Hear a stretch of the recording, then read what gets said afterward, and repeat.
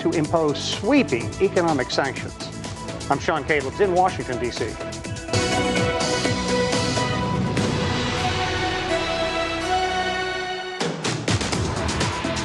Also coming up on Global Business, Black History Month is coming to an end here in the U.S. A closer look at reparations.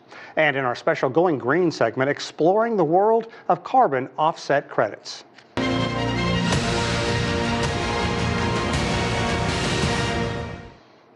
We begin with the ongoing crisis in Ukraine. Fighting is intensifying, including in the eastern city of Kharkiv. Russian forces are being met with stiff Ukrainian resistance, both in Kharkiv and the capital, Kyiv. Satellite imagery shows Russian forces about 30 kilometers outside the Ukrainian capital. Despite the threat, the curfew in Kyiv has been lifted. Supermarkets are now open with long lines as residents try to get their hands on basic goods. While the fighting intensifies, so does the negotiation. A first round of discussions between both sides wrapped up in Belarus on Monday. There were no breakthroughs, but Ukraine and Russia are agreeing to a second round of talks. Now, the fighting in the eastern part of the country is leading to a humanitarian crisis in the west. Hundreds of thousands of Ukrainians are trying to flee to countries along its western border. It is leading to a miles-long backup at border checkpoints and a rush on food and other supplies. Geopolitical is in the city of Lviv and has this report. Well, as the violence continues to escalate on the ground, a potential glimmer of hope with talks between the Ukrainian and Russian governments on the Belarusian border. In terms of what the demands were, the Ukrainian government's pretty clear, two of them. It wants an immediate ceasefire and it wants Russian troops to withdraw from its territory. Moscow staying a bit more tight-lipped about what it wants from the talks, but there has been some progress, both sides saying that they were looking to continue negotiations within the coming days. On the ground, though, there has been more of an escalation. Certain hotspots seeing continued fighting. One of them is in the east of the country, the city of Kharkiv, the second biggest in the country. Reports of dozens of civilian casualties there as a result of Russian airstrikes. That's according to the Ukrainian government, but they haven't been independently verified. On the other hand, Kyiv, the battle for the capital city, does go on. Another missile strike caused air raid sirens to go off. Air raid sirens also going off here in Lviv, in the west of the country. One key thing to watch out for will be how the rest of the world reacts to this. President Zelensky signing an application form for EU membership in the last few hours, and that's certainly going to irk Moscow, given that a lot of its red lines in recent months and in recent years was trying to prevent Ukraine becoming an EU or NATO member. And just lastly, the US and its allies, President Joe Biden saying that they're going to continue their support for Ukraine's defense as they see it. And in the last few moments, Moscow has sent out a warning from the Kremlin saying that any countries who offer lethal weapons to the Ukrainian government, and if those are used against Russian forces, well, then they will be responsible, suggesting that there could be even more violence and a further escalation of this war to come. Geopolitical, CGTN, Lviv. And again, tens of thousands of Ukrainian refugees have been crossing into countries including Poland, Hungary, and Romania. NGOs and volunteers are working at border crossings to help support those arrivals. From Eastern Hungary, Lucy Huff reports. Water and fresh clothes for those who have travelled by road or by foot to Hungary. In their numbers, many young children, accompanied by loved ones on a long and difficult journey. This is a makeshift rescue centre at the edge of the country's eastern border with Ukraine, providing refuge for those forced to flee the violence. Everybody is afraid. They're fleeing from the war. The whole village, the kids, everyone. We'd like to go back eventually to the town where we were born. The team here is made up of NGOs and volunteers. Josef and his wife Nora live in Switzerland, but drove to the border with donations of basic supplies. This is a small sign of solidarity. We condemn it very strongly. Such an aggression can happen in the 21st century. This is unbelievable. As we are human and benevolent, we are helping others. Others have driven from the Hungarian capital Budapest to offer free transport to those continuing their journey. Marcus is one of them. So I live in Budapest, and this morning I came to this area with supplies, mainly children clothes that I collected on the way, and some baby food and some nappies. I have a minivan, so I can take 6 people with me, or 5 and a baby. I have a baby seat, and so I'm waiting to see if someone is interested to go to west. The Hungarian government estimates that more than 65,000 people have already passed into Hungary, around 20,000 per day. During a visit to this crossing, Prime Minister Viktor Orbán told reporters that all refugees would be welcome.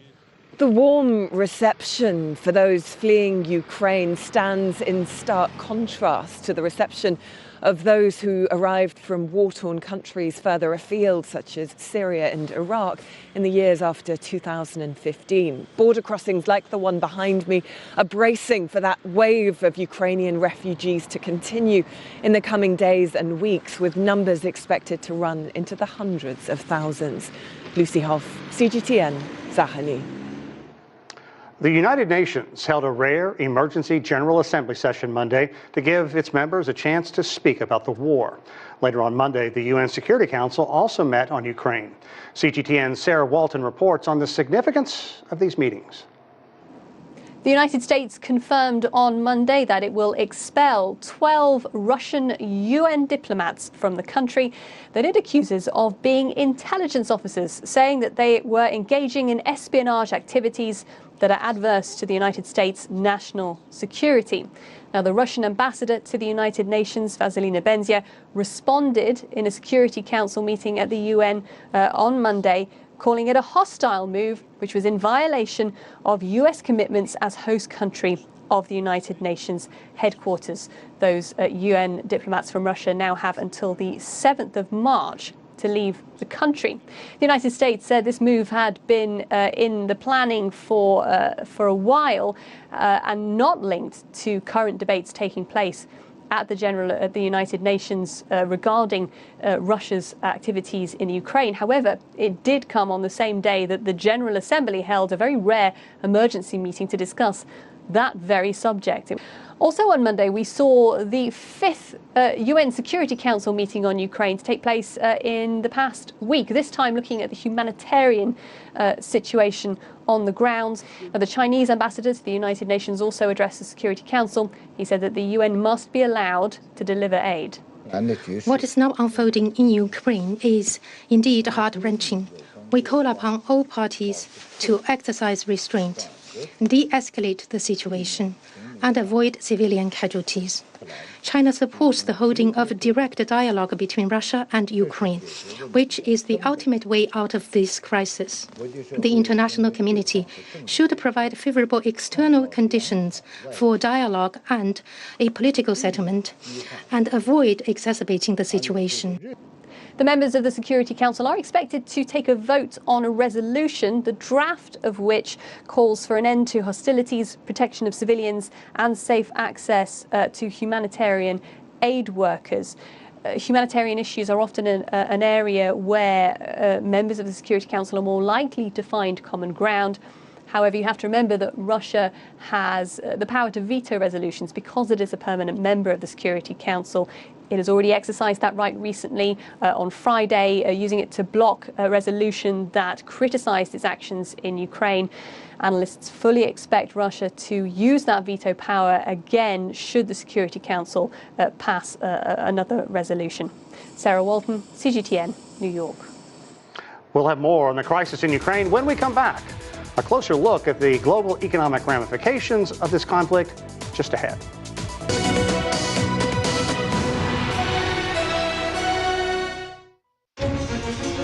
Images may appear to be identical, but looks can be deceiving. The difference is not always obvious. It has to be discovered. There are always different sides to a story. We put the focus on the details. To see more, to understand better.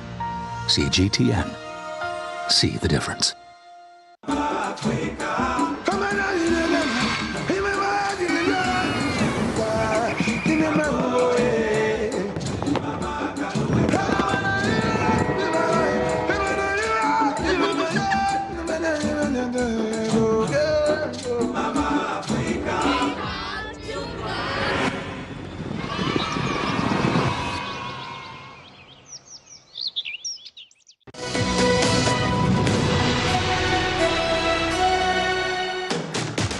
Welcome back, everyone. We continue our coverage on the crisis in Ukraine now, and U.S. markets are also closely following the situation there.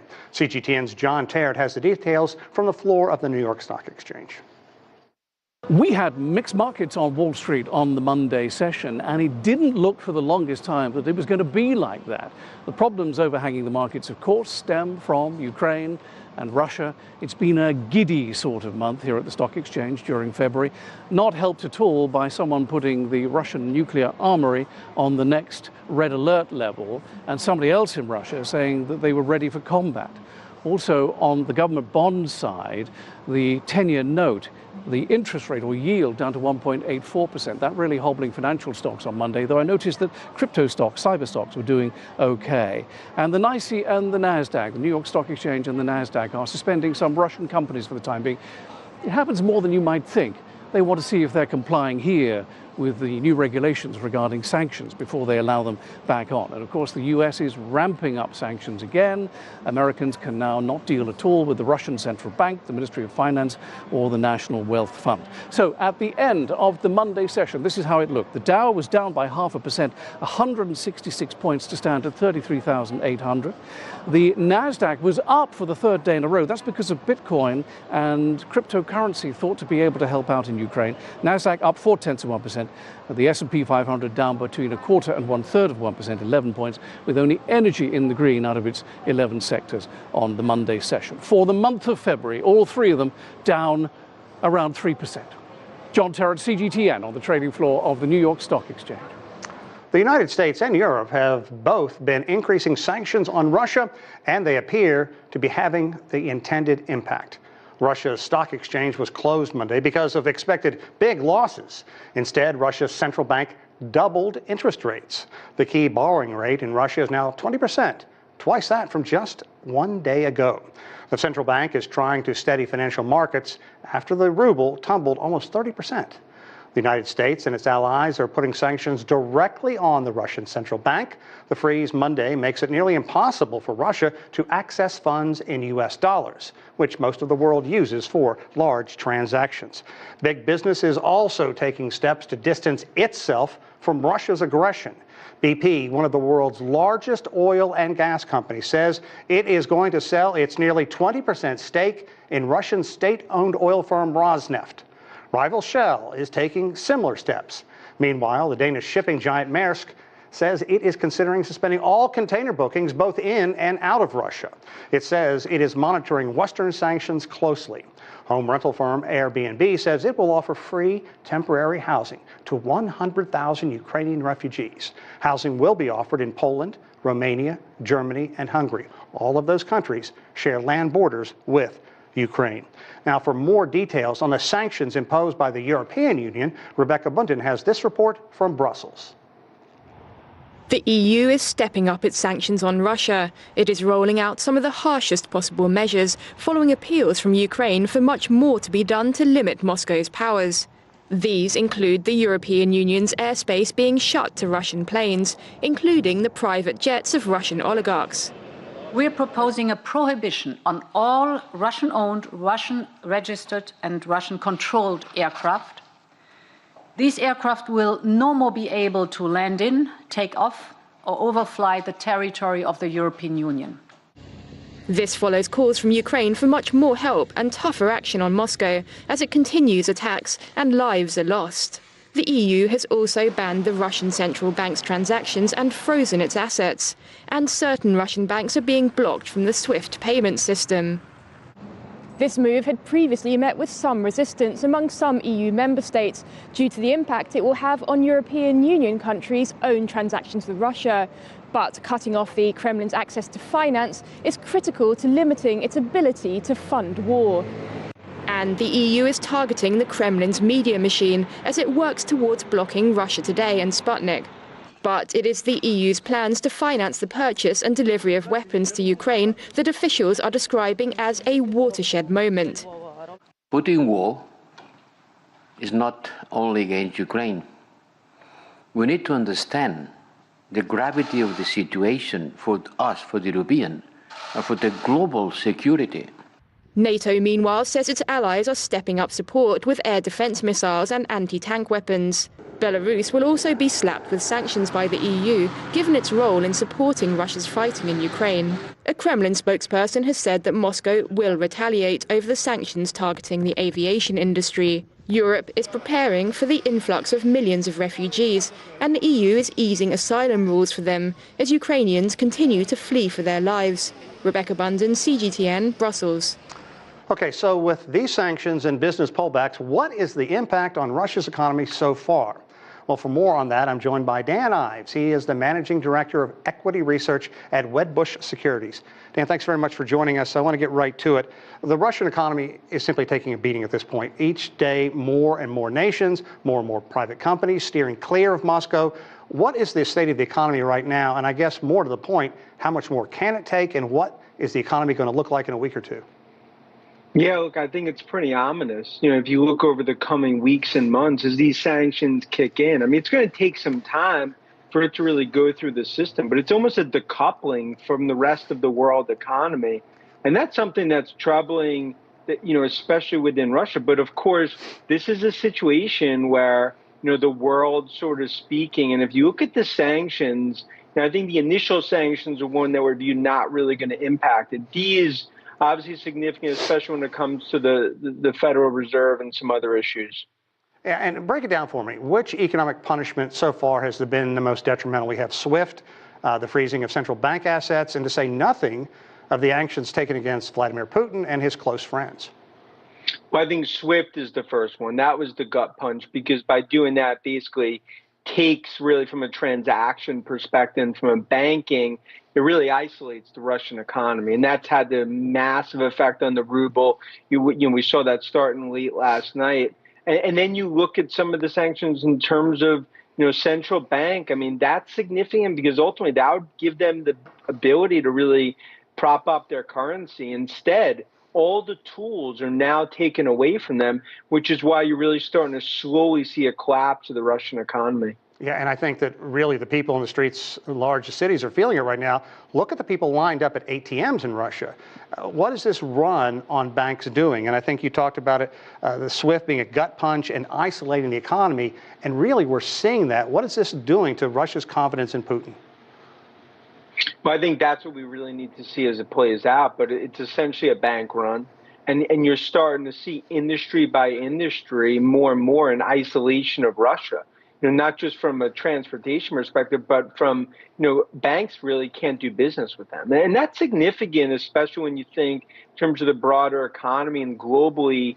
You know, this is something where it's really the world against Russia at this point because of obviously the horrific situation that we're seeing in Ukraine. And from an economy perspective, it's almost like slowly taking oxygen out of the economy. It's going to take time for this to come out. But I think when we look out 3-4 weeks, it's just going to be some extremely dark days for the Russian economy. Let's pick up on that. How are the consumers in Russia getting by? The ruble, we talked about earlier, is sinking some 30%. Interest rates at more than 20% now, doubling in just one day. What are consumers thinking at this point? And do you expect to see some pushback within Russia against what is going on and what led to these punishing economic sanctions? Well, I think you're going to see more demonstrations. You know, we've already started to see that obviously over the weekend. But I think that's going to, you know, exacerbate just given from a consumer perspective what they're facing. And I think, again, a lot more of the pain is ahead because there's a lag effect until you start to actually see it. And I think slowly you start to see more oxygen get taken out of the economy. And that's why I think as we go into March, it's going to be, you know, I think you could really start to see more of this bank run take place. You know, China is still buying a lot of oil and gas from Russia. What is this allowing Moscow to do? And I want to follow up with that with Western countries are still allowing Russia to sell oil and gas. But if that spigot was to shut off, then what? Well, I think to that extent, Europe, obviously Germany gets still 35% of their gas from Russia. So, you're going to start to see that slowly wean themselves off. Of course, in terms on the China side, that's something that's obviously benefiting Russia. But when it comes to oil and gas, you take that away and you're starting to see that sort of wean themselves off.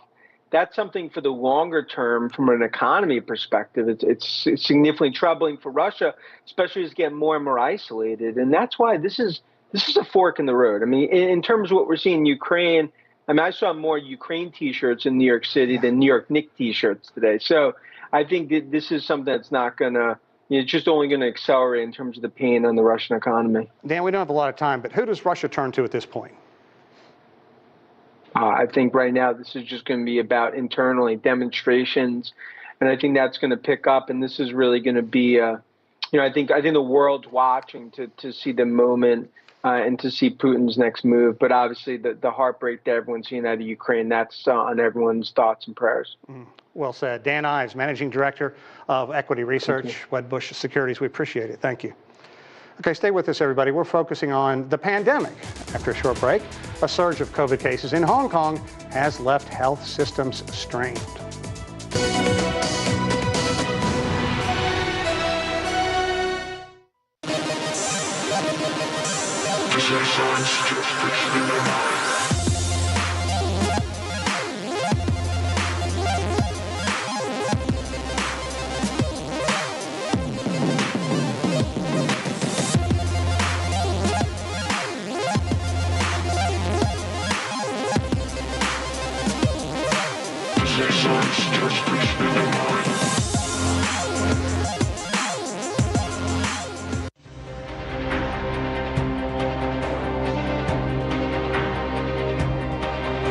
We are CGTN, China Global Television Network.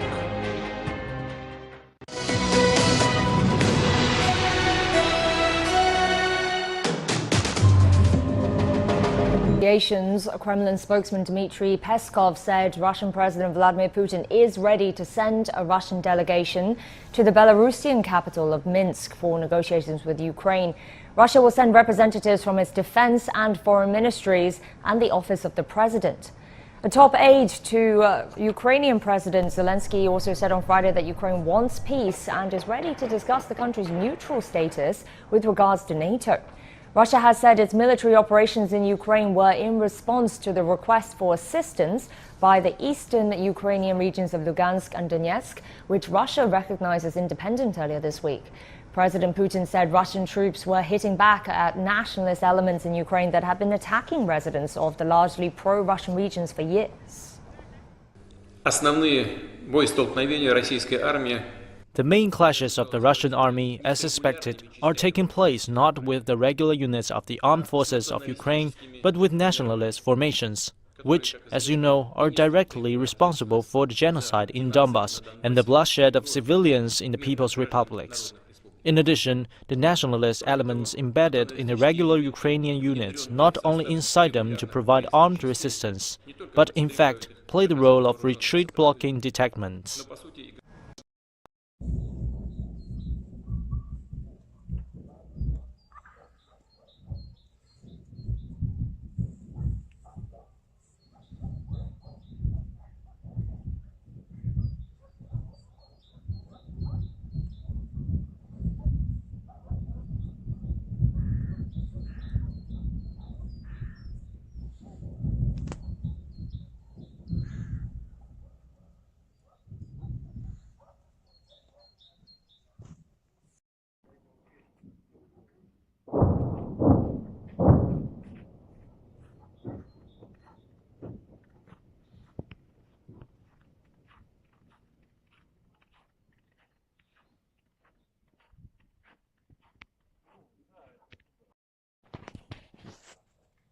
大家好，我是哈尔科夫的留学生。如大家现在所见的景象是俄军刚才轰炸的地方，远处呢是俄军。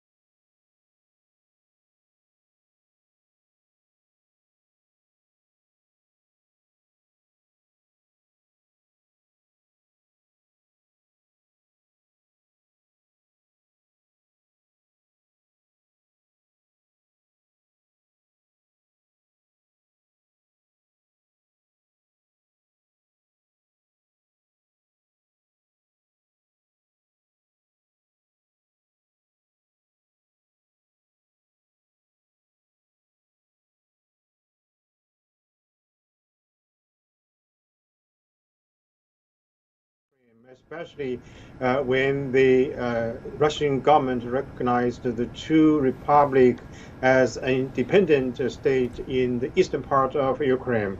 I think this is actually a result of the competition between Russia and the United States, and the Ukraine leaders actually also played a very important role in such a tension. For example, Ukraine President Zelensky just had changed his mind early last year when President Biden took the office as the President of the United States, and he would like to get the United States and some other Western countries be involved in the dispute in eastern Ukraine and in Crimea with Russia. So this is actually a result of the competition between two major powers, and also a result of the policy taken by Ukraine government. And at this moment, I'm sure Zelensky, the Ukraine president, has already realized the importance not to take sides with any major power in such a game. So this is actually a very serious situation in Ukraine. And for the peace and stability, I'm sure Ukraine leaders should take a very, balanced policy toward the United States and toward Russia. The U.S. concern is they want to meter out the sanctions on the theory that there'll be something left over to impose if there's actually more action by Putin, expansion of number of troops coming in, expansion of the zone, etc. So how will the diplomatic dynamics between U.S. and Russia go on from this point? We know a summit has been cancelled, and even the meeting between Mr. Blinken and Mr. Lavrov was cancelled too. Well, quite frankly, the situation is unclear. It looks like Putin has committed to either a buffer state solution or getting the security guarantees that he wants, that NATO will not be on his doorstep. Until that is figured out by all sides, there's really not much to talk about. The U.S. was interested in a meeting simply to prevent any kind of action by Russia. That has already happened.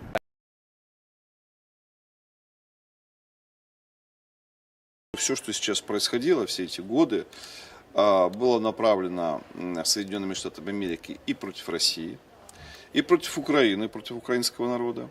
Его пытались сделать разменной монетой в больших геополитических играх, и против Европы. Посмотрите, ведь для США, по сути дела, оказалось выгодным сейчас усиление конфронтации в Европе. И хотя Байден проводит внешне принципиально иную линию по отношению к своим европейским союзникам по НАТО, нежели Трамп вообще проводил очень циничную линию и считал, что раз США господствует в НАТО, то это надо всем признать, и всем нужно подчиниться и перестать играть в игру о том, что мы вместе вырабатываем какие-то решения. Он пытался поставить все очень четко, примитивно просто. Вот есть США, мы решение принимаем, вы выполняете. Байден играет другую игру, что якобы это вот есть некий союз равноправных государств, и вместе осуществляется общенатовская политика. На самом деле у США есть в современном мире стратегические интересы. Эти интересы тесно связаны с сохранением их конкурентных преимуществ. Свои возможности, свои конкурентные преимущества США пытаются теперь сохранить, в том числе за счет Европы. Больше Европу подчиняя себе, больше подчиняя себе ее экономику, ставят новые военные базы и фактически превращая Европу в абсолютно оккупированную Соединенными Штатами Америки территорию. Поэтому США, хотя сейчас и все говорят о том, что США теряют Украину, в известном смысле может быть. Но, тем не менее, США многие свои стратегические цели обеспечили. Они обеспечили ослабление Европы, они демонизировали Россию. В глазах западного обывателя они формировали дальше образ врага из нашей страны. И, опять-таки, разместили свои дополнительные военные контингенты в Европе с тем, чтобы дальше диктовать свою волю. Поэтому Европа в этой ситуации проигравшая сторона. Украина в этой ситуации проигравшая сторона, а Россия страна, которая предпринимает меры для того, чтобы исключить дальнейшее ухудшение для себя ситуации в противостоянии с НАТО. Поэтому мне кажется, что вот общая конфигурация отношение выглядит таким образом. Европа, конечно, ничего не выигрывает, но тем не менее Европа, как и Соединенные Штаты Америки, заявила о новой череде санкций в отношении нашей страны. Я считаю, что ресурс санкционного давления со стороны Запада серьезно ограничен. Многие санкции, которые они уже могли ввести, они ввели. Россия от этого не перестала существовать, хотя им бы это очень хотелось. Мы только что говорили о том, что Украину Запад рассматривал как разменную монету. Запад не собирается во имя Украины воевать. Во имя Украины Запад готов из России формировать в глазах западного обывателя образ врага. Это даст западным политикам, например, возможность увеличивать военные бюджеты и лоббировать интересы военно-промышленного комплекса своего. Это понятно, это факт. Говорят, что наши уже в Харькове. То есть полностью уже под контролем, да? Неизвестно, но по крайней мере там есть наша часть. В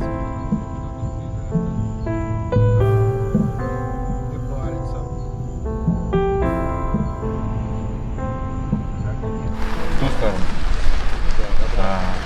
А вы сами ходили в это? Да, а сюда просто... За родственниками. Там родственники говорят, что есть волнение, так сказать. У нас родственники откуда? Из Донецка. А что они говорят, кстати, сейчас? Какая у них ситуация? Ну, как бы это, типа, шум, ну, они старички, там, 86 лет, они хотят спокойной жизни, то есть они хотят подстраховаться и уехать. 当我们刚想拍摄一些画面，就是不知从哪里来的一辆军车突然出现在我们面前，开来2名持枪的俄边防军人，他们要求我们出示证件。那我们此行的目的，严肃地告诉我们，在这里禁止拍摄，必须立刻返回。在返回的路上，我发现。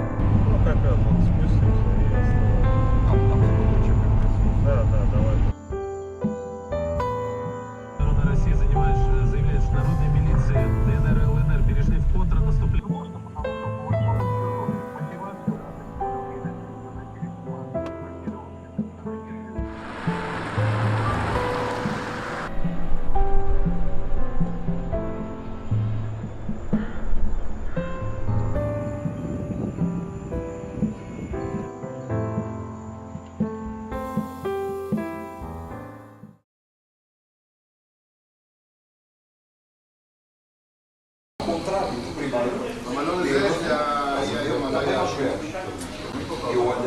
Yeah, I'm downtown Kyiv, live streaming for CGTN, Global Stringer, and we are going to take a break now.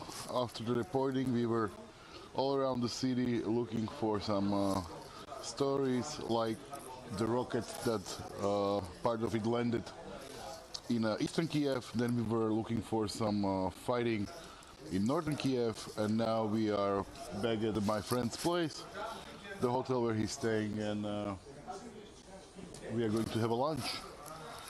And hopefully in the afternoon it will be something to film, because today it seems it's a bit quiet.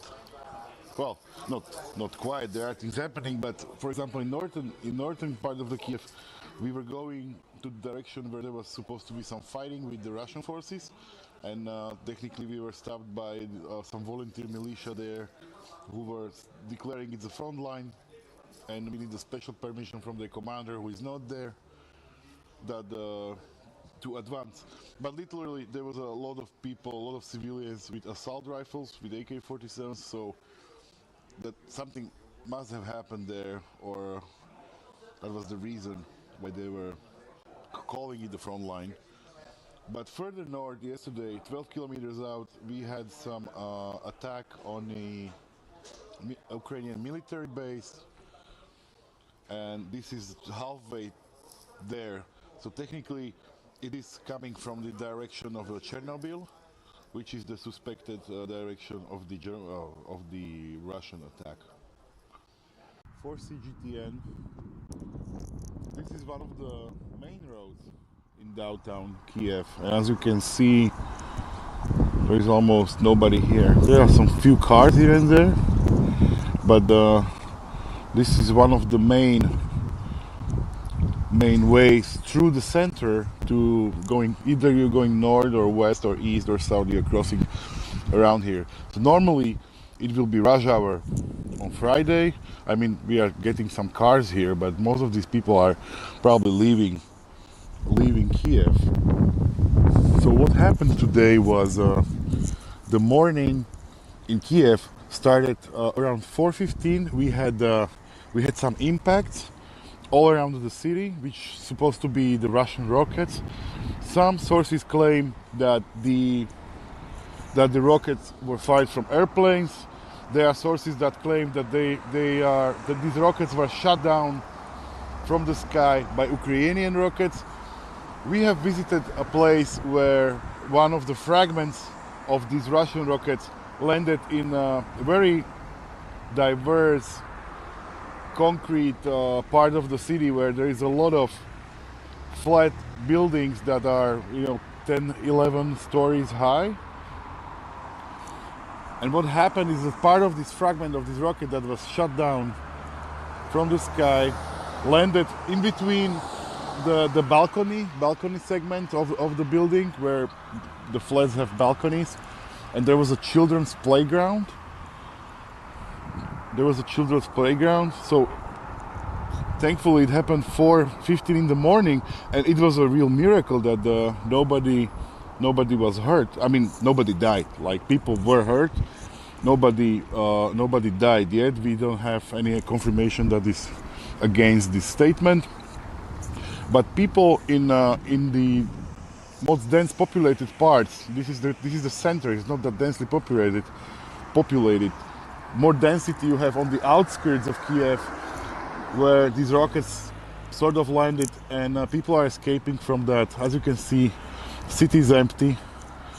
Most of the people who are walking here right now are foreign journalists, and there you can see some people hauling some food.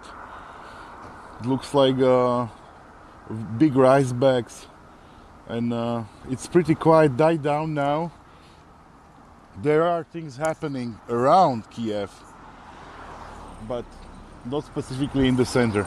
There was rumors of Russian forces fighting in the city of Kyiv, so we try to find that, if it is true, the information, because you see, we see a rumor or something is coming up, and then we try to find out that if the information is correct. Then it happened to be on the north part of Kyiv, where the local militia started putting checkpoints, not allowing journalists or anybody who is not living there to go further, calling it a front line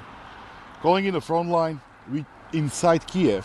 So if the fighting happened there, they say it was fighting, but if it was with Russian forces or what really happened, we couldn't really verify the information. But I've seen other information online that was actually saying there are Russian forces inside the Kyiv city limits, which means that it will be the northern part, because they are coming from the direction of the Chernobyl, that was the nuclear plant with the disaster. Well, we saw plenty of condemnation on display from the US president. He labelled President Putin's attack a brutal assault. He said that it was without provocation or justification, that it was without necessity. He also went on to detail how he thinks Putin chose war and must now bear the consequences. He laid out a whole raft of new sanctions. This is the fourth day running that the US has outlined new sanction plans. The ones detailed on Thursday, including blacklisting 4 major Russian banks, cutting off their ability to trade with the United States, freezing their assets here in the US, assets worth more than $1 trillion. Also targeting some major state-owned entities and companies within Russia. The US president said it would hit sectors including mining, energy, metals and transportation. The US is also restricting exports from the United States to certain technologies.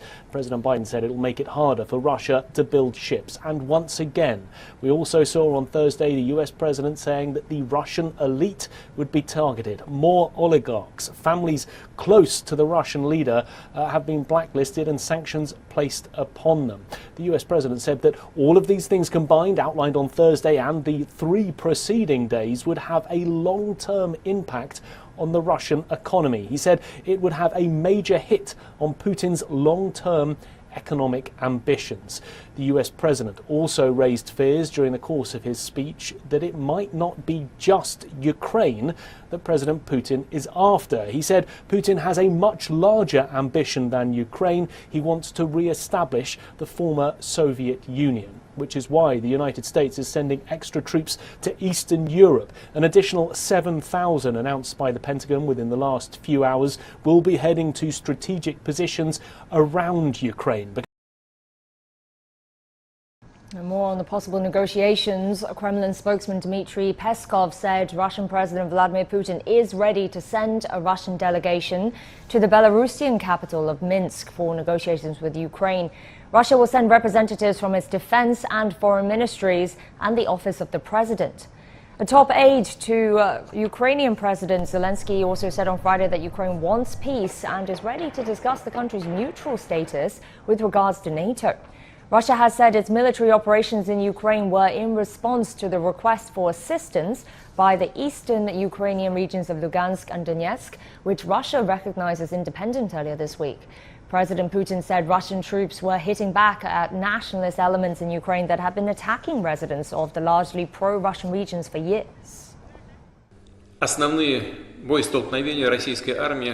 The main clashes of the Russian army, as suspected, are taking place not with the regular units of the armed forces of Ukraine, but with nationalist formations, which, as you know, are directly responsible for the genocide in Donbass and the bloodshed of civilians in the People's Republics.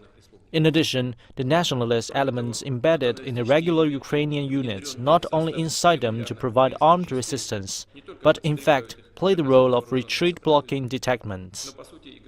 Thank you for joining us on The World Today. And we begin in Ukraine. Ukrainian President Vladimir Zelensky insists he has not left the capital, Kyiv. In a video filmed outside the presidential building, he also insisted he had not caught for Ukrainian forces. He denied claims by the Speaker of Russia's State Duma that he had fled for the western city of Lviv. Meantime, Moscow says it did not attack a residential apartment in Kyiv. Video and photographs posted on social media showed people evacuated from the building.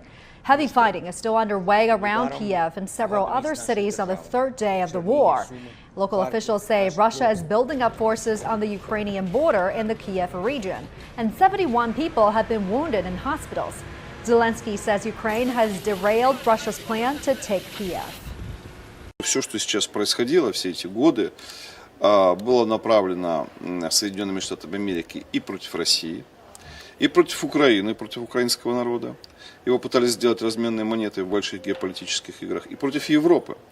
Посмотрите, ведь для США, по сути дела, оказалось выгодным сейчас усиление конфронтации в Европе.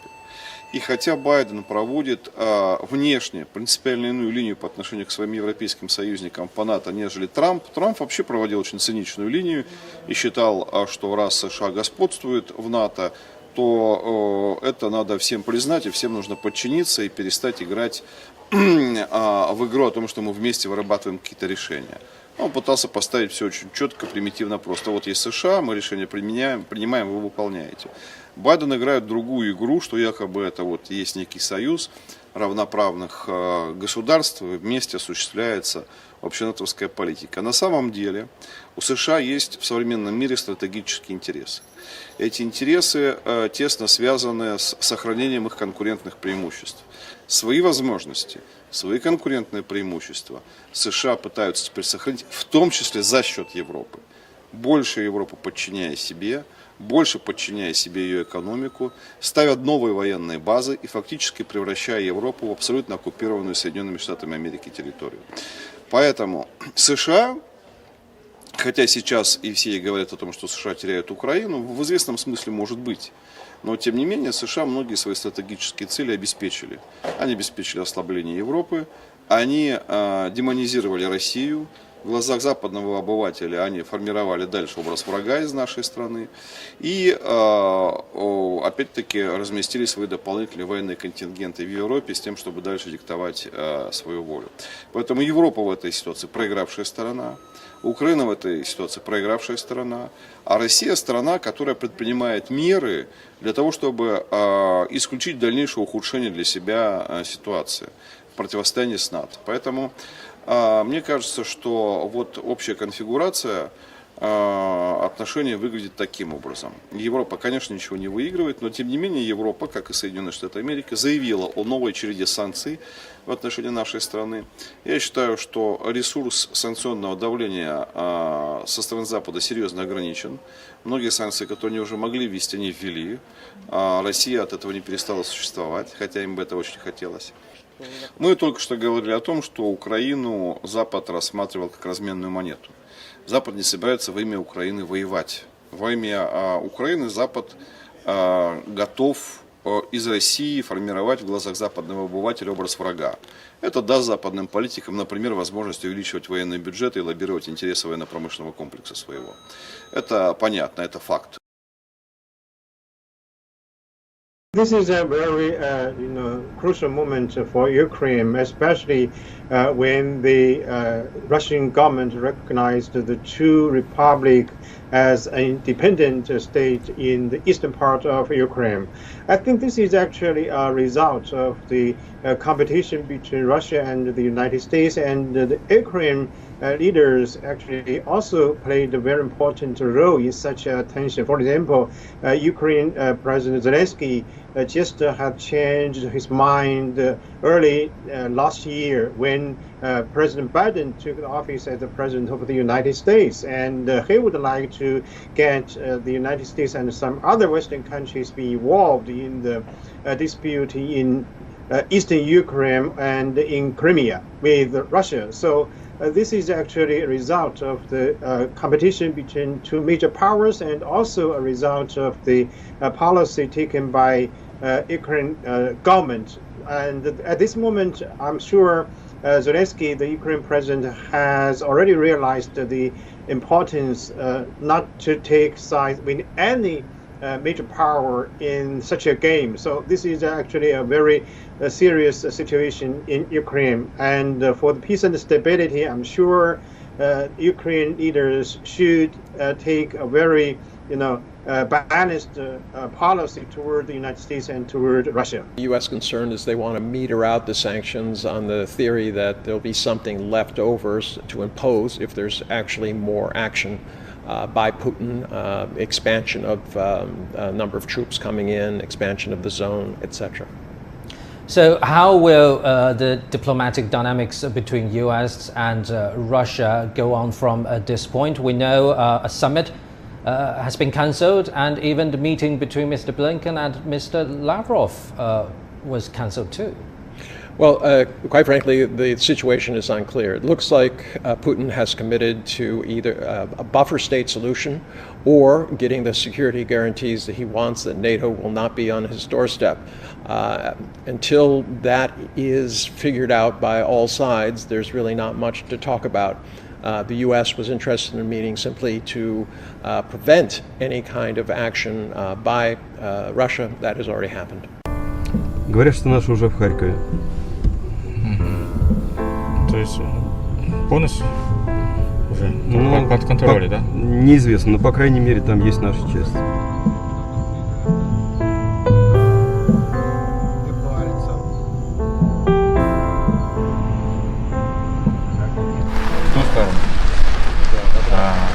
А вы сами поделили?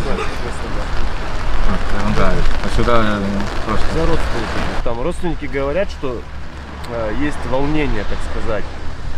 У нас родственники откуда? Из Донецка. Вот. А что они говорят, кстати, сейчас? Какая у них ситуация? Ну, как бы это, типа, шум, ну, они старички, там, 86 лет, они хотят спокойной жизни, то есть они хотят подстраховаться и уехать.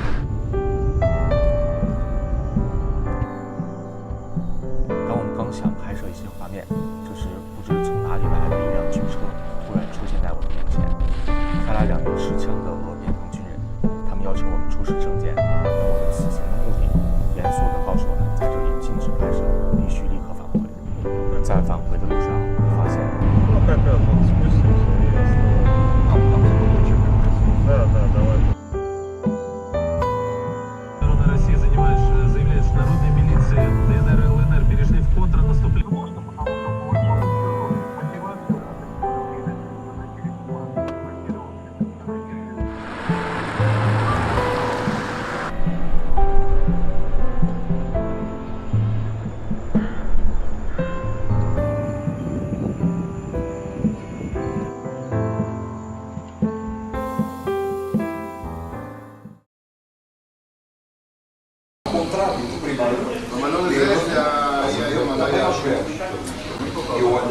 Yeah, I'm downtown Kiev, live streaming for CGTN, Global Stringer, and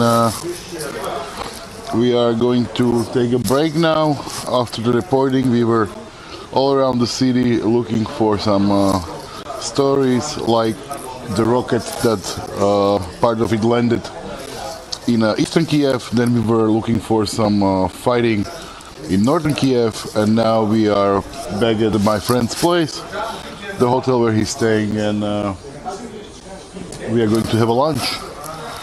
And hopefully in the afternoon it will be something to film, because today it seems it's a bit quiet. Well, not quiet. There are things happening, but for example, in northern part of the Kiev, we were going to the direction where there was supposed to be some fighting with the Russian forces, and technically we were stopped by some volunteer militia there, who were declaring it's a front line, and we need a special permission from the commander, who is not there, that to advance.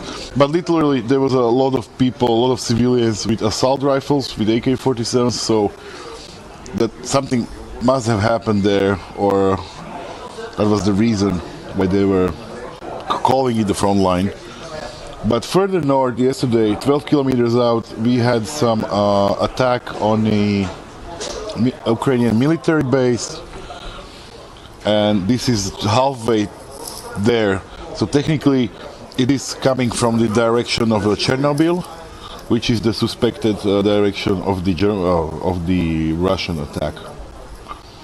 For CGTN, this is one of the main roads in downtown Kiev, and as you can see, there is almost nobody here. There are some few cars here and there, but this is one of the main ways through the center to going, either you're going north or west or east or south, you're crossing around here. So normally it will be rush hour on Friday. I mean, we are getting some cars here, but most of these people are probably leaving Kiev. So what happened today was the morning in Kiev started around 4:15. We had some impacts all around the city, which is supposed to be the Russian rockets. Some sources claim that the rockets were fired from airplanes. There are sources that claim that that these rockets were shot down from the sky by Ukrainian rockets. We have visited a place where one of the fragments of these Russian rockets landed in a very diverse concrete part of the city, where there is a lot of flat buildings that are 10, 11 stories high. And what happened is that part of this fragment of this rocket that was shot down from the sky landed in between the balcony segment of the building, where the flats have balconies, and there was a children's playground. So thankfully it happened 4:15 in the morning, and it was a real miracle that nobody was hurt. I mean, nobody died. Like, people were hurt. Nobody died yet. We don't have any confirmation that is against this statement. But people in the most dense populated parts, this is the center. It's not that densely populated. More density you have on the outskirts of Kiev, where these rockets sort of landed, and people are escaping from that. As you can see, city is empty. Most of the people who are walking here right now are foreign journalists, and there you can see some people hauling some food. It looks like big rice bags, and it's pretty quiet, died down now. There are things happening around Kiev, but not specifically in the center.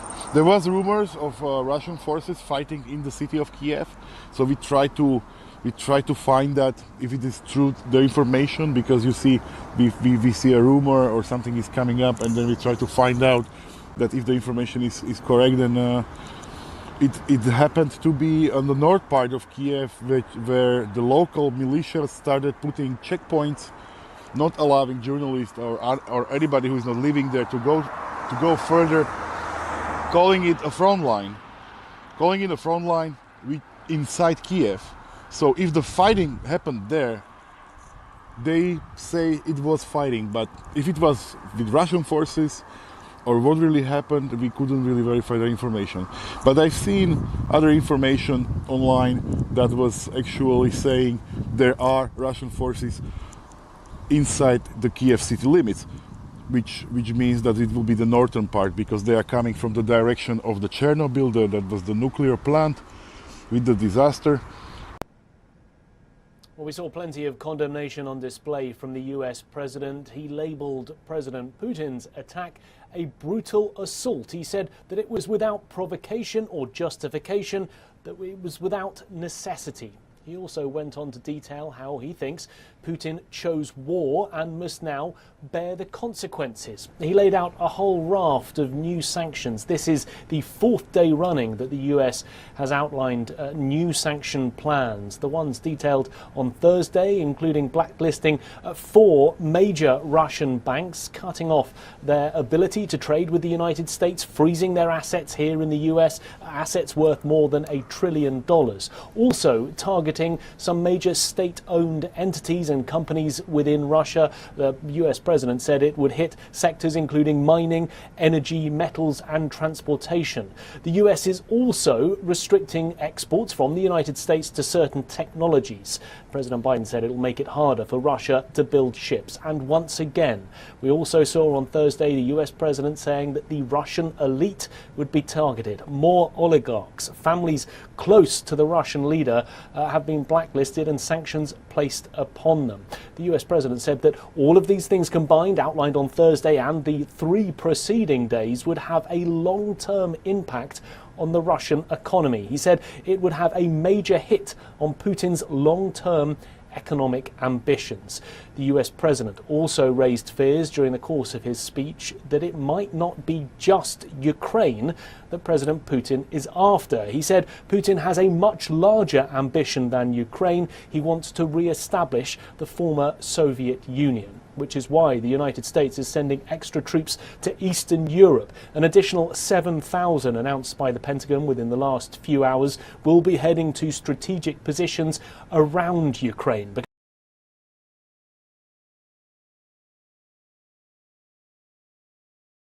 And more on the possible negotiations. Kremlin spokesman Dmitry Peskov said Russian President Vladimir Putin is ready to send a Russian delegation to the Belarusian capital of Minsk for negotiations with Ukraine. Russia will send representatives from its defense and foreign ministries and the office of the president. A top aide to Ukrainian President Zelensky also said on Friday that Ukraine wants peace and is ready to discuss the country's neutral status with regards to NATO. Russia has said its military operations in Ukraine were in response to the request for assistance by the eastern Ukrainian regions of Lugansk and Donetsk, which Russia recognized as independent earlier this week. President Putin said Russian troops were hitting back at nationalist elements in Ukraine that have been attacking residents of the largely pro-Russian regions for years. Основные боестолкновения российской армии.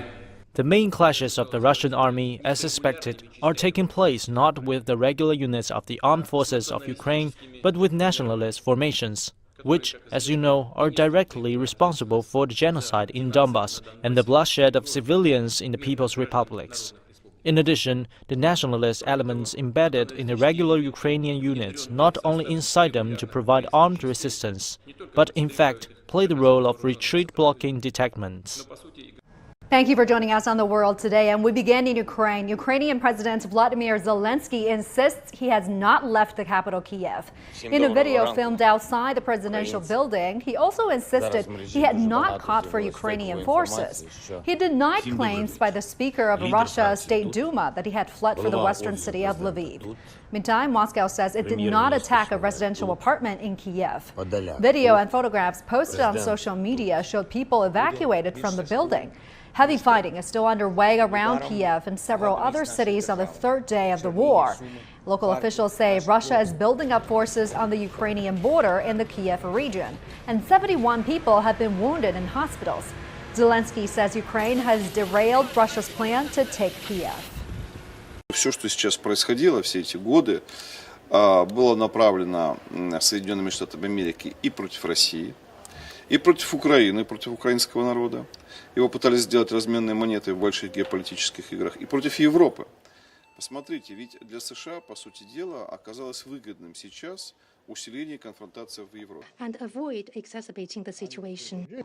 The members of the Security Council are expected to take a vote on a resolution, the draft of which calls for an end to hostilities, protection of civilians and safe access to humanitarian aid workers. Humanitarian issues are often an area where members of the Security Council are more likely to find common ground. However, you have to remember that Russia has the power to veto resolutions because it is a permanent member of the Security Council. It has already exercised that right recently on Friday, using it to block a resolution that criticised its actions in Ukraine. Analysts fully expect Russia to use that veto power again should the Security Council pass another resolution. Sarah Walton, CGTN, New York. The first face-to-face talks between Ukraine and Russia since hostilities began took place in Belarus as fighting continued across Ukraine. Now, Geopolitical has more. Well, as the violence continues to escalate on the ground, the potential glimmer of hope with talks between the Ukrainian and Russian governments on the Belarusian border. In terms of what the demands were, the Ukrainian government pretty clear, two of them. It wants an immediate ceasefire and it wants Russian troops to withdraw from its territory. Moscow staying a bit more tight-lipped about what it wants from the talks, but there has been some progress, both sides saying that they were looking to continue negotiations within the coming days. On the ground, though, there has been more of an escalation. Certain hotspots seeing continued fighting. One of them is in the east of the country, the city of Kharkiv, the second biggest in the country. Reports of dozens of civilian casualties there as a result of Russian airstrikes. That's according to the Ukrainian government, but they haven't been independently verified. On the other hand, Kyiv, the battle for the capital city, does go on. Another missile strike there this evening, a pretty large one, which caused air raid sirens to go off. Air raid sirens also going off here in Lviv, in the west of the country. One key thing to watch out for will be how the rest of the world reacts to this. President Zelensky signing an application form for EU membership in the last few hours, and that's certainly going to irk Moscow, given that a lot of its red lines in recent months and in recent years is trying to prevent Ukraine becoming an EU or NATO member. And just lastly, the US and its allies, President Joe Biden saying that they're going to continue their support for Ukraine's defense as they see it. And in the last few moments, Moscow has sent out a warning from the Kremlin saying that any countries who offer lethal weapons to the Ukrainian government, and if those are used against Russian forces, well, then they will be responsible, suggesting that there could be even more violence and a further escalation of this war to come. Geopolitical, CGTN, Lviv. The Kremlin hasn't revealed what it wants from the diplomatic talks with Ukraine. Meanwhile, economic sanctions against Russia are taking effect, and residents are feeling the squeeze. Giles Gibson reports. Well, after talks wrapped up on the border between Ukraine and Belarus, we saw the Russian side being very non-committal about how those talks had gone. The head of the Russian delegation simply saying that we have found some points by which we can predict common positions. The Russians, though, the Kremlin, are saying that there is going to be another meeting with the Ukrainians, this time on the border between Belarus and Poland, although they haven't given us any confirmation yet as to a time or a day for that next round of talks.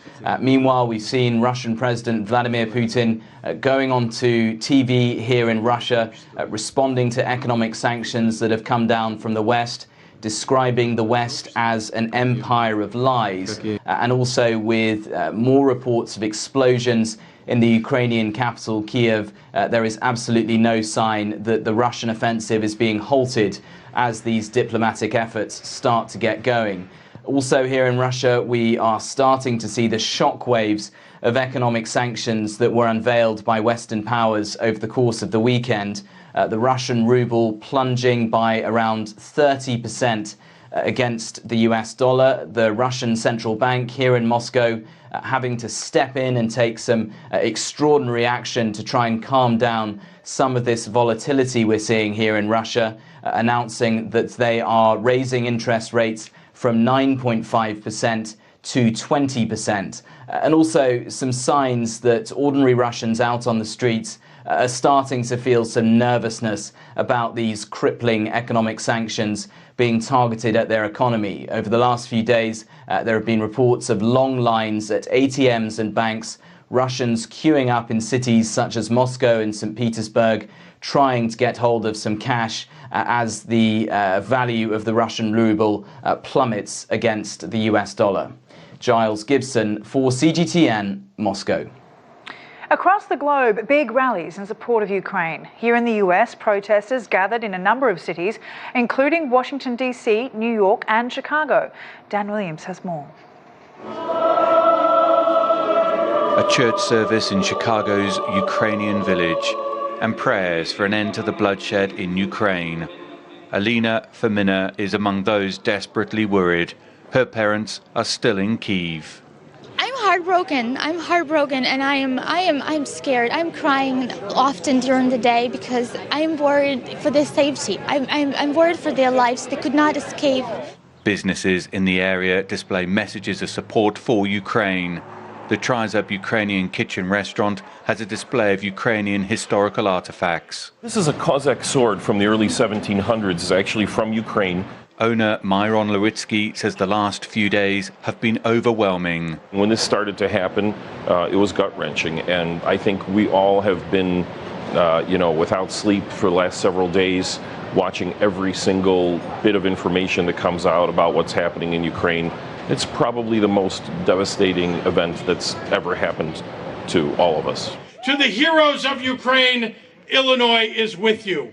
Thank you.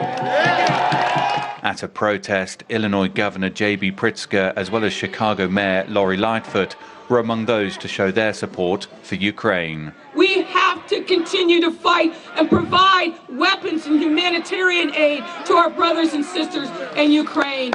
The outpouring of emotions here is plain to see. There is pain and distress following the dramatic chain of events in Ukraine. But what is also clear is the growing sense of anger.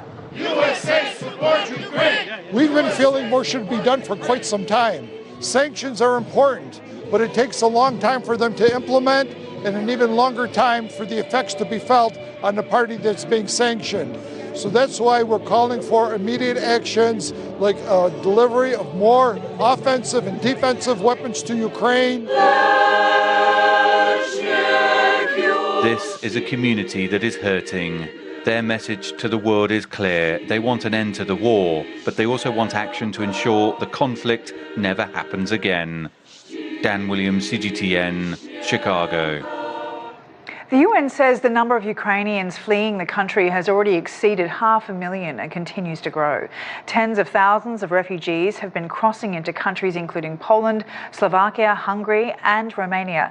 NGOs and volunteers are working at border crossings to support the arrivals. Lucy Hoff reports from eastern Hungary. Water and fresh clothes for those who have travelled by road or by foot to Hungary. In their numbers, many young children, accompanied by loved ones on a long and difficult journey. This is a makeshift rescue centre at the edge of the country's eastern border with Ukraine, providing refuge for those forced to flee the violence. Everybody is afraid. They're fleeing from the war. The whole village, the kids, everyone. We'd like to go back eventually to the town where we were born. The team here is made up of NGOs and volunteers. Josef and his wife Nora live in Switzerland, but drove to the border with donations of basic supplies.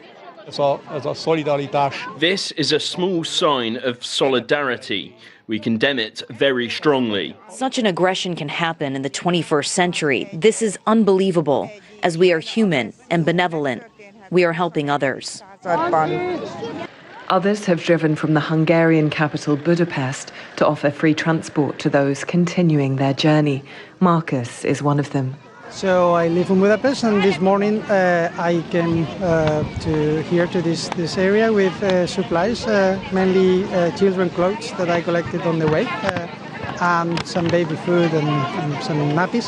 I have a minivan, so I can take 6 people with me, or 5 and a baby. I have a baby seat, and so I'm waiting to see if someone is interested to go to west. The Hungarian government estimates that more than 65,000 people have already passed into Hungary, around 20,000 per day.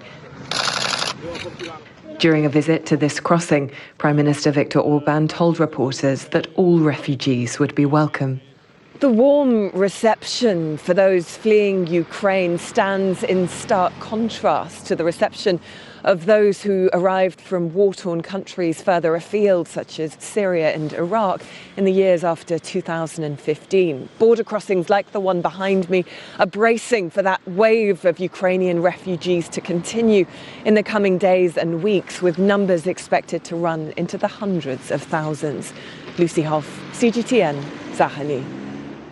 Still ahead in the world today, making do to get by. With much of Russia's economy now under sanctions, the challenges facing businesses. Plus, how effective are sanctions anyway?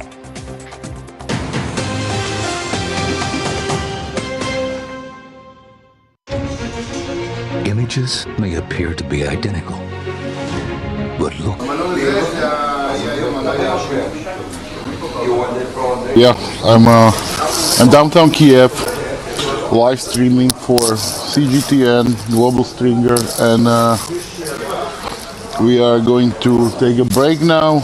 After the reporting, we were all around the city looking for some stories, like the rocket that part of it landed in eastern Kyiv. Then we were looking for some fighting in northern Kyiv, and now we are back at my friend's place, the hotel where he's staying, and we are going to have a lunch, and hopefully in the afternoon it will be something to film, because today it seems it's a bit quiet.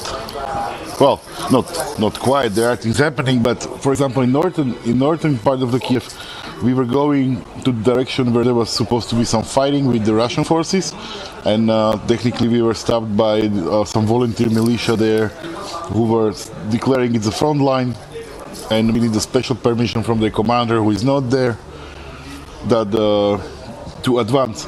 But literally there was a lot of people, a lot of civilians with assault rifles, with AK-47s, so that something must have happened there, or that was the reason why they were calling it the front line.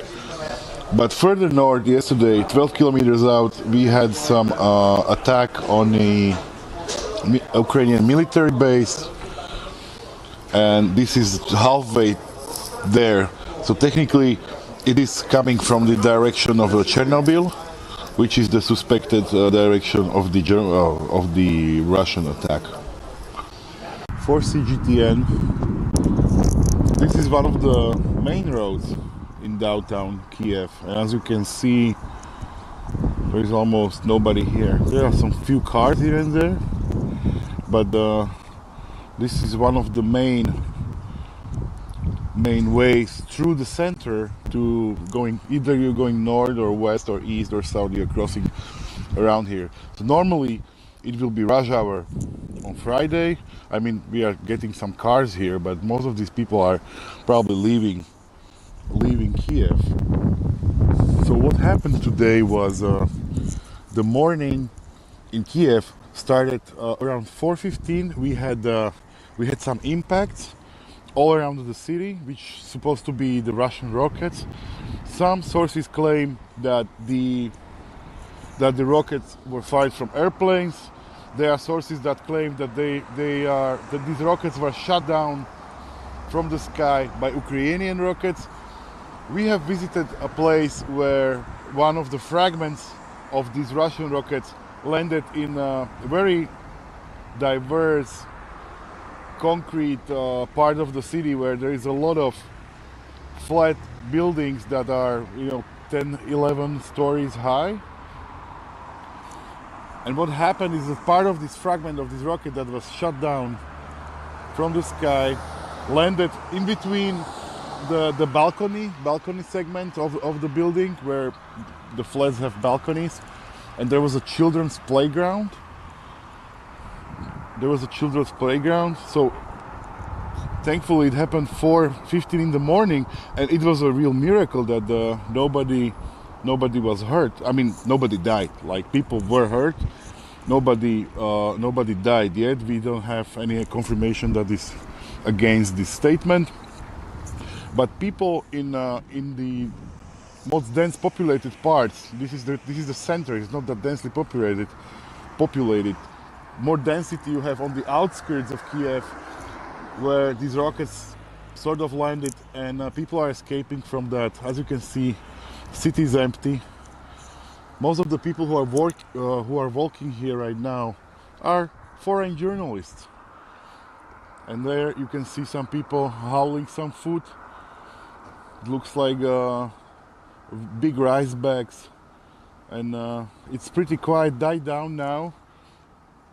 There are things happening around Kyiv, but not specifically in the center. There was rumors of Russian forces fighting in the city of Kyiv, so we try to find that if it is true, the information, because you see, we see a rumor or something is coming up, and then we try to find out that if the information is correct. Then it happened to be on the north part of Kyiv, where the local militia started putting checkpoints, not allowing journalists or anybody who is not living there to go further, calling it a front line. Inside Kyiv. So if the fighting happened there, they say it was fighting, but if it was with Russian forces or what really happened, we couldn't really verify the information. But I've seen other information online that was actually saying there are Russian forces inside the Kyiv city limits, which means that it will be the northern part, because they are coming from the direction of the Chernobyl, that was the nuclear plant with the disaster. Well, we saw plenty of such as Russia and Iran. That has helped weaken the effect of the measures. Rather than isolating the countries as Washington or even Brussels intended, they pushed together the sanctioned countries and given them a reason to create an alliance and form financial ties that allow them to evade those sanctions. Perhaps most importantly, the hardship of sanctions helped persuade the government to remove its own restrictions on economic activity. Since 2019, it's lifted price controls and part dollarized the economy, measures which are expected to bring to an end 8 years of recession in 2022. Of course, every country is different and every sanctions regime is different, but the Venezuela experience shows that an attempt to punish can have unintended consequences. Stephen Gibbs, CGTN, Caracas. Still to come, changing the balance of power in Washington. A look at the political landscape as the US midterm elections approach, plus a desperate situation in Australia as authorities try to get a handle on deadly flooding. That's next. Good morning. You're watching our live stream on Russia-Ukraine conflict. I'm Kasturi Manikam. Joining us this morning for discussion is John Goodrich, a political editor with CGTN, and Ina Tangan, a political and economic commentator. Thank you both for joining us this morning. Now, before we begin our discussion, let's get the latest on the ground. John, perhaps you can give us a wrap on what happened overnight in Ukraine. Sure. On the ground right now, then there's quite fierce fighting going on as far as we know. In Kyiv, the second city in Ukraine, there's reports to be quite heavy shelling, reports of some deaths and a lot of injuries. That hasn't been confirmed yet, but that's what we're hearing from a lot of sources. In Kyiv, then there's also reports of ongoing fighting, quite fierce, and troops in quite large numbers moving towards the capital city. Now, Aina, we are 6 days into the conflict today. Do you think Ukraine will be able to sustain this? Well, it's going to be difficult. I mean, at some point, the encirclement will, in essence, have this effect of cutting off their supplies. If that happens, you're going to start to see real hardship. But at this juncture, for the next week or two, they should be okay. The issue is for Russia is there's a kind of time clock on this. They have the negotiations they had overnight. They had 5 hours of that. Nothing conclusive. Ukraine is asking for immediate ceasefire. Obviously, Putin has his troops on the ground, and he wants to see what kind of gains he can get prior to making any kind of finalized agreements. Now, talking about those talks, there were a lot of developments overnight, like the Russian-Ukrainian talks that you mentioned, the European Union meeting, and then the UN General Assembly. John, I'm going to come back to you. Bring us up to date on what transpired between the Russian-Ukrainian peace talks. Well, to be honest, right now we don't know a lot about what happened. As Aina said, they were 4 or 5 hours long. The Ukrainian defense minister led the Ukrainian side.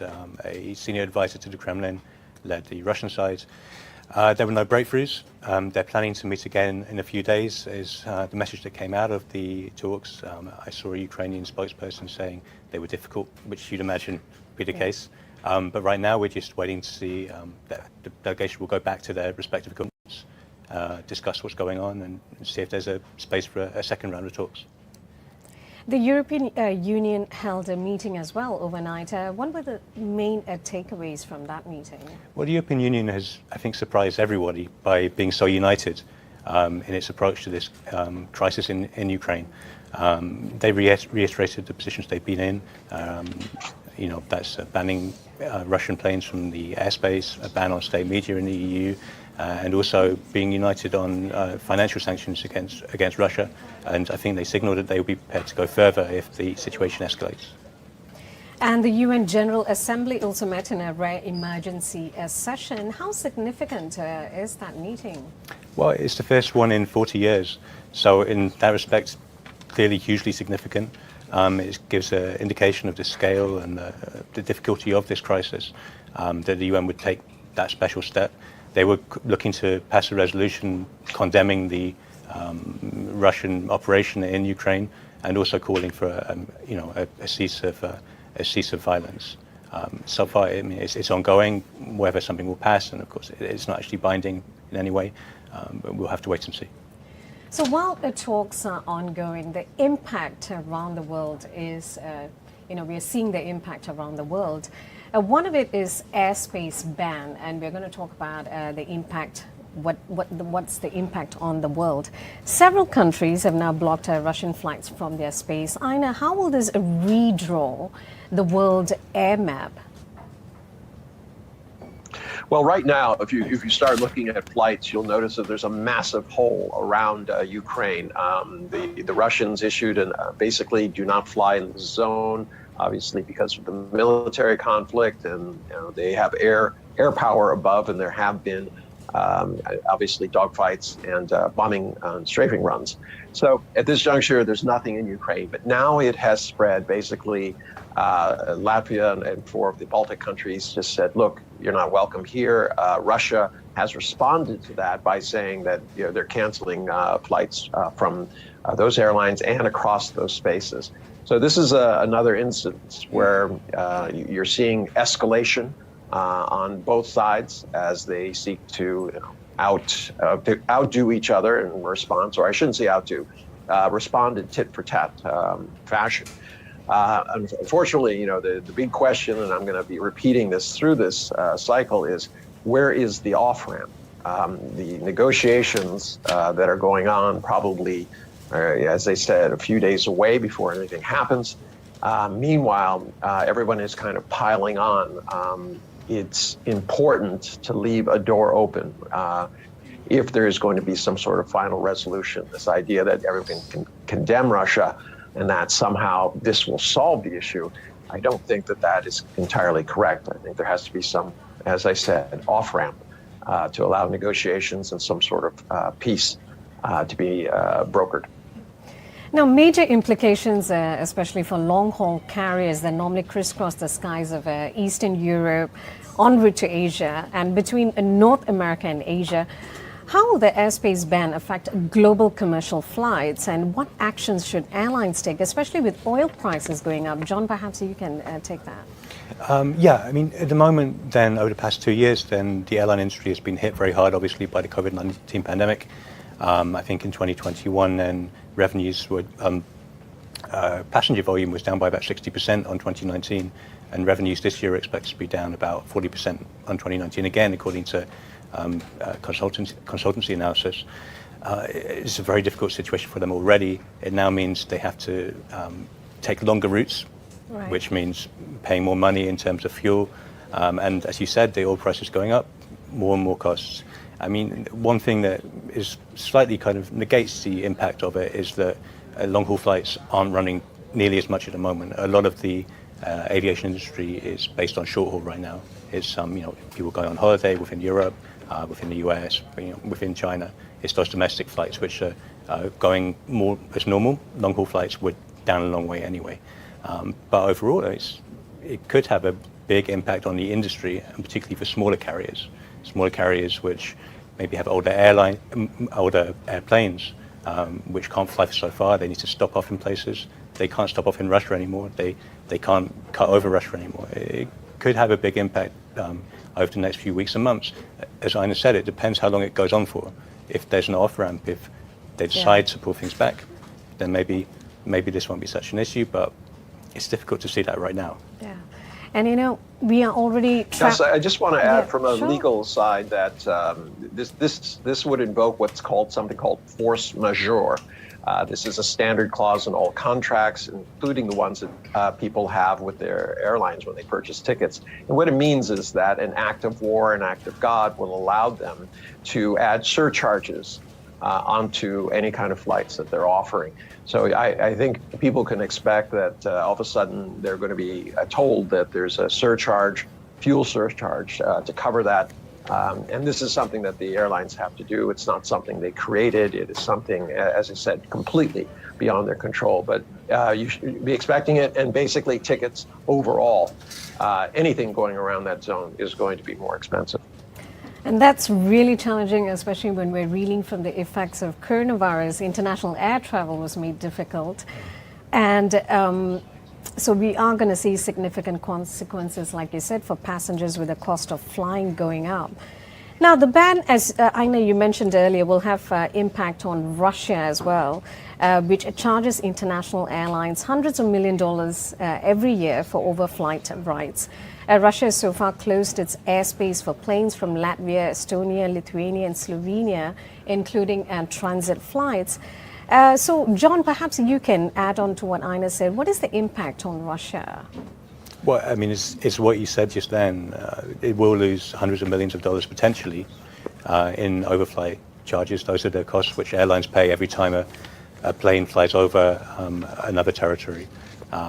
So it could be quite significant in those terms, especially at a time when Russia, frankly, needs all the dollars it can get.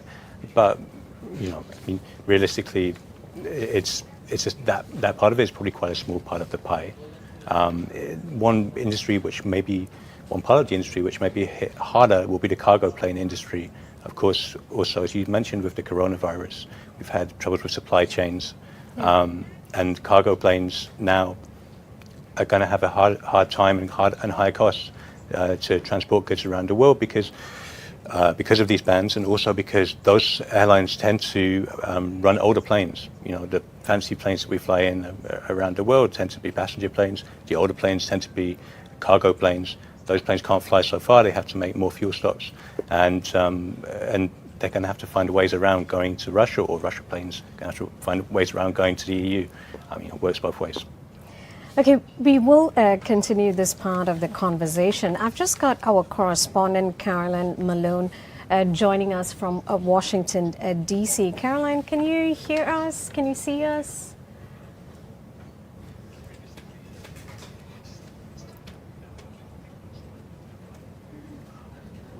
We're just waiting for her to join us. Caroline Malone, You're joining us from Washington, D.C. Can you hear us? Can you see us?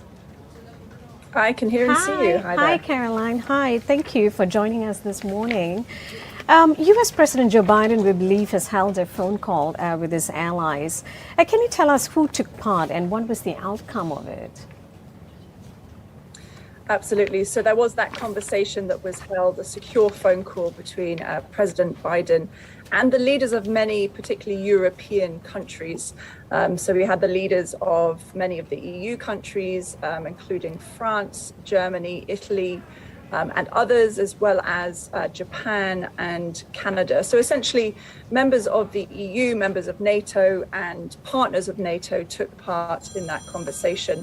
And essentially, it was an opportunity for those leaders to discuss what's happening in Ukraine and to discuss what's happening on the ground, and also to be a sort of cohesive, united front, really, in looking at how to respond and what the latest action would be by those countries. And all eyes will be on this Biden's State of the Union address tonight. Is he expected to touch on Russia? I think there's a good chance he will, yes. So March 1st, the end of the day Tuesday, it will be 9 p.m. US Eastern time. So the end of the day Tuesday US time. He's going to be taking his State of the Union, happening here actually in Washington, D.C. in the US Capitol. He is likely to touch on particularly what's happening in Ukraine and Russia's invasion of Ukraine, because it's a very well-known subject here in the United States, and it's perhaps one of the few subjects that is, being discussed really on a daily basis, both by politicians, members of the United Nations, of course, and by everyday people who are watching those scenes unfold. There's going to be a number of other subjects being discussed, of course, at the State of the Union, and they probably will include a lot of things to do with rising energy prices as well, because, of course, the result of this crisis is, increasing gas prices in particular. And that's something that President Biden has already said is likely to be passed on to the US consumer, although he and others, he says, have been discussing how best to prevent those prices from going up too much so that the US consumer isn't too hard hit with it. Inflation is already an issue in the United States, as are supply chain issues. So that's certainly another thing that people in the United States care about deeply, as well as, of course, ongoing COVID issues, vaccination rates and testing, and other bills that have to do with infrastructure in the United States. Now, overnight, the United States cut off Russia's central bank from U.S. dollar transactions. How can this cripple the Russian economy? I think the intention of the sanctions that have been put on Russia by the United States, but also by EU and NATO members, is essentially to stop the government led by President Putin, but also the military from doing the actions that they are doing right now in Ukraine. So the sanctions are all encompassing, and there have been new sanctions pretty much every day in the last 5 days since that invasion started.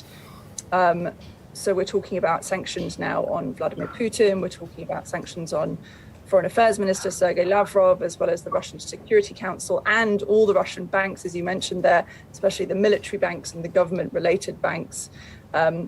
I think the US is saying at this point that the target is nearly 80% of all banking assets in Russia. And they see that these sanctions perhaps won't just have an effect at the moment, but they could potentially have a long-lasting effect on the Russian economy and financial system. And the plan is for those sanctions to have a deeper effect with a number of other actions. And that includes, for instance, on Monday, removing Russian banks from the international SWIFT messaging system. And that's essentially to disconnect Russia from the global financial system. And those Russian central bank sanctions are essentially to make sure that they can't interact internationally and get funds for its actions. Another thing that part of the plan is to limit something called golden passports. That essentially means that wealthy Russians won't be able to buy passports for other countries, so that they can't bypass these sanctions essentially, and to make sure that the sanctions are as effective as possible. there is now a transatlantic task force that's been created this week that's going to make sure that those sanctions are implemented effectively from the US perspective. They're also going to be looking at different things such as acting against disinformation and other forms of what they're calling warfare. Now, what's the impact on American businesses as these sanctions tighten the screws? So US President Biden has said intentionally from the beginning that the aim of these sanctions really is to, to be targeted at Moscow, to be targeted at the Russian elite, with as little impact on other citizens and particularly on anyone in Ukraine or anywhere else in the world for that matter. So as yet, we haven't seen a huge knock-on impact on US businesses, but certainly the energy prices is something that I'd say many people are concerned about. Energy prices have already been increasing over the last few months for various other reasons, and particularly with supply chain issues, increasing costs for many US businesses and business owners in the United States over the last few months, up to a year. That's certainly something that people are going to be taking into consideration and having to plan for with their businesses. So that's one of the reasons why Biden has come out very strongly and said that people need to prepare themselves for energy prices increasing even more, as well as continued inflation, which is of concern to people here. There are plans at the moment for interest rates to be increased potentially in March, so in a matter of weeks. And that's one of the actions that the US is planning to take to try and rein back a bit of the inflation that is already being experienced in the United States. But certainly rising prices, rising energy prices is top of the agenda for many business owners. Now, Caroline, Biden has reiterated his commitment not to send US troops into Ukraine to fight Russia. But says the U.S. will defend its NATO allies if Russia advances beyond Ukraine. Do you have any indication if this might change at all? So certainly at the moment, the US plan and the US action has been to send troops to NATO allies in the region. So among the latest was Poland. They sent thousands of troops to Poland, Latvia, Lithuania. And these, of course, are all the countries that are bordering Ukraine and are in, this area of great tension at the moment due to this refugee crisis that's now unfolding. We heard today from the United Nations Refugee Agency lead who said it's now 500,000 people, so more than 500,000 people that have actually fled Ukraine and have gone to those neighboring countries. So certainly humanitarian assistance is very much needed in those countries at the moment with that huge influx of people. And the United Nations has been talking about how potentially there could be as many as 4 million people, mainly Ukrainians, of course, leaving Ukraine because of the ongoing conflict and concern over that. Biden has also made it very clear that these troops are not fighting Russia. These troops are going to the NATO countries to help support and potentially defend NATO in the instance that they are needed to be there. And all those countries on the EU side have certainly offered humanitarian assistance and are sending aid both to Western Ukraine and to those border areas where those, tens of thousands of people have been arriving most recently. Now, Caroline, what's the perspective in America? Do Americans want the U.S. to do more to stop Russia? Do they oppose direct military action?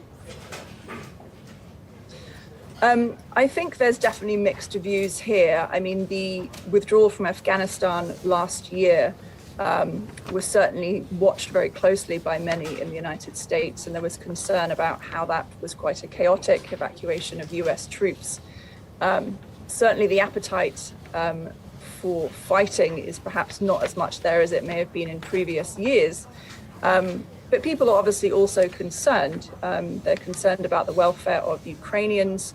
There's particular awareness because Ukraine is in Europe and it's on the borders of NATO countries, and obviously the United States is a NATO country and very aligned with NATO messaging. So that's certainly led many people to have a discussion to encourage, and particularly politicians, to try and encourage Biden to do more.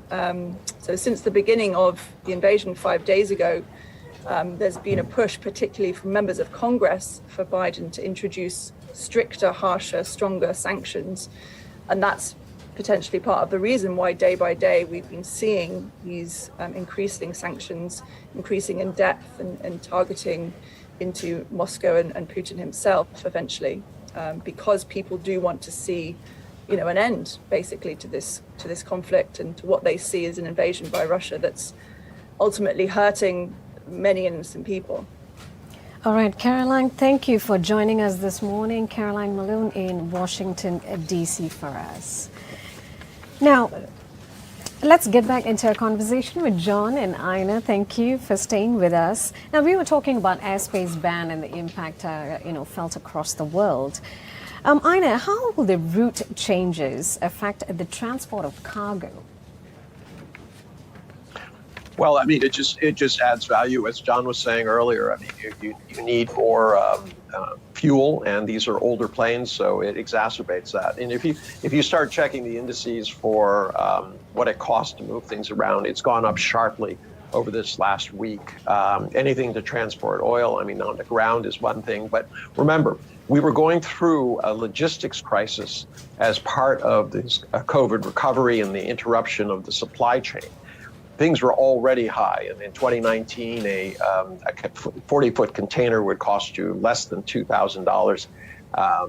Now it's somewhere with fees and everything like that, anywhere between $16,000 and $24,000, depending on how fast you want it. Now, because of that, people had been shifting to air deliveries because the differential had come down quite a bit. But now that is under tremendous pressure. There's also, the issues if there's some impact to rail deliveries and things like that. They start embargoing trains that are coming across Russia. That could even put more pressure on air delivery. And as I said, that cost will go up. So, there are so many pieces of this puzzle that people don't understand how it's going to affect them. For instance, neon gas is absolutely essential to making chips. We all know that the chip manufacturing process has been interrupted by various things. Now this is going to be even a deeper crisis because they cannot get the kind of raw materials that they need for processing and creating these chips, this neon gas. Literally, Ukraine produces half of all the neon gas in the world. And you're going to start to see this in other areas. Now, the reason I mention this in connection with air freight is they're all connected. If I cannot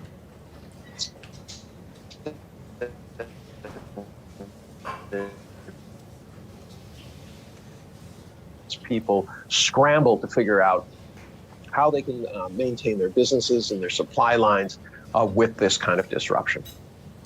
Now, the Ukrainian airspace has been closed to civil aircraft operations since February 24th. John, what alternative routes can foreign countries use to evacuate their nationals? Well, one of the issues that came up with a phone call which the French President Emmanuel Macron had with Vladimir Putin last night was a road out of Kyiv, which at the moment people have got safe harbor through. And Macron was calling for that to be left open. And I think from the reports that we've seen, and Putin in principle agreed with that. We'll see what happens with it. So in terms of Kyiv, then a road south is currently open. There's also trains moving into Europe. So that's the main way people are moving. I think Caroline mentioned the refugee crisis earlier. We've seen horrifying pictures of people crowded onto station platforms, waiting to get to Poland in particular, but also to all of Central Europe and beyond. So those are the main ways. In terms of the aviation ban over Ukraine, also obviously the Western countries are trying to supply more aid, both humanitarian aid and also military aid to Ukraine at the moment.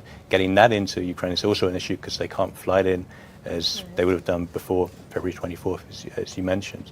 So that's also a big issue.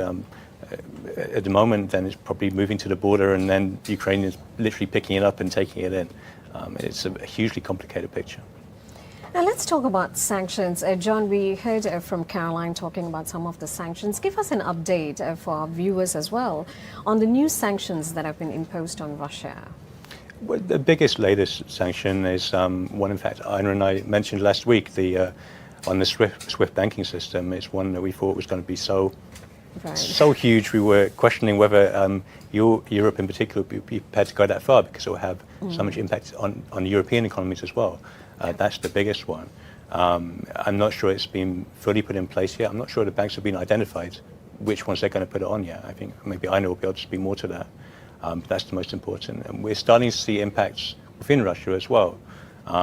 Previously, sanctions have mainly been targeted at the elites, as Caroline mentioned, the oligarchs and such like, and members of the government. And again, they've been targeted in that way. Part of the airspace ban is they always single out the oligarchs flying on their private planes. But it's impacting far more. And on the streets of Russia now, we're hearing stories of prices going up a little bit, of people queuing to take cash out of machines.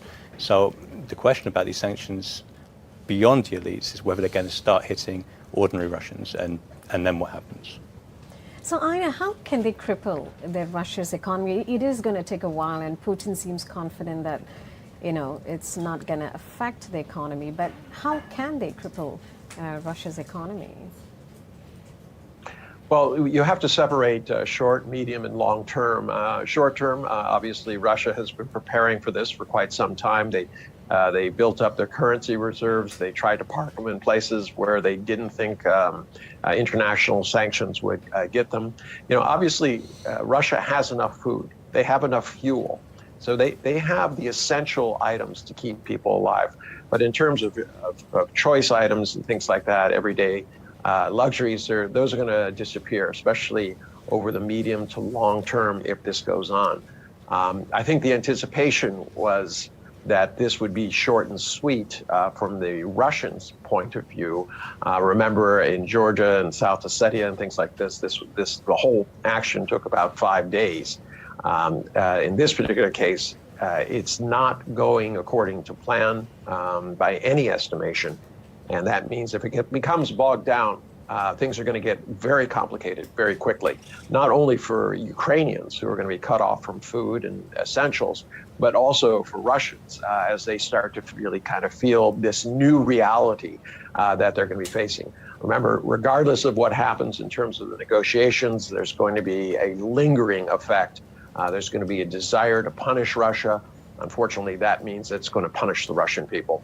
Now, you talked about a new reality. What possible challenges do you think ordinary Russians will probably face in the near future? Well, I mean, any access to goods from outside China, outside Russia, is going to be very, very, very difficult. There's going to be this kind of a move towards it. I mean, I heard what Caroline said. I would expect today that Biden is going to wrap himself in the flag. He's going to talk about this is about good and evil, and you should place any hardship at the door of Russia and others. I wouldn't be surprised if he tries to tie in China. That is his game plan. He really doesn't have anything else. You can't admit that he somehow did not act correctly to head this crisis off. He's going to try to push it on to other entities. Now, what does that mean for Russia? That means that there's a de facto Cold War, and that regardless of what happens in the future, there's going to be more sanctions remaining on Russia. It's hard for me to believe that they will come to some sort of negotiation in the near future, which kind of says, oh, Russia, release all sanctions on Russia and let everything go back to normal. So Russian people are going to have to do without. Their diets are going to become much simpler. Their earning capacity is going to go down. There's just not going to be a lot of extra opportunities. This is a country where it's just slightly higher per capita in terms of GDP per person than China, but the costs of living are significantly higher. So disposable income was already at a premium. this is going to even knock it down further. So there are going to be long-term consequences for the Russian economy, and you know, everything from chips. They can, you know, as we discussed last time, they only buy 0.1% of the world's high-tech chips. They can continue to do that. Their cost of acquisition is going to be probably related to going to using the black market to get it. But since it's such a small and insignificant amount of the total, they'll probably be able to do that. But when you start talking about other things, daily things, Apple phones, things like this, these are probably going to disappear. Now, remember, Russia doesn't have anything ready to replace that. They could be looking to China as an open conduit of goods. But, you know, for China, this has been a very, very difficult situation. They understand the pressures that it would put on Russia, especially vis-a-vis, you know, the military pressure of NATO. But on the other hand, it's quite clear, Xi has made it clear that he wants negotiations. He wants this finished. Ukraine is an essential part of the Belt and Road Initiative. The relations between China and Ukraine have been very good. Obviously, they're not happy with anything that destabilizes the world. This is not in keeping with how China is trying to emerge out of this post-pandemic economic situation. Now, a major concern is a surge in global oil prices now. John, perhaps you can tell us, how can it affect inflation in the global economy? Well, it's almost guaranteed that oil prices are going to continue going up. They've already gone up markedly. Even before this crisis, they were rising. Inflation, you know, we've seen huge inflation in the United States. We're seeing it in Europe as well, and it's only going to get worse from this. And we don't know how, you know, it's like referring back to your previous question about the sanctions, we don't know exactly how it's going to impact Russia. We can guess, but these sanctions really are unprecedented. They're huge, and they're also something of a gamble, because the countries that are implementing them are going to be affected themselves, and they don't know how much they're going to be affected. We know that Europe particularly relies heavily on Russian gas, but there's other areas as well. There's things like wheat, which Ukraine and Russia are huge exporters of, and the price of that has gone up a lot just in the past few days. So there's all these kinds of areas which, you know, are news for a lot of us, but are going to have a huge impact over the next few months. And inflation, which is already high, as I said, is probably going to keep on rising because of this. It's certainly not going to help in any way. Right.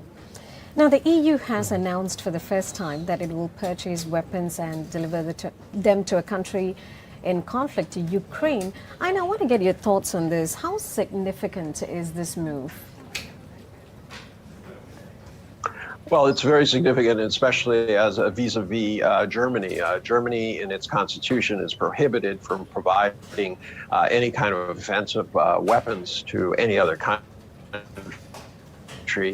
The German chancellor has basically said, I'm going to bypass that, and I'm going to direct some weapons, Stinger missiles, and other things that they had in the Netherlands, and it's going to direct that they be sent to Ukraine. This is actually huge. Remember, Germany has been trying, especially in the early part of this, to provide a diplomatic off-ramp to try to calm things down, try to not make this more about military. Remember, famously, you know, they were criticized for sending 5,000 helmets, although that's indeed what the Ukrainians had asked for. And, you know, the Ukrainians knew at that time that Germany was in many ways prohibited from sending weapons. But now that has all changed. You're seeing this kind of growing global united front against Russia. But, you know, as John was pointing out, having a united front does not mean that everything is going to go well. You know, these sanctions, if they kick in on the last part of this, you know, how do you buy oil or wheat or corn or barley or steel from Russia if you can't pay for it?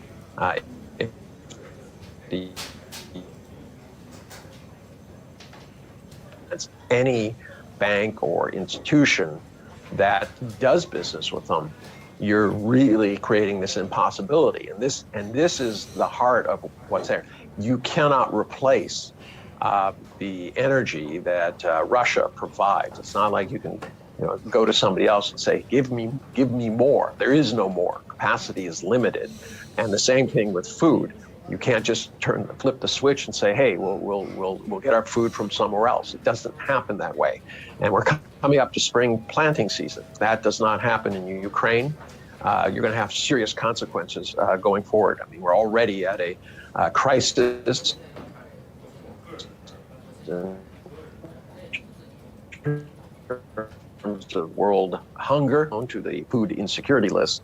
With those kind of statistics, we're looking at a massive global problem, and unfortunately, this piling on things, might feel good emotionally, but there has to be adults in the room who will finally figure out that this has to be negotiated. Otherwise, it's going to be a lot of very people who have nothing to do with Russia or Ukraine who are going to be paying the price for this conflict. Now, a vote has set up Belarus for nuclear weapons. And what are the broader implications of this, John? Yeah, there was a referendum on Sunday. We heard the results yesterday, and it's part of a package of constitutional changes in Belarus. The most eye-catching of which is that they will allow nuclear weapons and Russian troops to be put on their land. Potentially, it means that Russia, if it were requested by Lukashenko, the Belarusian president, could put nuclear weapons on Belarusian soil, and that could put the weapons up against the NATO countries which border Belarus. We don't know how significant it is right now, but symbolically, as a warning, following on from the deterrent, the threat level announced by Putin a couple of days ago, then it's certainly an eye-catching moment, and one which people are seeing as a potential escalation. So I have to ask both of you, do you think Putin will press the nuclear button? Perhaps, Aina, you want to answer that first. Well, I'm hoping. Obviously, it is not a sane option to be wondering if you can have a limited nuclear war. This is something that the U.S. has discussed in the past about having more battlefield nukes. The idea being that you can use them strategically as necessary, but that invites a nuclear response of its own, and that kind of escalation would literally lead to the extinction of mankind. We would not have to worry about climate change. It is very serious. I don't think that Putin, and I hope he isn't considering this, but this is what I'm concerned about. If you corner Russia, you're in a very, this is a country that burned its own cities rather than cede them to either the French during the Napoleonic Wars or the Germans during World War II. These are very tough, stubborn people. You do not want to, as I say, press them into a corner where they feel that they have nothing to lose. And that's where you could have, a situation with nukes. And this is extremely serious. It's not something that's academic, and that's why there has to be a much more mature way of looking at how you're going to get Russia off this downward slope and onto some sort of alternative route that can lead to some sort of stability going forward. This is not going to be forgotten, but it certainly needs to be handled at this point. John, what about your thoughts? Well, at the moment, both sides are moving away from each other. There was the peace talks last night on the Belarusian border. They didn't seem to go very far, but of course it's a positive first step that they were at least held. Something happened. But right now, then neither side is giving either any kind of concession. And until that happens, then, of course, we all hope and would hate to see any kind of further escalation, particularly in the nuclear sphere. But until something happens, some kind of concession, someone reaches across and gives something up, then there's always going to be that fear that things could escalate further. And there's also, throughout this past few months, then everyone's been thinking, this isn't going to happen, this isn't going to happen, this isn't going to happen. And a lot of those things that we didn't think were going to happen have happened. So we hope not. As Aina said, it certainly wouldn't appear rational in any way, but we have to be, both sides have to be cautious about it, and they have to start maybe treating each other with a little bit more thinking about the other's position, rather than just moving away and escalating the threats and the sanctions. Now, both of you talked about this, as well as Caroline Malone, who joined us from Washington, D.C., a refugee crisis. Now, the EU has agreed to take in Ukrainian refugees for up to 3 years without asking them to first apply for asylum. Aina, what are your reflections on this? Well, I mean, this whole crisis was anticipated. They've had various numbers, anywhere from 3 to 5 million people going out. Right now, it has been kind of an open door policy, in very, very sharp contrast to what's been happening with Syria or refugees in the United States, refugees coming up from South America and Central America.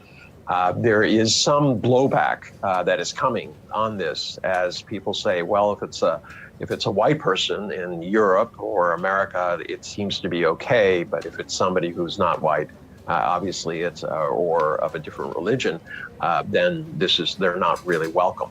So it's a very complex issue. How these countries who are already economically strapped are going to be able to handle this, not clear. Obviously, there'll be appeals to the EU, the US to help with the cost of this. We'll have to see whether that is actually forthcoming. It should be. If they press now, they can probably get some aid because of this kind of overwhelming move to support Ukraine against Russia. But long term, the problem with these refugee issues is people will donate initially and then they're forgotten. They end up in camps and tent cities, and people just don't even want to think about it. And then all of a sudden, if there's a crime and it's committed by somebody from this country, then all of a sudden you have people saying it's time to get rid of those people, and you start to have domestic issues. We've seen this with what happened in Europe, especially with refugees coming from the Middle East. They've basically been isolated, labeled pariahs. Now many countries are looking to move them out. Maybe this doesn't happen because they're white and Ukrainian, but at some point, if there is any kind of friction, any kind of crime, you're going to start to see political parties trying to capitalize on this and saying, our country for our people. This kind of isolationism, nativism has become a very, very strong factor. Places like Austria and others, you have parties who actually are who have representation in these areas who are actually part of the political system. Now, John, you talked about this. More than 500,000 people have fled Ukraine since the start of Russia's invasion. We're getting pictures of people fleeing. How bad do you think the humanitarian crisis can spiral into? Just expanding on what Aina just said. Well, the last figures I saw from the UN Refugee Agency, were about 500,000 Ukrainians have already left Ukraine. They estimated between 4 and 7 million, I think. Previously, they were saying up to 5 million. Yesterday, they were saying up to 7 million. It could be. As Aina said, the Central European countries have been preparing for this, which puts them in a better situation for looking after these people. But that's a huge influx of people into the European Union. We'll have to see how the Union as a whole deals with allocating those refugees. There's a lot of Ukrainians who already live in Central Europe. It's quite a common route. But we'll have to see whether they take a similar route to try and spread them around the European Union, or try and focus them into the Central European countries where already there's high Ukrainian populations. It's potentially a very large humanitarian crisis. What the EU is counting on is that at some stage in the not too distant future, then Ukraine will be back to a position where those people will want to go back home. And that kind of mitigates some of the issues that Aina was talking about. But of course, whether that's actually going to be the reality, at this point, we have no idea. We don't know what state Ukraine's going to be in over the next few years. But certainly that's the hope. They're going to give them 3 years. And I think Britain's going to follow a fairly similar policy.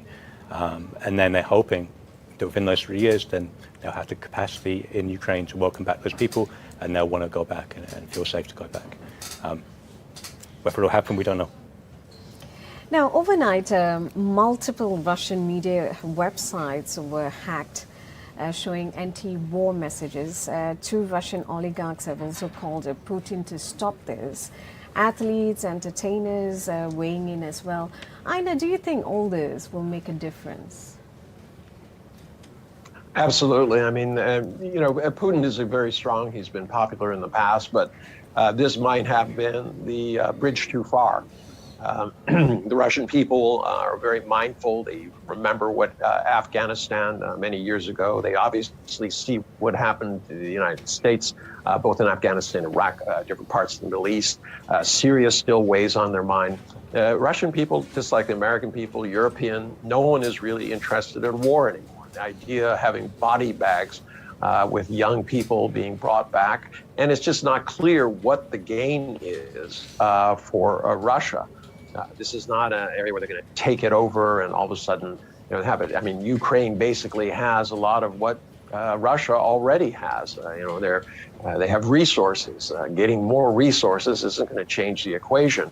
So at this point, you are going to continue to see more groundswell, probably in Russia, definitely at some point in Belarus and other places where they're saying, we're not in favor of this. We don't want a war. We don't want nuclear weapons on our doorstep, even if it's just symbolic, it's showing attachment to Russia. We just really don't want this. People are interested in having a better life. Remember, during this COVID period, people have had a lot of time to reflect. They're unhappy, they're anxious, they're antsy, but the fact is they're looking at their values and their way of life much more carefully. And wars and this kind of violence is the furthest thing from what they want. Now, how much of a possibility is there that Ukraine will join NATO or the EU, John? Well, in terms of the EU, then the Ukraine did yesterday submit an application of sorts.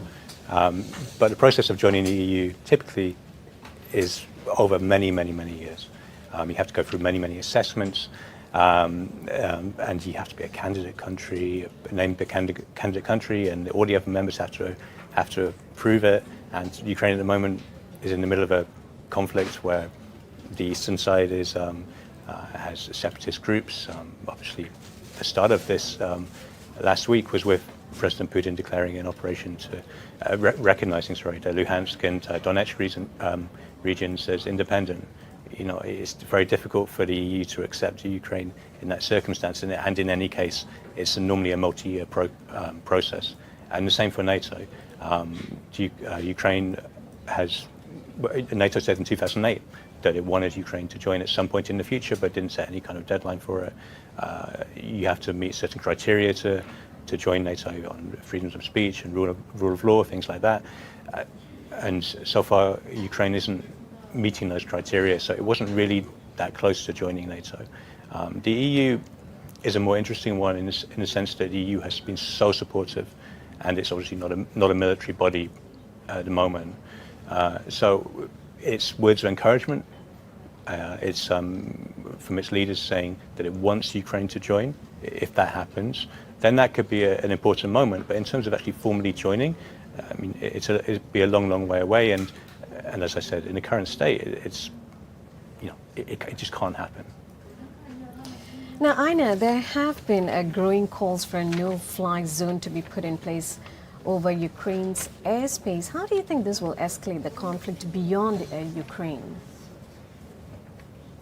Well, a no-fly zone, you can declare it, but the question is, are you trying to enforce it? If you're trying to enforce it, that means you're going to put military aircraft into the air, and you're going to try to keep Russian aircraft out of there. If that happens, you in essence declared war against Russia. I don't see that as a viable alternative. It would be an escalation beyond any point. It would put whoever tries to enforce this directly at war with Russia. And Russia, I don't think, would hesitate.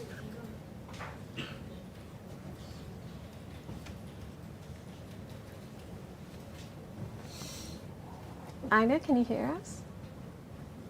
Yes, I can hear you. I'm sorry. It was a temporary interruption. As I said, at this juncture, this would be pure folly. This would escalate things to a level where you possibly would have almost no return. It just, it would be really, really not a good idea. Now, John, we were talking about this earlier before this live stream started. You've done extensive research on the Ukrainian president. Would you like to share that with us? Sure. He's very much a man in the spotlight at the moment. You know, he's everywhere. You know, all around the world, and his videos, his tweets are getting a lot of traction. And he's moved from a figure of, you know, who wasn't too popular a month or so ago in Ukraine to being someone who's being admired by a lot of people around the world. And he's got an incredible story. He's only 44 years old. He's a law graduate who gave up on law to pursue a career in comedy, was a comic actor and produced a lot of comic TV shows in Ukraine. And also in Russia. He worked in Russia on a variety of shows as well, and is a Russian speaker, of course. And then he landed a role in 2015 in a show called Servant of the People, in which he was a school teacher who went on a rant about corruption in politics. One of the kids filmed the rant. It went viral online as part of the show. And he ended up being president of Ukraine. And that show ran for, I think, three or four seasons. But it was so popular, and the message of anti-corruption, and I think the centrist message as well, really struck a tone in Ukraine. And the production company behind the show set up a political party called Servant of the People. Zelensky surprised everyone by saying in 2018 he was going to run for the presidency, in 2019 on that platform. And people, you know, we've seen a lot of entertainers or sports people go into politics recently, but in this case, people, you know, didn't take it too seriously.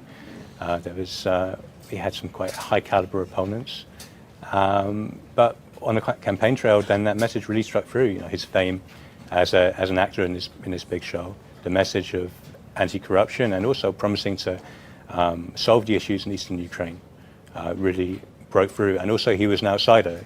He wasn't part of the political system, which a lot of people were looking at with a little bit of suspicion. He was someone coming in to clean things up and break it up. And quickly, on the campaign trail, it became pretty clear that he was actually doing pretty well. People liked him, and this guy who was playing a president at the same time on TV had a fair chance of becoming the president of Ukraine. And in the end, he won a landslide. He won 73% in the 2019 election, came into power promising to root out corruption, to solve the issues in eastern Ukraine, and also to build infrastructure, which is actually one of the things he's been praised for in power. He's had a program of national infrastructure building, which has been quite successful. But of course, in power, he's also struggled to solve these issues. Anti-corruption, he's made some headway, but he's also been accused and linked to figures who have been linked to corruption themselves, which has made things difficult for him. And in terms of the eastern Ukraine, then he actually had a lot of support there during the election in 2019, but he's made very little headway, and he's moved steadily towards the westward institutions we were mentioning earlier, NATO, EU, as it's gone on. By January, there was opinion polling in the Ukraine asking, do you want Zelensky to run again? And he was down to about 20%, which shows you how things have changed. But now, of course, in this war situation, he's really shown himself to be someone who surprised, I think, a lot of people around the world. They didn't expect him to stand up this way. They didn't expect him to be a strong figure. But he's stuck in Kyiv. He's continued making these messages. He's engaged in constant diplomacy and putting pressure on particularly European countries and the US. Just before the conflict began, and he went to the Munich Security Conference and made an impassioned speech, which really got people's attention. And he's continued in that vein with his messages online, particularly video messages, which I think we've all seen, which he's now doing every night. And he's really made an impression. So, I mean, it's a remarkable story from a comedian, an actor playing the president 3-4 years ago. Now he's in the middle of Ukraine's fighting for their lives. Aina, what is your assessment of how Zelensky has handled this ongoing conflict so far? And do you think, how much of confidence do the people have in him? Well, I mean, I agree with John. I mean, what's unfolded the last few days has made him a national hero. It's probably going to propel him into office, assuming there is an independent Ukraine. But the difficulty here is not so much him; it's the system. He might be a wonderful person, have a lot of personal courage, but he was not ready to be running a country with the kind of problems that Ukraine had, both internationally or domestically. People have to realize that the GDP per capita in Ukraine is below $5,000 per year. All right, contrast with China, which is over 10,000. This is an issue that would go to integration with the EU, because in essence, I mean, it would be one of the poorer countries that would be entering. There would obviously be a lot of requests for aid, and this would put another financial burden on a bloc that already has substantial issues. So, this is also a country that during the 90s, over the space of about 8 years, lost 60% of its GDP. It's been mired in corruption. You heard John's assessment, which I agree with. The Ukrainian people were sick of one corrupt politician after another. It seemed to not be getting better, but getting worse. They went for the alternative. But the alternative is somebody who didn't really know how to run a country. He's done a very good job in terms of putting more money towards infrastructure, but he hasn't been able to address the tough geopolitical problems that Ukraine has vis-a-vis Russia. There had to be a better way of kind of handling things instead of trying to just go directly to the West and assume that the money and protection from the West would solve these things. He should have taken a more nuanced view, which he would have had he been in government for longer. He should have been studying Finland and how they have handled Russia and the complex relationships that they have and how to balance these things. So this is the danger you run. You can have populist individuals who rise up from nowhere, who promise a lot. The question is, can they deliver? And there are now a lot of questions about democracy and how it is able to deliver the leaders that countries need. I mean, Boris Johnson isn't exactly doing any wonders. This has come at a great time for him. But I think there are a number of questions about whether he should be the person who is in Downing Street running the country. Now, I want to get final thoughts from both of you. Aina, perhaps I can start with you. What's Putin's end game here? Does he want to topple the Ukrainian government? I think that would be something that he would love to do. He'd love to have an independent Ukraine intact that is a buffer country for Russia. But with 200,000 troops up against almost 44 million people in a country that's the size of Germany and France put together, the idea of controlling that is almost impossible. If you run into stiff opposition, you'd have to garrison towns. You could run the risk of radicalizing people, have a guerrilla terrorist attacks. It would, in essence, chew up almost all of his. It would, I shouldn't say chew up, it would lead to him dedicating at least 2/3 of his entire military just to Ukraine, to occupy Ukraine. So it's not possible there. I think there's this desire in his idea of looking at the map to get everything to the Dnieper River and also deny Ukraine access to the Black Sea. Create a buffer state, which is probably 3/4 of Ukraine, with perhaps a smaller western-facing Ukraine that would be too difficult to occupy being there. But I think at some point he's going to have to reassess the kind of opposition that he's been getting at cities that he thought would be more open to a Russian presence. Has not materialized, and these next couple of weeks are going to be determinative of what his situation is going to be vis-a-vis any kind of negotiations in the future. If he's able to get a lot of land, he's de facto in control. That puts him in a stronger position. But if he's mired down in hand-to-hand combat block by block, city by city, against a resistive civilian force, he's going to be in real trouble. What do you think, John? As Eileen says, if the resistance continues, it becomes more and more difficult for Russia. I mean, fundamentally, they want Ukraine to be a neutral state. They want recognition as Crimea as being Russian, and they want autonomy for the regions in eastern Ukraine, Luhansk and Donetsk.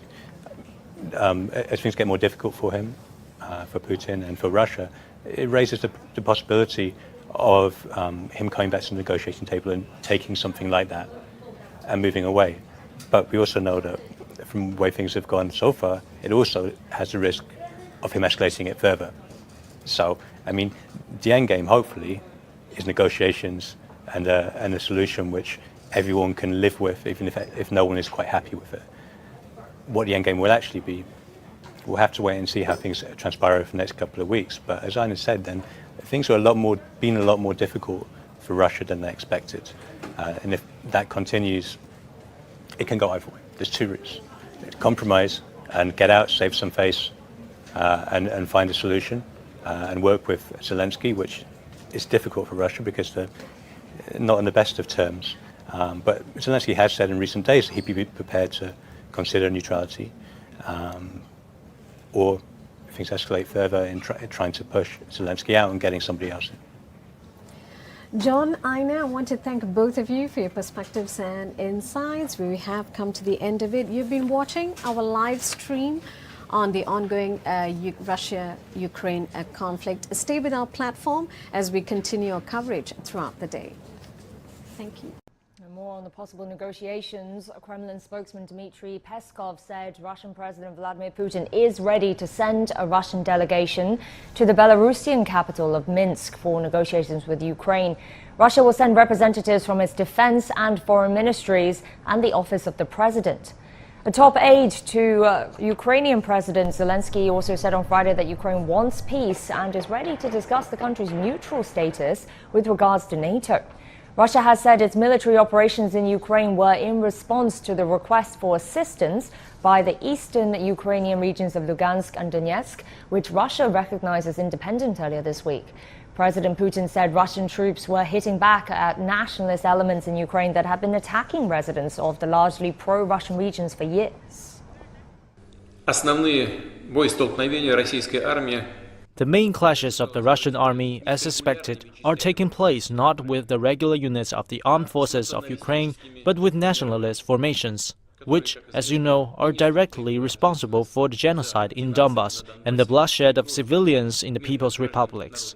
In addition, the nationalist elements embedded in the regular Ukrainian units not only incite them to provide armed resistance, but in fact play the role of retreat-blocking detachments.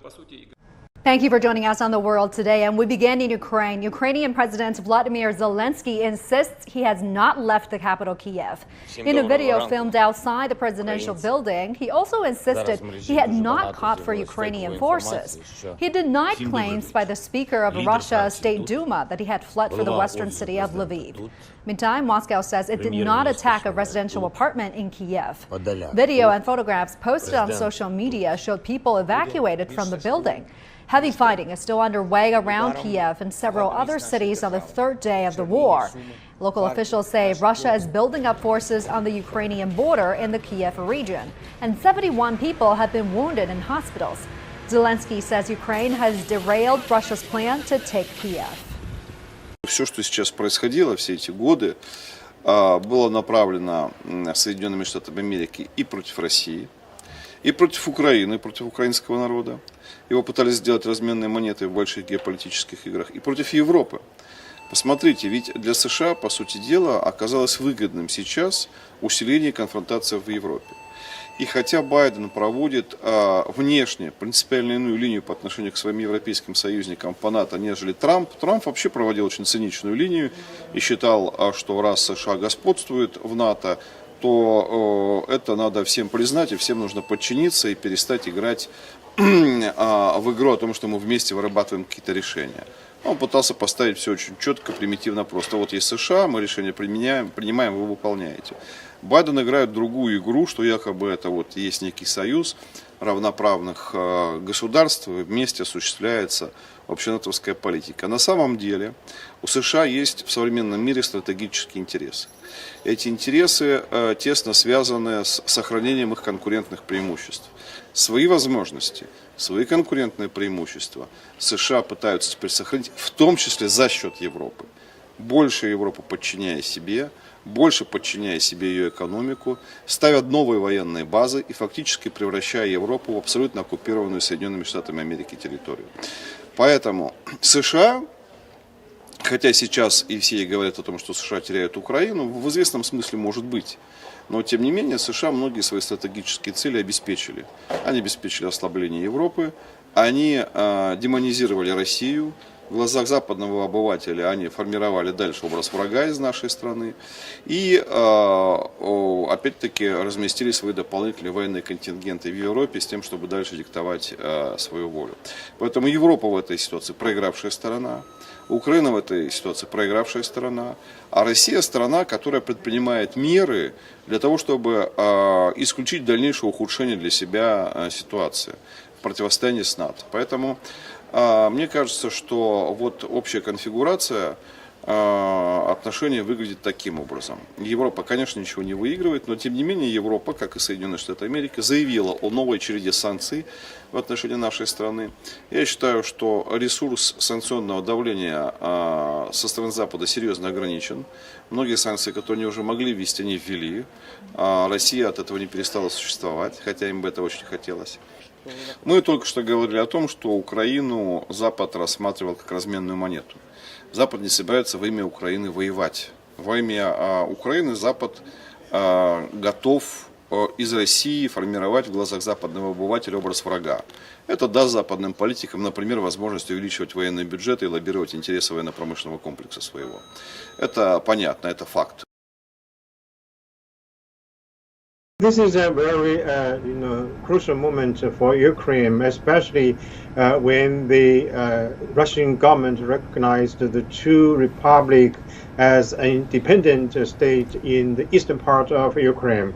I think this is actually a result of the competition between Russia and the United States, and the Ukraine leaders actually also played a very important role in such a tension. For example, Ukraine President Zelensky just had changed his mind early last year when President Biden took the office as the President of the United States, and he would like to get the United States and some other Western countries be involved in the dispute in eastern Ukraine and in Crimea with Russia. So this is actually a result of the competition between two major powers, and also a result of the policy taken by Ukraine government.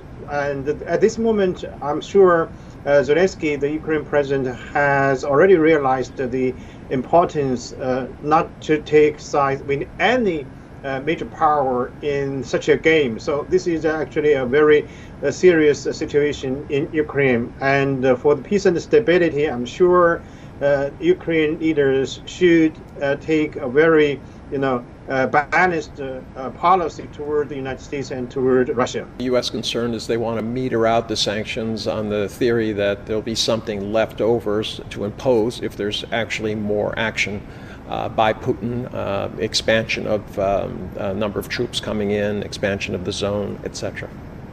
So how will the diplomatic dynamics between U.S. and Russia go on from this point? We know a summit has been cancelled, and even the meeting between Mr. Blinken and Mr. Lavrov was cancelled too. Well, quite frankly, the situation is unclear. It looks like Putin has committed to either a buffer state solution or getting the security guarantees that he wants that NATO will not be on his doorstep. Until that is figured out by all sides, there's really not much to talk about. The U.S. was interested in a meeting simply to prevent any kind of action by Russia. That has already happened. Говорят, что наши уже в Харькове. То есть полностью уже под контролем, да? Неизвестно, но по крайней мере там есть наша часть.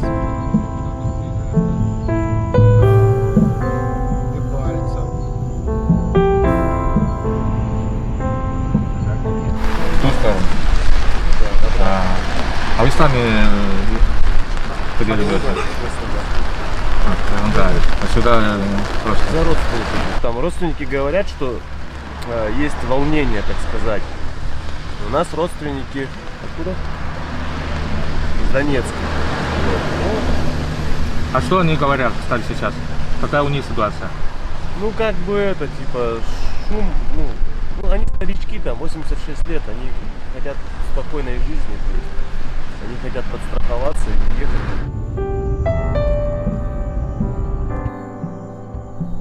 当我们刚想拍摄一些画面，就是不知从哪里来的一辆军车突然出现在我们面前，开来2名持枪的俄面孔军人，他们要求我们出示证件。那我们此行的目的，严肃地告诉我们，在这里禁止拍摄，必须立刻返回。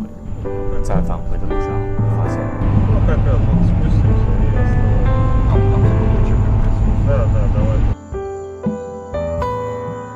Россия заявляет, что народная милиция ДНР и ЛНР перешли в контрнаступление.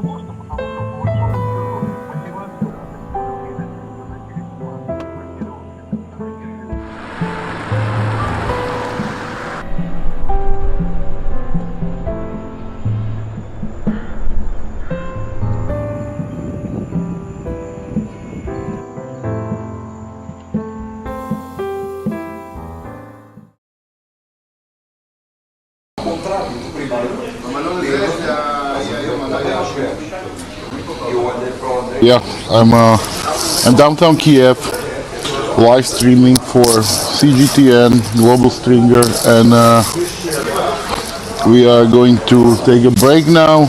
After the reporting, we were all around the city looking for some stories like the rocket that part of it landed in eastern Kyiv. Then we were looking for some fighting in northern Kyiv, and now we are back at my friend's place, the hotel where he's staying, and we are going to have a lunch. And hopefully in the afternoon it will be something to film, because today it seems it's a bit quiet. Well, not quiet. There are things happening, but for example, in northern part of the Kyiv, we were going to the direction where there was supposed to be some fighting with the Russian forces, and technically we were stopped by some volunteer militia there who were declaring it's a front line, and we need a special permission from the commander, who is not there, that to advance. But literally there was a lot of people, a lot of civilians with assault rifles, with AK-47s, so that something must have happened there, or that was the reason why they were calling it the front line. But further north, yesterday, 12 kilometers out, we had some attack on a Ukrainian military base, and this is halfway there. So technically, it is coming from the direction of Chernobyl, which is the suspected direction of the Russian attack. For CGTN, this is one of the main roads in downtown Kyiv, and as you can see, there is almost nobody here. There are some few cars here and there, but this is one of the main ways through the center to going, either you're going north or west or east or south, you're crossing around here. So normally it will be rush hour on Friday. I mean, we are getting some cars here, but most of these people are probably leaving Kyiv. So what happened today was the morning in Kyiv started around 4:15. We had some impacts all around the city, which supposed to be the Russian rockets. Some sources claim that the rockets were fired from airplanes.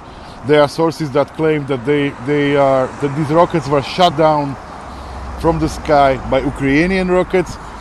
We have visited a place where one of the fragments of these Russian rockets landed in a very diverse concrete part of the city, where there is a lot of flat buildings that are 10, 11 stories high. And what happened is that part of this fragment of this rocket that was shot down from the sky landed in between the balcony segment of the building where the flats have balconies, and there was a children's playground. So thankfully it happened 4:15 in the morning, and it was a real miracle that nobody was hurt. I mean, nobody died. Like, people were hurt. Nobody died yet. We don't have any confirmation that is against this statement. But people in the most dense populated parts, this is the center. It's not that densely populated. More density you have on the outskirts of Kyiv, where these rockets sort of landed, and people are escaping from that. As you can see, city is empty. Most of the people who are walking here right now are foreign journalists, and there you can see some people hauling some food. It looks like big rice bags, and it's pretty quiet, died down now. There are things happening around Kyiv, but not specifically in the center. There was rumors of Russian forces fighting in the city of Kyiv, so we try to find that if it is true, the information, because you see, we see a rumor or something is coming up, and then we try to find out that if the information is correct. Then it happened to be on the north part of Kyiv, where the local militia started putting checkpoints, not allowing journalists or anybody who is not living there to go further, calling it a front line inside Kyiv. So if the fighting happened there, they say it was fighting, but if it was with Russian forces or what really happened, we couldn't really verify the information. But I've seen other information online that was actually saying there are Russian forces inside the Kyiv city limits, which means that it will be the northern part, because they are coming from the direction of the Chernobyl, that was the nuclear plant with the disaster. Well, we saw plenty of condemnation on display from the US president. He labelled President Putin's attack a brutal assault. He said that it was without provocation or justification, that it was without necessity. He also went on to detail how he thinks Putin chose war and must now bear the consequences. He laid out a whole raft of new sanctions. This is the fourth day running that the US has outlined new sanction plans. The ones detailed on Thursday, including blacklisting 4 major Russian banks, cutting off their ability to trade with the United States, freezing their assets here in the US, assets worth more than $1 trillion. Also targeting some major state-owned entities and companies within Russia. The US president said it would hit sectors including mining, energy, metals and transportation. The US is also restricting exports from the United States to certain technologies. President Biden said it will make it harder for Russia to build ships. And once again, we also saw on Thursday the US president saying that the Russian elite would be targeted. More oligarchs, families close to the Russian leader, have been blacklisted and sanctions placed upon them. The US president said that all of these things combined, outlined on Thursday and the 3 preceding days, would have a long-term impact on the Russian economy. He said it would have a major hit on Putin's long-term economic ambitions. The US president also raised fears during the course of his speech that it might not be just Ukraine that President Putin is after. He said Putin has a much larger ambition than Ukraine. He wants to re-establish the former Soviet Union, which is why the United States is sending extra troops to Eastern Europe. An additional 7,000 announced by the Pentagon within the last few hours will be heading to strategic positions around Ukraine.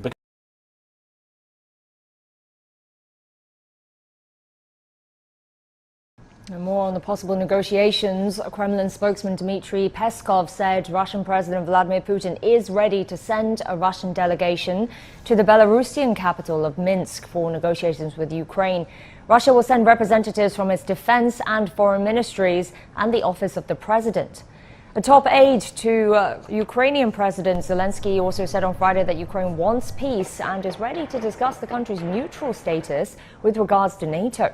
Russia has said its military operations in Ukraine were in response to the request for assistance by the eastern Ukrainian regions of Lugansk and Donetsk, which Russia recognized as independent earlier this week. President Putin said Russian troops were hitting back at nationalist elements in Ukraine that had been attacking residents of the largely pro-Russian regions for years. Основные боестолкновения российской армии. The main clashes of the Russian army, as expected, are taking place not with the regular units of the armed forces of Ukraine, but with nationalist formations, which, as you know, are directly responsible for the genocide in Donbass and the bloodshed of civilians in the People's Republics. In addition, the nationalist elements embedded in the regular Ukrainian units not only incite them to provide armed resistance, but in fact play the role of retreat-blocking detachments. Thank you for joining us on The World today. And we begin in Ukraine. Ukrainian President Vladimir Zelensky insists he has not left the capital, Kyiv. In a video filmed outside the presidential building, he also insisted he had not caught for Ukrainian forces. He denied claims by the Speaker of Russia's State Duma that he had fled for the western city of Lviv. Meantime, Moscow says it did not attack a residential apartment in Kyiv. Video and photographs posted on social media showed people evacuated from the building. Heavy fighting is still underway around Kyiv and several other cities on the third day of the war. Local officials say Russia is building up forces on the Ukrainian border in the Kyiv region, and 71 people have been wounded in hospitals. Zelensky says Ukraine has derailed Russia's plan to take Kyiv. Все, что сейчас происходило все эти годы, было направлено Соединенными Штатами Америки и против России, и против Украины, и против украинского народа. Его пытались сделать разменной монетой в больших геополитических играх, и против Европы. Посмотрите, ведь для США, по сути дела, оказалось выгодным сейчас усиление конфронтации в Европе. И хотя Байден... Foreign ministers and the administration of the president, it was stated that we are ready for such negotiations. As for the Russian side, a group, a delegation could participate, it could engage representatives of foreign ministry and defense ministry and the Kremlins. Well, it would be a high level. I'm not talking about the high leadership, but that would be senior experts that have a deep knowledge of the current situation. As for all the other details, they will be provided later on. We should understand how serious the Kyiv regime is about its intention. The thing is that over the past years, we have repeatedly heard their oral desire to launch negotiations, but once these negotiations started, we saw how the Kyiv regime blocks them. Once we heard the statements by Zelensky about his alleged desire to hold negotiations, immediately Foreign Minister of Ukraine made another statement that Russia should be brought to justice. They should shape their clear position. This should be a unified position, and they should stick to it. We are ready for a negotiating process. We're not ready to hold negotiations just for the sake of holding negotiations. Out of humanitarian perspective, do you think the special military operations will be paused or stopped soon?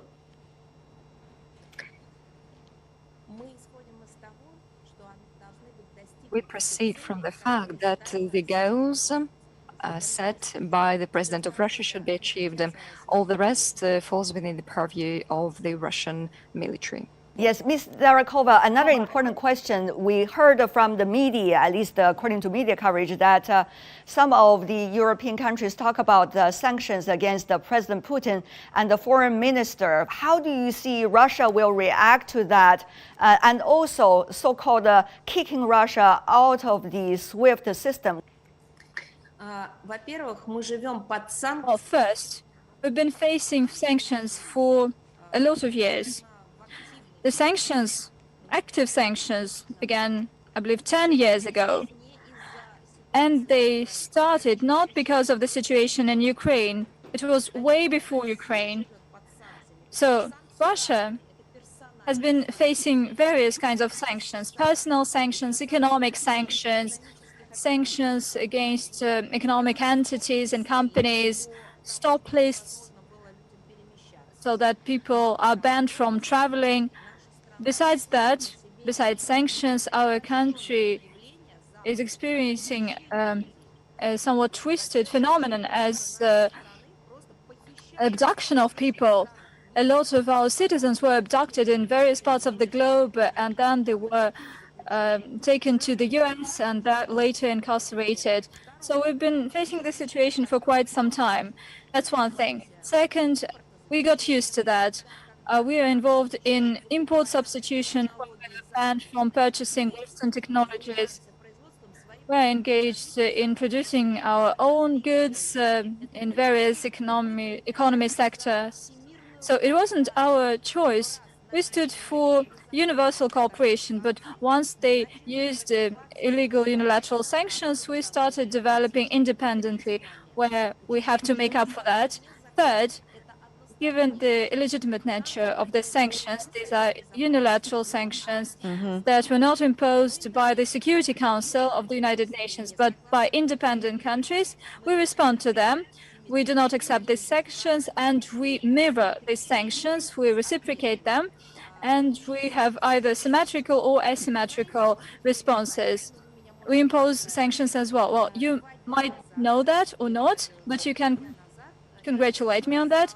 2 days ago, I also faced sanctions. So I had these personal sanctions imposed against me.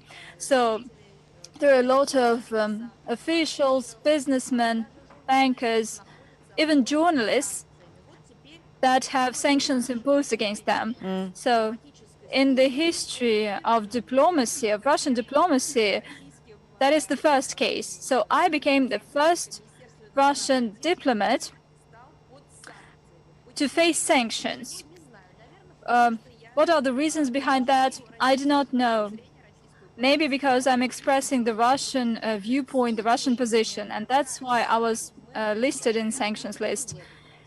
And in case of sanctions, we reciprocate. So what do you want to say to those that have already imposed the sanctions on you personally? What would you want to say to them? Well, I can say that they are doing illegitimate things. This is silly. It shows their powerlessness. It means that they have nothing more to achieve their goals and to change our mindset, our point of view. It's just absurd. It's ridiculous. Thank you so much. Maria Zakharova, Director of the Information and Press Department from the Ministry of Foreign Affairs of the Russian Federation. Really appreciate that, ma'am. That's my exclusive interview with the spokesperson. Все, что сейчас происходило все эти годы, было направлено Соединенными Штатами Америки и против России, и против Украины, и против украинского народа. Его пытались сделать разменной монетой в больших геополитических играх, и против Европы. Посмотрите, ведь для США, по сути дела, оказалось выгодным сейчас усиление конфронтации в Европе. И хотя Байден проводит внешне принципиально иную линию по отношению к своим европейским союзникам по НАТО, нежели Трамп вообще проводил очень циничную линию и считал, что раз США господствует в НАТО, то это надо всем признать, и всем нужно подчиниться и перестать играть в игру о том, что мы вместе вырабатываем какие-то решения. Он пытался поставить все очень четко, примитивно просто. Вот есть США, мы решение принимаем, вы выполняете. Байден играет другую игру, что якобы это вот есть некий союз равноправных государств, и вместе осуществляется общенатовская политика. На самом деле у США есть в современном мире стратегические интересы. Эти интересы тесно связаны с сохранением их конкурентных преимуществ. Свои возможности, свои конкурентные преимущества США пытаются теперь сохранить, в том числе за счет Европы. Больше Европу подчиняя себе, больше подчиняя себе ее экономику, ставят новые военные базы и фактически превращая Европу в абсолютно оккупированную Соединенными Штатами Америки территорию. Поэтому США, хотя сейчас и все говорят о том, что США теряют Украину, в известном смысле может быть. Но, тем не менее, США многие свои стратегические цели обеспечили. Они обеспечили ослабление Европы, они демонизировали Россию, В глазах западного обывателя они формировали дальше образ врага из нашей страны и, опять-таки, разместили свои дополнительные военные контингенты в Европе с тем, чтобы дальше диктовать свою волю. Поэтому Европа в этой ситуации проигравшая сторона, Украина в этой ситуации проигравшая сторона, а Россия страна, которая предпринимает меры для того, чтобы исключить дальнейшее ухудшение для себя ситуации в противостоянии с НАТО. Поэтому мне кажется, что вот общая конфигурация отношений выглядит таким образом. Европа, конечно, ничего не выигрывает, но тем не менее Европа, как и Соединенные Штаты Америки, заявила о новой череде санкций в отношении нашей страны. Я считаю, что ресурс санкционного давления со стороны Запада серьезно ограничен. Многие санкции, которые они уже могли ввести, они ввели. Россия от этого не перестала существовать, хотя им бы это очень хотелось. Мы только что говорили о том, что Украину Запад рассматривал как разменную монету. Запад не собирается во имя Украины воевать. Во имя Украины Запад готов из России формировать в глазах западного обывателя образ врага. Это даст западным политикам, например, возможность увеличивать военные бюджеты и лоббировать интересы военно-промышленного комплекса своего. Это понятно, это факт. This is a very, crucial moment for Ukraine, especially when the Russian government recognized the two republics as an independent state in the eastern part of Ukraine. I think this is actually a result of the competition between Russia and the United States, and the Ukraine leaders actually also played a very important role in such a tension. For example, Ukraine President Zelensky just had changed his mind early last year when President Biden took the office as the President of the United States, and he would like to get the United States and some other Western countries be involved in the dispute in eastern Ukraine and in Crimea with Russia. So this is actually a result of the competition between two major powers, and also a result of the policy taken by Ukraine government.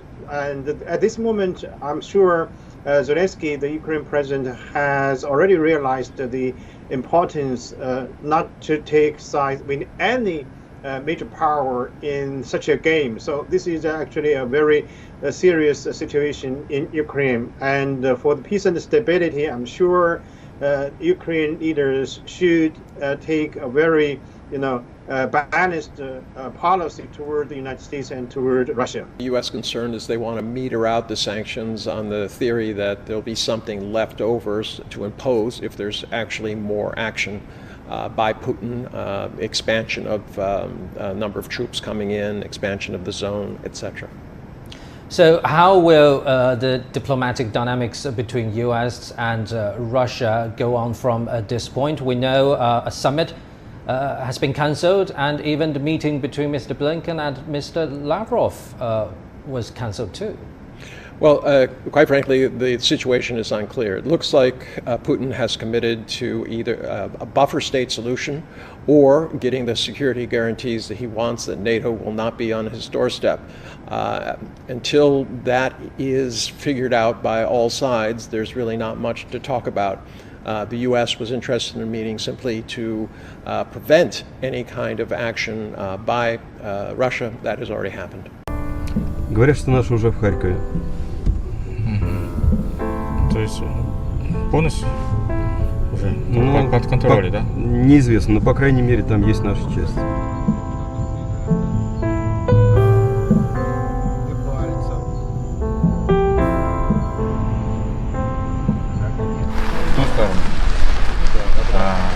А вы сами поделили? Да, а сюда просто... За родственники. Там родственники говорят, что есть волнение, так сказать. У нас родственники откуда? Из Донецка. Вот. А что они говорят, кстати, сейчас? Какая у них ситуация? Ну, как бы это, типа, шум, ну, они старички, там, 86 лет, они хотят спокойной жизни, то есть они хотят подстраховаться и уехать. 当我们刚想拍摄一些画面，就是不知从哪里来的一辆军车突然出现在我的面前。持枪的俄边防军人，他们要求我们出示证件。那我们此行的目的，严肃地告诉我们，在这里禁止拍摄，必须立刻返回。在返回的路上，我发现。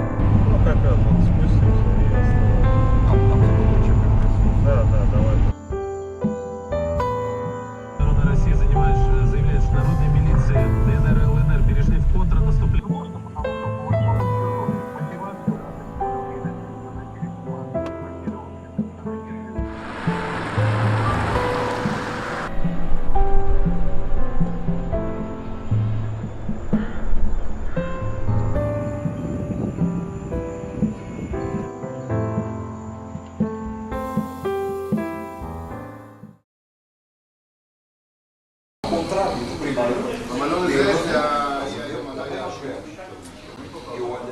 Yeah, I'm downtown Kyiv, live streaming for CGTN, Global Stringer, and we are going to take a break now. After the reporting, we were all around the city looking for some stories like the rocket that part of it landed in eastern Kyiv. Then we were looking for some fighting in northern Kyiv, and now we are back at my friend's place, the hotel where he's staying, and we are going to have a lunch.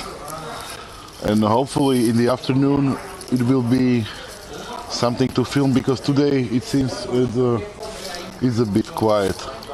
Well, not quiet. There are things happening, but for example, in northern part of the Kyiv, we were going to the direction where there was supposed to be some fighting with the Russian forces, and technically we were stopped by some volunteer militia there who were declaring it's a front line, and we need a special permission from the commander, who is not there, that to advance. But literally there was a lot of people, a lot of civilians with assault rifles, with AK-47s, so that something must have happened there, or that was the reason why they were calling it the front line.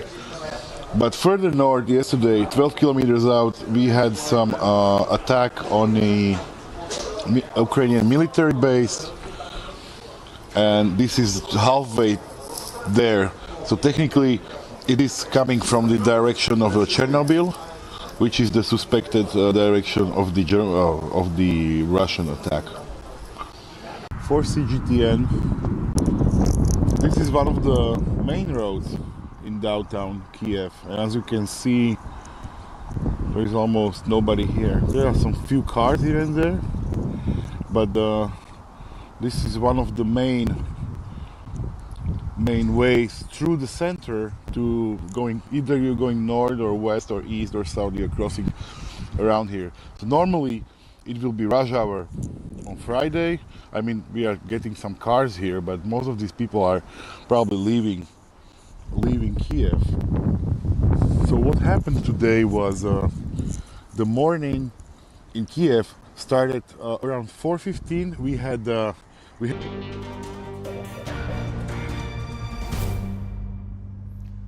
It's day 6 of Russia's military operation in Ukraine. The first round of talks between the two sides has concluded in Belarus with no immediate agreement, but a new round of negotiations is expected in the coming days. Ukrainian President Volodymyr Zelensky says prisoners with combat experience will be released to help defend the nation against Russia. UN Human Rights Chief Michelle Bachelet says over 100 civilians, including 7 children, have been killed in the conflict in Ukraine, and 304 others have been injured. The UN Refugee Agency reports nearly 500,000 people have fled the country. Nawida Chubakio has more details from Lviv in western Ukraine. Well, as the violence continues to escalate on the ground, the potential glimmer of hope with talks between the Ukrainian and Russian governments on the Belarusian border. In terms of what the demands were, the Ukrainian government's pretty clear. 2 of them. It wants an immediate ceasefire and it wants Russian troops to withdraw from its territory. Moscow staying a bit more tight-lipped about what it wants from the talks, but there has been some progress, both sides saying that they were looking to continue negotiations within the coming days. On the ground, though, there has been more of an escalation. Certain hotspots seeing continued fighting. One of them is in the east of the country, the city of Kharkiv, the second biggest in the country. Reports of dozens of civilian casualties there as a result of Russian airstrikes. That's according to the Ukrainian government, but they haven't been independently verified. On the other hand, Kyiv, the battle for the capital city, does go on. Another missile strike there this evening, a pretty large one, which caused air raid sirens to go off. Air raid sirens also going off here in Lviv in the west of the country. One key thing to watch out for will be how the rest of the world reacts to this. President Zelensky signing an application form for EU membership in the last few hours. Hello from Beijing, this is Kate Kui. Today we continue our live coverage on Ukraine. Yesterday, Ukraine and Russian delegates had rounds of talks, but there is no agreement reached yet. Both sides unveiled their request, but there is yet any breakthrough. Overnight, ruble tumbled about 30% against US dollar, and Russian central bank hiked its interest rate to 20% to curb potential inflation. And Vladimir Putin is putting nuclear weapons on alert. Usually, military tension and war symbolizes the end of a cycle. What happened is already happened. How should we do our damage control right now? And what will be the worst case scenario? And what is ahead of us?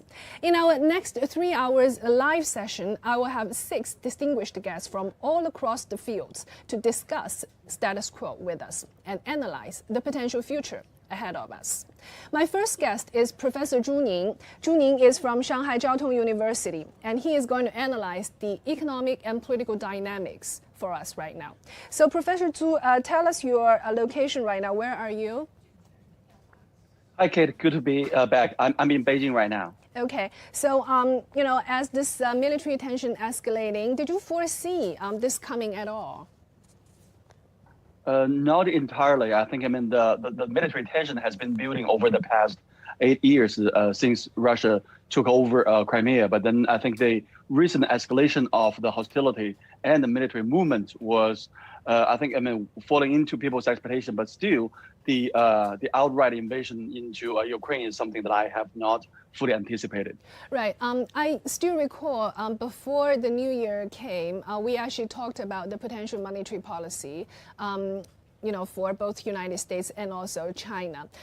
We talked about the potential monetary easing in China, and we talked about the potential Fed hike. With current war as another black swan event, how should we look this world right now?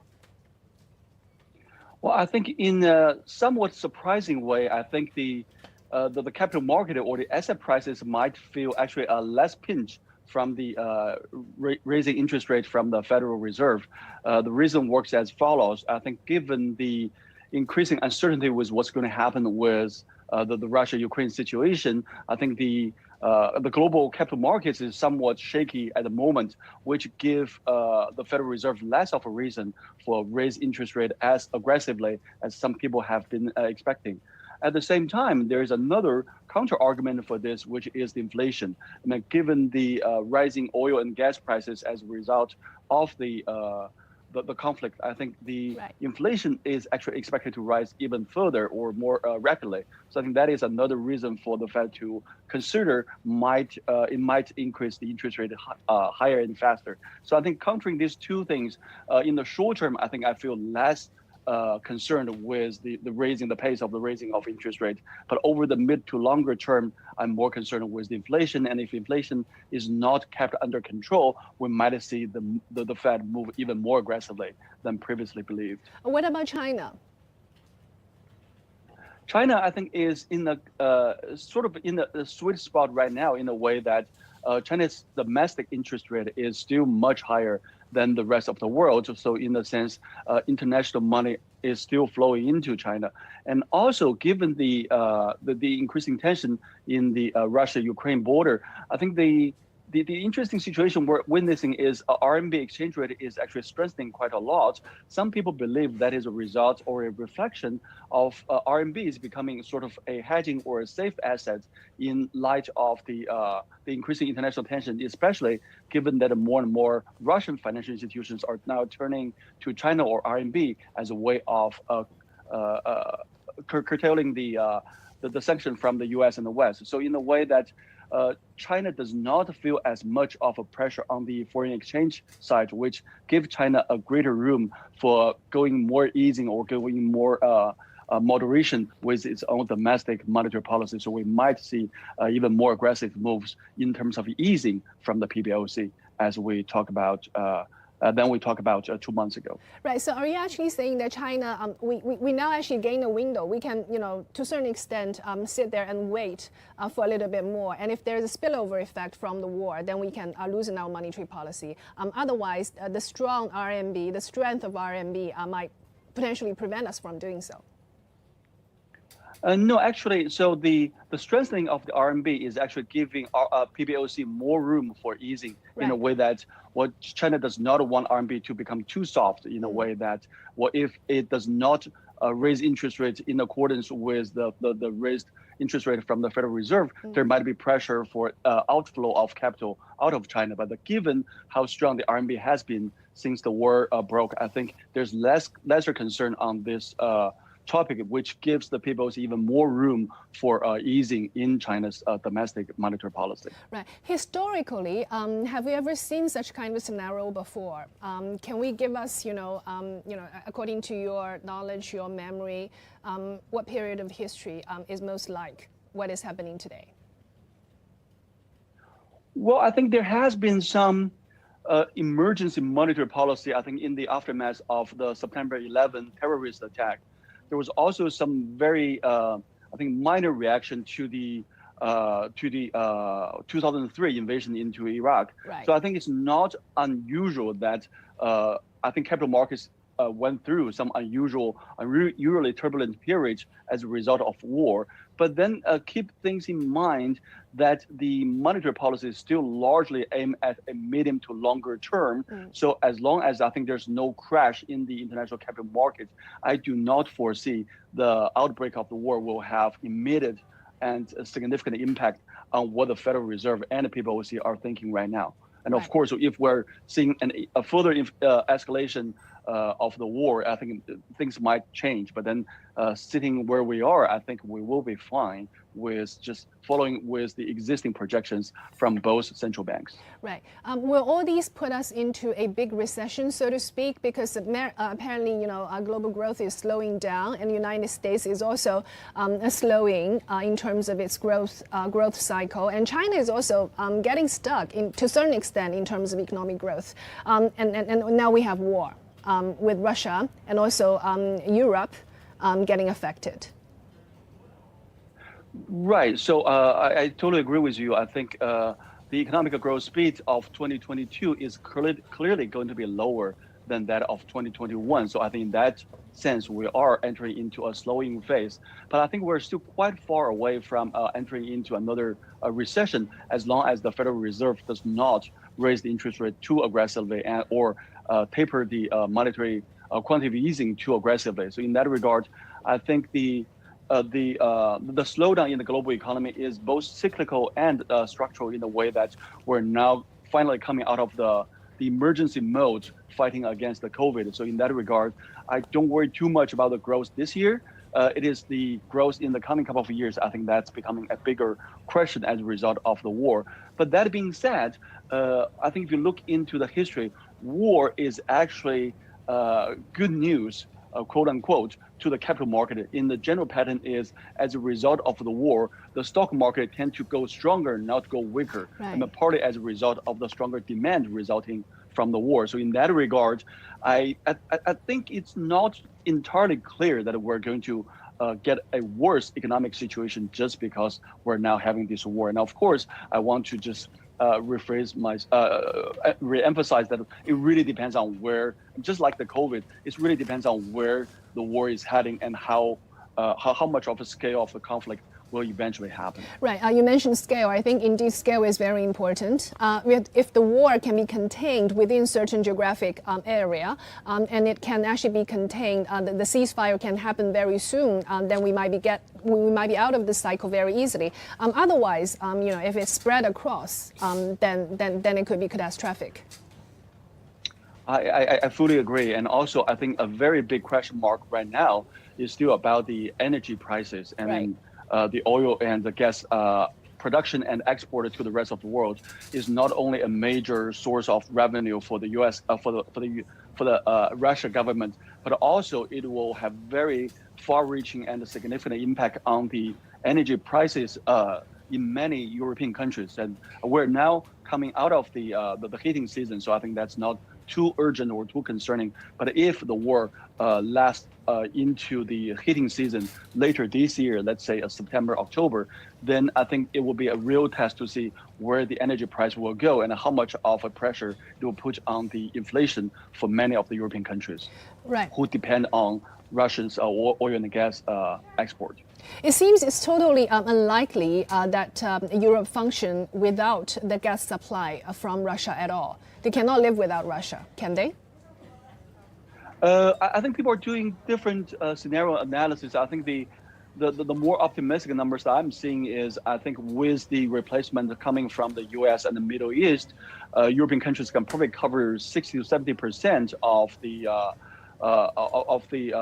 capacity which was left by the cutoff from the Russian output. So I think it really depends on how you look at it. I mean, the bright side of the story is, well, 60 to 70% is actually not too bad. The bad story is, well, we are still having 20 to 30% which we don't have, which are not accounted for. So in that regard, I think European countries will be pushing really hard towards, one, the traditional source of coal, two is the more sustainable and green energy like nuclear energy and other sustainable energy sources. Right. How much can U.S. actually make up that shortfall to Europe?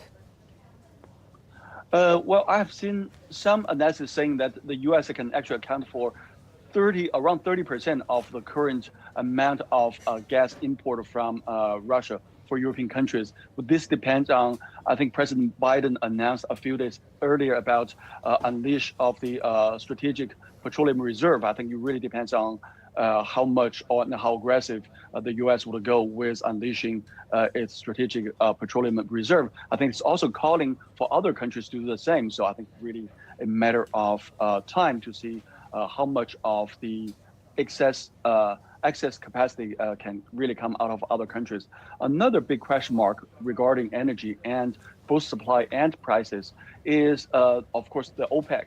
At the moment, OPEC has not announced any change of the existing production plan, but then this might also change over time as a result of, depending on how far and how aggressive the war progresses. Right. You earlier mentioned that you're still very optimistic about the growth of this year in general, and also markets tend to rally after the war and the war news broke out, as long as this can be contained within certain period of time and containing in certain area. How would you foresee a Chinese market this year, China-Asia markets this year, and how much it will be impacted by all those geopolitical dynamics? Well, I think with the major correction earlier in the year, I think it's becoming easier to forecast the direction of the A-shares market for the rest of the year than when we talked to each other last time. So I think it's I'm still remaining cautiously optimistic with the direction of China's A-shares market this year. Again, because of two reasons. One is, I think, the more accommodating monetary policy and additional fiscal stimulus policies that's going to come around, I think probably as soon as after the two sessions, which is coming up in a couple of weeks. The second is, I still feel that, well, the Chinese capital market is undergoing very fundamental structural reforms, and the improved institutional background and the more seasoned and experienced investors, particularly institutional investors, I think are doing more favor to the market. So in that regard, I think the market in general is becoming more mature and more developed. And I think with the the policy not against the housing is for living in, not for speculation policy. If that policy remains, I think we'll also see spillover of liquidity coming out of the real estate sector and move into the equity market. So in that regard, I think it remain cautiously optimistic, probably more optimistic than cautious than when we talked to each other last time by the end of the year. Well, that's great news. Looking back, this military tension, this war, in your mind, what do you think that each side, including United States, NATO, Russia, Ukraine, can do better to avoid this situation? Well, I think probably like many other situations in international politics and in geopolitics, I think words are always better than war. So in that regard, I think for different sides to sit down and come to the same negotiation table, trying to find as much common ground as possible, and trying to look forward, not just look backward about what has happened, but how to have a better Europe, how to have a better world political environment. I think that's really important. And that being said, I think, Russia and Ukraine, they have a lot of historical and cultural linkage. So in that regard, I think they may want to look harder for the common interests that they have instead of the differences they have had. And in that regard, I think the annexation of Crimea and the declared independence from the two republics from Ukraine, I think that's not making things any easier, I think. Right. So basically, in your mind, you are saying that each side are having their own agenda, and then all those agendas, as always, has to be taken care of, and then a consensus can be reached. Now if we look at what is on the table, Ukraine side laid out what they want, and also Russia side also laid out what they want.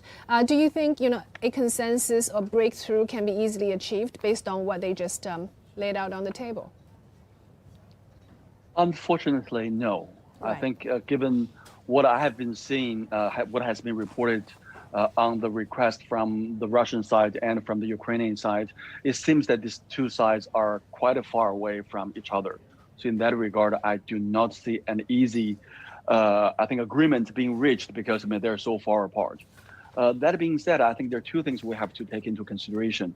One is, I think, it's my opinion that I think the longer the war lasts, the more challenges the Russian, both political and military movements would be facing. I think both in terms of the international political environment and also in terms of the domestic political environment. So in that regard, I think it's probably in Russia's interest to try to reach an agreement in a more timely fashion than the Ukrainian side. I think many people were expecting a blitz, a very speedy invasion and occupation from the Russia into Ukraine, but that has not happened over the past week. So I think that's giving the Ukrainian and the rest of the world a lot of room to work with each other and trying to form a more resisting, more meaningful resistance against Russia. I think that's one thing. The second is, I think Russia has been taking certain actions in the area of nuclear weapon and nuclear deterrence. I think that's a very tricky slope that Russia is walking down into. I think that's putting the whole world into a very treacherous ground, which we have not seen since the Cuban Missile Crisis. So I think that's very risky and that has to be contained and prevented. Right. On the other hand, you mentioned Cuban Missile Crisis. Give us more details why you think these two are resemblant. Well, I think really two things. If you reflect on history, the Cuban Missile Crisis is when the USSR was approaching the sort of the backyard of the US with some potential military threats, maybe even including nuclear weapons. And now I think one of the reasons why Russia was citing for invading Ukraine is because of the enlargement, the eastern enlargement of NATO. So I think Russia is now feeling pressured because the other side is coming too close. It's not leaving enough comfort zone for Russia. But then I think the context is very different in the way that when we talk about the missile crisis, we're talking about the Cold War, the division or the fighting or the hostility between the two camps, the Warsaw Accord and NATO. But now it's pretty much Russia, maybe with a few former USSR countries against the rest of not just Europe, the rest of the world. So I think that is painting a very different backdrop for the whole situation from what we have seen in the Cuban Missile Crisis. Right, and I think the other difference is probably in Cuban Missile Crisis, there is no such situation between the historical legacy of Ukraine and Russia. These two countries, they have a long historical legacy, which was something that wasn't existing in the Cuban Missile Crisis. That's probably a big difference as well. Exactly, I think that is a far more complicated situation, both historically, culturally, and ethnically. I think, so a lot of people, a lot of Russian, ethnically Russian people are living in Ukraine, and they may culturally find themselves to be closer to Ukraine. Right. But then I think ethnically they are Russian, so that's also putting the residents, the population of Ukraine into a very divisive and a very difficult situation. But given what has been happening on the ground, from what I have been seeing, I think the Ukrainian people are holding up quite well in unity for their country, not necessarily for their ethnicity. Right. My last question to you is on the commodity price. If we do see this war getting prolonged, assuming a ceasefire wouldn't be achieved very easily, what will be this prolonged high commodity price mean to this whole world, as well as oil price, or probably most importantly the oil price? What kind of world are we going to enter into? I was thinking about 1970s. I tend to agree with you. I think I was thinking of the stagnation in the 70s as well. Right. I think if we were going to have a prolonged war, if we're going to have a war that is going to resulting in heightened oil and gas prices, I think this is one of the worst timed jump in the commodity prices. I mean, given that we're already entering a potential stagnation by itself, even without the war, given that the slowdown in economic growth, given the rise in inflation and in commodity prices already, I think the last thing we want is a war, and a war that inflation introduced or induced by the commodity price hike. But then I think that is likely to happen, even if we're going to have the end of the war by today. I think it normally takes some time before the commodity prices, because there are cycles before the commodity prices reverted back to their pre-war or pre-crisis level. So I think we are going to see further increase in commodity prices in general. And then the pressure is probably bigger for emerging markets, because for emerging markets, they are more dependent on commodity prices, and their economy depends more on investment structure. So I think that's also posing some new challenges to emerging economies such as Brazil, such as India, and China included as well. Yeah, let me follow up on that. Assuming a high oil price does happen, how much impact it will have on China's economy? Because we have our carbon neutrality commitment on one hand. We're trying to limit the usage of fossil fuels. On one hand, we're largely dependent on oil imports as well. Well, I think there can be several different impacts which might work against each other. I think the major impact is, yes, the price of imported oil will rise, which will raise inflation. But the second, as you properly pointed out, I think that might give China even stronger incentive to turn to green and renewable energy, which might actually speed up China's double carbon and carbon neutrality strategy. So I think those two things might work in a good symphony with each other. The bigger concern that I think I'm having is, well, with the rising interest rate, I think that's going to put increasing pressure on inflation. Inflation is something that we had not had to worry about over the past couple of years in the aftermath of COVID. So if we have to worry about inflation, let's say in 6 months' time, then I think there will be increasing bind on the PBOC's hands with further accommodation. But then given how much expectation has already been put into the stimulus policy from both PBOC and from Ministry of Finance, if the stimulus is not as aggressive or as accommodating as people have been expecting, then I concern myself with the A-shares market and also the real estate market in China. So I think that's a fairly complicated situation which cannot be quickly summarized with a one-word conclusion. Right. Why oil transaction or energy transaction is excluded from this SWIFT ban? Well, I think that's probably because European countries are so dependent on the oil and gas exporter from Russia. So I think that is specifically and very carefully carved out from the sanction with SWIFT. So I think in that regard, we may not see as much of a damage to both the commodity prices and to inflation. But that being said, I think it could also be that the West is now leaving the door open so that there's still some chip on the bargaining table. And if Russia were to continue its invasion or to escalate the military action, I'm concerned that this door might also be shut, and this little exception might also be filled in the sanction with SWIFT. How optimistic are you that Nord Stream 2 will continue to operate? I'm not too optimistic. I think Germany has turned into a very different attitude towards both Nord Stream 2 and also its general attitude towards Russia. I think this is like a watershed moment. This is like a 180-degree change of attitude from Germany over the past week. So given that it is such an important ingredient between Germany and Russia's relationship, I think this change could be very monumental. So I think once this change has taken place, I think it would take some tremendous effort to undo that. So I'm not too optimistic. I think the rumors I've been hearing is, well, there are discussion of setting up two alternative routes of oil and gas pipelines in different parts of Europe already. Great. Thank you very much, Professor Zhu. That is Professor Zhu Ning from Shanghai Jiao Tong University with a very comprehensive analysis on the status quo.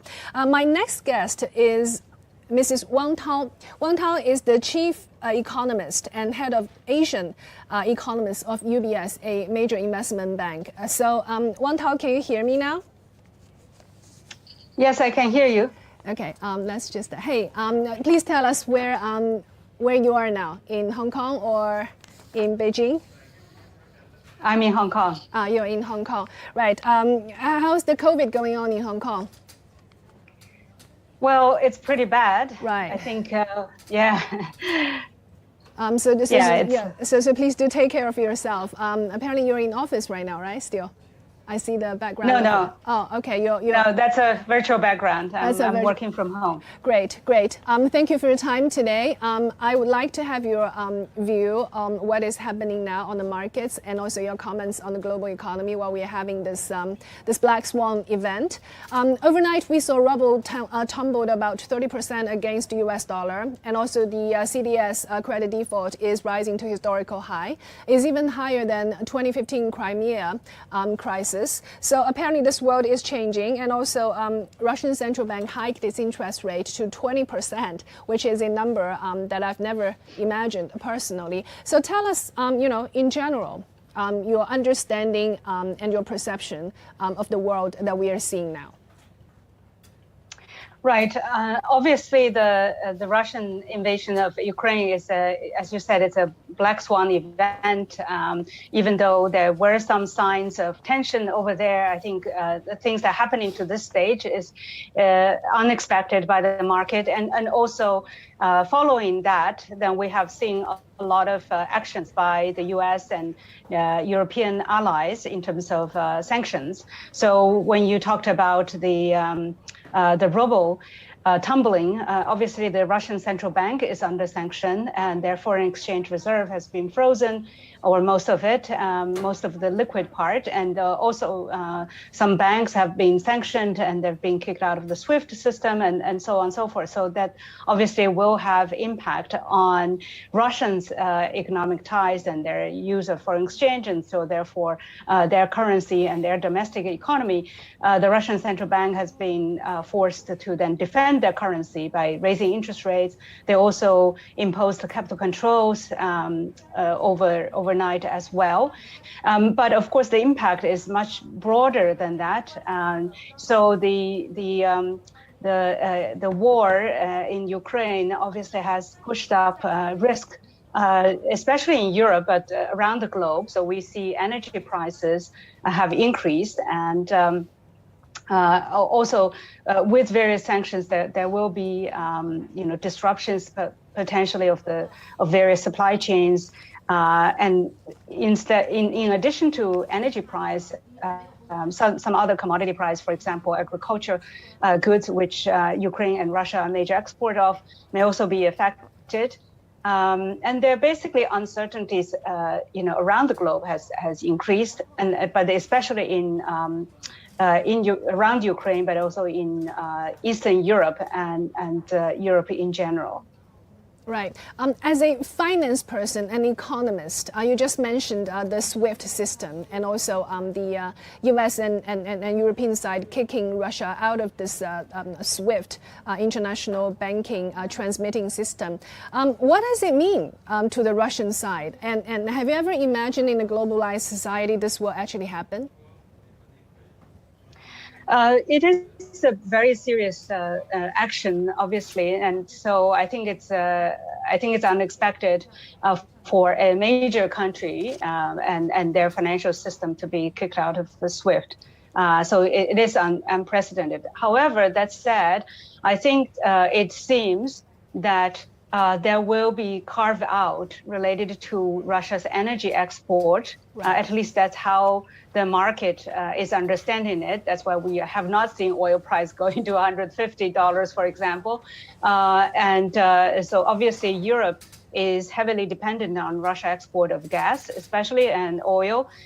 So if those parts are excluded, then I think the impact on Russia is not as devastating as otherwise would have been. So there's some carve out there, but nevertheless, I think it is a very important event, and the exact impact, I think, still remains to be seen. This is still very early stage. Right. Well, the carve out of the oil transaction is apparently for the pragmatic purpose, as you just mentioned. So what does that 20% interest rate hike mean, actually? The 20% interest rate, that is to make so usually when the currency is facing depreciation pressures, you raise the interest rate of your currency, so that makes ruble more attractive, so that people don't all rush out to draw foreign exchange reserves, because there's going to be very limited foreign exchange. But is 20% enough? If people really think that ruble is really going to depreciate massively, it's not clear. It's a defensive move. Obviously, it's going to be very bad for the economy. When interest rate goes up to 20%, that's going to have a devastating impact on the economy. But this is a crisis management to try to defend the currency. It's the same, similar as capital controls. Right. Historically, have we ever seen such kind of similar situation before at all? Well, it's not similar, but in currency crisis, you see countries raise interest rate. In Russia, then during the Russian, the financial crisis in '98, and in other times in Turkey, Argentina. When you have a currency crisis and when the currency is facing huge depreciation pressure, then interest rates are raised very aggressively to defend that. Right. It seems that U.S. markets are still holding pretty well. The U.S. equity markets. Does that mean all the negative news has already been factored in?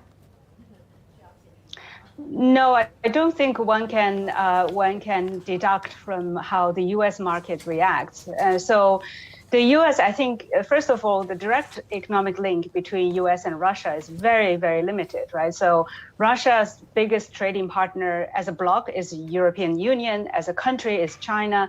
and it has very little direct economic ties with the U.S. In the financial markets, also, I think it has closer ties with Europe than with U.S. So that's the one thing. The second thing is that, of course, U.S. is not really a net importer of energy anymore. It's quite self-sufficient. The third thing is that I think during any crisis in the world, when there's a huge uncertainty, then the U.S. assets becomes the safe haven, right?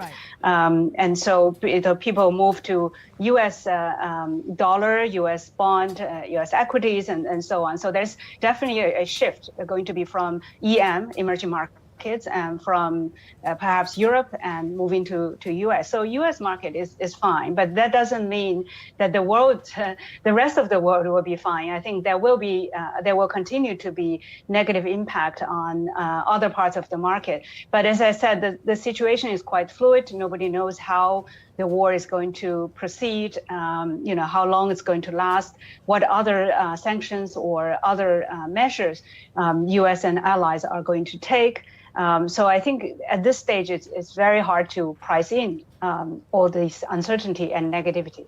Right. Some people are saying that this is probably one of the agendas the United States to instigate this war, so to speak, because all the assets will eventually flow to the U.S. market, as you just mentioned, because in a time of crisis, people are seeking safe assets, and then U.S. dollar and U.S. assets are, so to speak, the safe haven. I don't know what the ulterior motivations are, but that seems to be the result. Well, I'm not a person into conspiracy theories. I think that obviously, as I said, in times of crisis, the U.S.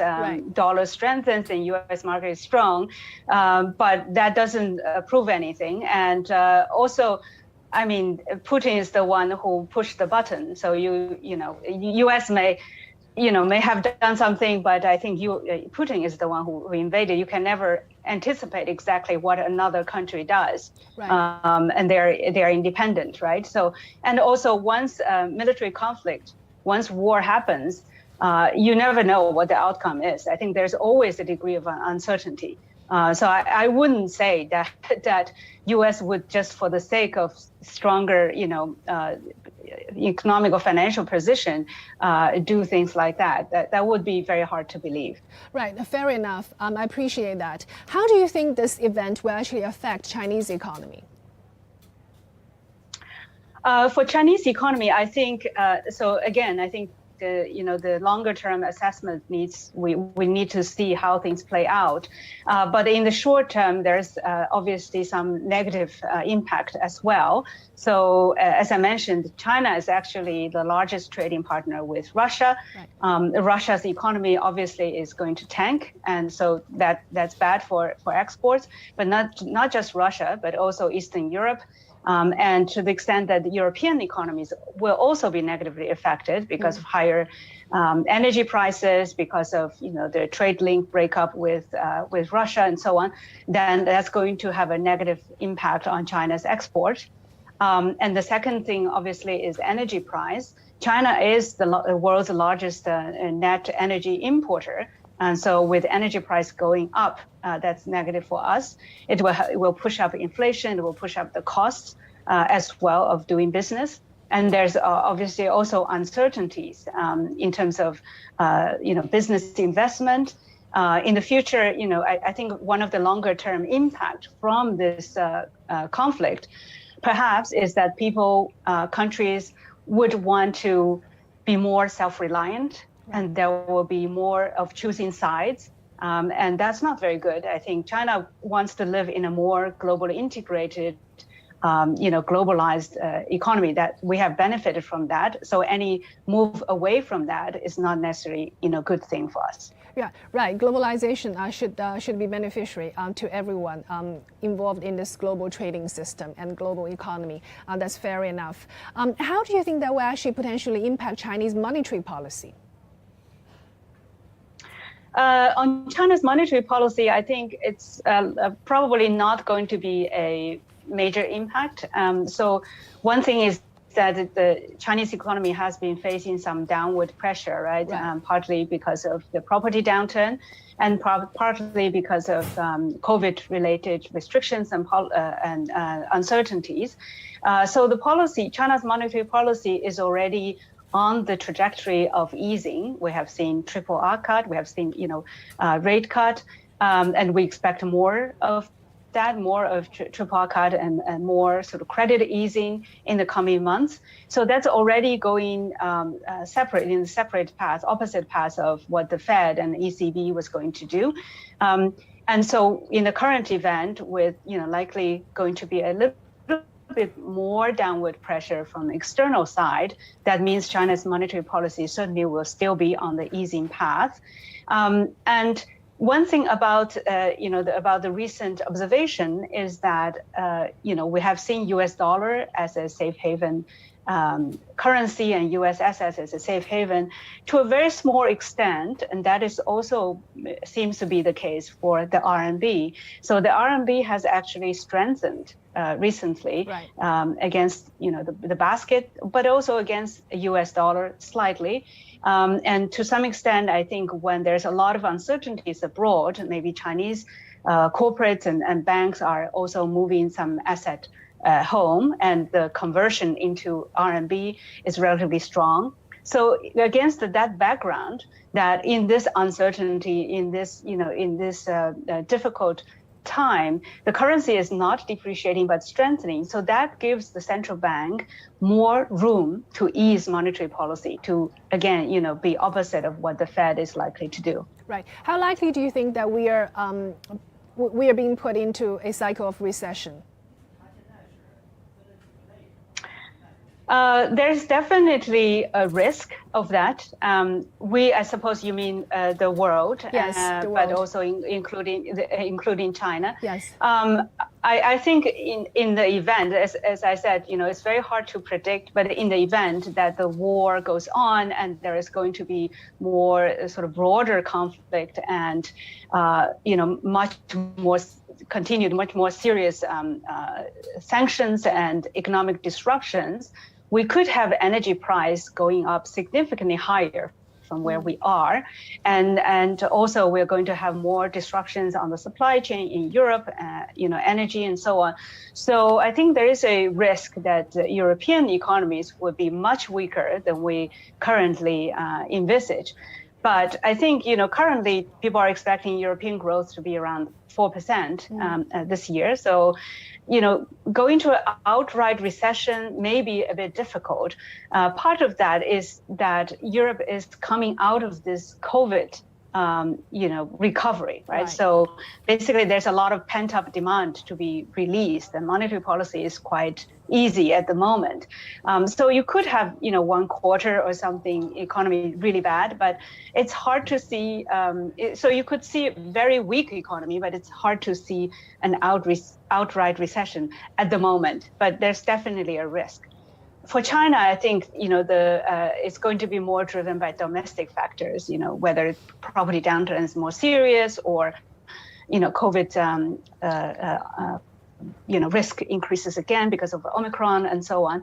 But I think in China, recession means something like 4% growth, right? Not really negative growth. So I think in China also there is still quite a bit of policy room to help offset the negative impact. So the chance of that is also not big. Right. Okay. For the U.S. side, what do you think?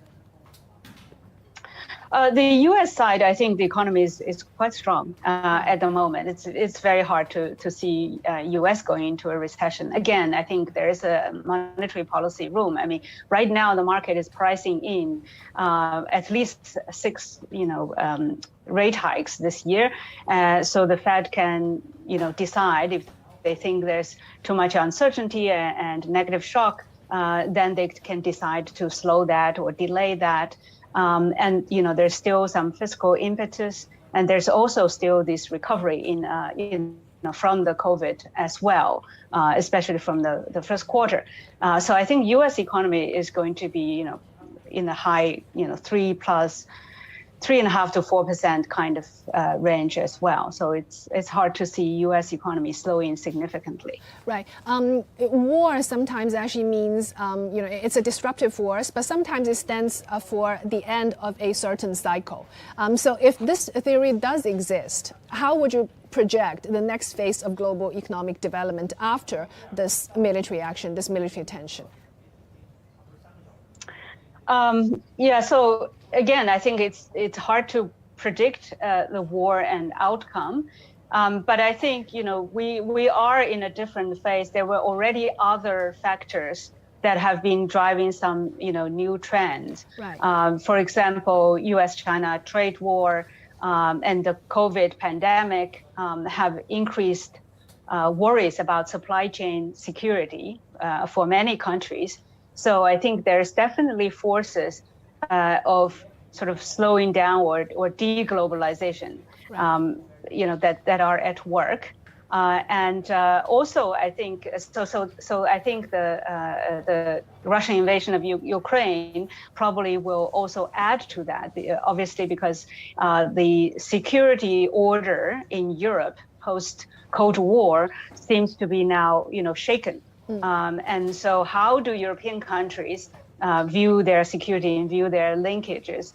Especially on the energy field, but in other areas. So that could have an impact. We could see increased, defense spending in Europe, especially Eastern Europe. We could see actually increased desire to be energy sufficient, and so therefore maybe increased spending on renewables. That for Europe, that's probably the best way going forward, and that is globally that trend of moving to more renewables. And I think that's also important. I think with the sanctions and things like that, I think people will probably also, you mentioned SWIFT, right? Consider maybe setting up alternative channels, including cryptocurrency, crypto assets, and so on, independent of the current international financial order. So a lot of things could be budding, because of this. In this time of crisis, how should we plan our asset allocation? I think I'm not an asset allocator. I'm an economist. But if you look at the market, basically, people have.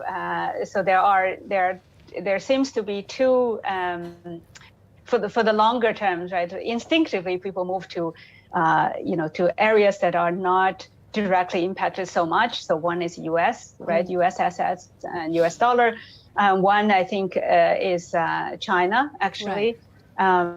And so China is not necessarily related to this, but for quite some time, over the last year or two, we have seen an increased allocation of global money into China's bond, right? Especially sovereign bond.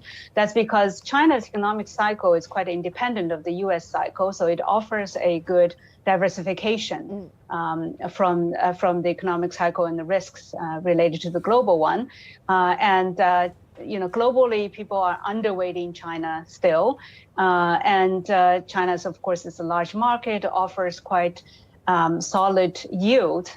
Even with monetary policy easing, we have, 10-year bond yield at around 2.8.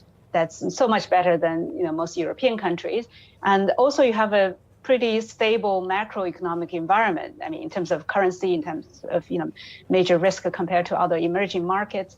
So I think for global long-term fund managers, these areas are the ones to look at. Also, I think people at this time, of course, as a way to avert risk, they tend to go to things like gold and other alternative assets, right? Gold is a very typical sort of risk aversion kind of asset.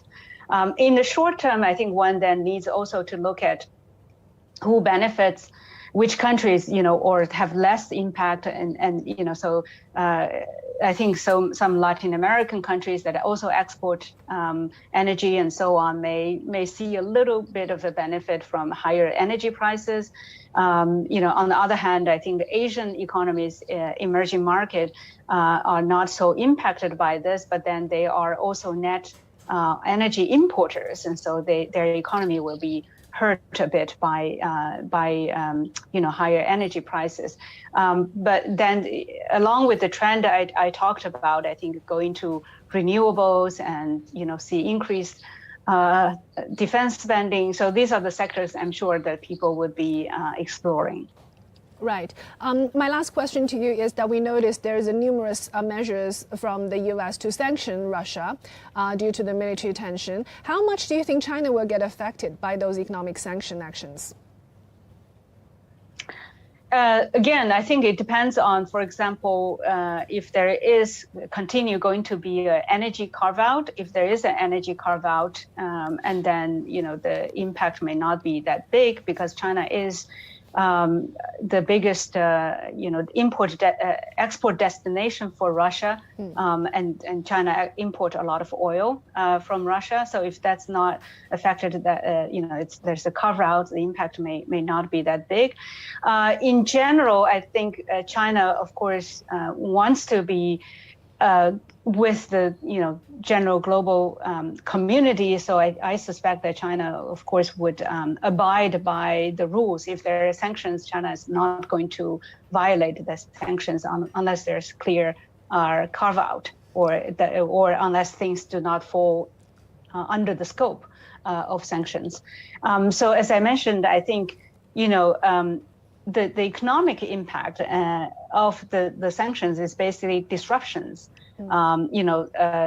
Contraction of business, contraction of trade, supply chain disruptions, financial market disruptions. It's going to have very complicated legal implications for all the financial institutions that are in the market, including Chinese banks and so on. So I think net is still a negative.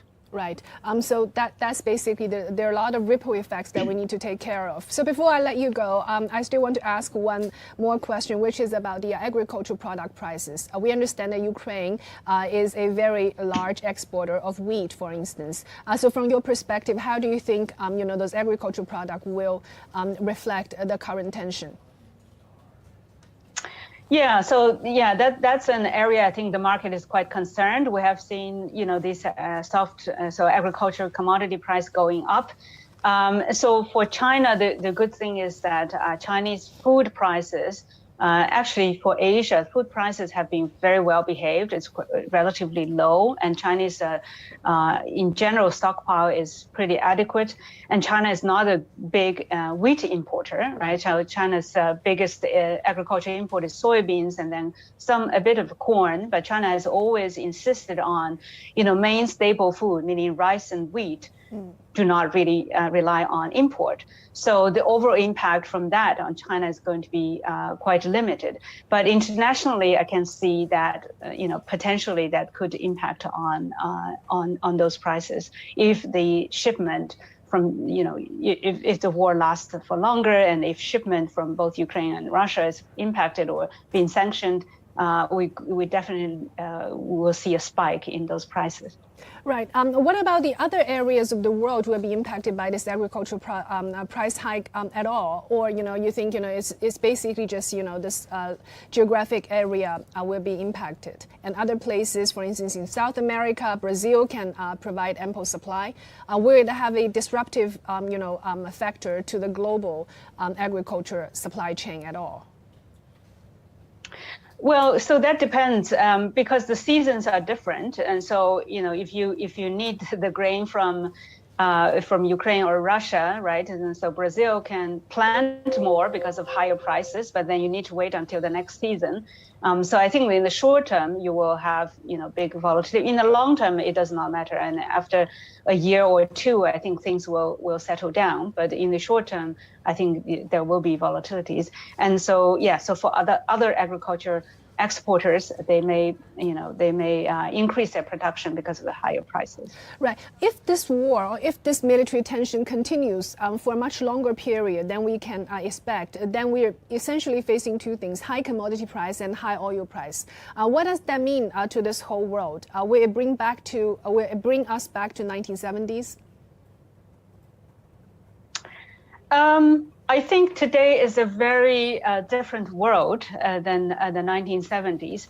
So, though the world's dependence on oil has declined, and for example, we have had a major shale gas revolution in the U.S., and so if price goes up so significantly, we could see significant investment increase in the U.S. To bring out more production there. And the second thing is that the world is moving away from fossil fuel, right? Trying to reduce the reliance on that, and so we could see, more of investment in renewables, which has a less of a sort of lag compared to oil and gas. So the supply could come up more quickly compared to in the 1970s and so on. So I think, higher energy prices will definitely be negative, but I think people are talking about in a worst case event, maybe oil price goes to 150.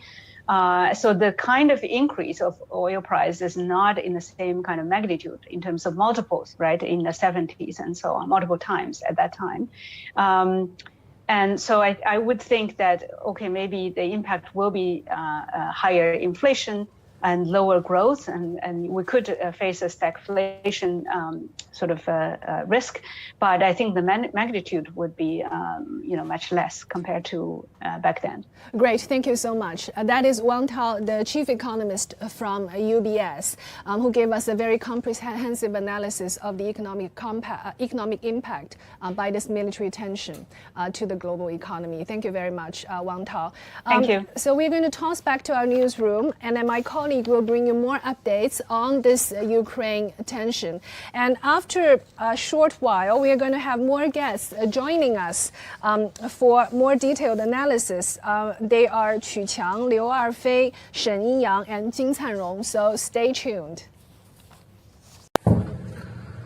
И вот пока идут переговоры между российской и украинской делегацией, звуки залпов практически не прекращаются.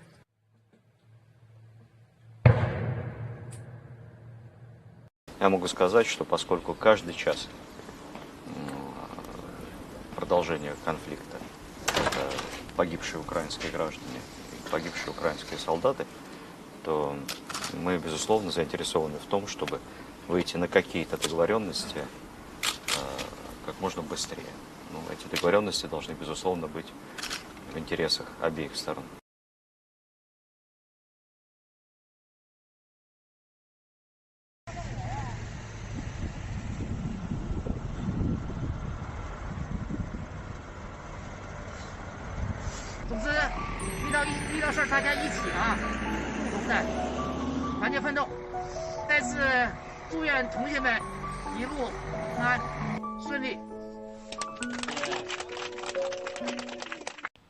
当前乌克兰局势急剧变化，中方已多次明确阐述在乌克兰问题上的立场，这一立场没有变化。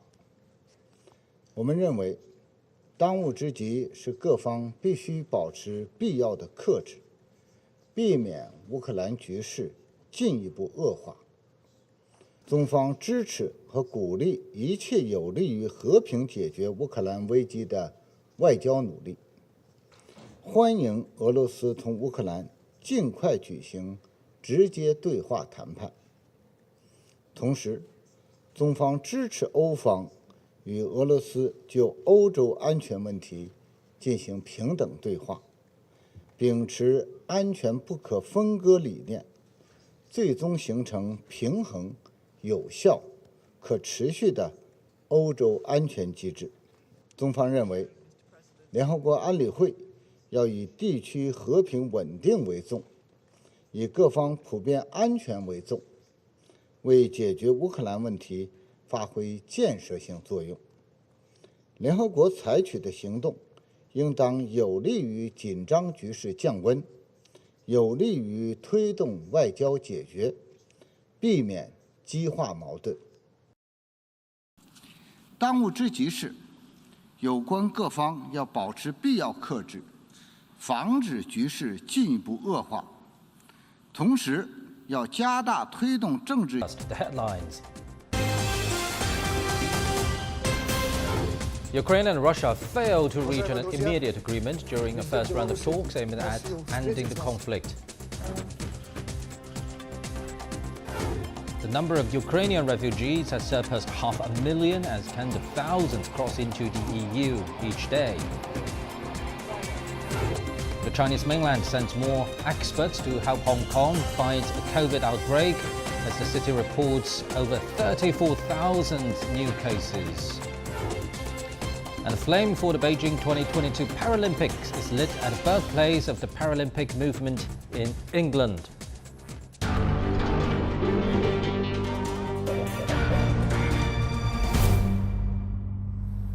It's day 6 of Russia's military operation in Ukraine. The first round of talks between the two sides has concluded in Belarus with no immediate result.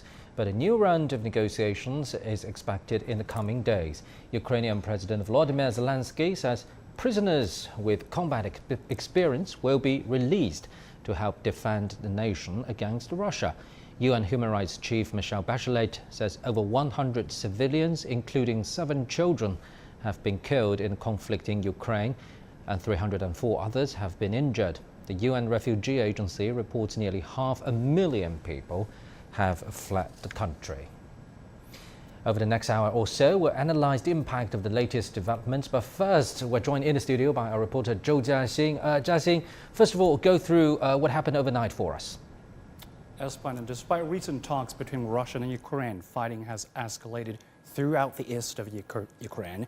AP reports Russian forces shelled at Ukraine's second-largest city of Kyiv, rocking a residential neighborhood. Along with this, there have been efforts to close in on the capital Kyiv, with reports of a 40-mile convoy consisting of hundreds of tanks and heavily armored vehicles.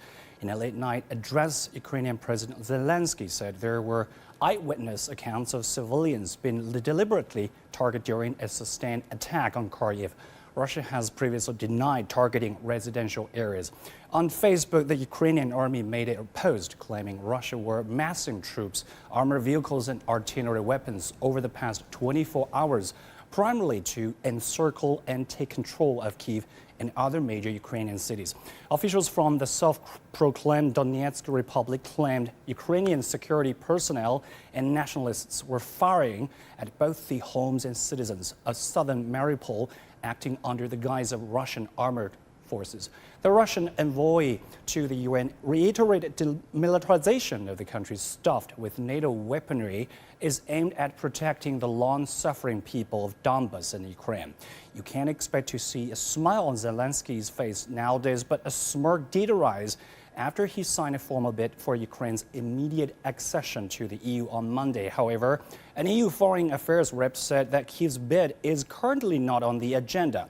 The UN's Refugee Agency estimates over 500,000 people have fled to neighboring countries in just over 4 days. Senior EU and French officials say at least 300,000 of them enter the EU with plans to let those fleeing to remain there for the next 3 years. And the EU estimates that 4 million people could eventually flee Ukraine, which officials say would be the largest humanitarian crisis the European continent has seen in many, many years. Thank you very much, our reporter Zhou Jiaxing there. So as Jiaxing just briefly mentioned, the Ukrainian President Volodymyr Zelensky says he has signed an official application for Ukraine to join the European Union.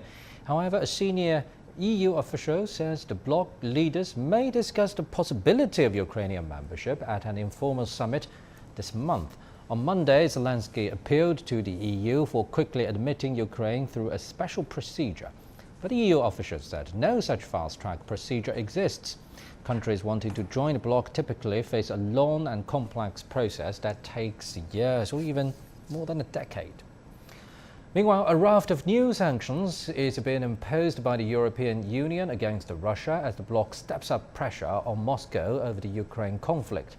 The bloc is closing its airspace to Russian flights, funding weapons purchases to Ukraine and sanctioning 26 more Russians, including senior officials and energy company leaders. Rebecca Bonden reports from Brussels. The EU is stepping up its sanctions on Russia. It is rolling out some of the harshest possible measures, following appeals from Ukraine for much more to be done to limit Moscow's powers. These include the European Union's airspace being shut to Russian planes. We're proposing a prohibition on all Russian-owned, Russian-registered and Russian-controlled aircraft. These aircraft will no more be able to land in, take off, or overfly the territory of the European Union. This follows calls from Ukraine for much more help and tougher action on Moscow as it continues attacks and lives are lost. The EU has also banned the Russian central bank's transactions and frozen its assets, and certain Russian banks are being blocked from the SWIFT payment system.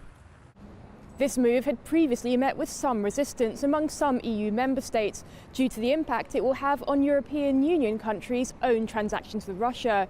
But cutting off the Kremlin's access to finance is critical to limiting its ability to fund war. And the EU is targeting the Kremlin's media machine as it works towards blocking Russia Today and Sputnik. But it is the EU's plans to finance the purchase and delivery of weapons to Ukraine that officials are describing as a watershed moment. Putin war is not only against Ukraine. We need to understand the gravity of the situation for us, for the European, and for the global security. NATO, meanwhile, says its allies are stepping up support with air defence missiles and anti-tank weapons. Belarus will also be slapped with sanctions by the EU, given its role in supporting Russia's fighting in Ukraine. A Kremlin spokesperson has said that Moscow will retaliate over the sanctions targeting the aviation industry. Europe is preparing for the influx of millions of refugees, and the EU is easing asylum rules for them as Ukrainians continue to flee for their lives. Rebecca Bonden, CGTN, Brussels. In retaliation to that, Russia has banned airlines from 36 countries from its airspace. Airlines will only be able to enter Russian airspace with a special permit, meaning flights will have to make long detours on some routes. Russian President Vladimir Putin has also signed a decree that introduces special economic measures regarding sanctions imposed by the West. Putin addressed the sanctions as he discussed the economy with top officials on Monday. I gathered you to speak on the economic and financial issues that we have been discussing with Prime Minister Mikhail Mishustin. Bearing in mind the sanctions that the Western community, as I call it in my speech, the Empire of Lies, is now trying to implement against our country. For more on the situation, let's cross live to our correspondent Viktor Melnikov in Kyiv. Victor, how about we start with the just concluded first round talks between Russia and Ukraine. Let's start with Ukraine's demands through these talks. It seems it's on the extreme opposite of Russia's. What does Ukraine want from these talks? Yeah, right. Hello, Mr. Ben. So details of these talks are still unclear, but it's already known that Kyiv wants all Russian troops to go away from all Ukrainian territory, and apparently also from breakaway regions of Donbass that Putin has recently accepted. And from Russia's side, it is known that Russia's ready to talk as long as it's needed to gain peace. So that's it so far. Russian and Ukrainian delegations concluded their first round of negotiations.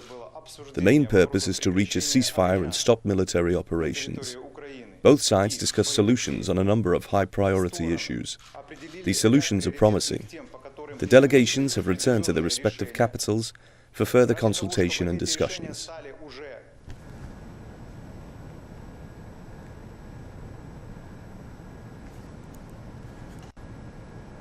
Well, Victor, how's the situation in Kyiv right now? Is the city totally out of curfew, and what does that mean for people's daily lives?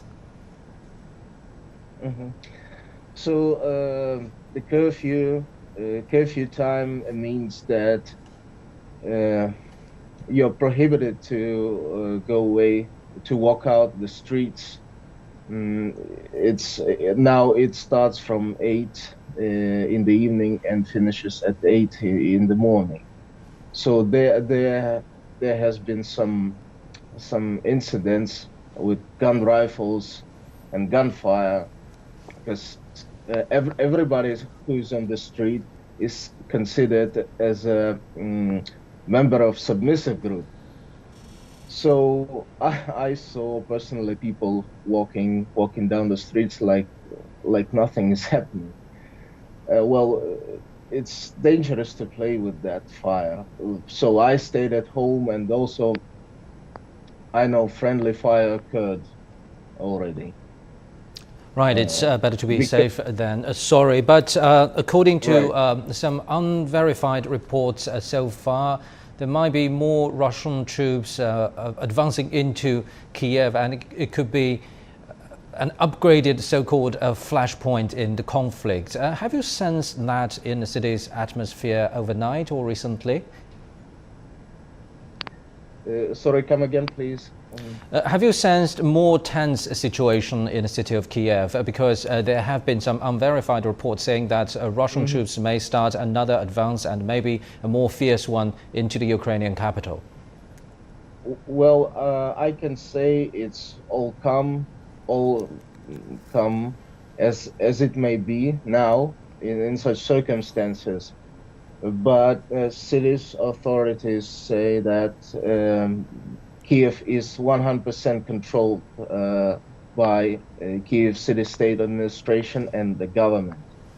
But more and more people are wanting to exit Kyiv. So, for example, our correspondent, CGTN, Stephanie Freight, yesterday was evacuated by Israeli government.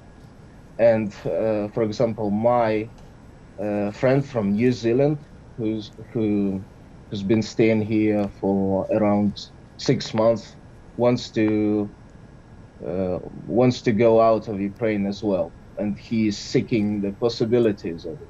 Though my Scottish friend is coming here to help Ukrainian army. So it is like that. So what's the general mood among the public there right now regarding whether to flee the country or not? And obviously, you've decided to stay? Yeah, I've decided to stay. If needed, I will help.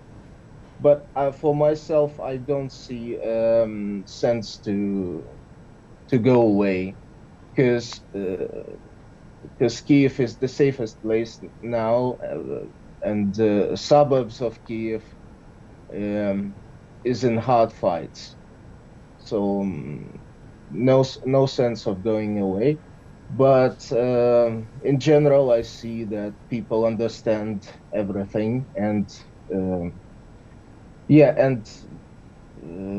I see their readiness to accept such circumstances. So how's the operation of Kyiv's basic infrastructure, electricity, internet access, and supply of daily necessities for local residents? Well, electricity and internet seems to be okay, but food is the problem. We are in shortage of bread, meat, not enough milk products. Although I know supermarkets encourage local people to come and help make bread. Also, people can make some money out of it. Small money, but still. In such circumstances, when everybody has lost their jobs almost, because all businesses are shut, and with this, you could help.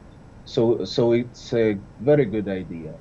And also, I know that Kyiv City State Administration created special food centers, so to speak, social humanitarian relief centers.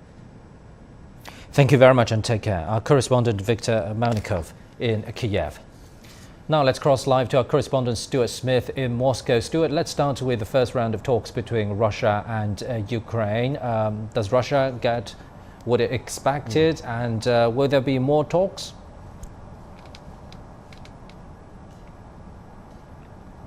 Yeah, I think first round of talks is a good way to put it, because Ukraine is currently assessing whether a second round should continue. A good sign in the circumstances, meaning that Ukraine, at least at the moment, is open to a second round of talks. The Ukrainian delegation with the Ukrainian president and Ukrainian foreign ministry will be discussing exactly what progress was made and what opportunities there are for further negotiation. Russia had previously said it is committed to negotiation and Russia will continue talking with Ukraine as long as is required. We got a bit more light on what exactly Russia is trying to agree during these talks from a presidential phone call with Russian President Vladimir Putin and French President Emmanuel Macron. They discussed during that call President Putin's priorities, and one of those, the key one for him, seemed to be the what's so-called denazification and demilitarization of Ukraine. Now, it's not clear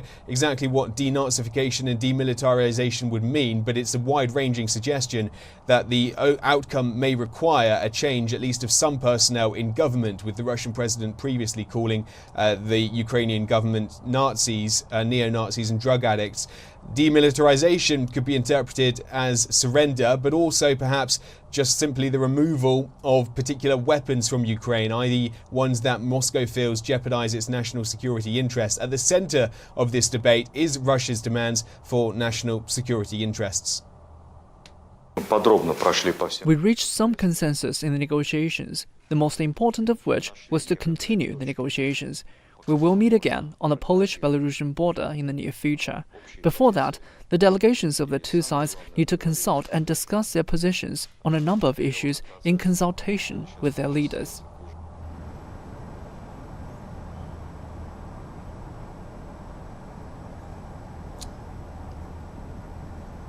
It's understood that the Russian president has already consulted with his delegation, a wide-ranging group of people, including those with strong links to the president himself, as well as defense ministers and foreign ministers. Consider throughout all of this, the war did not stop and is ongoing, and the Russian Ministry of Defense provided an update earlier this morning, suggesting it had made some progress in the eastern separatist regions, but gave no update on how close Russian forces are to Kyiv, the capital, or progress in the south.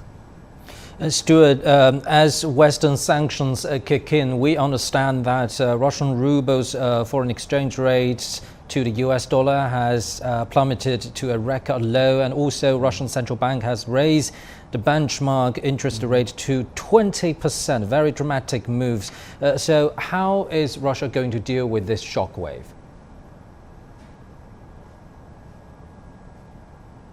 Yeah, dramatic doubling from 9% to 20% in one day. That's likely to be a short-term measure. Economists here do not believe the interest rate can remain so high for so long, having been so much lower, and it is having an impact on the everyday Russian citizen. The sanctions, of course, targeted at the elite, the implication being they will face economic pain and therefore use their leverage with the Kremlin to change Russian President Vladimir Putin's mind. But the normal people will be affected, their ability to get imports especially. I was talking to one person, a hairdresser.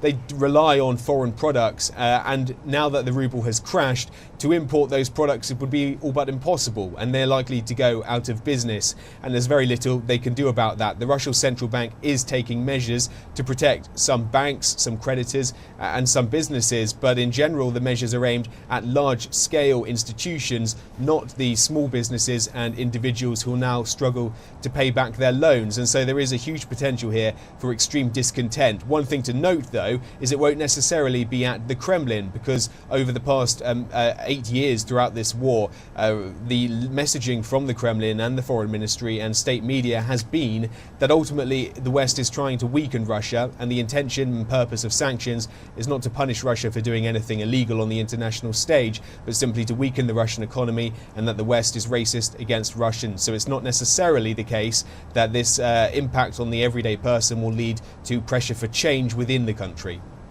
Thank you very much. Our correspondent Stuart Smith in Moscow.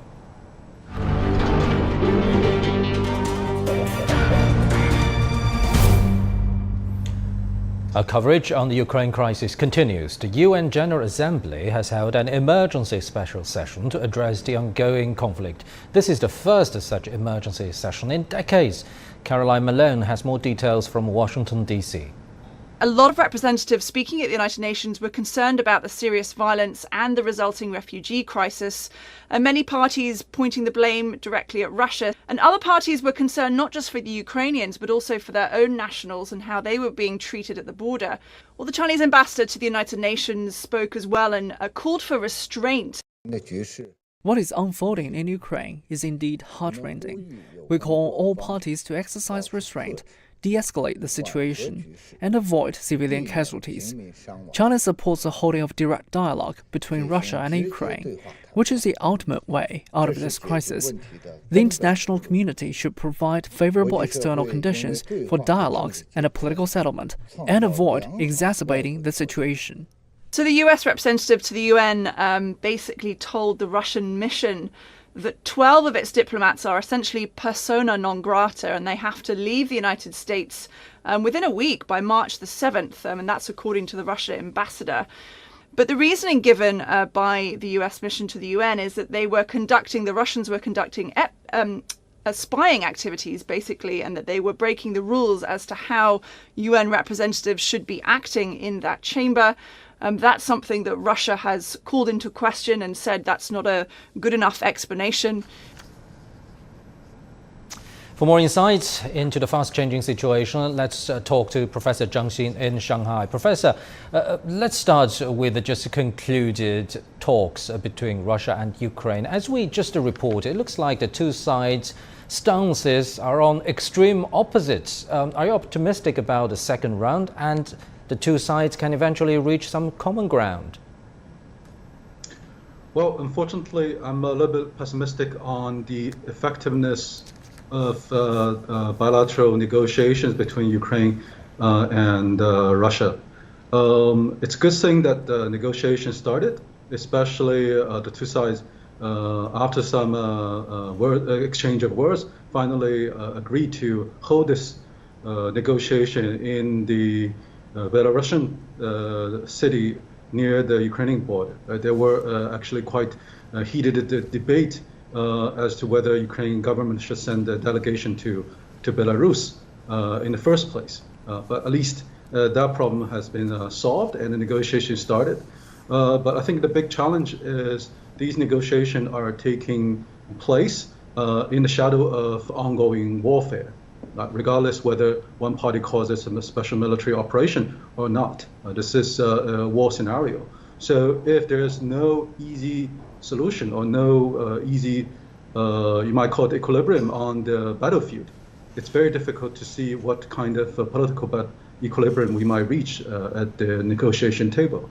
As far as we know in publicly available sources, Ukrainian delegation directly demanded that withdraw the troop and ceasefire are the immediate goals of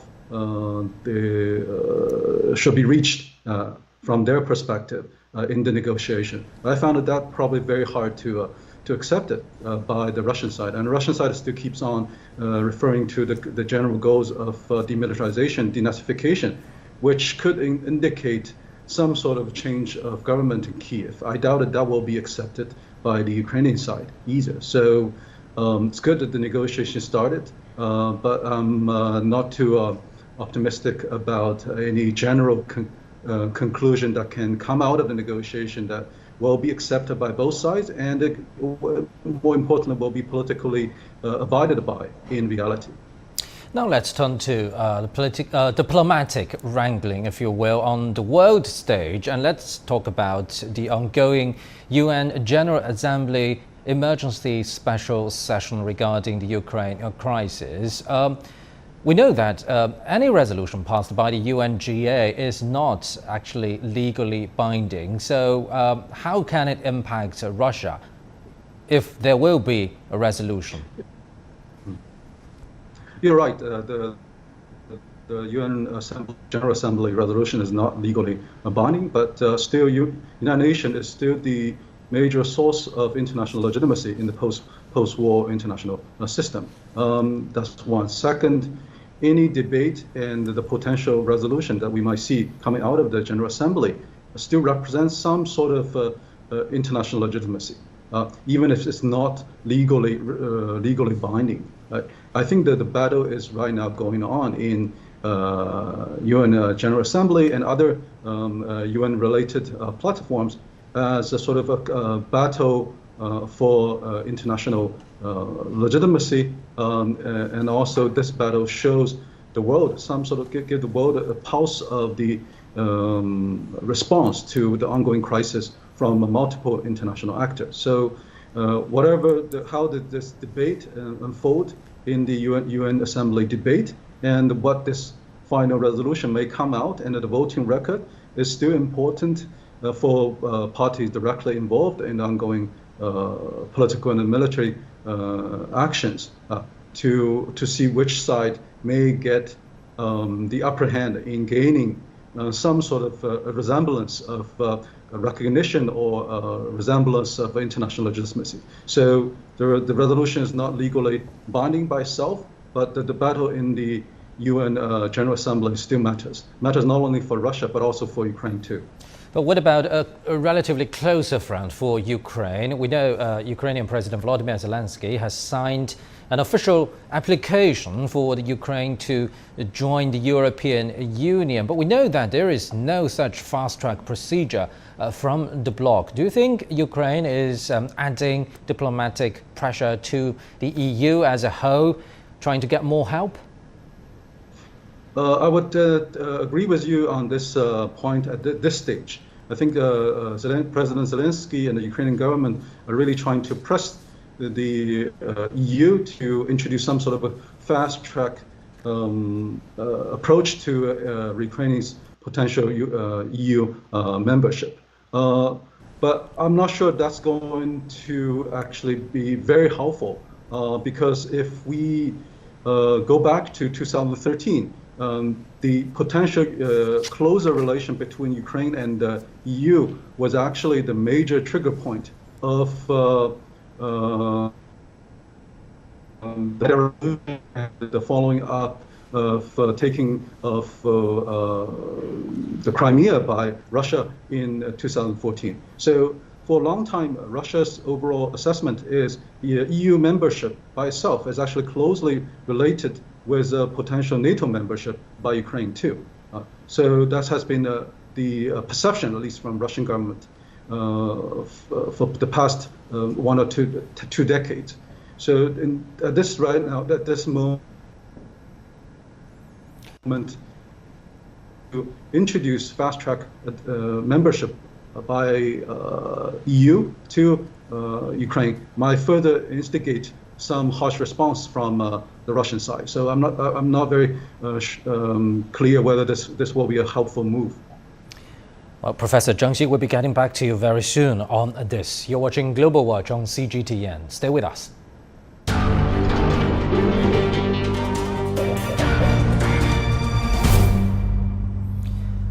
A UN official says the number of Ukrainian refugees has already exceeded 500,000 and continues to rise. Poland's envoy claimed his country's borders are open to those seeking asylum from Ukraine. The envoy also claimed Polish families are offering food and accommodation to those refugees, along with transportation for those just entering the country. Ryan Thompson reports from Warsaw. even though refugees are headed to Hungary or Romania, Poland is really ground zero. And though the most of them are concentrated on the border in some key cities, some of them have already made their way here to the Polish capital of Warsaw. We were just inside a refugee center just behind us, where these people who have been displaced are basically trying to settle down, trying to seek some type of refuge here after their country fell into crisis. It's nothing like you haven't seen before with typical refugee centers. They arrive here, they get adequated, their documents are checked, they're given food, and potentially they're trying to assign them some degree of accommodation. But that seems to be one of the sticking points in Poland so far. There just is so much demand that there isn't enough to match that in terms of supply. The government has surely stepped up here to try and make them feel at home. I mean, it's even in the little details in the city of Warsaw, for example, that if you are a Ukrainian citizen who is here fleeing the country, you're able to travel on public transportation with ease for free. In case you're checked by a controller, you just have to show your passport and you're free to go. It's the little details here that they're welcoming them with open arms, but it's likely to be increasingly difficult when the number of displaced people continues to grow, and that help just needs to ensure that it matches the same number.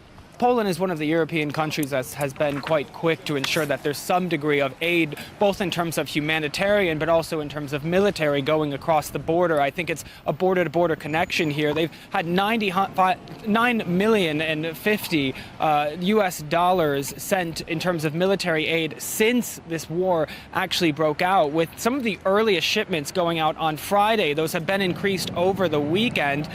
The president here has really tried to affirm the support for the neighboring country to make sure that they can attempt to fight this war as best they can. Railways are the main means of transportation for those trying to flee Ukraine. At a railway station in Lviv in western Ukraine, Yang Chun hears from those escaping the country. I heard your city, Kharkov, is very dangerous now. Yeah. How about the situation there? Yeah. Every day you hear the bomb fighting, and tank. You see the tank is working in the roads. Every day we go to shelter. We stay in the shelter maybe about 5 hours. Somebody go to the metro. This is the situation in Kharkiv now. Can I help you? Yeah, I can help you.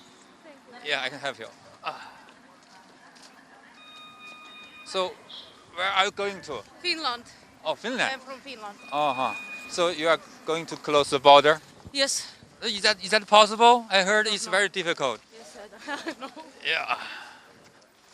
But we try. Yeah. Okay. That's fine. So is that your mother? Mother, yes.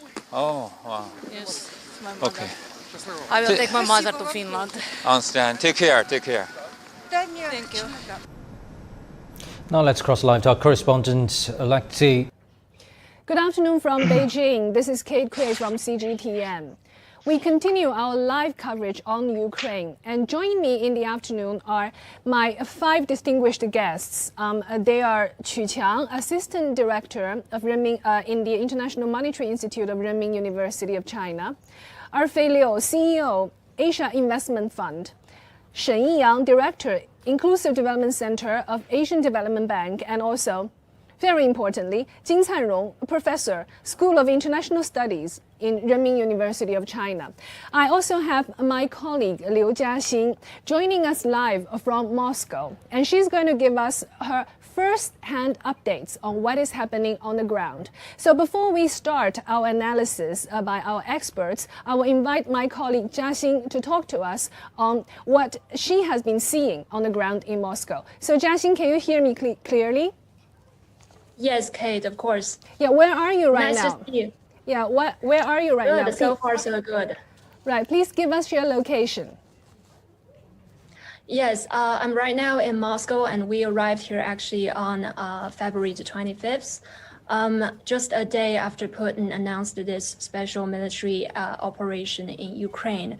So for now, let me update you with the latest situation on its on the U.S. and its allies, economic sanctions on Russia. Actually, Russia's financial system wobbled on Monday after this coalition of Western nations announced further economic sanctions, including kicking Russia out from its SWIFT system. So in the face of this toughest sanctions to date, and the ruble fell to an all-time low against the dollar, as far as I am concerned, it fell as low as 110 on Monday morning, before recovering below 100 during the volatile trading session. But when I asked to a head of the Agency of Political and Economic Communications, economist here in Moscow, and he said that it's only important to withstand this first blow in these first days and to build a system of countering sanctions from financial measures to import substitution and stabilization in the country's industry. But in response, yes, just as he said, in response, the central bank in Russia on Monday raised its key interest rate from 9.5% to 20%. Exporters are asked, to sell 80% of its foreign exchange earnings in foreign trade. And the Russian stock market suspended trading, and residents are banned from transferring foreign currency to their accounts or deposits in foreign banks. And also the Russian President Vladimir Putin has signed a special, a decree to, counter the U.S. and its allies' sanctions on the country. Right. European Central Bank increased its interest rate to 20% overnight. Did you go to grocery stores? What are the prices in a grocery store now? Has this measure been affecting normal people's life as of yet? Yes, I went to the local stores as well as supermarkets. Actually, for citizens, there won't be any difference to the person who rely on their daily purchase with Russian goods or on the Russian market when they're paying with rubles.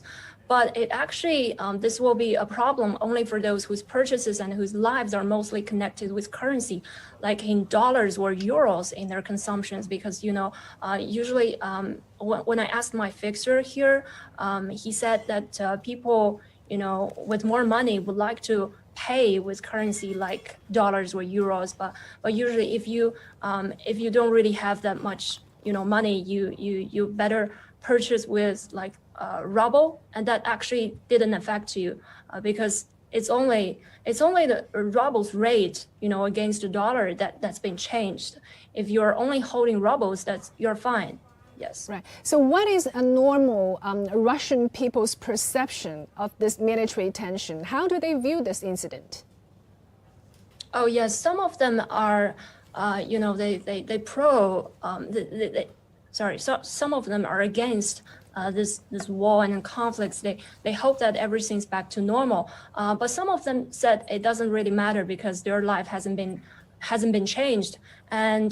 But when we went to this supermarket in Russia, we saw that people were lining up to withdraw cash from different ATMs. This is actually interesting because one ATM could not meet their needs. Maybe there's only an amount of 1,000 or 10,000 rubles for each person. That's not enough for them to withdraw their cash. And some of them said they can no longer pay with a VTB bank. It's like a foreign exchange bank in Russia locally, and it doesn't work anywhere right now. Right, because the squeeze of the banking system is foreseeable, largely because of the SWIFT exclusion by United States and also Europe of the Russian banks. So apparently, as you just mentioned, the ordinary life of Russian people have not really been impacted. What about the street orders? Is there any riots on the street, or everything is actually in great order now in Moscow? Actually, when we arrived in Moscow, there was a protest. Okay. But we didn't catch that. It's because we arrived here, late at night. But in the upcoming days, we'll keep a close eye on if there's any local like protests. Maybe I'll keep you posted later. Right. What were they protesting for?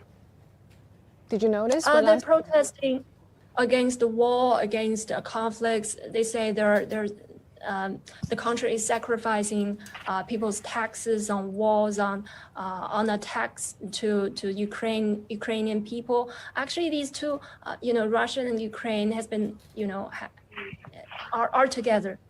They were together, historically. So people are friendly to each other. Actually, Ukrainian people, they don't actually. In the past, they don't hate Russian people, and some of them are worried about. Some of them are concerned that if this war, had a bad impact, of course, on the Ukrainian people, they will hate each other in the future.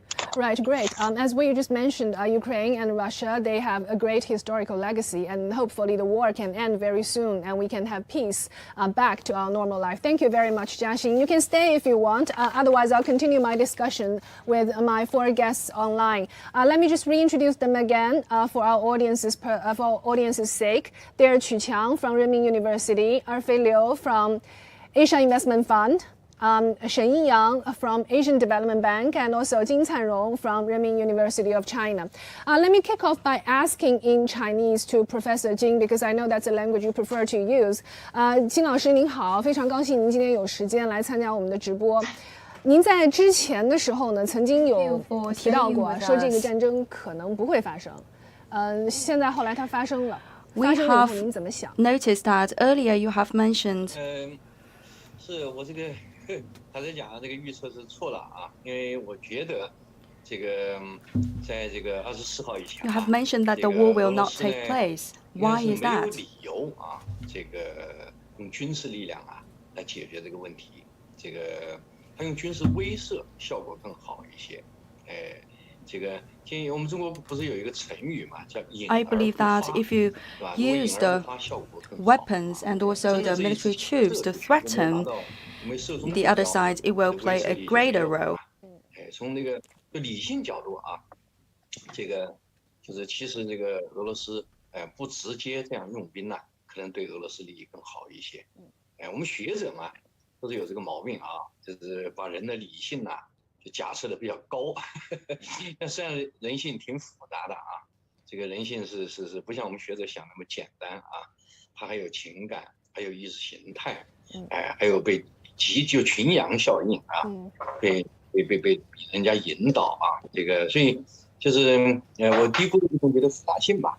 那么现在呢，事实就是事后诸葛亮的角度来讲呢，这个是多种矛盾呐，导致了这个用兵啊，而且是不是跟这个有一个举动，好像大家谈的不多，跟这个举动有关。就去年12月15号，这个俄罗斯方面呢，以书面的形式向美国和北约这个提出啊，就是要他们给这个安全保障。安全保障有3个，对吧？一个呢，就是北约停止东扩，特别不要扩到那个乌克兰，是吧？第二个呢，就不要在俄罗斯周边部署进攻性武器。第3个很关键啊，就是要北约的军事力量回到1997年之前的情况。对。那么这个要求是挺高的啊。那么这个问题就麻烦了，就他提出来以后呢，后来大家也知道，美国和那个北约方面也是书面就回答了，把他大部分的要求都拒绝了。那么这就很尴尬啊，因为如果说他不是正式的这种提出要求啊，大家知道我们有矛盾，但是呢，我们有正式提要求，大家心照不宣，那么这状况还可以维持。那么一旦我提的要求被拒绝了啊，那么对俄罗斯政府对普京总统，无论是国内和国际啊，都是有点下不了台。对。这个时候就动就势在必行了。这个因素我觉得当时就没有考虑足吧。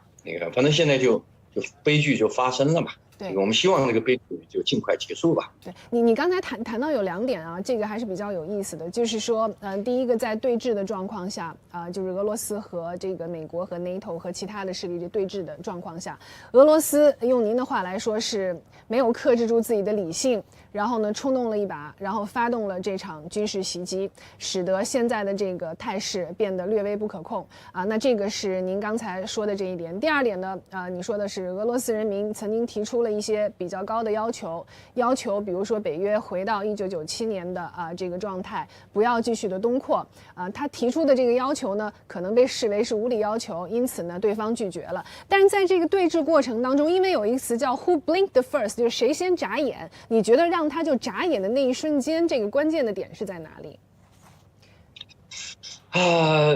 俄罗斯方面有一个解释就是这个不是大家都知道，2月初不是有这个慕尼黑安全会议嘛？对，是吧？Munich Security Conference 然后乌克兰方面就宣布了，他们要重新拥有核武器。然后我后来注意到，那个俄罗斯外交部发言人叫扎哈洛娃嘛，他后来解释说这个决心就是乌克兰要重新核武装化，然后北约也没有反对这个就触发了这个最后俄罗斯这个决心。他觉得被骗了。那这也不是，这是主要是危险因为乌克兰曾经是的核武器，如果它重新核武化，而且西方默许是吧？那对俄罗斯的威胁就太大了。所以这个是就是这是俄方的一个解释嘛，就最后就前面积累了好多矛盾那最后触发他决定动武的应该就是乌克兰决心要核武化，而且要尽快的加入欧盟和北约。那么这个决定就触发了俄罗斯这个动用军事力量的决心。俄罗斯现在动用了这个军事力量了。在这个过程当中，其实这个事儿它的 legacy 非常长，它的历史沿革非常长。Utilization of military forces. 俄罗斯这件事情，乌克兰在这个过程当中，假设如果说要违反国际法，你觉得是北约违反在先，还是俄罗斯违反在先？从这个一般国际法原则来讲呢，双方都是有违反的这个行为而且应该冷战结束以后美国和北约违反的多，是吧？这个冷战结束以后，就是国际力量就英文叫 balance of power 就是那个力量均衡就打破了形成了美国一霸独，这个叫一超独霸这么一个情况没有了 balance of power 呢，这样他的行为就很冲动所以冷战结束以后，美国应该讲。And there's one superpower and also several major countries. 打南联盟这个就这种动作非常多那么某种意义上讲，那俄罗斯说我有样学样是吧？南联盟没什么理由就是军事肢解了，那个变成了7个国家和地区了嘛。对，这个。然后那俄罗斯说我就跟着学呗，对不对？你是好学生嘛，我原来不行，我成绩不行，你学吧，我学渣，我向你学，我就有样学样，一模一样所以这个怎么说呢？你要说严格国际法讲呢，是冷战以后，由于力量失衡，西方已经出现了很多破坏国际法的先例。这个那么只不过在一个特殊情况之下。俄罗斯就重演了一段那个美国的游戏那么，所以作为一个学者角度来讲，这种行为都是不合理的嘛。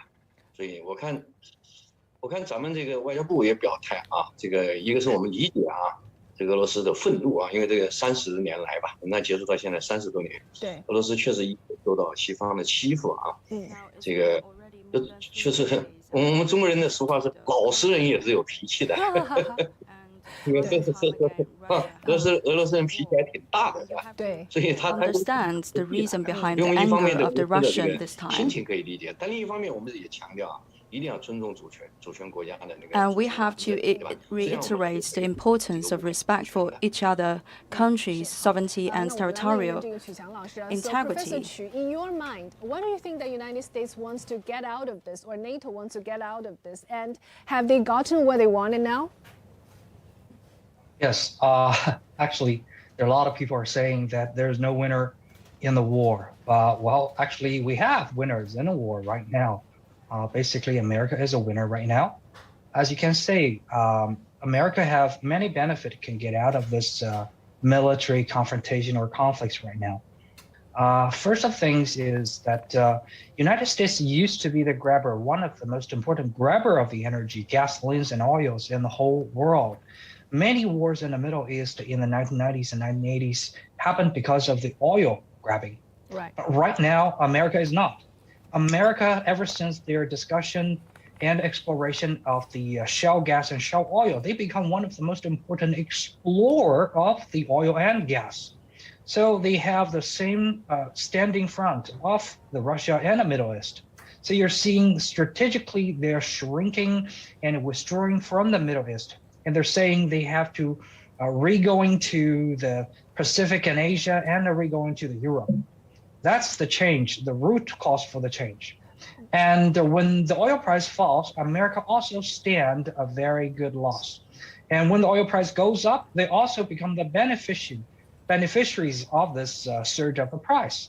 And now you can see since this conflicts and oil price did go up. So America also get the win in the oil price and the economic benefit. And secondly, you're saying that America always want to have a tighter grip on the NATO. And if there's no security issues, if there's no one to confront, there's no right cause for the existence of the NATO. Right now, Russia actually gives them a very important reason for the strengthening of the NATO and existing of the NATO. Germany, in the period of the Chancellor Merkel, actually never met the requirement of the NATO military fees, which is 2% of the GDP in Germany. But when Chancellor Scholz right now has taken the administration, and when this crisis is happening, Mr. Schultz immediately raised the military spending to the 2% of the GDP. Same behavior happened with France, with the other NATO countries. So you're seeing America has required this for many, many times and for a long time, but now immediately achieved. So you're seeing America, they do have a great win in this conflict. So basically, you are saying America is actually the winner out of this war. In my perspective, in my knowledge, I don't think there is any winner in the war at all. Arfei, what do you think? Is America winning this war? They're the winner out of this, military tension. Arfei, what do you think? Well. So I agree with you. I think there's no winner in any wars. We want peace rather than wars. That's why when Obama won Nobel Prize for Peace for launching 2 wars, the world wasn't very pleased with that. I don't think the Americans are the winners, and then they, from my perspective.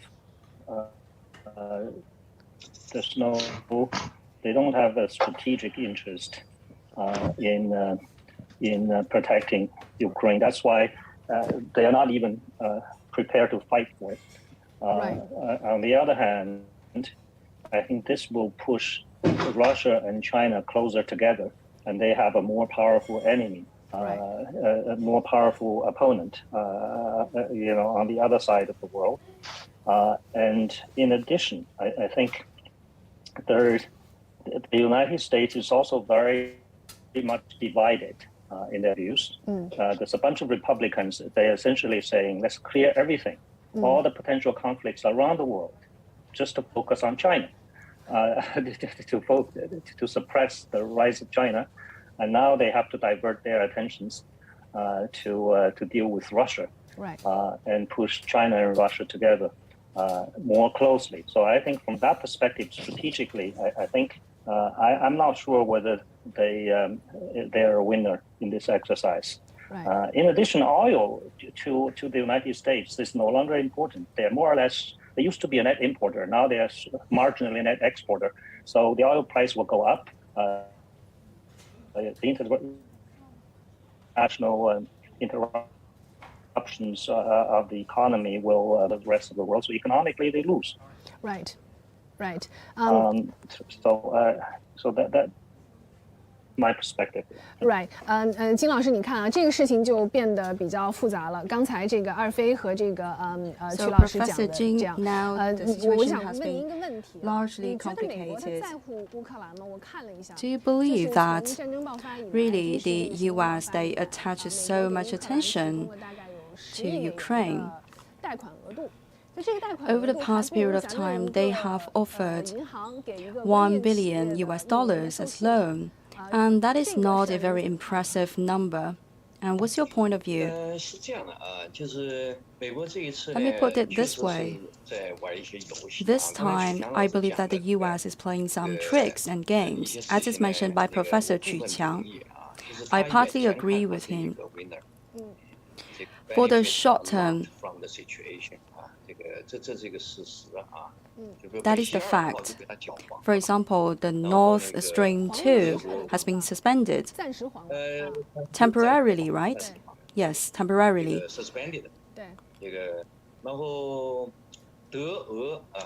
And for Russia and Germany, they have also halted their strategic approachment. For the new Europe, because they still have some fears towards Russia, in the short run, U.S. still has yielded some results. But for the gaming among the major countries, you still have to adopt a really long-term version. As is mentioned by Mr. Arfei,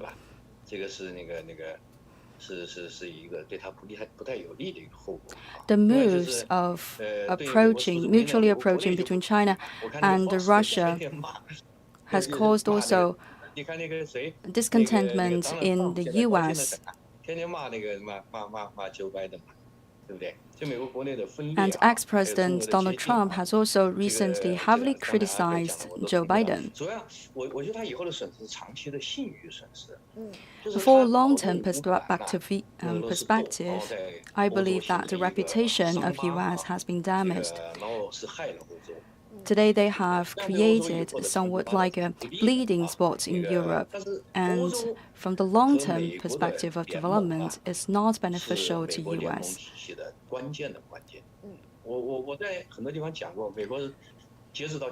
Until today, U.S. is the only superpower in the world.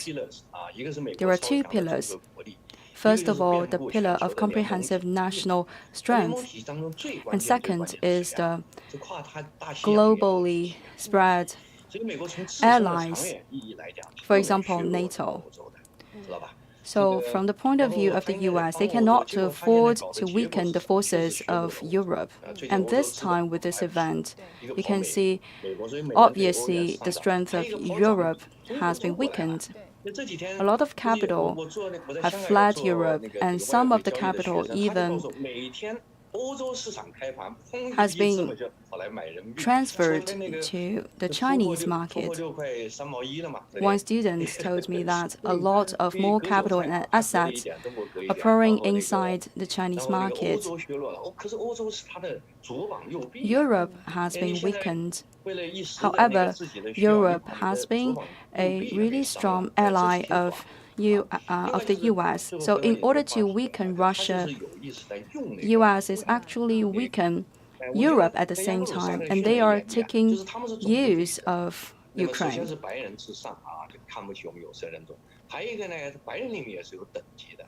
And they have also given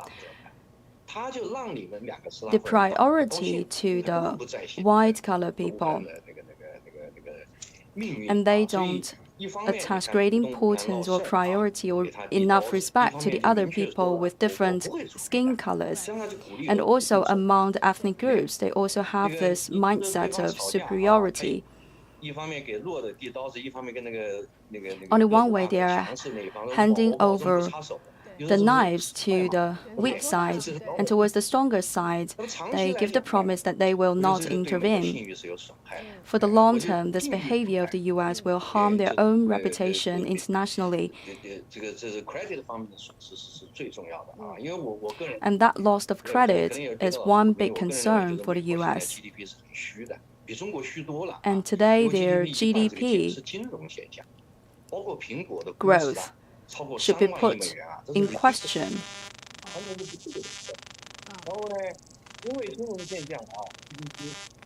And more than half of the GDP growth comes from the financial system. If there is the loss of credit, it will be really bad news for US. For example, last year with the case with Afghanistan, that is already an event harming the credibility of US. And this time again, if they have lesser credit in the future, it will be bad news for them. That's interesting. Let me ask you this question, follow up on this. In terms of the credit of the United States, as what Professor Jing just mentioned, what's your take on that? And he also mentioned a very interesting thing is U.S. has, U.S. The most important ally for U.S. is probably pan-Atlantic allies, and most important partner for U.S. is probably Europe or European continent. But currently what is happening now is after this military tension, foreseeable future for Europe is economic setback. So, what is your take on this? And also, most importantly, the credit of the United States after this incident? Well, thank you for having me here. First, let me clarify my new title is Director of Beijing Inclusive Development Research Center. Okay, so, good. We focus on sustainable development for the whole world. So, of course, in my view of point that, this war have no winner. So you see, the whole world is now,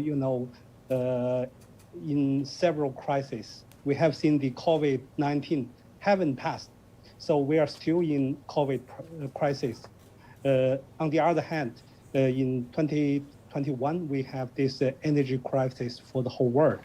And also we have the poverty reduction issues for many countries.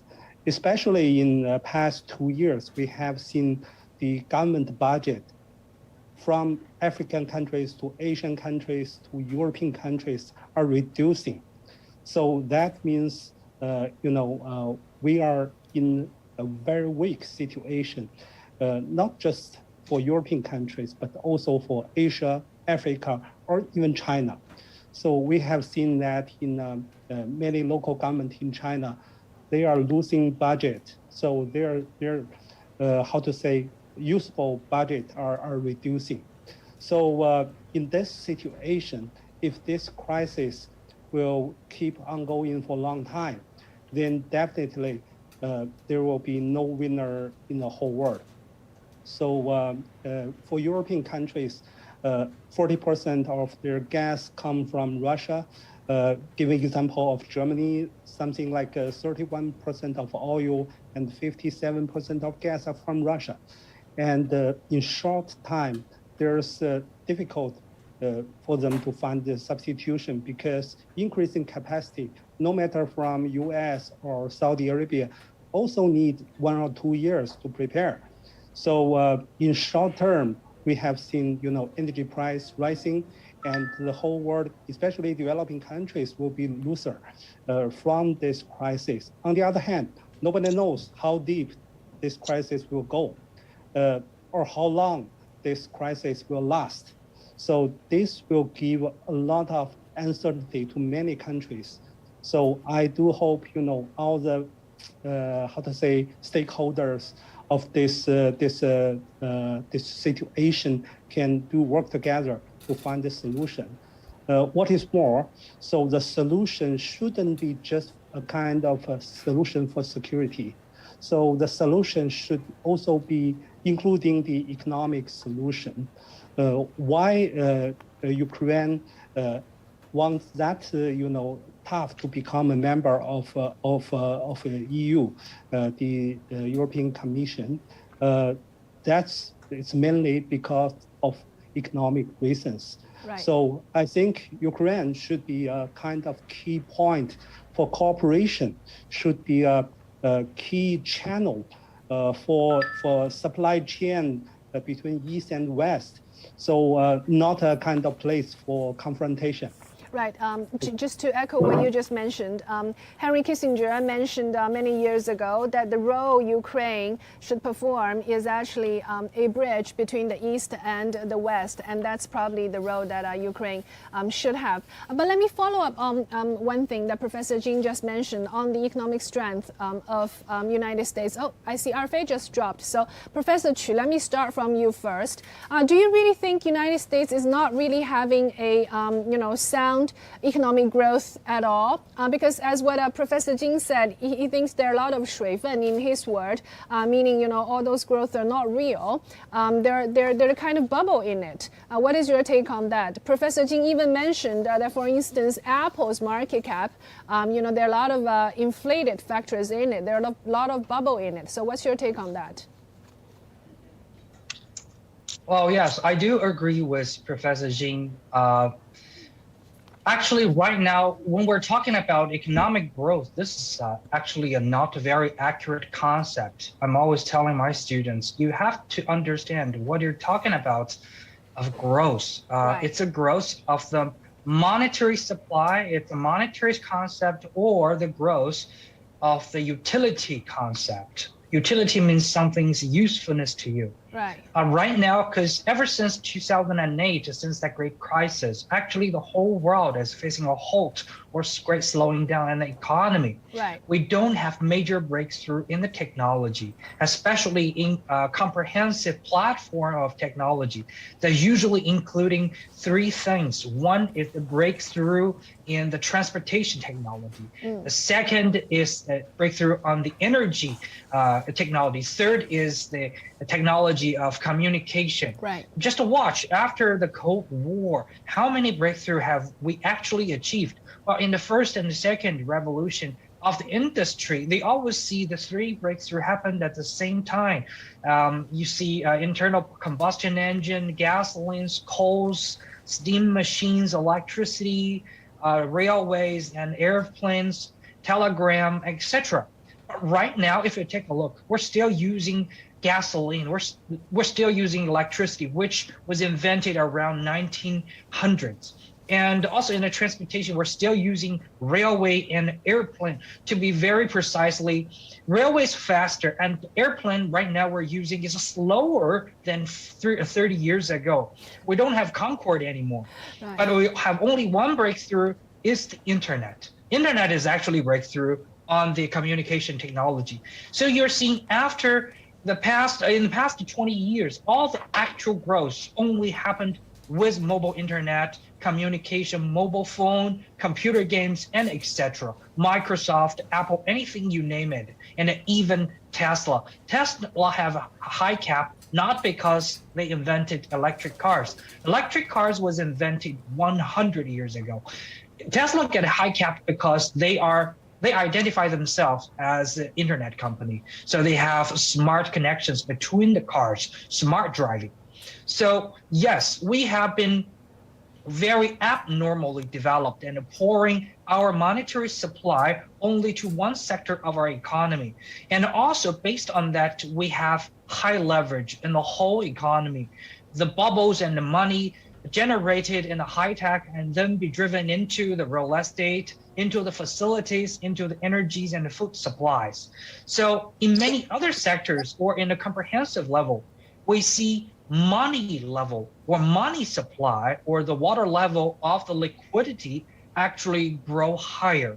So yes, partially we have some substantial growth in the high tech, internet, but more importantly, the general comprehensive GDP growth all over the world is more consist of the money supply, Right. which means, yes, we do have a cake here, but above the real cake, we have more of the butters, Right. more bubbles above. Right. So that is not good. And more importantly, the structure is deformed. The structure is more and more not equal. So that is going to be a problem. Yeah, let's just make it short and succinct. Do you think U.S. economy now has great bubble and is inflated? Do you agree with what Professor Jin said? Yes, in this part, I do agree, because if you know what happens with the high valuation of the U.S. market, you will understand. U.S. market, well, first of all, their growths are very, very unequal. If you take a look, and most of the growth on the S&P 500 and NASDAQ only happened with a few high-tech companies. Yes, for the general fundamental companies, their valuation is low. And secondly, a lot of companies get the high price in the stock is because they borrow money and use the money to buy in their stock, and then use the stock as a collateralization, and then borrow more money and then repo their own stock and push the stock price higher and reuse it as a collateral again. So everything is based on debt and a money supply. Right. So Arfei, I'm not sure if you can hear me or not. Okay, you're back on. Great. So do you agree with what Professor Chu just mentioned? Basically, what he has mentioned is that the whole nation is highly levered. And then the stock market has huge bubble. There's a short of real economic growth of the United States. Before I interview you four gentlemen, I was talking to the chief economist of UBS, Wang Tao. Wang Tao is basically telling us that the United States is having a real robust economic recovery and is growing very, very healthily. So Arfei, what is your take on that? I think I agree with the UBS point of view. I think the U.S. economy is doing very, very well right now. The consumers are very deleveraged, and they have lots of excess cash to spend. That's driving really the economic recovery and the boom. On the other hand, they have some long-term issues because this economic boom, the consumer spending is financed essentially by the COVID checks, trillions of dollars of government spending. But they also printed a lot of money, and that the American recovery is, in that regard, is really at the expense of the rest of the world. That just shows the financial hegemony of the United States. I think their companies said that stock repurchase programs are not really, American corporations are not that heavily leveraged right at this point in time, and their stock repurchases are not really financed by debt. They have lots of excess cash that they spend. But on the other hand, you can argue that the U.S. is the stock market. There is a bubble, but who knows? I think that the valuations appear to be very high. But can stay very high for a long period of time.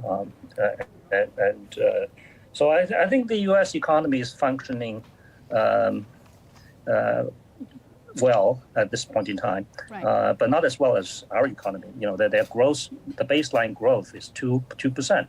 Our baseline growth is 5-6%. So I think that their economy is more or less healthy, but it's relative to their historical past.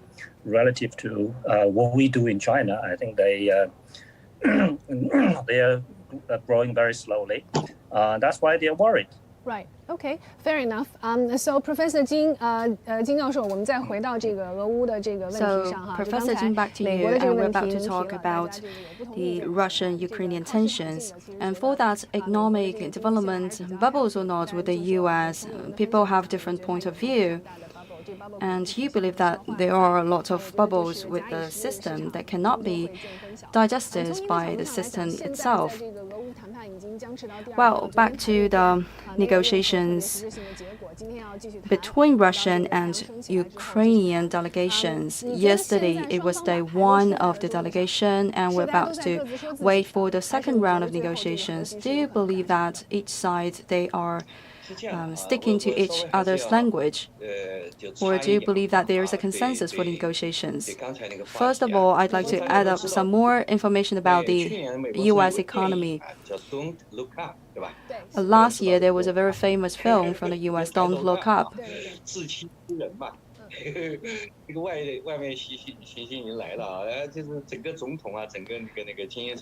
And in that film, the elites, they don't want the civilians to look up in the sky to know the aliens.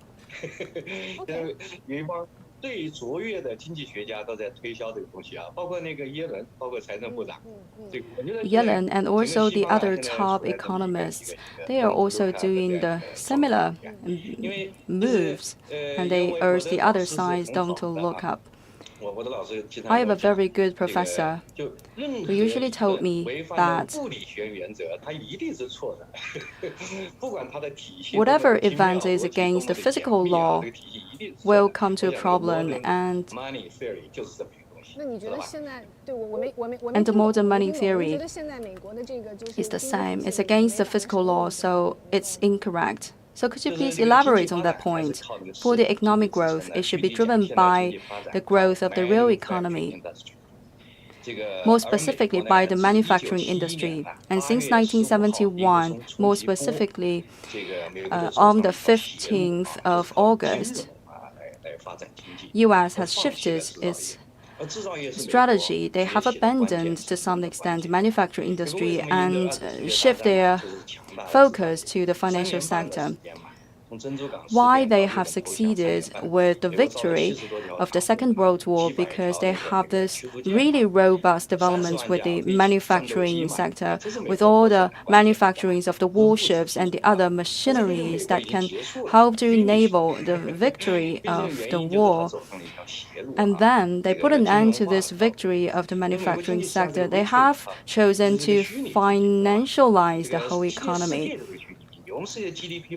Actually, this has also become a momentum of the world economic development. Actually, there is a big danger lingering in the near future, because today there are too many bubbles in the world economy. Well, we cannot say that the whole part of the U.S. economy is composed of bubbles, but I get your point. And I believe that sooner or later, one day, we can expect to see the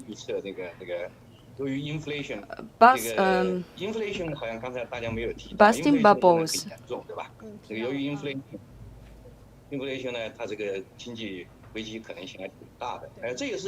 And also, high inflation rates can also hype up the possibility of future economic crisis. And back to our issue today, the Russian-Ukrainian tensions and the development of the case is a little bit out of our anticipation. In the very beginning, I thought that Vladimir Putin would like to do a quick move with this whole military operation. For the Donbas area, he would like to take it over because there were two People's Republic, Donetsk and Lugansk, with a total area of 20 square kilometers.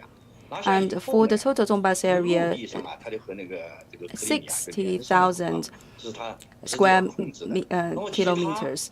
And if the Donbas region, Russia could take it over, then it will be connected with Crimea. And for the rest of the land, they don't want. And apart from the Donbas region, for the other regions of Ukraine, the Russian army has taken a tactic that is more like sporadic. And finally, they hope that they could have a treaty signed with the Ukrainians under coercion. However, the situation has not developed according to the anticipation of the side of Russia. It's more like a deadlock. There are sanctions coming from the Western powers and also countermeasures from the side of Russian government. And for the NATO nations and also the other Western powers, they are offering also military help as well as financial aid. There's also a team of volunteers from foreign countries moving towards the direction of Ukraine. So there's the help in forms of weapons, personnel, and money. So for the Russian side, I believe that they will accelerate their progress on the land. And they will take over the master of sky and also the ground, especially they should attach their priority to the capital city. And there's a major river there. They will take over the side towards the eastern part of the river, and they will leave along the western part of the bank of the river. And there are also the power recognized already by Russia. So today their attention is more like to take that part of Donbas region and also have their control over the annexed Crimea recognized internationally. Well, of course, this will not be recognized and accepted by the other countries like NATO countries. That's why here there is a big conflict between the both sides. So for all the cards displayed on the negotiation table, not single one side could agree with the other. So they have to. Do you think, the assumption that Professor Jing just made are reasonable? The reasoning are reasonable? Oh, yes. I do think so. Well, first of all, I would like to supplement a little bit. You asked about the substantial growth, not healthy growth, because substantial growth and healthy growth are two very different concepts. I would like to say American economy is healthy according to the investors' perspective, but they don't have a substantial growth. So, well, if you take a look at the past growth, yes, they do. They do have a healthy growth in the liquidity because the government really take a lot of debt, given the check to the household, and household use it to lower their own debt and then do the purchase, and the money flows to the corporate and do it again.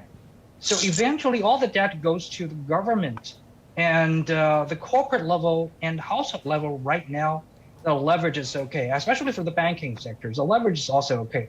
But when we're talking about substantial growth and healthy growth, there are two different things from an investor's perspective, from an economist's perspective, and a government perspective. Because USA is using US dollar, they can issue that liquidity. So we call it internal debt. Internal debt is not a debt, it's a tax. Right. It's a tax to the future. So yes, they're healthy. I have investment in America right now as well, but I don't think they have a substantial growth. That's my answer. And for Professor Jing Canrong's answer, I do think so. Because for Russia, I think there are several scenarios in the future. First of all, to conquer the whole Ukraine and take it all, and as a part of Russia, as Crimea. Well, that's part one. And secondly, they just withdraw for good and just punish the Ukraine and stay for a while and go. And third one is keep a buffering region like the Donbas region, like the Lugansk,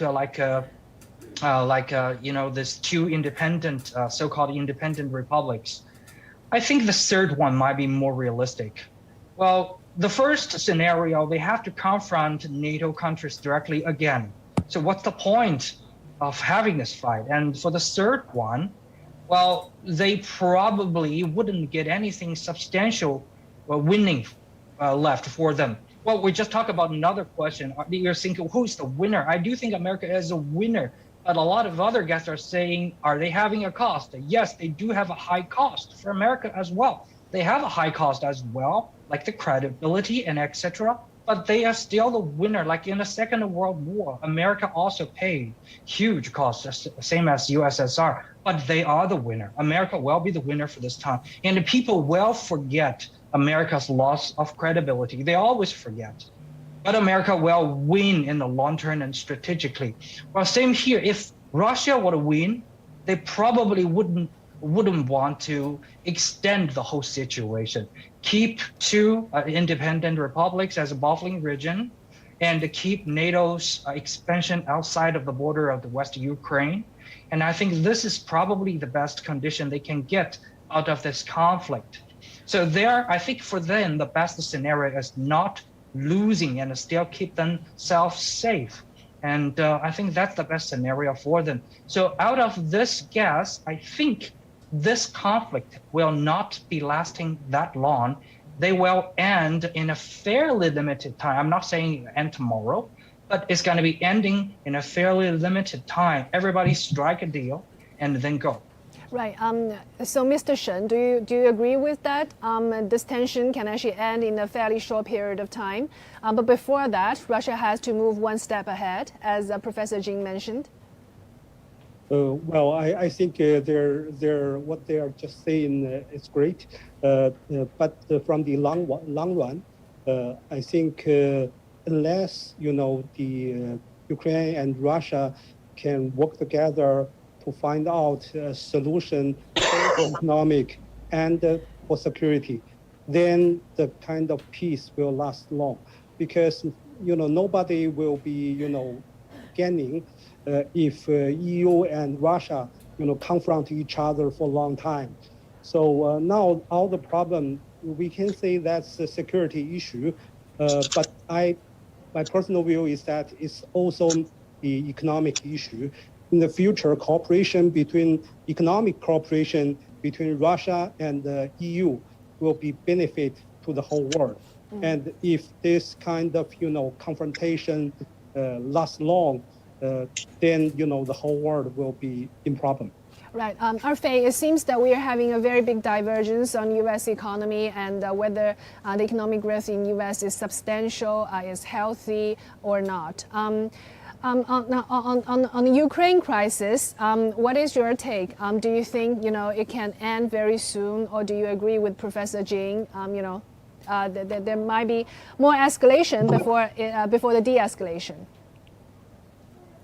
Okay, I'm not a fortune teller, so I can't tell you what's going to happen in the next period of time. But I think from my perspective, Ukraine is not strategically important to Europe nor to the United States, but it is strategically critical to Russia.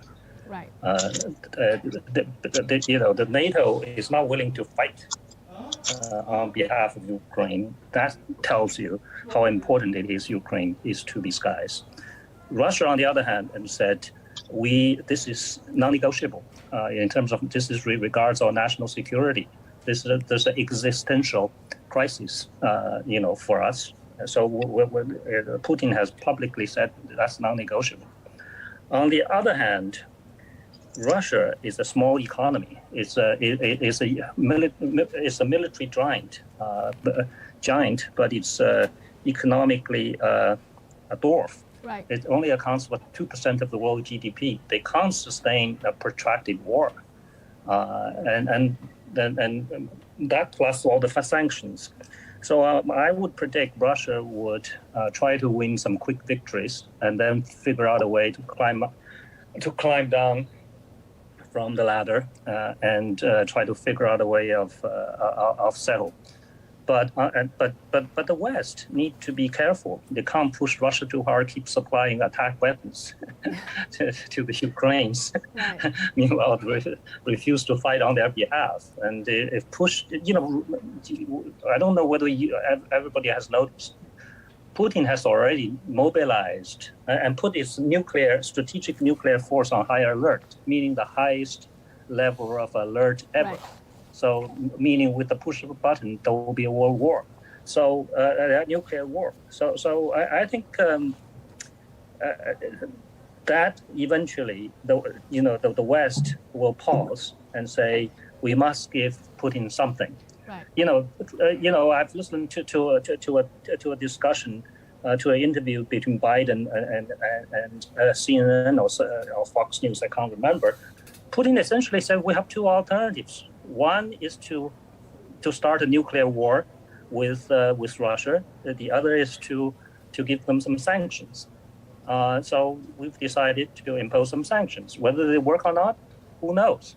So I think everybody has sort of understood. There's a tacit understanding among everybody in the world that this is critical to Russia. If we push them too hard, that will be a disaster for the rest of the world. I think that's why,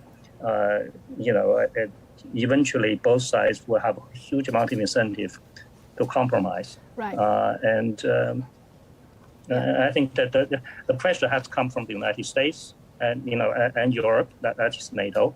And the Ukrainians will just have to do whatever they're told to do. Right. That's just very unfortunate. They're good friends with China. We love them. But unfortunately, they get involved in a situation over which they have no control. Right. 金教授，你看，二飞刚才提了几个比较有意 Professor 思的 Jin 点。就 just 第一 now, 个，其实 according 普京也 to 用 Mr. 到了这 Arfei, 个核威慑。there are some 这个在 interesting 大家看 points. 来，其实 Mr. 这个是 Putin has also mobilized the deterring forces of the nuclear weapons, and we believe that that is the last ace card. And until now, there are sanctions imposed on Russia. And historically, when we look at the events, for example, related to Crimea, the sanctions won't work for Putin. He's not afraid. And until now, does every party already demonstrate their own ace card and how to wrap up the case? The day before yesterday, Russian side has also urged its deterrence troops to the highest state of warning. And considering the contrast of power, Russian troops, they are much stronger than the Ukrainian ones. And the deterrence forces, they're actually the forces related to nuclear power. And the US side has this unacceptable. So that is also a heavy blow to everyone. I believe that the Russian government cannot afford to lose this case, this situation, to make sure that NATO should not be directly involved. Now we have to admit that there is a possibility for NATO to be directly involved in the situation. Now it's okay for them to just be involved in a case of aid, of finance, and of personnel and weapons, etc. I believe that this special military operation will not last too long. Today is the 6th day. For the Gulf War, US has spent 26 days chasing after Saddam, and bombardments have lasted about 78 days. And later on, the Yugoslavian government have checked casualties. And it's not that heavy, not as heavy as anticipated. But of course, in order to prevent a possible involvement of the NATO, the Russian side have ordered the deterrence forces onto the highest state of alert.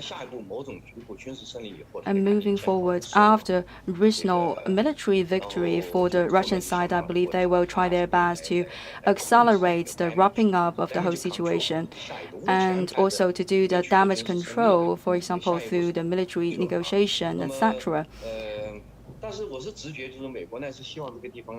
And personally, I believe that the US would like to create this constant pressure in this area. And according to my prediction, though, as Arfei has said, we are not fortune tellers, but still, it's our job to make the predictions from time to time. And otherwise, we don't know what will happen next stage. And personally, my prediction is that they will take Kyiv and also they take the Donbas region and they support the creation of a new government. And also they start with the process of damage control. And also at the same time, I believe that the US side would like to create a bleeding spot for the long period of to come in the future in Europe, to make Europe bleeding for a longer period. And that is the trick. Because you know that the European countries, they are close allies and it's like family relatives of the US. So according to my instinct, from the point of view of military operations, this situation will not last long. But for the political considerations, this conflict will continue to exist. And for long term, it's not a good news for the US. For the security concerns of this region, U.S. would like to keep the bleeding arm and its irresponsible behaviors. And what is your take? What does America actually want out of this thing? Even if, after ceasefire happens, do you think, will they achieve what they want at all? 曲教授. Okay. Well, I very much agree with Professor Jing. I think he is correct. Live a traumatized region in this region is actually benefiting America. I'm not sure about the long-term strategy, but for the mid-term and short-term strategy, yes, it does cope with and suit America's what they want. Well, it occurred to me that it reminded me a little bit of similarity or resemblance in the First World War. And who is a real beneficiary? Who is a real winner of the First World War? A lot of people will say UK or probably France and etc. But I do think is USA. USA actually stayed out of this war, and they sit behind and meddle with the war, give it a push, serve as a catalyst, and then behind the war, they get to increase their strengths very much, and they catch up with UK very quickly. And well, First World War caused a lot of trouble for the European continent, but the US and America continent actually benefit from it. Of course, this time is a little bit different because for the European continent, every side is very constrained. For example, Russia is restrained to their own actions, and also NATO countries in Europe also do that. And also here are two countries stay out of war. One is America again, meddling behind the curtain, but also there's another one, there's China. China decided to be very, very neutral. They don't want to join this chaotic situation. So that probably will lead to some other things changing, because if the history pattern is correct, we're thinking after 12 years, 10 years, or at most 15 years, there are going to be some other consequences happening because of the seeds they sow today in the Middle Europe. So probably we're going to see some other changes, new changes. But of course, I think I agree with Professor Jing.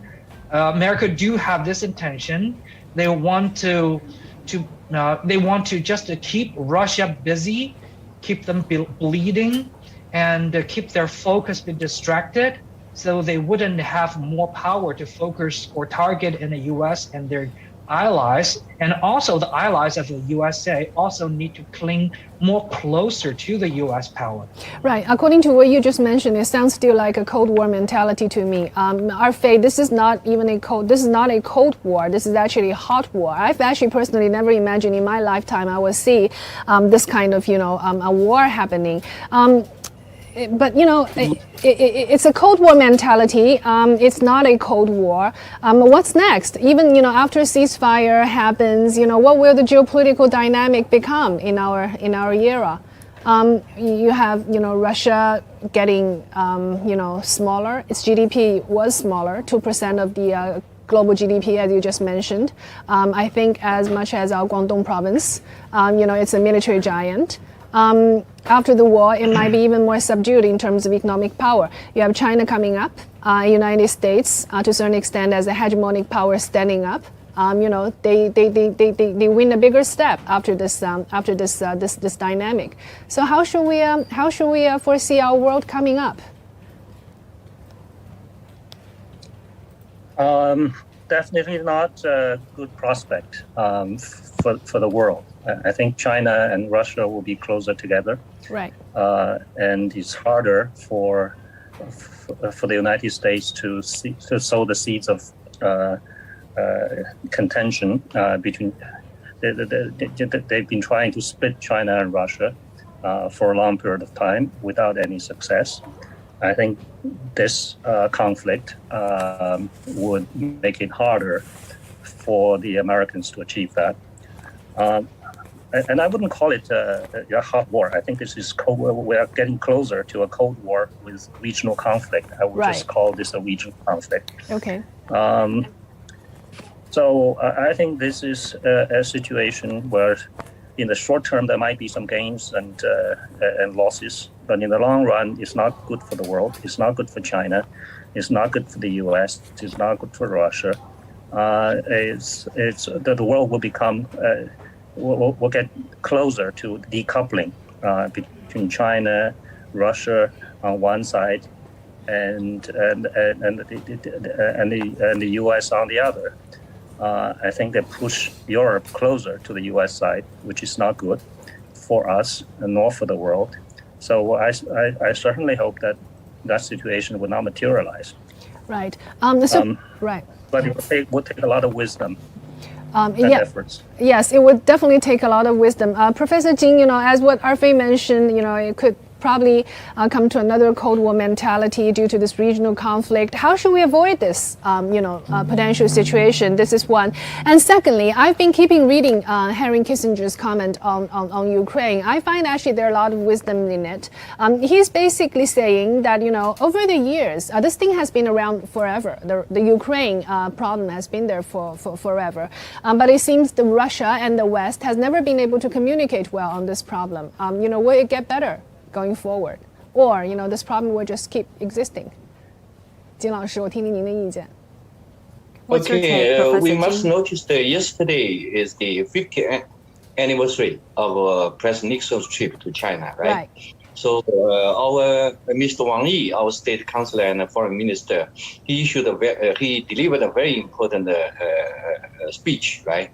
And in the very last part, he said both China and U.S. should learn enough from the past, from the history. Right.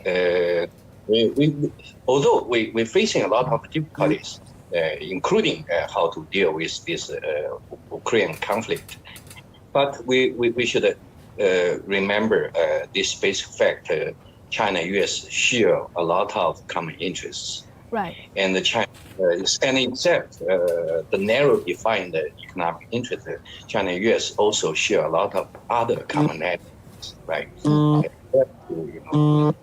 Hand in hand to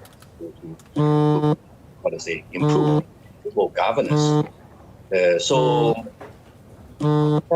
I think at least on this side, we want to avoid the possible incoming new Cold War. Right. But what will be the result? We don't know. The main problem is on U.S. side. I think their mentality has problem. Their mentality. You think the United States, their mentality has problem, and that's the key issue. Yeah. What kind of what kind of mentality? Like a 祥林.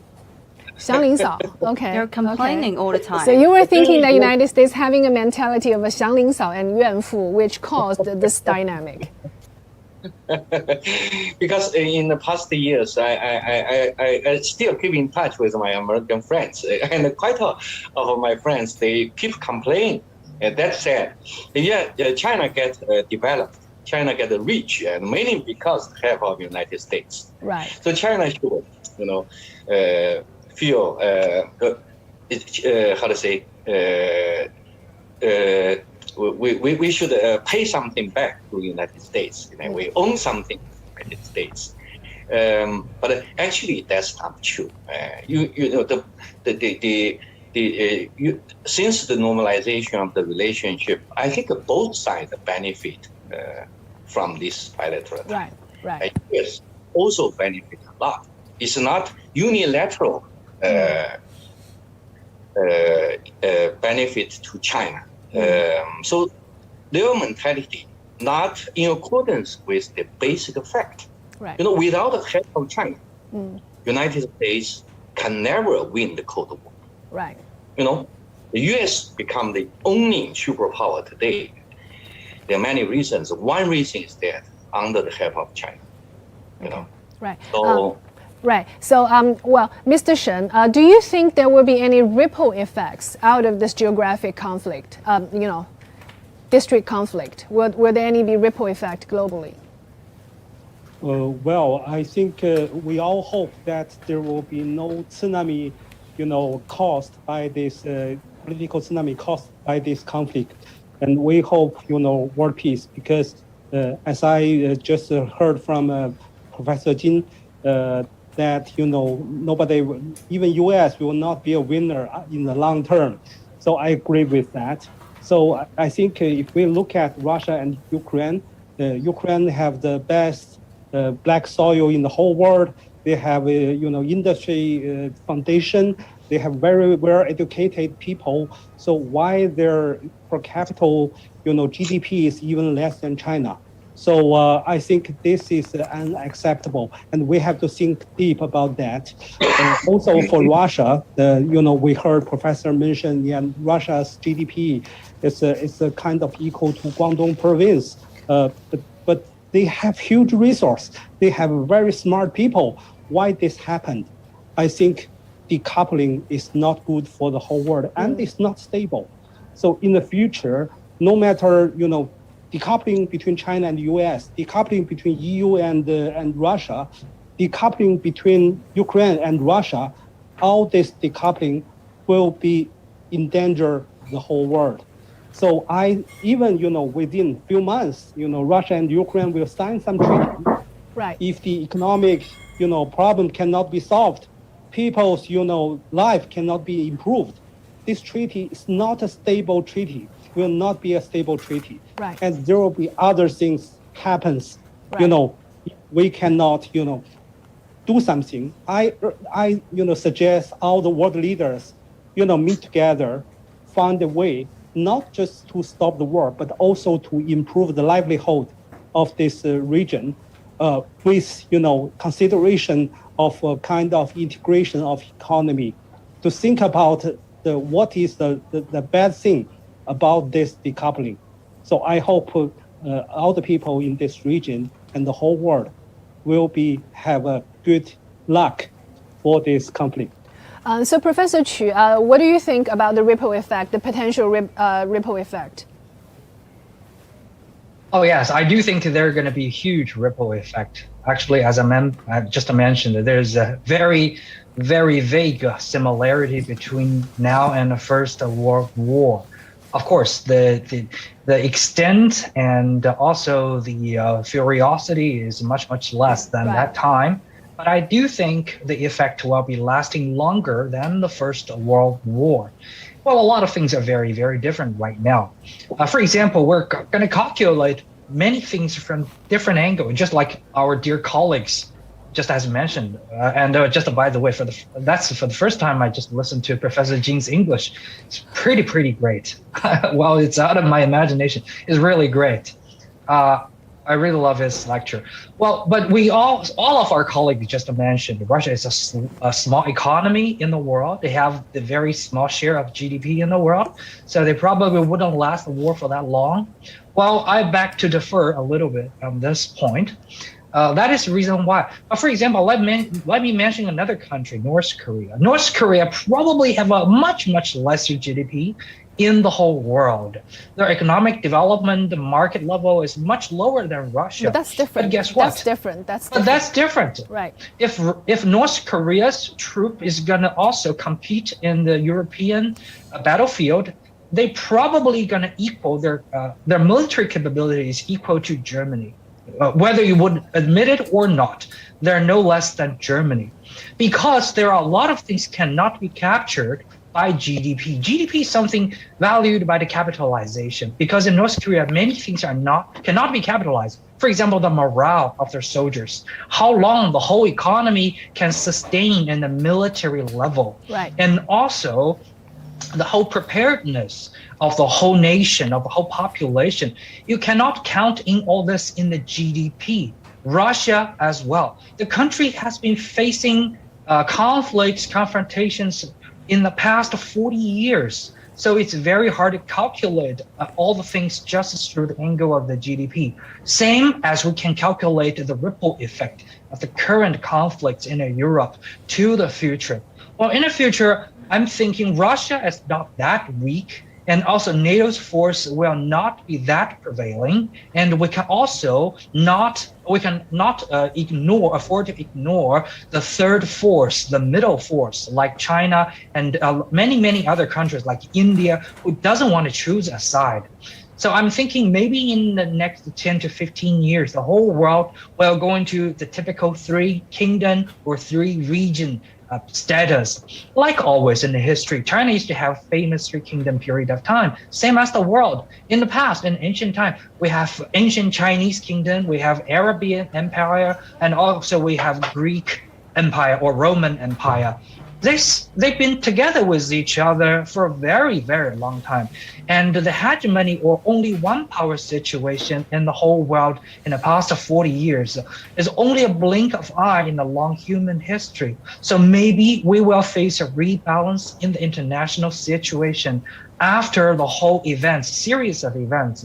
Maybe we're going to have America-dominated world and not American-dominated world, and also the region in between world. Right. So the 3 worlds to coexist with each other. I thought hegemony or hegemonic power was a word outdated in a globalized society, but apparently we're still hearing about it. 金教授，我最后想请教您的一个问题。我其实刚才说的这个涟漪反应 （ripple effect），其实很大程度上 We have mentioned this word ripple effect. So my question is, will this regional conflict be sending ripple effects to the other corners of the world? I don't think so. Because Russia is still very rational, and it's also a relatively mature country, a modern country, and their objective is still under control. So I don't believe that this conflict would be extended to the western bank and even westwards of the river, and to cover the whole area of Ukraine. Limited conflict. Right. Okay. 二飞，你的 take 呢? What's your view on this? I think the war is likely to end within the next couple of months. I think Europe and the US will get closer. NATO's existence need not to be justified anymore. They finally find a good reason to say NATO need to continue to exist post Cold War. Russia will become more isolated, at least in the short to medium term. China and Russia will be closer together. I think China's situation is more ambivalent. I think that it requires our freedom, our wisdom of our leaders and our people to remain close and get closer to Russia. Meanwhile, we do not want to get decoupled from the rest of the world, particularly from Europe and the US. That requires a lot of wisdom for us to manage. Great. Let me read 2 lines from what Henry Kissinger wrote about Ukraine to end this session. He mentioned, Ukraine should have the right to choose freely its economic and political associations, including with Europe. And the second line that he mentioned was, Ukraine should not join NATO, a position I took 7 years ago when it last came up. So now it's about 2 o'clock already. We have to end it up here. My colleague will keep bringing you more live coverage and updates on Ukraine. And thank you, my guests, for your insights and analysis. Until next time, see you soon.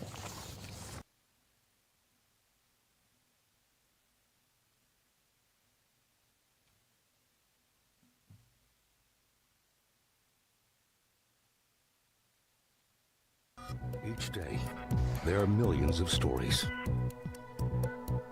Each one can open new perspectives, new possibilities. Wherever you look, we are there to see, discover, explore. We put the pieces together to find what really matters to you, all around the world, all around the clock. Our reporters are at home across the globe. From our headquarters in Beijing and production centers in Washington, Nairobi, and London, China Global Television Network. Stories from across the globe, reaching people across the globe. CGTN. See the difference.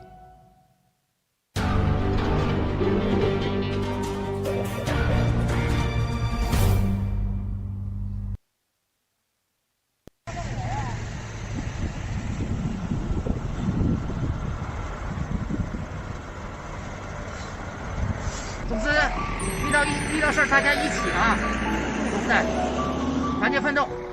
再次祝愿同学们一路平安顺利。当前乌克兰局势急剧变化，中方已多次明确阐述在乌克兰问题上的立场，这一立场没有变化。我们认为，当务之急是各方必须保持必要的克制，避免乌克兰局势进一步恶化。中方支持和鼓励一切有利于和平解决乌克兰危机的外交努力，欢迎俄罗斯同乌克兰尽快举行直接对话谈判。同时，中方支持欧方与俄罗斯就欧洲安全问题进行平等对话，秉持安全不可分割理念，最终形成平衡、有效、可持续的欧洲安全机制。中方认为，联合国安理会要以地区和平稳定为重，以各方普遍安全为重，为解决乌克兰问题发挥建设性作用。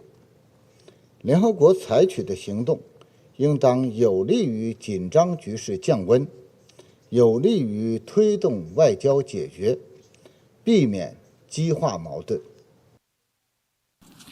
当务之急是，有关各方要保持必要克制，防止局势进一步恶化，同时要加大推动政治解决的外交努力。中方欢迎乌克兰同俄罗斯已经开始直接对话谈判，乌克兰应当成为东西方沟通的桥梁，而不应成为大国对抗的前沿。我们呼吁为当事方直接谈判创造有利氛围和条件，因为这是解决问题的根本出路。中方支持欧盟、北约与俄罗斯重启对话，秉持安全不可分割理念，妥善解决包括俄罗斯在内各方正当的安全诉求，寻求构建均衡、有效、可持续的欧洲安全机制，实现欧洲大陆的长治久安。And more on the possible negotiations. Kremlin spokesman Dmitry Peskov said Russian President Vladimir Putin is ready to send a Russian delegation to the Belarusian capital of Minsk for negotiations with Ukraine. Russia will send representatives from its defense and foreign ministries and the office of the president. A top aide to Ukrainian President Zelensky also said on Friday that Ukraine wants peace and is ready to discuss the country's neutral status with regards to NATO. Russia has said its military operations in Ukraine were in response to the request for assistance by the eastern Ukrainian regions of Lugansk and Donetsk, which Russia recognized as independent earlier this week. President Putin said Russian troops were hitting back at nationalist elements in Ukraine that have been attacking residents of the largely pro-Russian regions for years. Основные боестолкновения российской армии. The main clashes of the Russian army, as suspected, are taking place not with the regular units of the armed forces of Ukraine, but with nationalist formations, which, as you know, are directly responsible for the genocide in Donbass and the bloodshed of civilians in the People's Republics.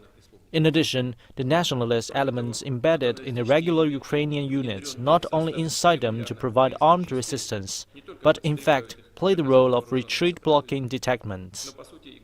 Thank you for joining us on The World today. And we begin in Ukraine. Ukrainian President Vladimir Zelensky insists he has not left the capital, Kyiv.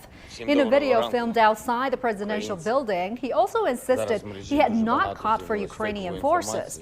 He denied claims by the Speaker of Russia's State Duma that he had fled for the western city of Lviv. Meantime, Moscow says it did not attack a residential apartment in Kyiv. Video and photographs posted on social media showed people evacuated from the building.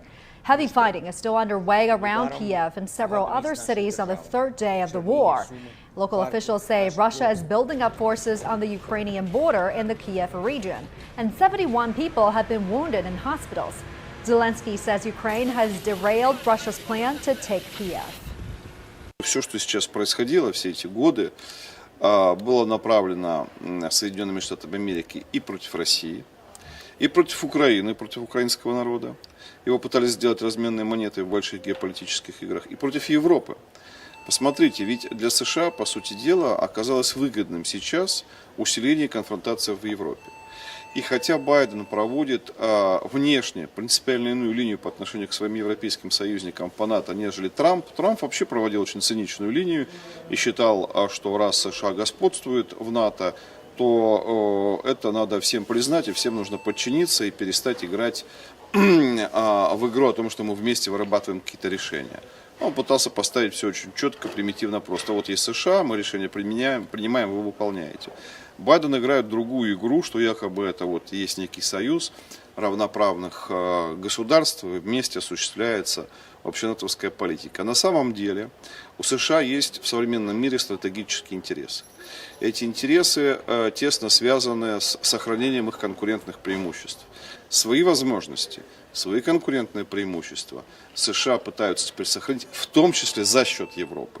Больше Европы подчиняя себе, больше подчиняя себе ее экономику, ставят новые военные базы и фактически превращая Европу в абсолютно оккупированную Соединенными Штатами Америки территорию.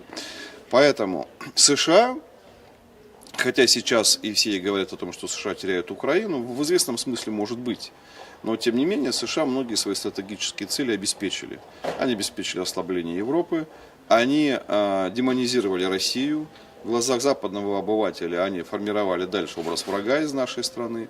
И, опять-таки, разместили свои дополнительные военные контингенты в Европе с тем, чтобы дальше диктовать свою волю.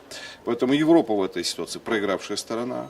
Украина в этой ситуации проигравшая сторона, а Россия страна, которая предпринимает меры для того, чтобы исключить дальнейшее ухудшение для себя ситуации в противостоянии с НАТО. Поэтому мне кажется, что вот общая конфигурация отношений выглядит таким образом. Европа, конечно, ничего не выигрывает, но тем не менее Европа, как и Соединенные Штаты Америки, заявила о новой череде санкций в отношении нашей страны.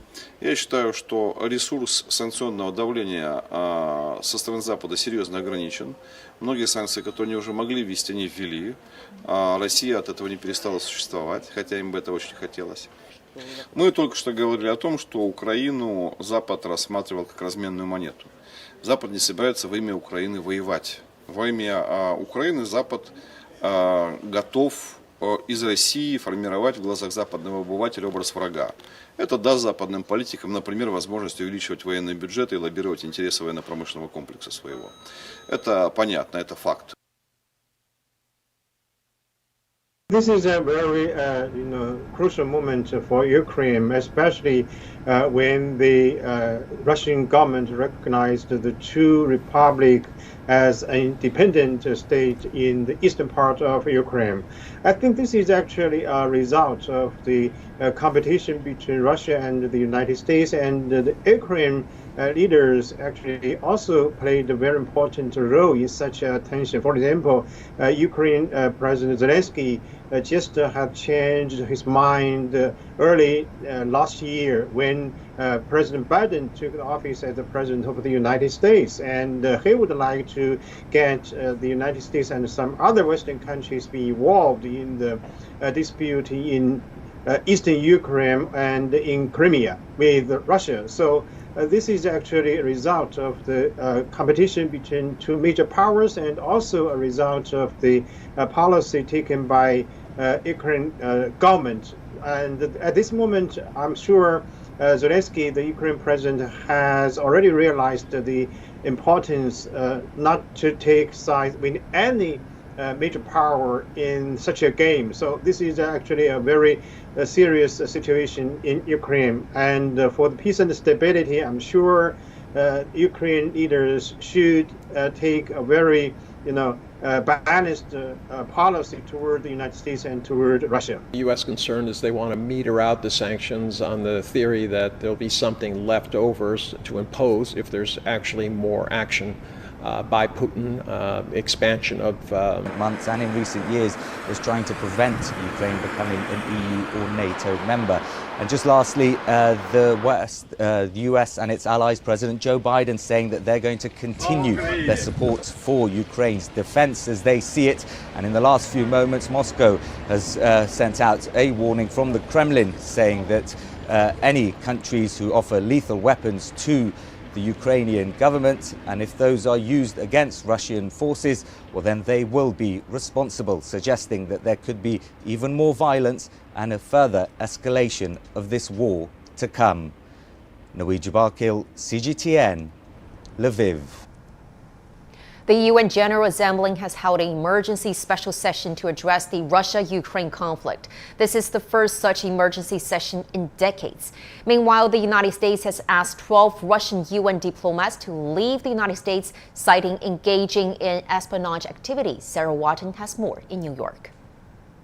The United States confirmed on Monday that it will expel 12 Russian UN diplomats from the country that it accuses of being intelligence officers, saying that they were engaging in espionage activities that are adverse to the United States' national security. Now, the Russian ambassador to the United Nations, Vasilina Benzia, responded in a Security Council meeting at the UN on Monday, calling it a hostile move, which was in violation of US commitments as host country of the United Nations headquarters. Those UN diplomats from Russia now have until the 7th of March to leave the country. The United States said this move had been in the planning for a while and not linked to current debates taking place at the United Nations regarding Russia's activities in Ukraine. However, it did come on the same day that the General Assembly held a very rare emergency meeting to discuss that very subject. Also on Monday, we saw the 5th UN Security Council meeting on Ukraine to take place in the past week, this time looking at the humanitarian situation on the ground. The Chinese ambassador to the United Nations also addressed the Security Council. He said that the UN must be allowed to deliver aid. What is now unfolding in Ukraine is indeed heart-wrenching. We call upon all parties to exercise restraint, de-escalate the situation, and avoid civilian casualties.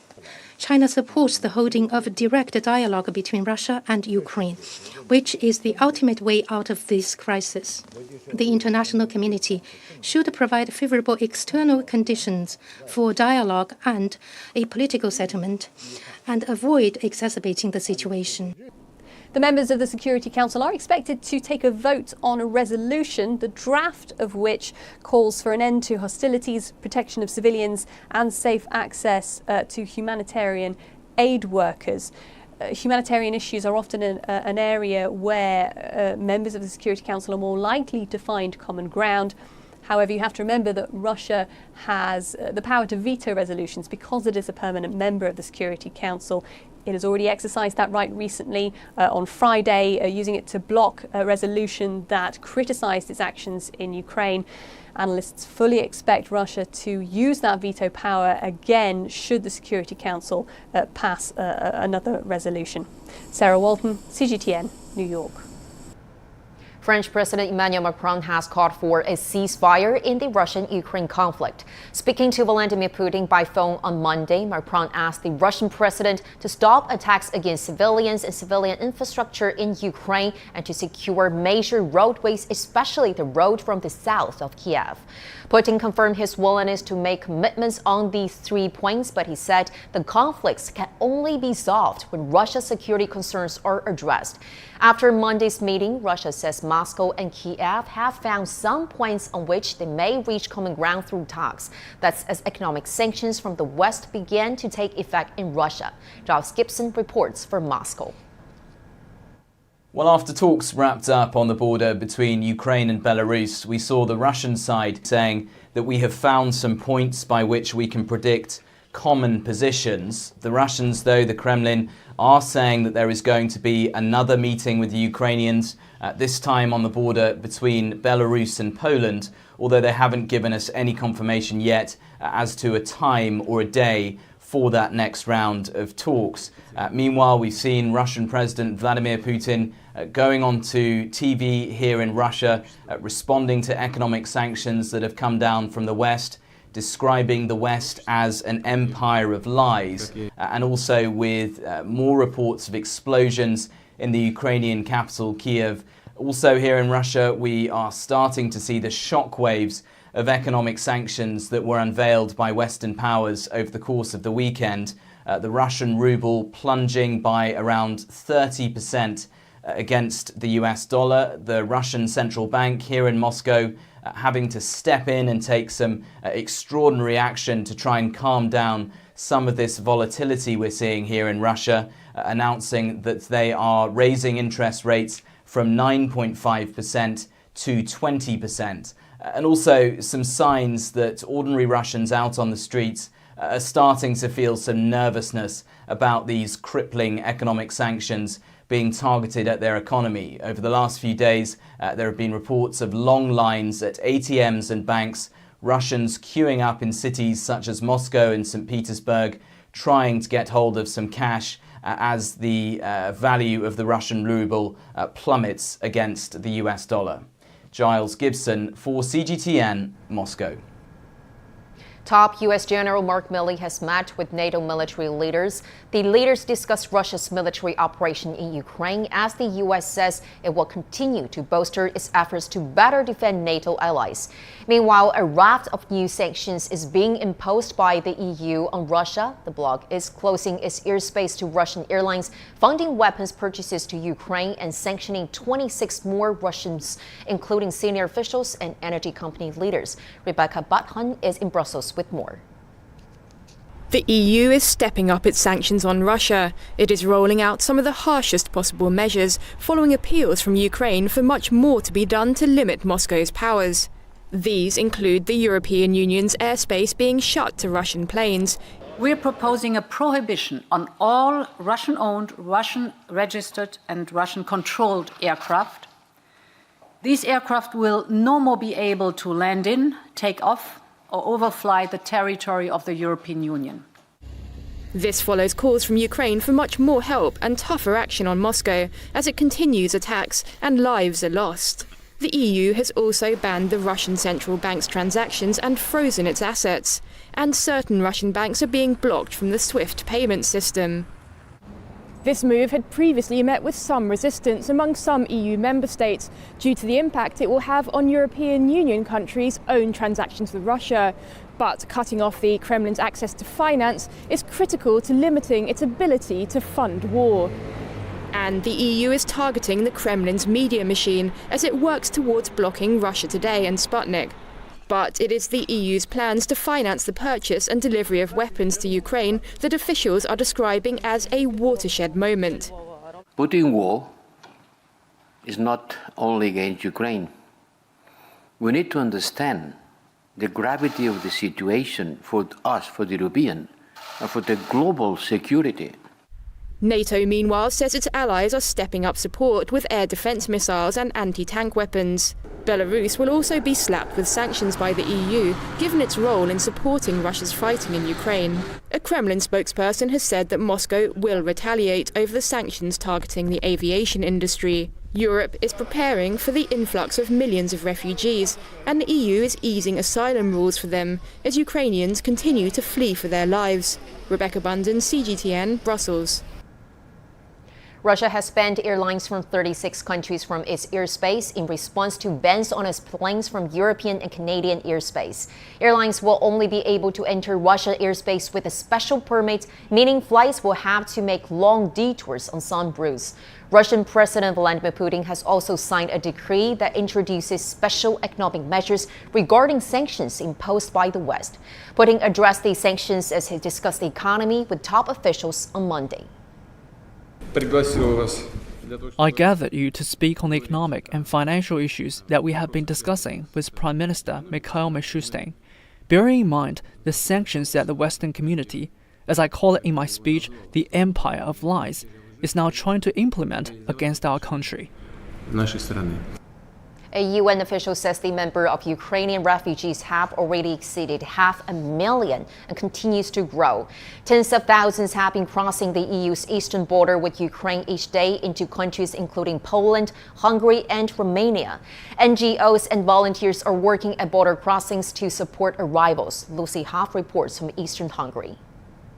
Water and fresh clothes for those who have travelled by road or by foot to Hungary. In their numbers, many young children, accompanied by loved ones on a long and difficult journey.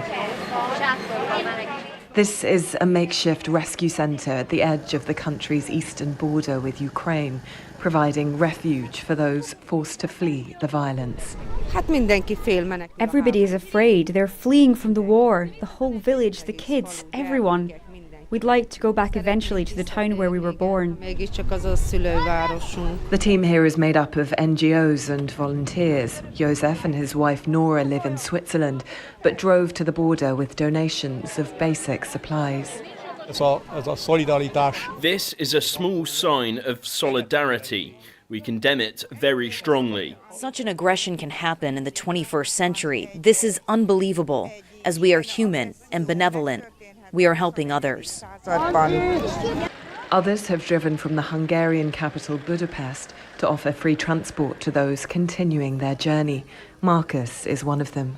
So I live in Budapest, and this morning I came to this area with supplies, mainly children clothes that I collected on the way, and some baby food and some nappies. I have a minivan, so I can take 6 people with me, or 5 and a baby. I have a baby seat, and so I'm waiting to see if someone is interested to go to west. The Hungarian government estimates that more than 65,000 people have already passed into Hungary, around 20,000 per day. During a visit to this crossing, Prime Minister Viktor Orban told reporters that all refugees would be welcome. The warm reception for those fleeing Ukraine stands in stark contrast to the reception of those who arrived from war-torn countries further afield, such as Syria and Iraq, in the years after 2015. Border crossings like the one behind me are bracing for that wave of Ukrainian refugees to continue in the coming days and weeks, with numbers expected to run into the hundreds of thousands. Lucy Hoff, CGTN, Sahani. About 600 Chinese students have been evacuated from Ukraine. The Chinese embassy in Kyiv said that they were from Kyiv and the southern port city of Odessa. They traveled by bus to neighboring Moldova under an embassy escort and local police protection. A further 1,000 Chinese nationals will leave Ukraine today. Neighboring countries including Moldova, Romania, Slovenia, Hungary, and Poland will facilitate Chinese nationals' entrance by granting temporary visa-free access to valid passport holders. There are now over 6,000 Chinese nationals registered for evacuation. The embassy is calling each one for confirmation to make sure they depart the country safely and in a timely manner.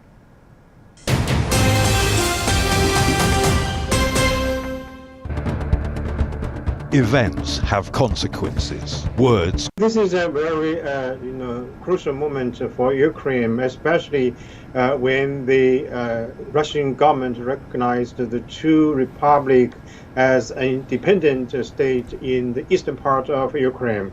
I think this is actually a result of the competition between Russia and the United States, and the Ukraine leaders actually also played a very important role in such a tension. For example, Ukraine President Zelensky just had changed his mind early last year when President Biden took the office as the President of the United States, and he would like to get the United States and some other Western countries be involved in the dispute in eastern Ukraine and in Crimea with Russia. So this is actually a result of the competition between two major powers, and also a result of the policy taken by Ukraine government. And at this moment, I'm sure Zelensky, the Ukraine president, has already realized the importance not to take sides with any major power in such a game. So this is actually a very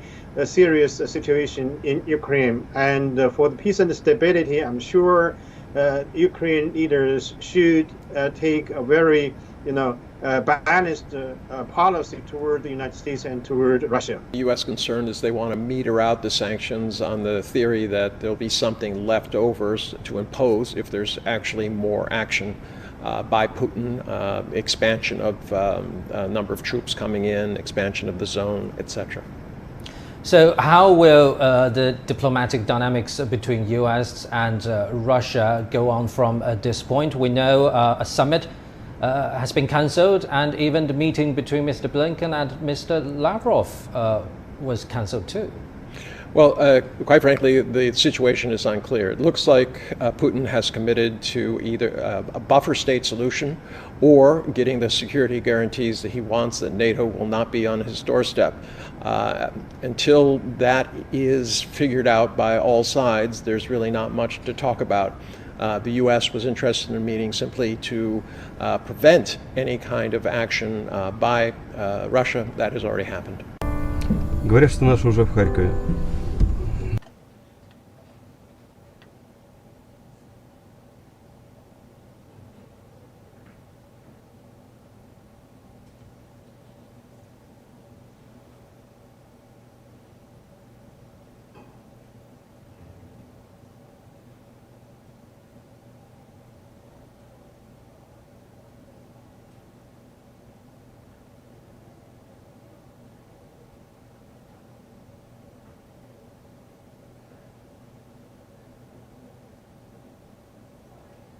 Good afternoon, dear friends. Welcome to the special coverage of CGTN. I'm Pan Dong.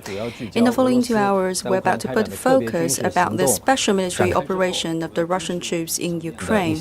We will talk about the changes in the military situation, and also we'll talk about the latest updates on the economic and political levels. We have invited from Tsinghua University Mr. Song Bo and Mr. Cao Weidong, famous experts on military affairs. They will share with us their expertise and also insights. We have also received some sporadic information in Kyiv, one of the major industrial cities in the eastern part of the country and also second largest city of the country. It has witnessed an escalation of the tensions. We have Minarova with us, the CGTN reporter, who's now in the city, Kharkiv. Lina, good afternoon. We know that you had an unpeaceful day. There were some blasts yesterday. What's the current situation?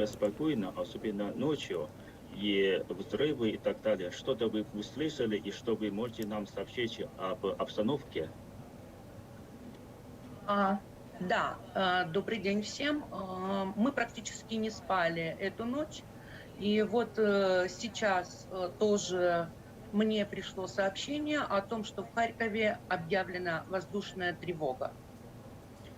Good afternoon, everyone. Actually, we didn't sleep much last night, and we also received a message recently. There are the sirens going on in Kharkiv. Вчера было разбито около 90 многоквартирных домов в разных районах города. Выстрелы начались и взрывы начались около 12 часов дня по Киеву. Yesterday, 90 plus residential buildings have been damaged in the city. They have been located in different districts of the city, and they were attacked around noon. We heard the explosions. Пострадали жилые районы и мирные жители. We have noticed the damages to residences and also civilian casualties. По данным губернатора Харьковского региона, Харьковской области, после вечерних бомбежек было 11 убитых мирных жителей и 37 раненых. Среди пострадавших 3 детей.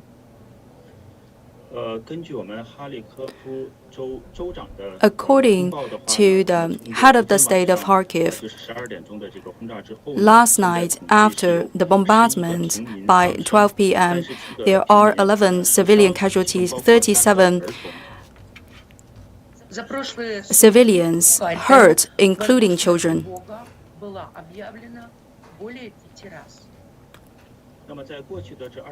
Over the past 24 hours, we have heard 5 rounds of sirens of air defense in our city.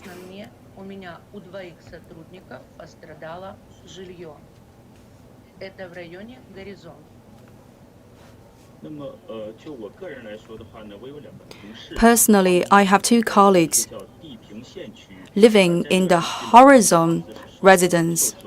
Their buildings have been hit and damaged.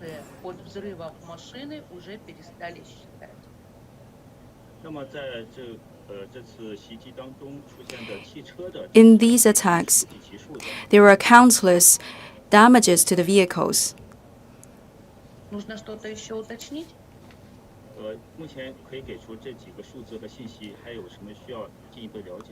These are the available data. Are you still running a curfew now in Kharkiv? Комендантский час закончился час назад. Нет, 2 часа назад.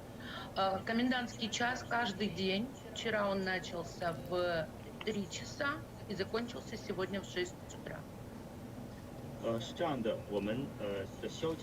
For the curfew, until now, it has lasted until 2 hours ago.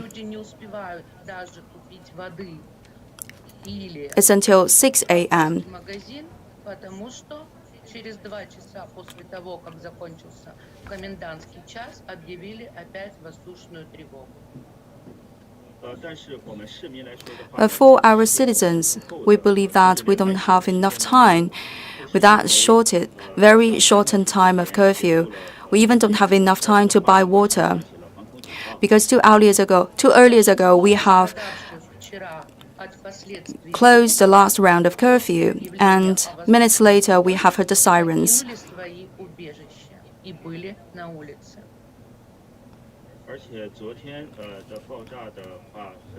And with the bombardment of yesterday and explosions, many people have been hiding in the shelters, and people have been hurt on their way to buy the daily necessities.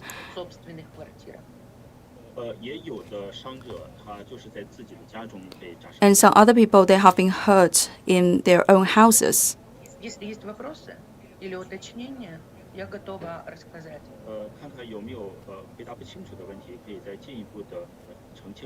I hope that I had very well explained the information. So you mentioned that you don't have enough time to buy the water. And what about the supply of the water? Are the facilities running? Why you have to go out and buy water?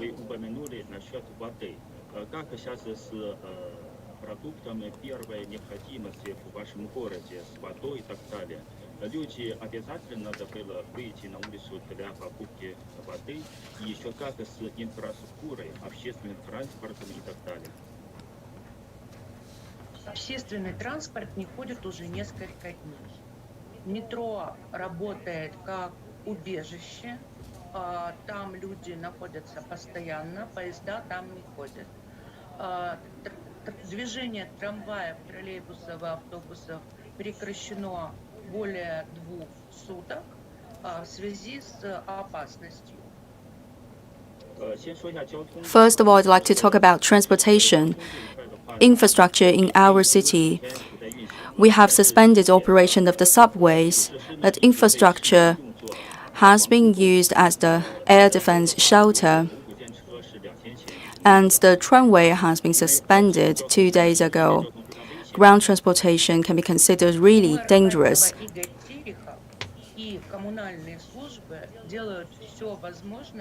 Чтобы в районах сохранились коммунальные услуги, но все равно часть людей остались без света или водоснабжение. The mayor and also the administration in the city, they have also done their best to maintain the operation of the civilian infrastructure, but still some people don't have the access to electricity or water. Сейчас нахожусь я, в нем осталось все: вода, свет и газ. Но насколько это будет, непонятно. Поэтому нужно обязательно делать запасы воды. For example, I'm now in my house, but we don't have the supply of electricity or water. We don't know when the supply would be resumed, so we have to have some stockage with us. Выходили вчера на улицы, это были и те, которые провели в убежищах несколько суток. У них закончились запасы, и им нужно было действительно срочно купить воды. Но это сделать не так просто. Вода продается далеко не везде, и нужно далеко отойти от убежища.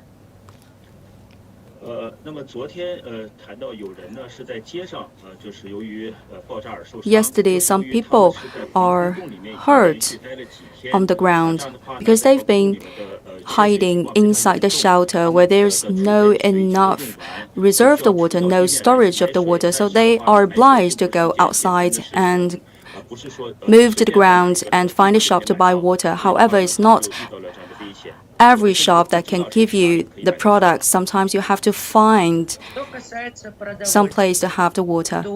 К магазинам выстраиваются огромные очереди. По словам местных властей, хлеба должно хватить на всех, но довести его до магазинов или даже до убежищ иногда невозможно. Именно из-за той критической ситуации, в которой находится город из-за бомбежек. As to the food, the administrators of the city have pledged about sufficient food, but people have to queue for a long period of time before getting the food. And also due to the airstrikes, we cannot transport the bread and other food in a timely manner to the shops. So there's a shortage of supply currently. Это касается тех, кто имеет хронические заболевания. Очень страдают без детского питания, средств гигиены, родители с маленькими детьми. Они вынуждены покидать убежище, чтобы обеспечить либо себя, либо тех, кто слабый, пожилой, беспомощный, лекарствами и средствами гигиены. For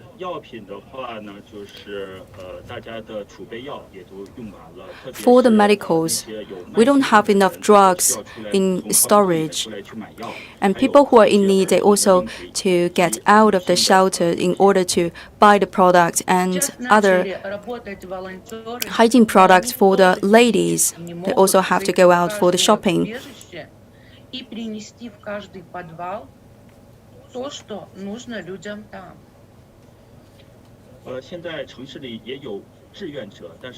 There are some volunteers working inside the city. However, we know that the risks are very high during the explosions, so we cannot expect to see every time when there's an explosion for them to transport the food inside the shelter.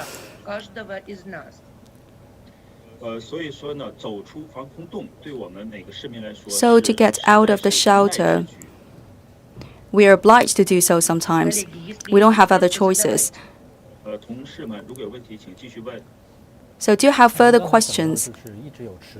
Yes, you've been hearing the constant bombardments. Do you have a message for sure for the entrance of the Russian troops into the city? Как-нибудь уже появляются русские солдаты на улице вашего города? Или у вас какие-то информации на этот счет?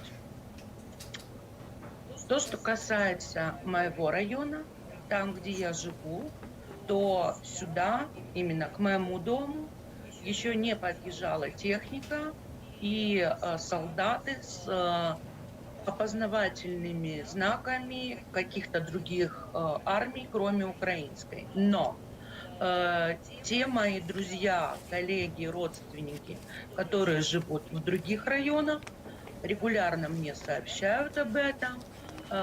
Кроме того, публикуют фото и видео, присылают в соцсетях и в мессенджерах. More specifically, for the area where I'm in, I've not yet witnessed clearly identified troops from either side, Ukrainian or Russians. For the other relatives of the family in other districts of the city, they have been sending messages and photos to me and also via social media links. Солдат, которые заходят к нам в город, есть опознавательный знак. Белая английская буква Z на технике.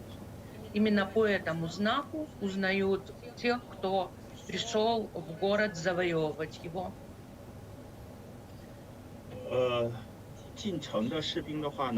For the troops to enter the city, usually they will be clearly identified.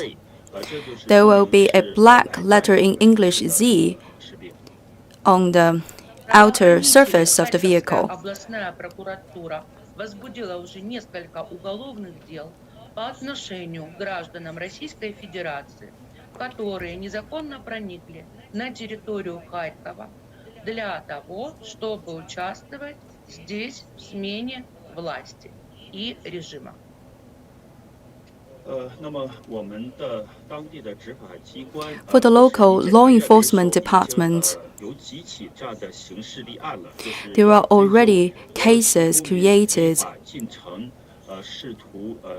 to punish the civilians forcefully entering into the city to throw away the current administration. Такие действия в Украину.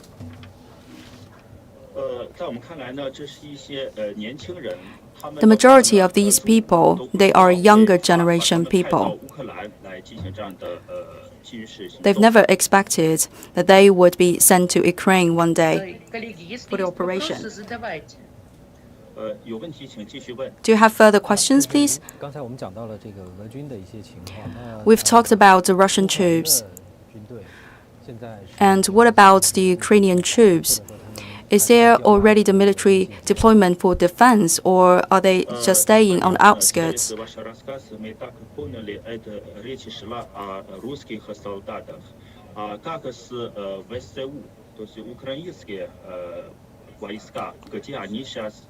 Не ведут ли бои там, например, с русскими солдатами на окраине города или где?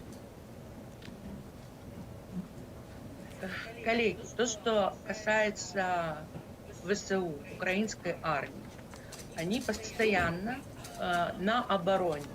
А на каких именно участках работает сейчас ВСУ, я не знаю, и нас попросили не распространять сведения о том, где находится украинская армия, вплоть до того, что не снимать украинских солдат, украинскую технику во время проведения операций, для того, чтобы противник не получил лишней информации о количественном и качественном составе того подразделения, которое обороняет Харьков.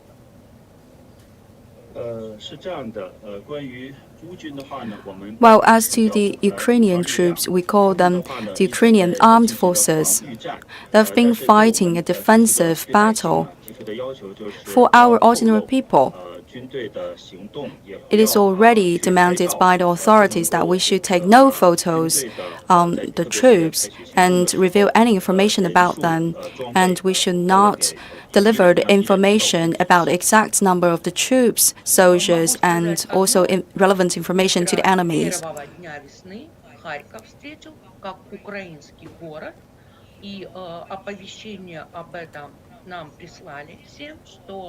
В принципе, армия работает и защищает Харьков.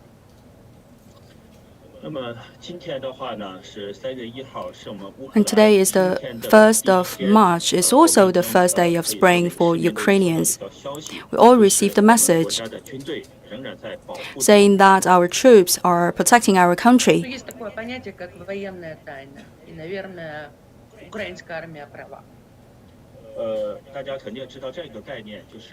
I believe that you know this idea, military secrets. So it's due to these considerations that the authorities have required us to keep the secret. Please continue with the questions.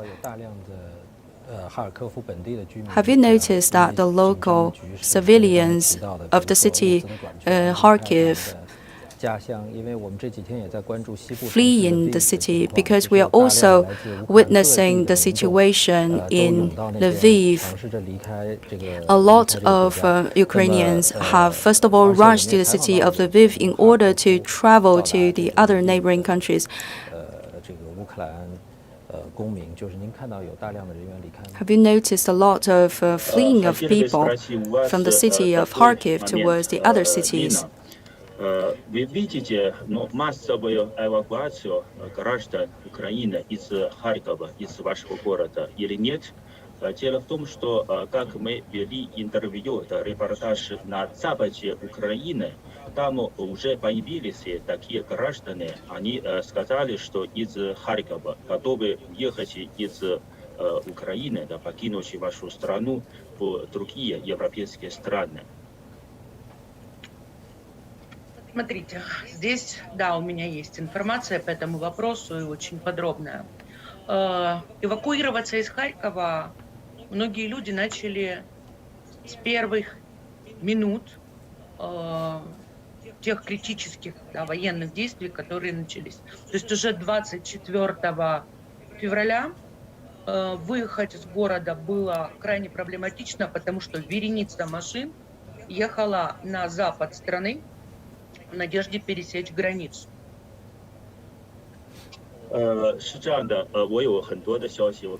I've received a lot of information, so maybe I can elaborate a little bit on this, about the evacuation of the people. For people to leave the city of Kharkiv, since the declaration, since the very first minutes of the first day of the Russian special military operation, there's already a group of people fleeing the city. They are driving towards the other cities. Since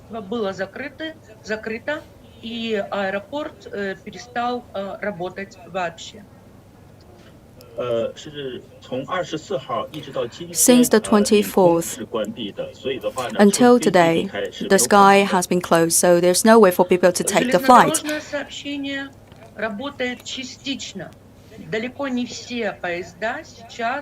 Отправляются по расписанию. Я имею в виду на выезд из Харькова. And about transportation in railway system, only part of the trains are working, and they are working not according to the calendar, especially for departures from the station of Kharkiv. В области для того, чтобы предотвратить наступление противника, были намеренно уничтожены ряд объектов, которые соединяли населенные пункты. Речь идет о мостах с тем, чтобы противник не прошел дальше, чтобы он не мог проводить военные действия по земле. Поэтому выезд из самого Харькова, он вообще затруднен сейчас. То есть, да, есть понятие город, окружная дорога вокруг него, и вот далеко не во все направления можно сейчас выехать. And one more information to add. In Kharkiv state, in order to battle against the enemies, sometimes Ukrainian troops, during their evacuation and moves, they will destroy some of the facilities and infrastructures, for example, roads, bridges, etc. This will also set a new barrier for the evacuation of the civilians, since we don't have all the exits available. Официальную эвакуацию власти Харькова не проводят. Кроме того, они предупредили о том, что возможны провокации. О том, что могут ездить автобусы, предлагающие женщинам и детям выехать из города, а потом людей в этом автобусе могут использовать как живой щит во время наступления. Поэтому официальной эвакуации нет. In the city of Kharkiv, we don't have any official plan for evacuation because we think it's too dangerous and risky. If there's an organized travel by the bus, on which we may find a lot of children and women, we believe that they will become the human shields, and that is too risky for people to be evacuated in an organized way. Не понимают, как это можно сделать, а во-вторых, боятся оставить свое имущество, потому что в городе уже массово фиксируются случаи мародерства.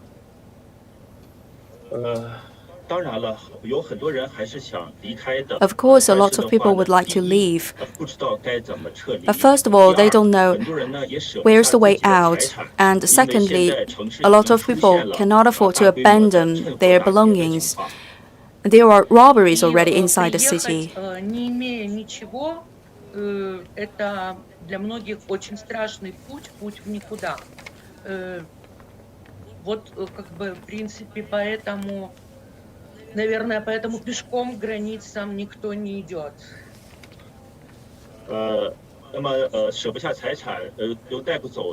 They cannot leave behind their belongings and they cannot sell them, so they don't have enough financial asset with them to have this fleeing trip.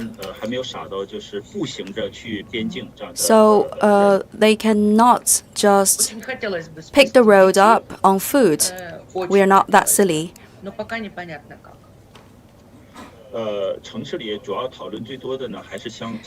Inside the cities, people are discussing about the plans of evacuating the children first, but we don't have an exact idea to kick off the plan yet. Thank you very much. Lina, thank you for your information coming from the second largest city, Kharkiv, of Ukraine. Мне очень приятно было увидеть вас. Надеюсь, что эта информация была вам полезной. Bye-bye. Thank you too. It's a pleasure for me to have this opportunity to meet you, and I hope that all this information I just mentioned would be helpful for your side. Bye-bye. And I hope that situation would be better. So back to you, sir.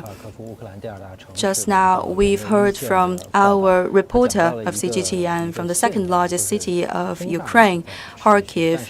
She mentioned that the bombardments have been going on, and in the districts where she's now living in, or in other districts in the city, there's no massive entrance of the Russian troops. After the kicking off of this military operation, Ukrainians, they are under the threat of this war.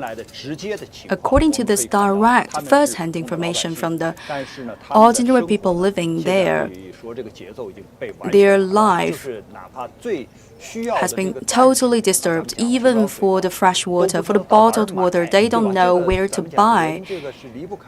You know that for human beings, we cannot live without the water and food and all kinds of daily necessities. And today, it's already a big headache for them to have an access to all those daily necessities. And also during the day and night, they are obliged to stay inside those shelters for a long period of time. So they are living in that fear brought by this military operation. And for that darkness, to what degree? Though she's mentioning that she has not yet observed the entrance of massive Russian troops. However, she mentioned also some of the roads and bridges have been blown up by the Ukrainian part. It means that they are applying a relatively defensive method in facing with the enemies. Because if you take a very proactive way against enemies, you will directly go and set explosions on the tanks of the other side. You will not choose this explosion of our own country's bridges and roads. That is a very passive method, and it means that they have not enough confidence in their own strengths militarily. So for deployment of the troops, we cannot have the information because they have to protect the military secrets, but from their behaviors, we can already find some signs, and it's a very clear signal about the contrast of strength between the two sides. From just one single example that she has mentioned, we can see that the defensive side of the Ukrainian troops. And another one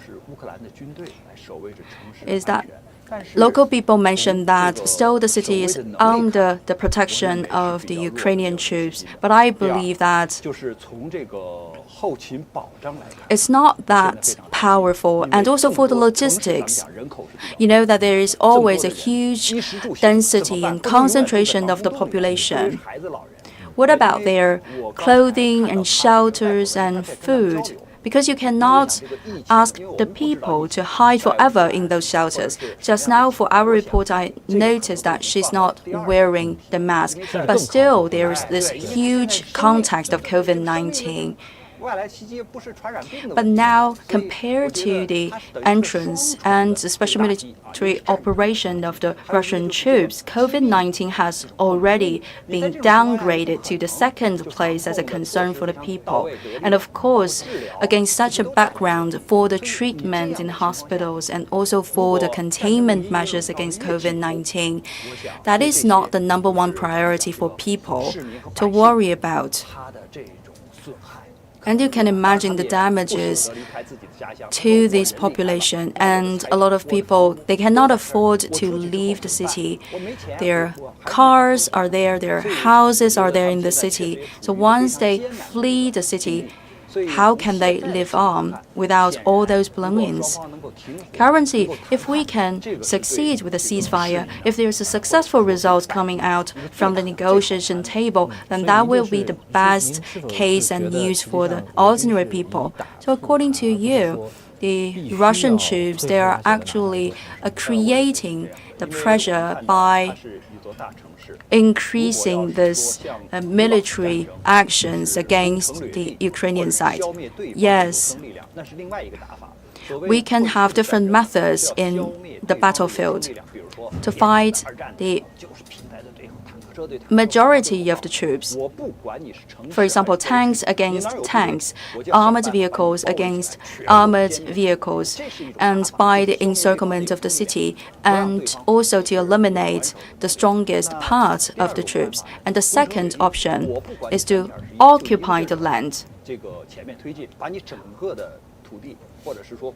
Whatever you're doing, first of all, we will try to occupy the land of yours and to annex that to our own land. But the current situation doesn't correspond to any of these two methods. Their real intentions is as follows: to try to have the signature of a treaty with the enemy side under coercion. So they are encircling the capital city, Kyiv, in order to create more pressure for the Ukrainian government. That is the number one intention of their military operation. And secondly, if we don't eliminate the most powerful section of your troops and we don't cause a lot of collateral damages and civilian casualties, we are just mounting up the pressure. Until now, we have not witnessed a large number of bombardments, as is mentioned by our reporter. There are no planes from the Ukrainian side in the sky. That means Russian side has already seized the master of sky. Of course, in that background, the Russian side could launch just a very simple round of the airstrike and take over the whole city, but they didn't do that. They have the capability to do that, but they would like to surrender the other side without using too much military forces. They will let the other part, the Ukrainian government, to observe the status quo, and finally they will be obliged to come to the negotiation table. So that is the guiding principle of the Russian troops. So since the major intentions of the Russian troops is not to eliminate all the military forces, especially most powerful part of the Ukrainian side, how can we understand that proposal of Vladimir Putin to demilitarize Ukraine? Vladimir Putin has addressed twice about this military operation. He said that his intention is not to occupy the land of Ukraine. Instead, he would like to restore that legitimacy of the 53 square kilometers of land, including the two People's Republic, and also to realize the denazification and demilitarization of the country. And that is also a signal sent by the Russian troops. They were not to move this country out of the planet. Instead, through this powerful military operation, they would like to create more pressure on the government of Ukraine to bring them back to the negotiation table, so they would follow the directions of talks designated and anticipated by the Russian side. Finally, two parties would use a political dialogue and diplomatic dialogue to solve the problem and the tensions in this region. And talking about this word, demilitarization, is to remove the military forces, or does it mean just removal of military threatening powers? I believe that is more like to remove the military threats. NATO countries, they are moving closer and closer to the territory of Russia. This has been repeated over and over before the official launching of this military operation. And very clearly, Russia has urged the NATO side to not admit the accession of Ukraine, and also urged the Ukrainian government to abandon their attempt to join NATO. As to the military forces of Ukraine, I don't believe that the Russian side will not try to eliminate all the military power of the country Ukraine. And it's also not that possible in reality. We can look at the number of soldiers on the book. For the military power, it's 250,000 soldiers on the book. And there are also, in total, 400,000 soldiers available in uniform. So it's not that possible for the Russian troops to eliminate all that huge number of Ukrainian soldiers once and for all. We have talked about the situation of Kyiv, that is the second largest city of the country. At the same time, there are also the attacks from the other directions, from north to south, and also from south to north. For example, the landing from Odessa. And there is also the risk of the encircling and finally the capture of the capital. Yes, that is highly possible. First of all, they have decided to encircle the capital city, and then under pressure, they will oblige the Ukrainian government to sign the treaty. For the conventional sense of the encirclement, that should be 360 degrees. From the direction of Belarus, there were troops from Russia moving towards the south, and from the Black Sea, from south to north, there were also advancements of the Russian troops. They have already seized the channels of transportation at sea. For example, with the Snake Island, and from the eastern parts, there are also the progresses and advancement of the Russian troops. They are not moving at the same rhythm and pace because there are different levels of barriers on their pathway forward. For some directions, they can move faster than the others.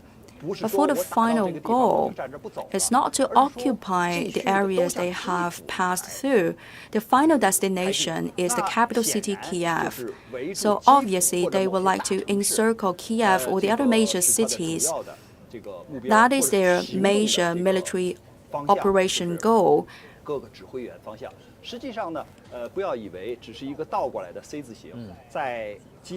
It's not actually just a reversed C form. From the western side is also a wall of protection constructed by the Russian troops.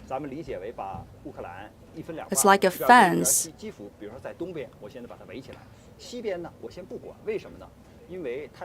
If you divide the country into two parts, then there's eastern side and western side with Kyiv in the middle. For that, fences in the western part of the country is to stop the channel of transportation for weapons coming from NATO side into the country of Ukraine. With that barriers set in place in the western part,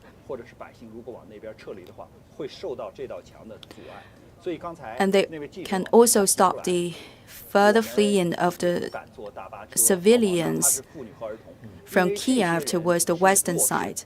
That is also mentioned by our CGTN reporter. They are not afraid to take. They are afraid. They are obliged to abandon that means of transport, the bus. They don't have the courage to take the bus because they're afraid the bus will be captured by the Russian troops and finally they can end up being the hostages. And apart from this correspondence, we have also followed the other reports. In the other videos, we noticed that the Russian troops, they have already reached the outskirts of Kyiv. That is a message delivered from the Ukrainian side, so we can deem that rather precise. Because they said they have grabbed that dam back, that reservoir back. It means that, first of all, in the first place, there have been the Russian troops occupying the reservoir. And also for the explosion on the gas pipelines near the city of Kharkiv. It's also a proof that the Russian troops are there, because you cannot imagine it's a self-made operation by the Ukrainians themselves. So for that direction of Kyiv, the defense from the Ukrainian side is relatively weak and fragile. Against this background, we believe that there are authentic crossfires. For example, hundreds of tanks from the Russian side have been attacked and destroyed, and there are also more than 3,000 Russian casualties. So during their way towards Kyiv and their way on the land of Ukraine, that is the cost paid by the Russian government.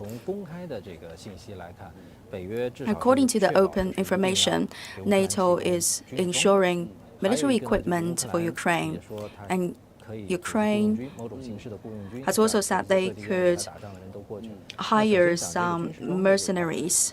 First of all, about the military equipment, is it sufficient for the Ukrainians to receive only rifles and weapons, etc.? Because that is not an easy tool to use. You also have to train the people to have the basic knowledge about these tools.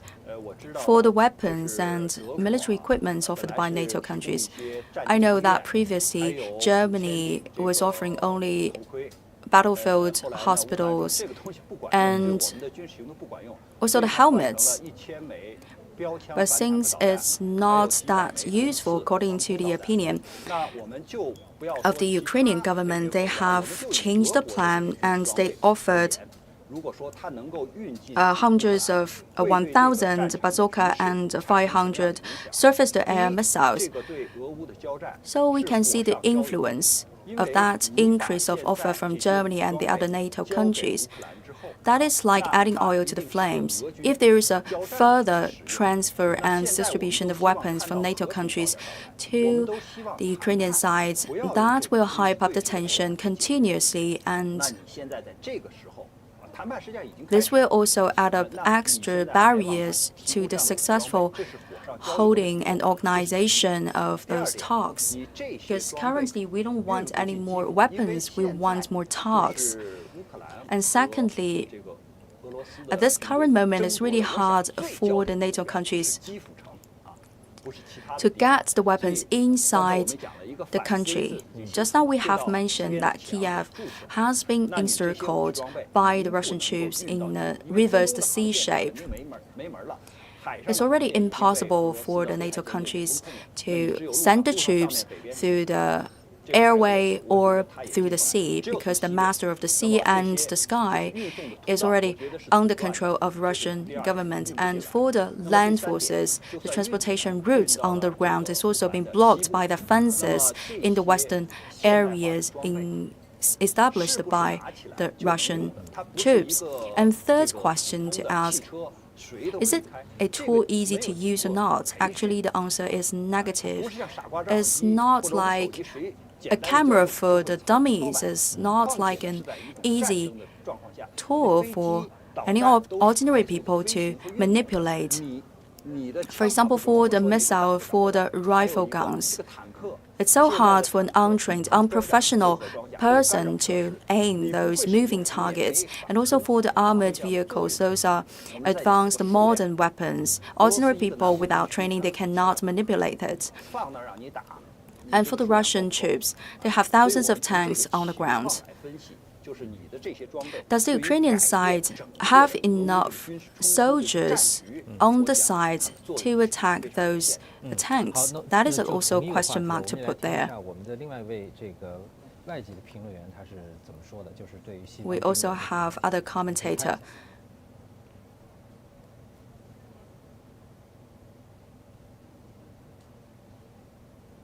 On a 2-to-1 in the field right now. Obviously, within cities, people can fight back. They can use Kalashnikovs, but they're not going to know how to use a Stinger missile. There are simpler, like TOWs and things like that they can use. But I mean, the idea that they're going to fight heavy armor, not possible. Molotov cocktails versus grenade launchers. I mean, this is a knife to a gunfight. So at this time, Russia has the advantage, and you're pouring gasoline on a fire. Yeah, obviously the Ukrainians want to defend themselves. They have that right, but how are you going to get those munitions in? Right now, Kyiv is blockaded. So this idea that they're doing this seems to be more lip service than actually coming to the aid of Ukraine. 看来这位外籍评论员的观点也跟您是 So you have reached a consensus. Now to another question about the mercenary, Mr. Song. According to the international law, that is a gray area. Is it against the international law? According to international law, the use of mercenary and the employment of the foreign soldiers on the battlefield is clearly prohibited by the international law. Over the past years, for example, in the crisis in Syria or in that crisis in Crimea, for the attacks models or for the use of weapons, they have employed a lot of these forces against the Russian troops.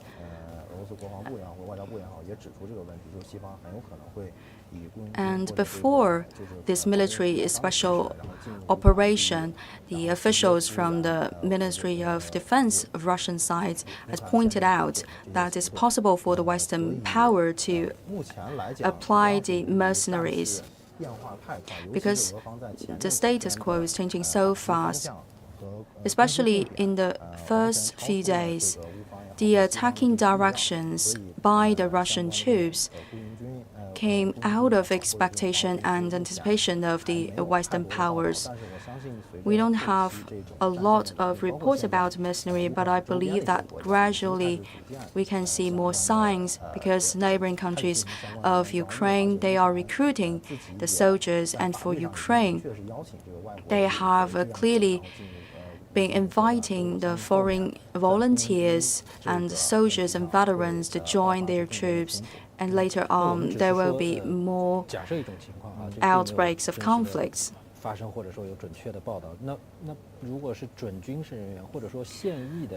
the soldiers in service, do they have a possibility to go into the territory of Ukraine and join the fight? There is a huge possibility of that. According to the current military situation, yesterday Putin ordered the country's deterrence forces onto highest state of alert. That is a very clear showcase of their attitude. They urged the NATO forces and Western powers not to be directly involved in this confrontation. But judging by the current situation, it's impossible for the Western countries to leave Ukraine alone without giving any help. But with their current support scale and the content, for example, only by the distribution of weapons, it's not sufficient to support the defense forces of the Ukrainian government. So the only add-up and backup forces would be the mercenaries. In 2014, at the border areas, with the operation in place during the crisis of Crimea, we have noticed the deployment of mercenaries, and they have also created some huge scale, some big scale of humanitarian tragedies and crises. So this is also one of the important issues that deserve our high level of attention. I also would like to talk about the camp of Azov. That is closely correlated with one of the three major intentions of Vladimir Putin, demilitarization. For Azov, why this name, the camp of Azov? Because it's very close to Azov Sea. In 2014, after the crisis of Crimea, Lugansk and Donetsk have declared their own independence. And their territory of the sea area have been occupied by the forces close to Russians. In order to get that part back, Ukrainian government has recruited a lot of soldiers, and tensions have been witnessed in that area. And by 2015 and 2016, Ukrainian government has recaptured that place and put that area under control. And for that team, the camp Azov has played an important role in this process.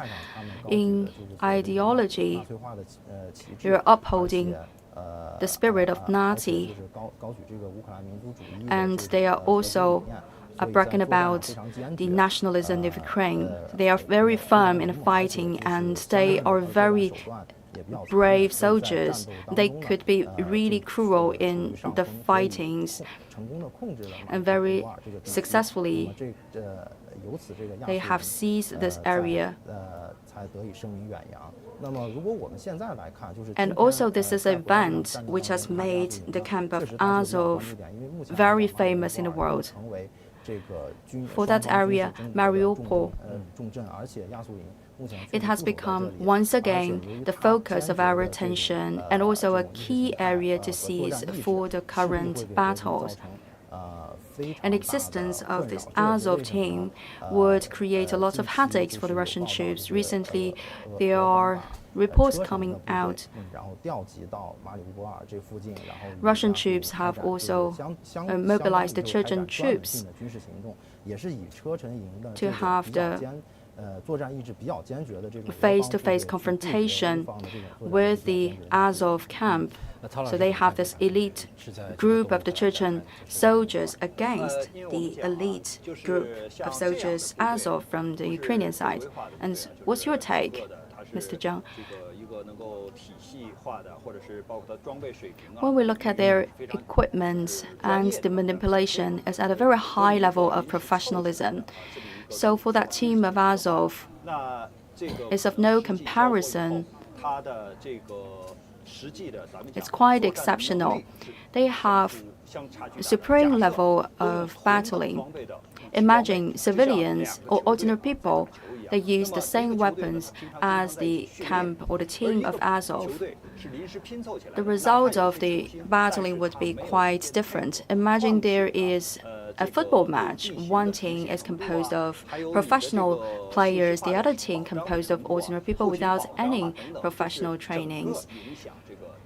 You can see the result of the game would be heavily biased and tilting towards one side, that side which is quite professional and better trained.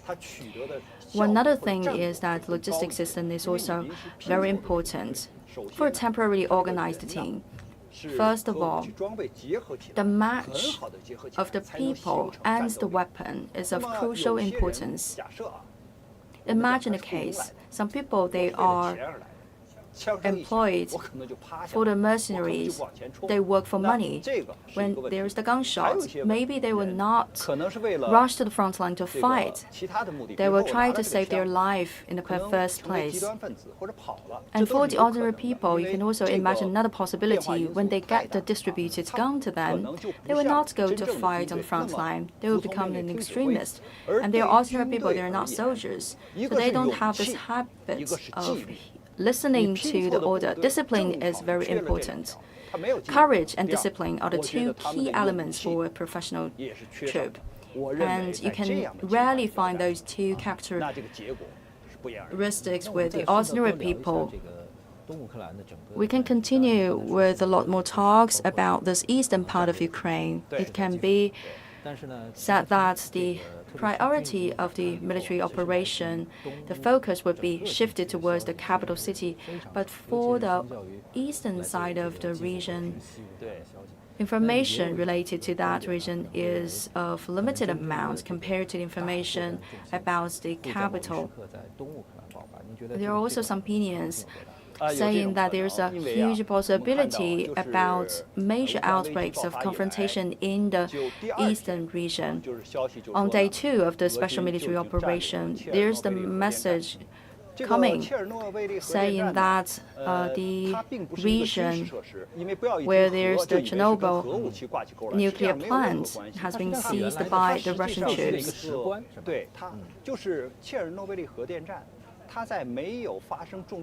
Before that accident, Chernobyl is offering electricity because that nuclear plant is for the generation of power. After the accident, this duty cannot be fulfilled. If imagine that one day we can repair this power plant, this nuclear plant, and it's captured by the Russian troops, we can do some analysis about the significance. Immediately after the military operation, the Russian troops, they have occupied a lot of important infrastructures, for example, the general staff and government buildings. And why this time with the reservoir and the power plant? First of all, they want to seize the military infrastructures. This will leave no room for the offensive actions from the Ukrainian side. At the same time, they take control of the electricity grid. As is mentioned by a reporter there, they don't have electricity, they don't have no water, let alone the production or manufacturing sectors. So currently there are two wills. One is military operation to take control of all the military infrastructure. On the other hand, they're also doing that control work about the facilities for daily life. If they can take over the facilities for daily life, they can more easily break down the mentality and also the willpower of those leaders. For the other cities, we have mentioned the second largest city, Kyiv, or the other cities. They are like the base points. It's like the basement for pagoda. The more basement you are losing, the more dangerous the top of the pagoda will be. Imagine that if they focus all the attention and also the fires and troops on the rest of the country, then it's no use for the Ukrainian government to have only the control of the capital city. For the eastern part, the progress is relatively low for the Russian troops, and we have fewer sources of information, and there is a lack of focus in this region. I believe there are some special reasons behind that. For Donetsk and Lugansk, there are anti-governmental forces. That has made the situation quite complicated because there are not only forces from the Russian part, but also from the local anti-government armies.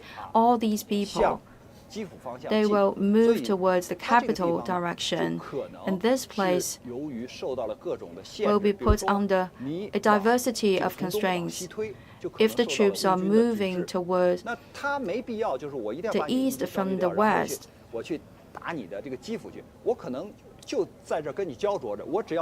they may encounter the barriers set by the Ukrainian troops and even the defensive forces. And for the whole east area, if they can take it under control, not necessarily with an encirclement action, as we have witnessed in the capital city Kyiv, it's already a good news for the Russian troops. If they can make sure that these fundamentals are solid with the eastern side, it's already okay for them to continue towards the west and towards the capital. And we've heard about the news that Russian troops, they are moving towards Mariupol, and not for sure. And the deployment of the Chechen troops by the Russian troops. Could you please give us more elaborations on that?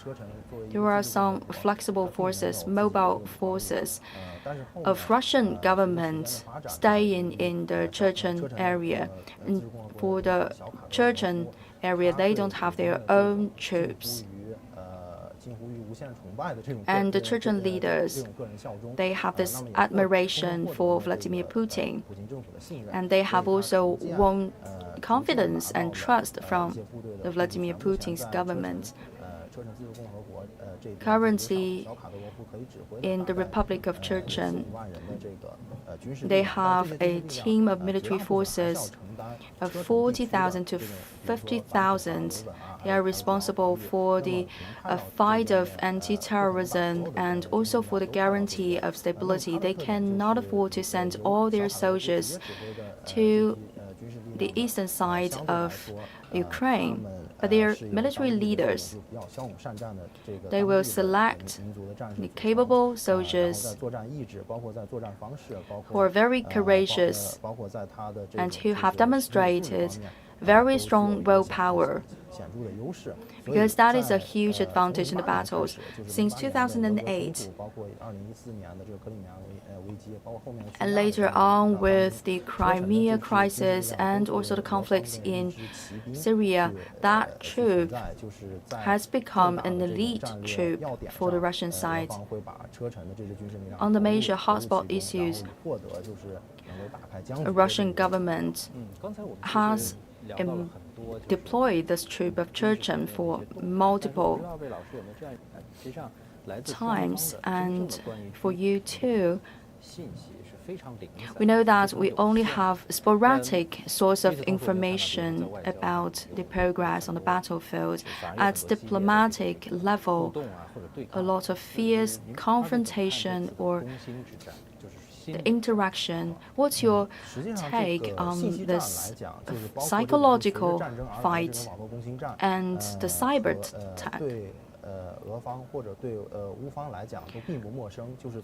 They are both very familiar with the information fight and the psychological fight. Since 2014, already on the website, online, this psychological attack and fight has started.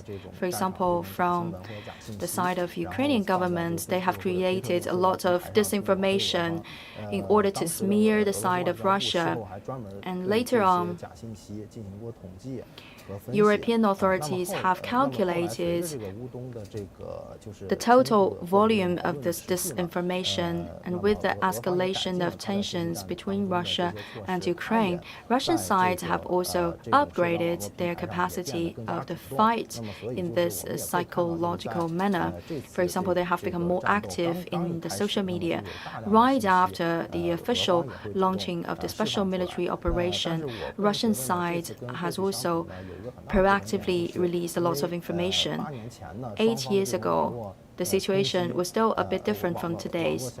For example, 8 years ago, the major occupation for the opinions on the internet will take place only in some famous platforms like Twitter, YouTube, etc., and mainly dominated by the Western forces. And people can not only use the words to describe the situation to spread information, but also there were news and reports represented by videos and mini videos. And it's also not limited in the English language. There's also other languages used in the distribution and the spreading of the disinformation. I've also noticed that they started to spread the information in Chinese, and gradually this psychological attack and also information battles, they have become an indispensable part of modern conflicts. The public opinion can play an important role in today's conflicts. I would like to cite some examples for you. During the war of Iraq, US and the UK, they have invaded Iraq. By then, I followed the delegation of the Chinese Navy to visit the Royal Ark of UK.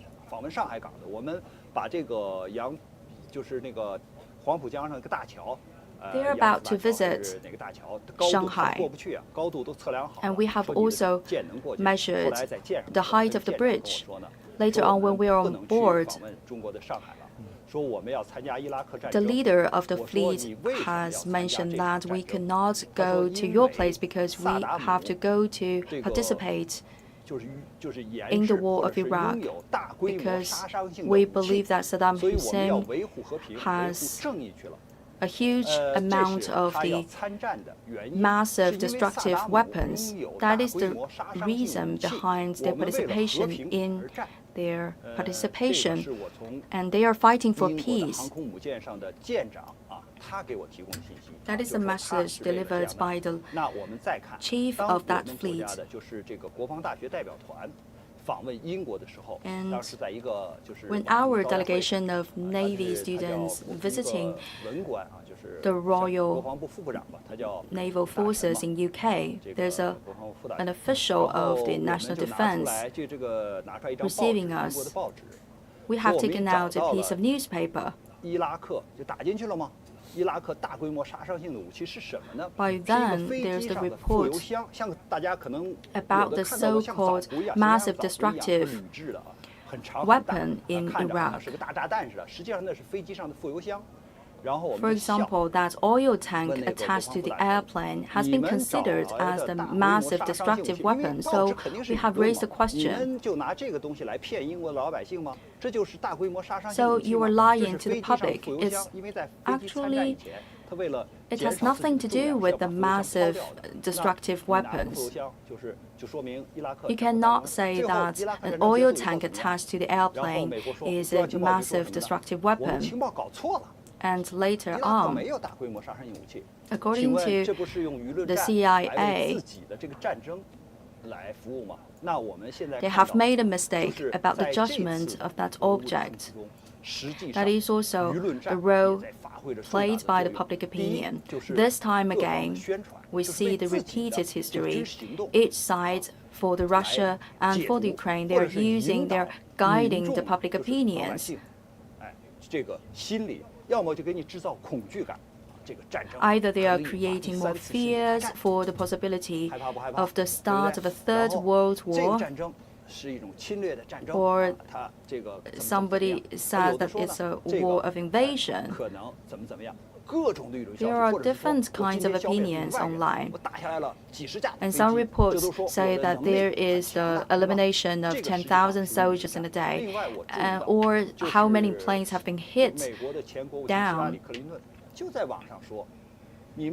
A former Secretary of State, Hillary Clinton, said that it's a good way to hack the website. During the days of the war in Iraq, we have applied these methods. Hackers, they are still playing an important role. Or there are people creating a false website or spreading the disinformation or paralyzing the other party's website. Those behaviors all belong to the war composed of public opinions. There's no bleeding inside, but it's also another form of fighting. It can sometimes create a huge impact. So this is the hybrid warfare. This is a term raised by the Western countries. With the warfare, with this special military operation going on, at the same time, there are also Chinese compatriots working and studying locally in Ukraine. I've received a note saying that there's a student studying now in Ukraine. We'd like to know her latest update. I'm about to run into connections with this student. And her family name is Zhang.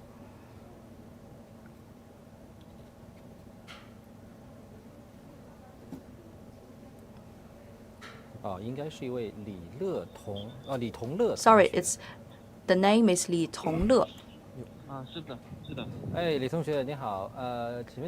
Good morning, Mr. Li. Where are you? I'm in the school. Which city, please? I'm in Kharkov. What about your district? Is it stable or not? Because we have just talked to one CGTN reporter from Kharkiv too. What about your campus life? Are you safe now? Relatively safe, if I may say. We have not yet witnessed the Russian troops, but we can hear the bombardments. Maybe the campus is the only safe place. Can you go outside the campus, or you are obliged to stay? We can go back to our dormitory. And there's also the curfew. So the dormitory is not inside the campus. you have to first of all get out of the campus, right? Yes.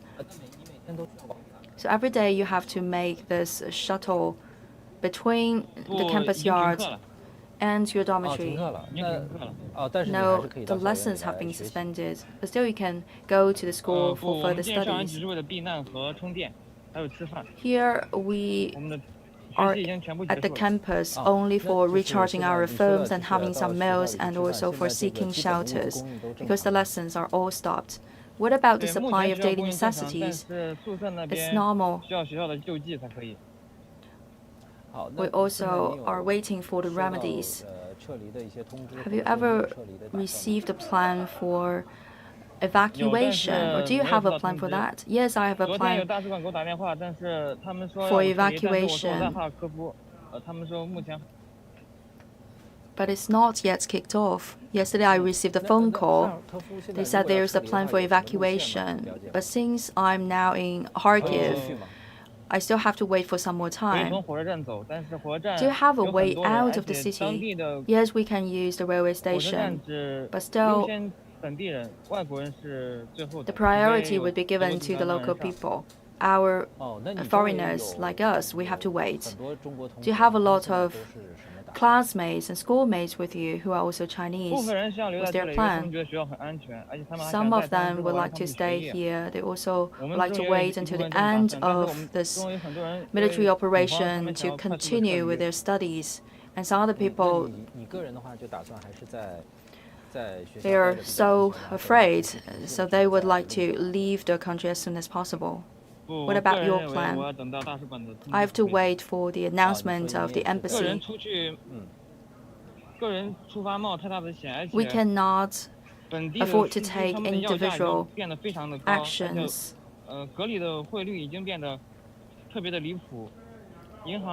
If you do it alone, the price you pay will be very high, and we don't have enough cash. And the cash we have now cannot afford it as the ticket to get to the railway station. And for the card, you can no longer use the card. You cannot withdraw the money. The banks are shut down, and you cannot use the card. If you don't have enough reserve of cash, then you will run into a lot of difficulties. Yes, of course. And for taking a taxi, some people, they are risking their lives to continue with their role of the driver of taxi, but the price the passengers have to pay will be very high. And what about the curfew? The curfew is from 3 p.m. to 6 a.m. the other day. This is today's case. I don't know about the timetable for tomorrow, because every day we have a different timetable for the curfew time. And just now, the municipal government building of Kharkiv has been bombarded. The municipal government has been bombarded. What is your information source? We watched the video. This is our school. This is the campus yard. Those are local students. I cannot see it very clearly, but I know they are foreigners. They are Ukrainians. They've been hiding in the shelters on the ground. But down there, there's no signal, so I have to stay on the ground for the connection. Now there's no sirens. Here we don't have the facilities to run the sirens. We're in the suburbs of the Kharkiv city. We can receive message from the chat groups, and we have watched the video showing that the municipal government building has been taken down after the shocks of the bombardment.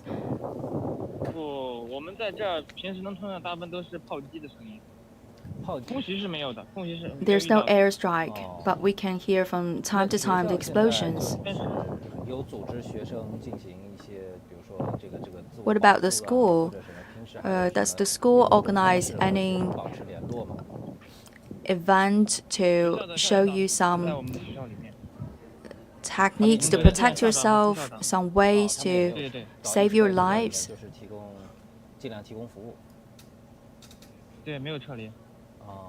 Workers in the campus, they have chosen to stay. What about the supply of electricity and water? Power has been cut off last night, but then it's been resumed early this morning. What about the heating system? Because I know that temperatures must be very low. Heating has been cut off for many days already. So how can you cope with the cold? We'll just try our best. And what about the indoor temperature of your dormitory? About 5 to 6 degrees. That is already good for me, because outdoor it's even more freezing. Every night I have to put all the clothes on me in order to stay warm.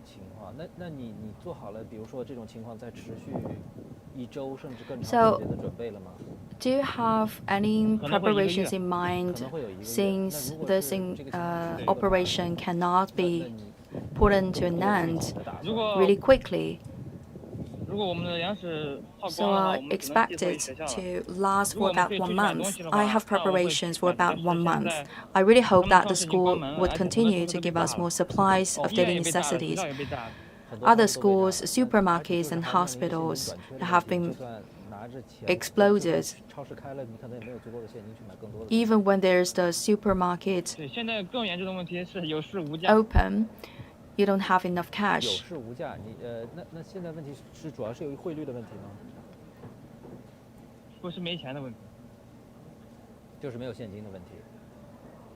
It's not the problem of exchange rate. It's the problem that we don't have enough cash. In other places, they have the supply, they have the food and goods on the shelves, but they don't have the money. What about the municipal government? Do they offer any help or assistance? The government of the city or the government of the state, are they offering any help or information? We've only received one message, one SMS. Since the beginning of the special military operation, you've received only one message from the local authority. Yes. And they tell us to pay attention to the curfew time and also to stay in the shelter. Could you please give us more information about your campus? It looks like quite a big campus here. Yes. The surface is very big.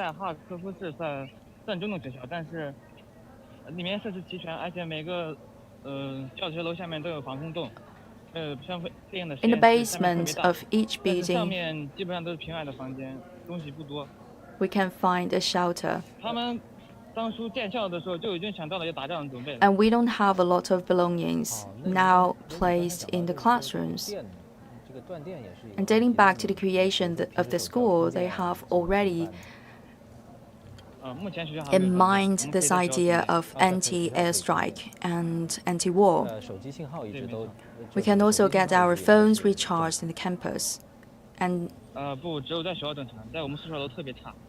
what about the signals? Telecommunication signals are rather good when we are in campus. And it's really bad when we are in the dormitory. There's no connection of the signals. So when you want to receive the message or send a message, you have to come to the campus. What about the local students? Some of them, they have been evacuated. Some stay at home. And for the elderly persons, it's like they are left alone because they cannot leave.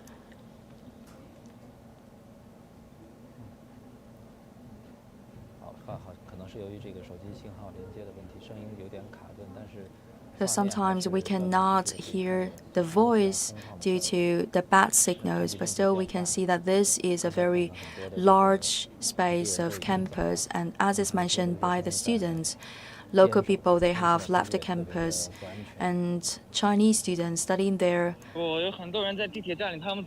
they remain in the campus. And some more people, they are also hiding in the subway stations because explosions are going on. Do you need to go into the shelter? Those are distant explosions. Don't take the risk.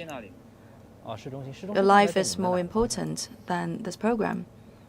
No worry, because those explosions happen in the downtown area. And over there, towards that direction, is the downtown area. And towards that direction, the camp of the Russian forces. So you only wait for the signs of sirens to go inside the shelter. Only with the sounds of the explosions, you will not run into the shelter. And nowadays, there's no longer sirens. We can only hear the sound of explosions. Are you afraid that someday the bombardment will reach your campus? Russian troops, they have started to apply those heavyweight missiles. Because we have already watched the videos to see the effect after the explosions. In our chat groups, we have received the photos. The photos are also taken from students. And there are also buried bombs. Now you can see that the troops, they are also aiming the downtown area.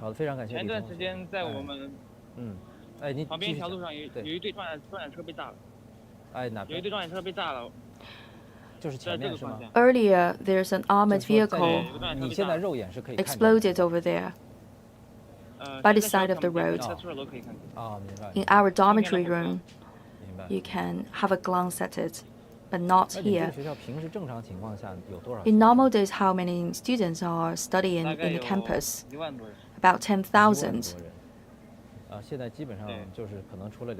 Now, you can barely see anyone, and only the faculty members, the workers, and the foreign students, they have stayed. Another question, if the curfew time is extended from 3 p.m. to 6 a.m. the other day, what about your supper?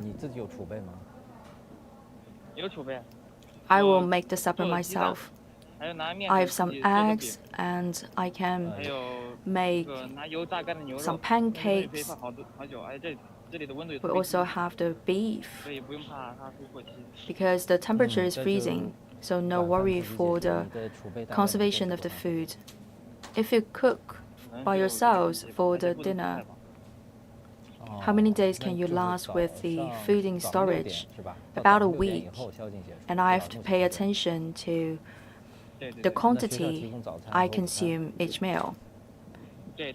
And for breakfast and also for lunch, you come to the campus and you have to pay for the meals. If you don't have enough cash, does it mean that you have no way to get your meals done? If you don't have enough cash, what will you do? We will do some trade. We will do some trade among the Chinese students. For example, we can do the transfer of the money via the system, and then we can get the trade back of the cash. We have, for example, 100 Chinese students here, and currently in the subway stations, a huge number of students are also hiding there. And some other people, they are heading towards the railway station for an opportunity to be evacuated.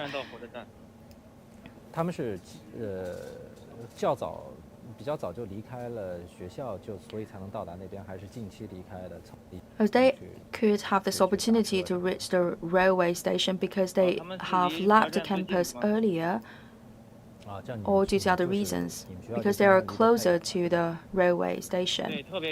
And your campus is really far away from the railway station. Yes, usually it will take about 1 hour's drive.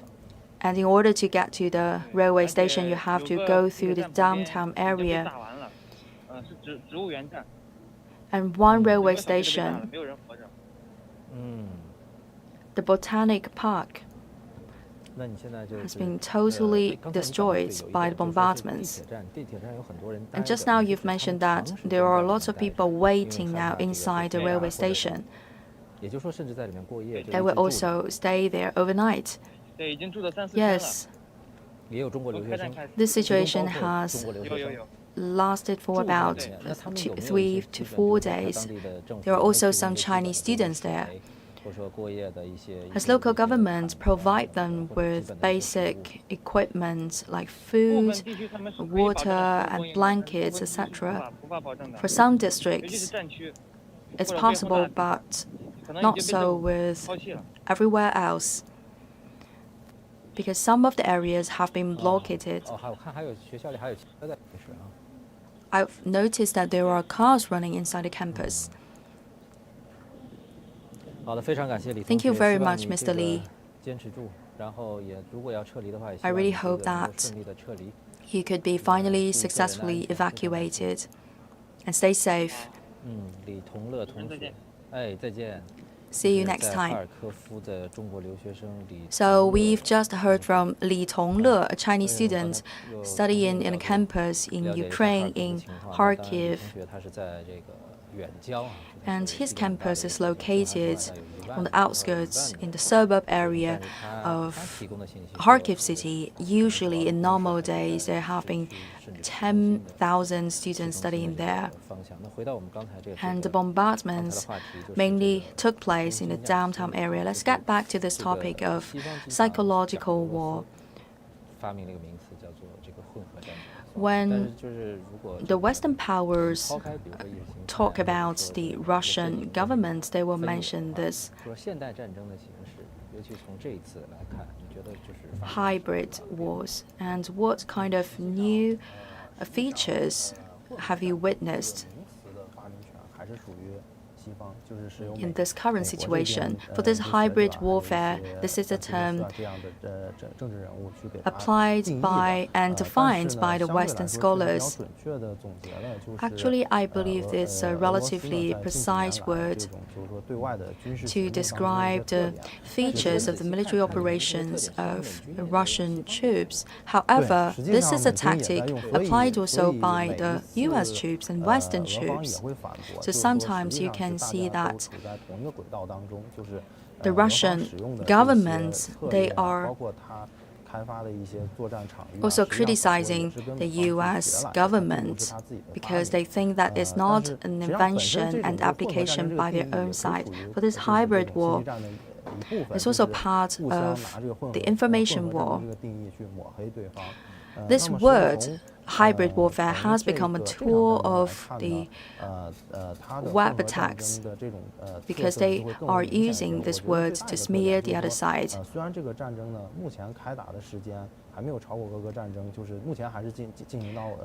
It's been 5 days and nights since the Russian side has officially kicked off the special military operation. However, the input of information created by the Russian, Ukrainian, and Western side have already been an explosion of information. That rhythm of information distribution far exceeds the information volume that we have noticed in the past, for example, about the border situation and video uploads in the websites. For the other countries, the countries of witness, we can almost see this live broadcasting of the warfare And in return, you can see some effects coming from the battlefield to the public opinions. Usually for conventional war or conflict, it's the winner part that will do the calculation of the exact casualties and the results of this battle. And we will have to wait until the end of the conflict to know the exact numbers involved. And today we are reading those figures and numbers in real time. In the past, the conflicts have been much more mysterious, and today is no longer the case. Any minor actions of one side will be immediately exaggerated by the other side. For example, the destruction of the big carrier aircraft and 225 Maria. However, we cannot confirm till now because we only have a very few photos. Traditionally, we have to wait until the end of the war or of the conflict to know what's the loss and what's the casualty number. And traditionally, we will do that conclusion afterwards. For example, which side has launched a missile or rocket in order to destroy a certain weapon. And today from both sides, you can see the proofs coming up from both sides, and usually not that clear proofs. And also for the occupation of the reservoir, etc. From those actions of push and pull, each side is trying to capture the edge in the conflict, and they are also creating pressure for the other side, for airplanes or for the reservoirs, whether they are already eliminated and destroyed, whether there are collateral damages. It's very hard for us to define the exact situation, and the immediate interaction on the website will create an immense tension on the troops and on the government. And that could be a really new feature of today's development of the case. And EU has banned all the official social media accounts, for example, with YouTube and TikTok. Do you believe that those measures will be strengthened further? Yes.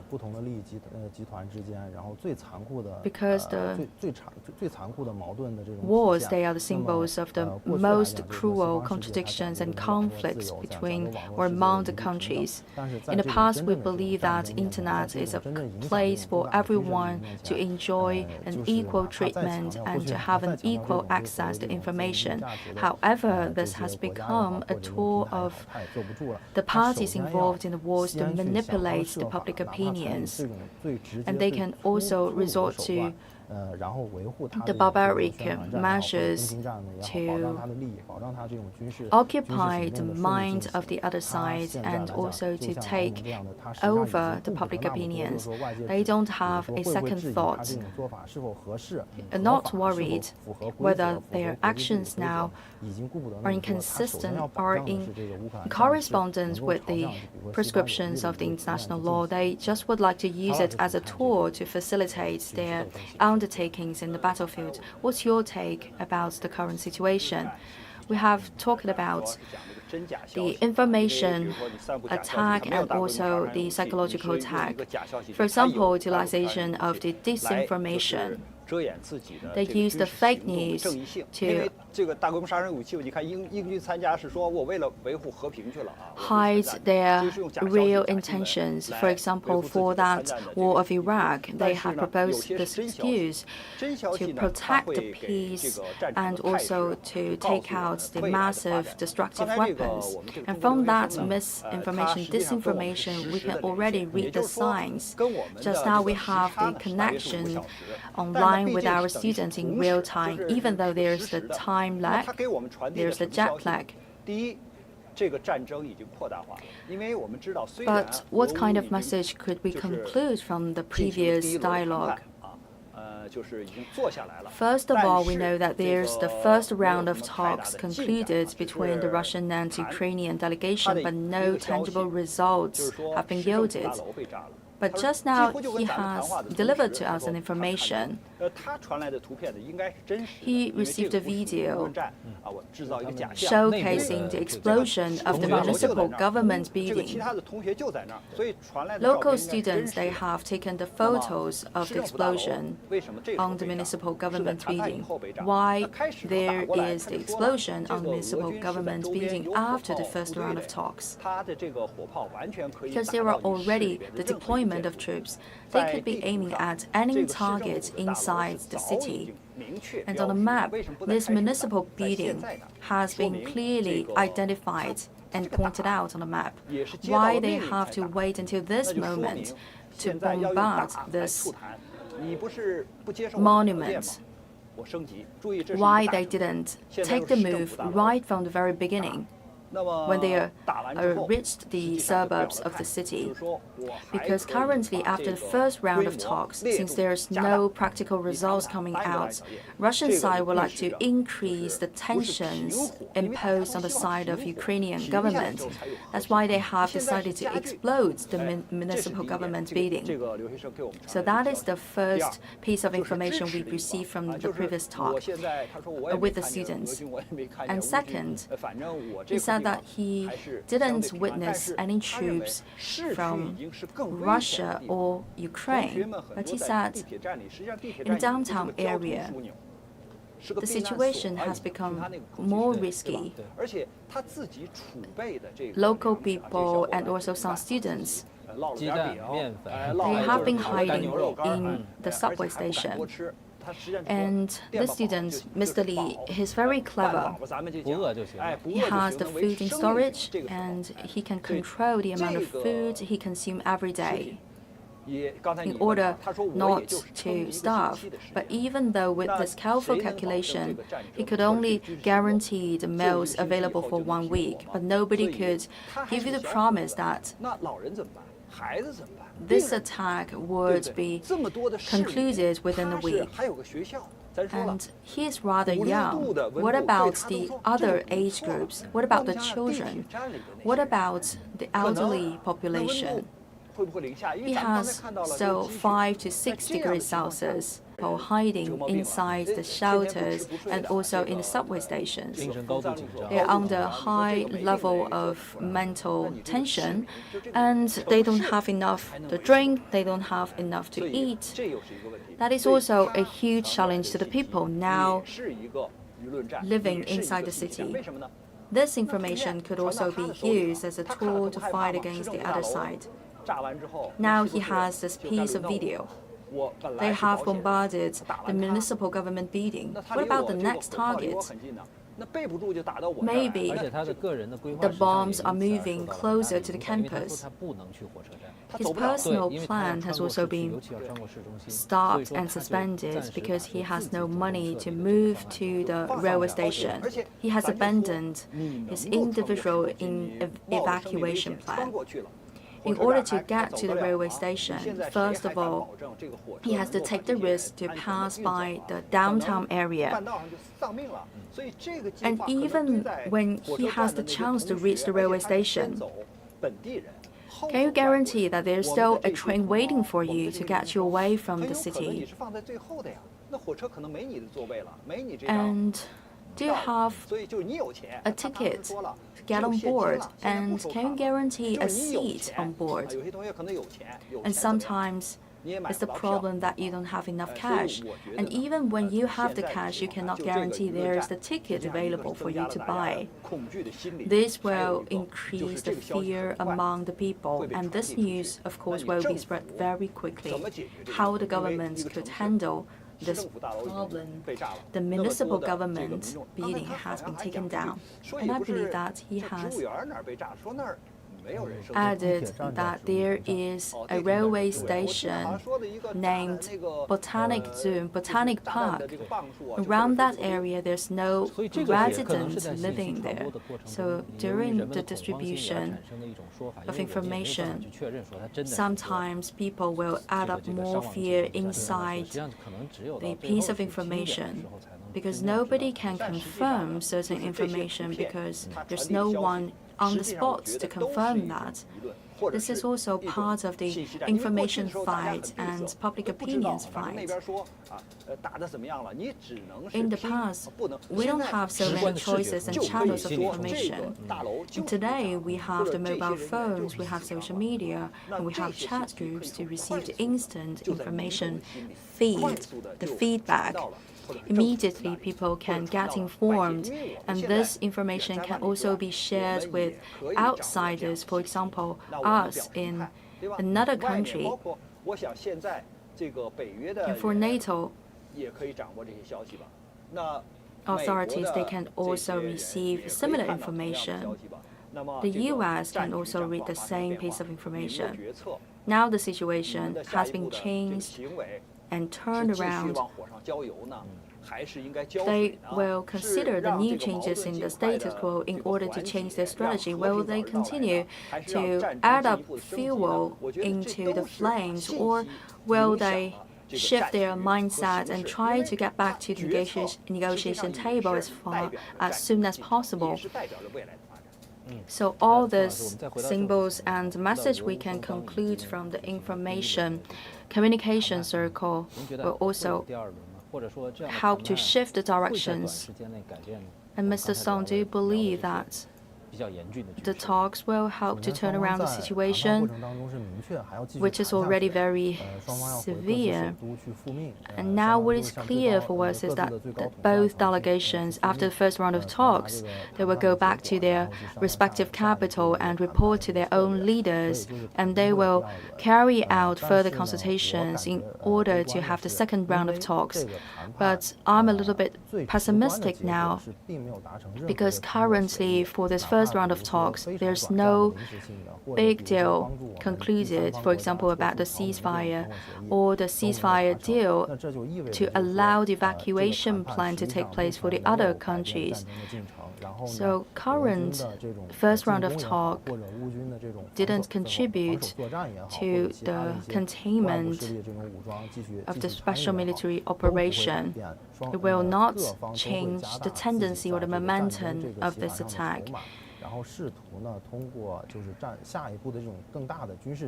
And the bargaining chips on the table have not been changed. And we will wait to see whether they will try to upgrade the intensity of the attacks to eliminate the majority of the other side's military strengths, so that they can have a bigger say in the next round of the talks.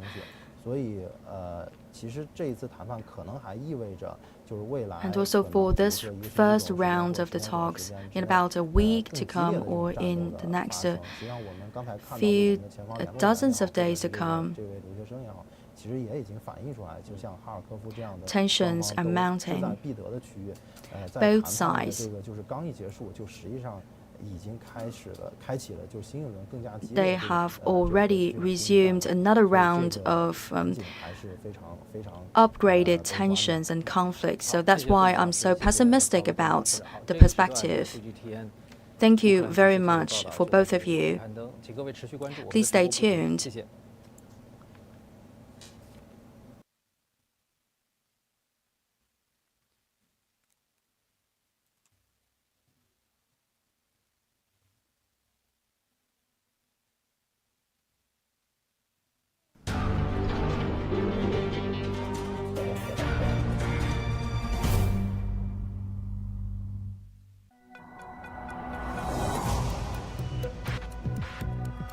Each day, there are millions of stories.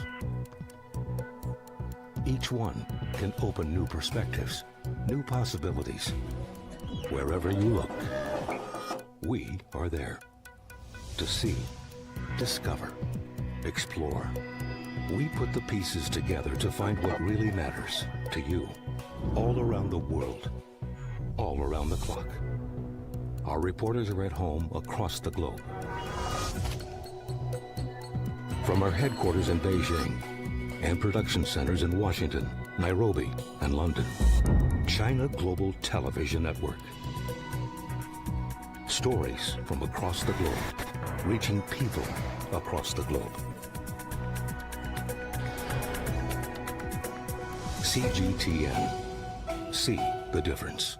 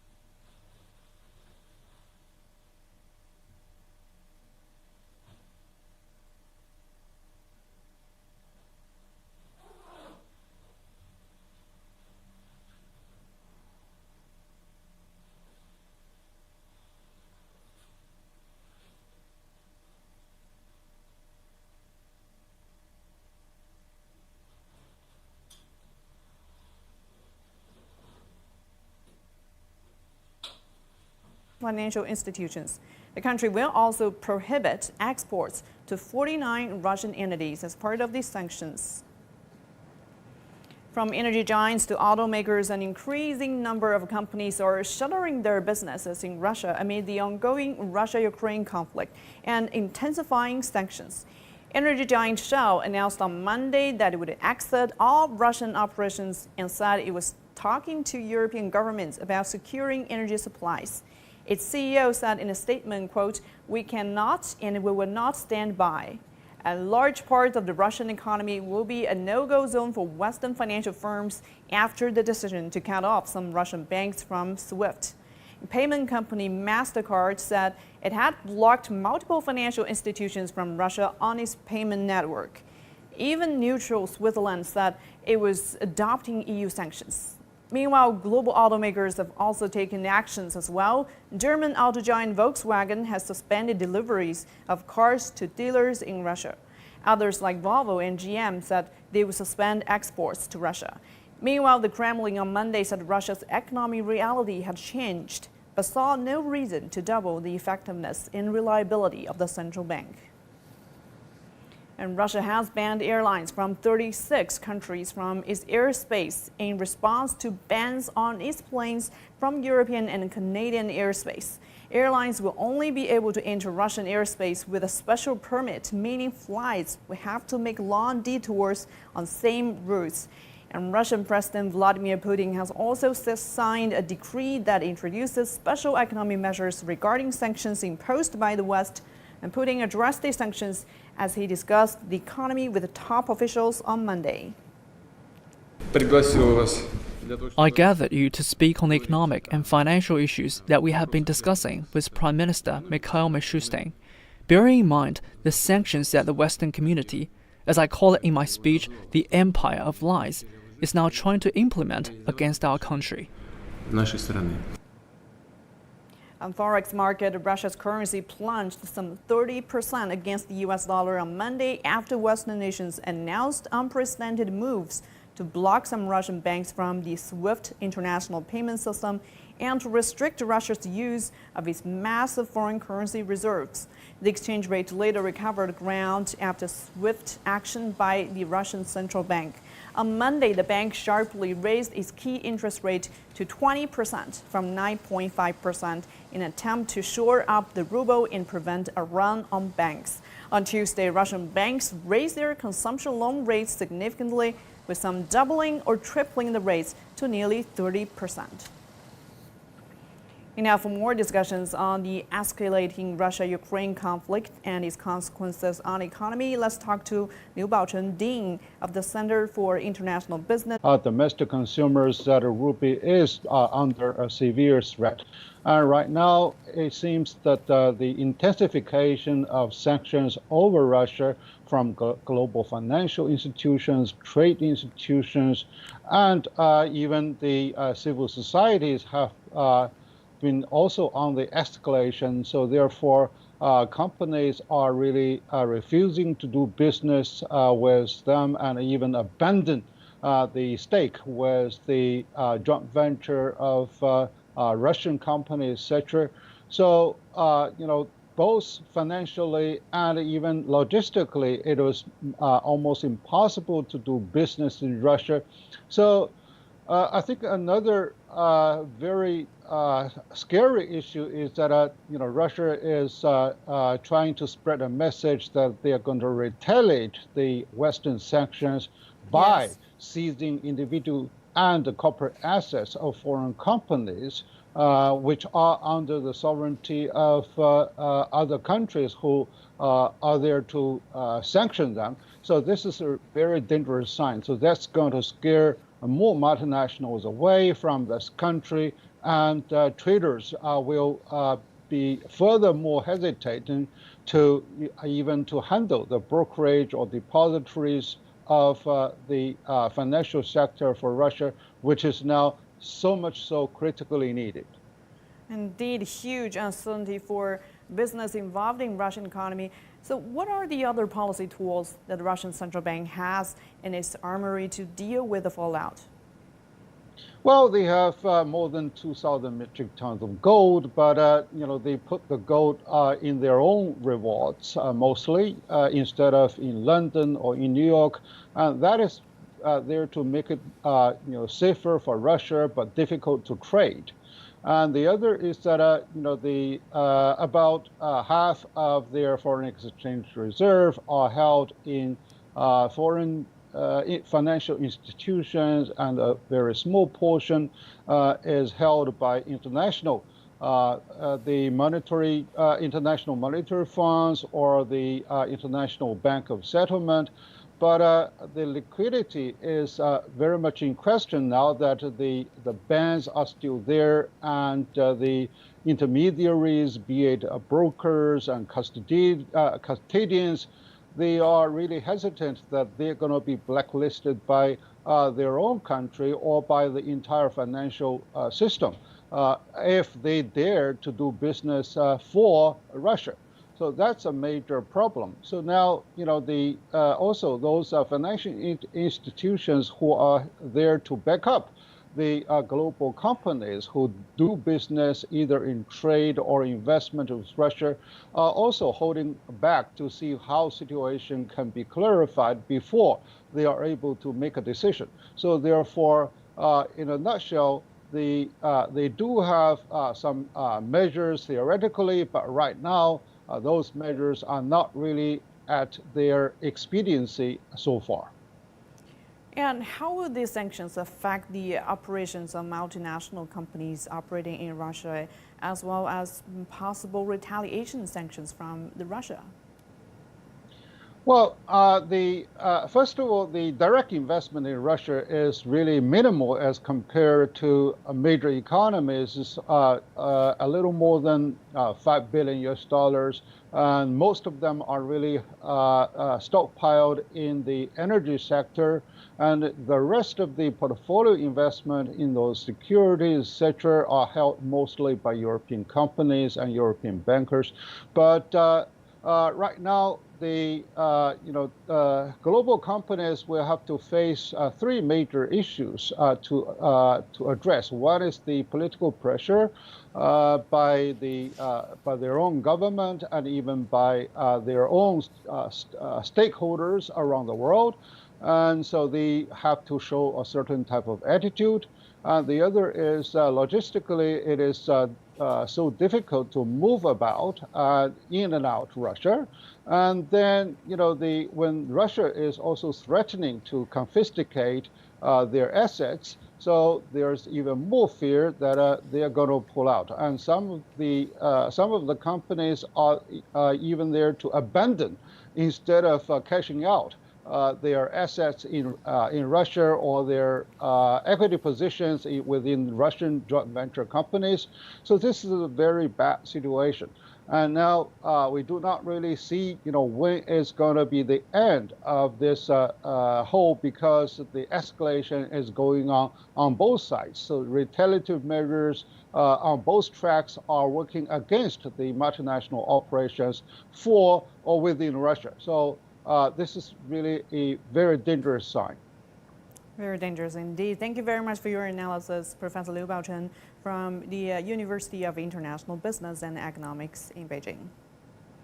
And now for a quick look at global markets. Oil prices rose albeit a tad on Tuesday following reports that United States President Joe Biden is planning to tap the country's vast reserves to help mitigate the potential loss of Russia's huge output. However, analysts said the measure would not be enough, and Goldman Sachs has warned oil prices could hit $115 per barrel. The Organization of Petroleum Exporting Countries and other major producers, including Russia, are meeting on Wednesday to decide on an output hike. Meanwhile, prices of other commodities such as aluminum, nickel, corn, and wheat rose sharply, sparking renewed concerns of inflation spikes. The Russia-Ukraine conflict is posing new global supply chain problems and worsening inflation in commodity prices across the world. Metal prices of crucial commodities have been rising steadily across the world from the beginning of this year, according to data provided by global commodity information provider SHMET. Aluminum stocks in Shanghai's bonded areas are being depleted at a fast pace. Where has all the aluminum been going and why? Our Ying Junyi has more. In Shanghai's Yangshan bonded area, workers are busy moving aluminum ingots out of this warehouse. Just 6 months ago, the aluminum ingots in storage at Shanghai's bonded area almost hit record highs, and there were some 10,000 tons in just this warehouse alone. But now there's almost nothing left. We have never shipped out so much aluminum in such a short period of time before. It started from this January. For more than a month, we were shipping out 1,000 to 1,500 tons every day. Truck drivers have also been kept busy ever since the end of the Spring Festival holiday. After the Spring Festival, we mostly shipped aluminum ingots from Yangshan, Waigaoqiao, and the Luchao port. Most of the aluminum ingots shipped from the bonded area is bound for export, mainly to European markets, as the aluminum price in China now is much lower than in Europe. Analysts say trading firms will actually face a loss if they sell here, even considering freight costs and the exchange rates. Trading firms will face a loss in terms of the import of aluminum at almost 1,300 yuan per ton, which is quite high. So they are now actively exporting these aluminum ingots. It's the current uncertainties in Europe as well as the fear of energy shortage there that results in a gap between the aluminum prices in China and in Europe. The energy prices in Europe are surging due to the current uncertainty there, which has forced many aluminum companies to cut down production or even stop production. Also, many European countries have imposed sanctions against aluminum imports from Russia. That's why the aluminum price is high there, as it's in short supply. While in China, the coal price is quite stable now, which means our aluminum production is quite stable. So the aluminum price here is much lower than that in Europe. Yang also notes that China's aluminum prices should be fairly stable in the short term, as the government has repeatedly stressed that it will enhance the supervision of commodity prices, as well as strengthen monitoring and early warning of price fluctuations. So in addition to aluminum, other metals including nickel and zinc are also beginning to leave the warehouses bound for export. Ying Junyi, ICS for CGTN, Shanghai. And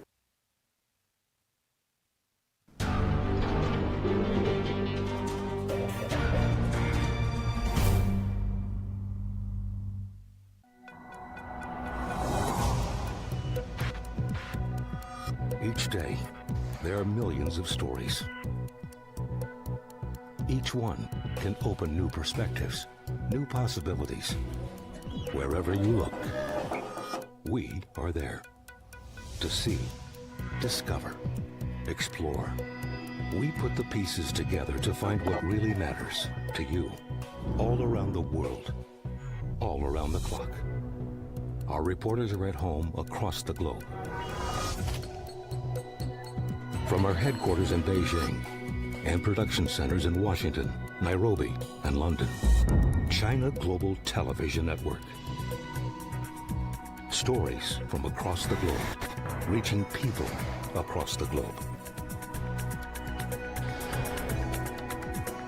CGTN. See the difference.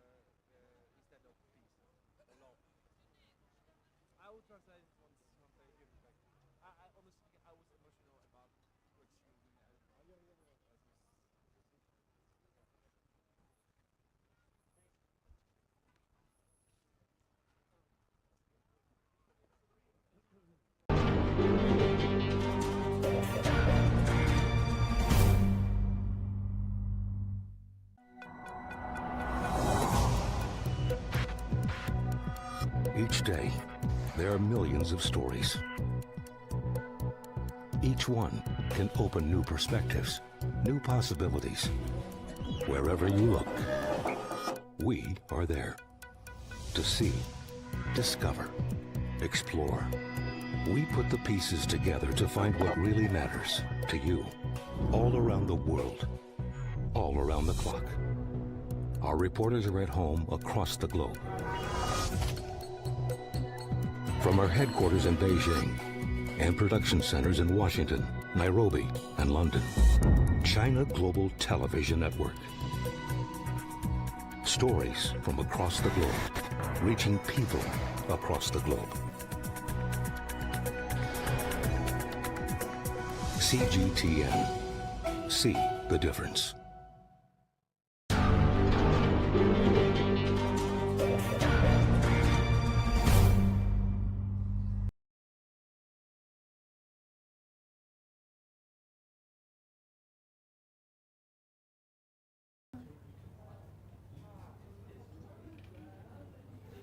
As the conflict between Russia and Ukraine has entered its sixth day, follow CGTN's live for the latest updates about the evolution of the situation and various reactions.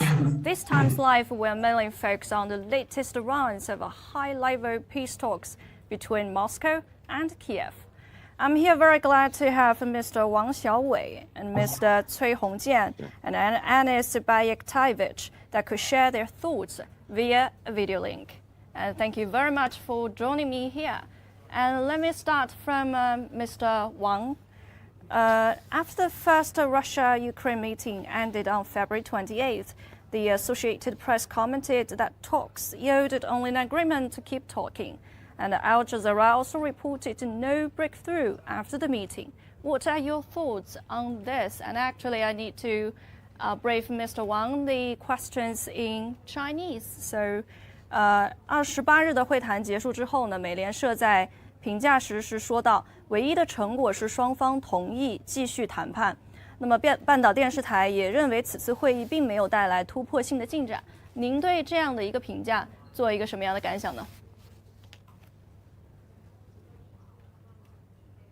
这由我来回答。对，您先。好的，好的。这一次谈判外界是抱有很大的这个期待，但实际上这次谈判的成型是在短短几天之内完成的。这次谈判经历了这个泽连斯基总统我们知道他是一个出色的演员，他也很聪明。在期间呢，他经历了3次变脸。第一次变脸呢是两国关系的变脸。他决定与俄罗斯断交，这是一次断脸。然后呢，第2次变脸呢，又放低身段要求谈判，这是第2次变脸。第3次变脸呢，是对于谈判地点的变脸。在双方达成协议，确定这个谈判地点以后，然后呢，他又反悔然后呢，他希望呢，这个谈判地点呢可以到另外一个地方举行，但实际上呢，这个谈判我之前也讲过，这个我们对这个谈判这种积极的因素应该去支持，但是这个谈判的难度是很大的，所以说应该是说符合预期的这一结果。好的，谢谢王教授。So, Mr. Wang briefed that these talks is within high expected for the world and including both sides. So what do you think about this, Mr. Cui?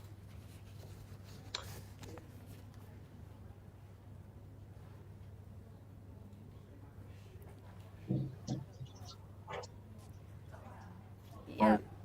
With situation before and after negotiation.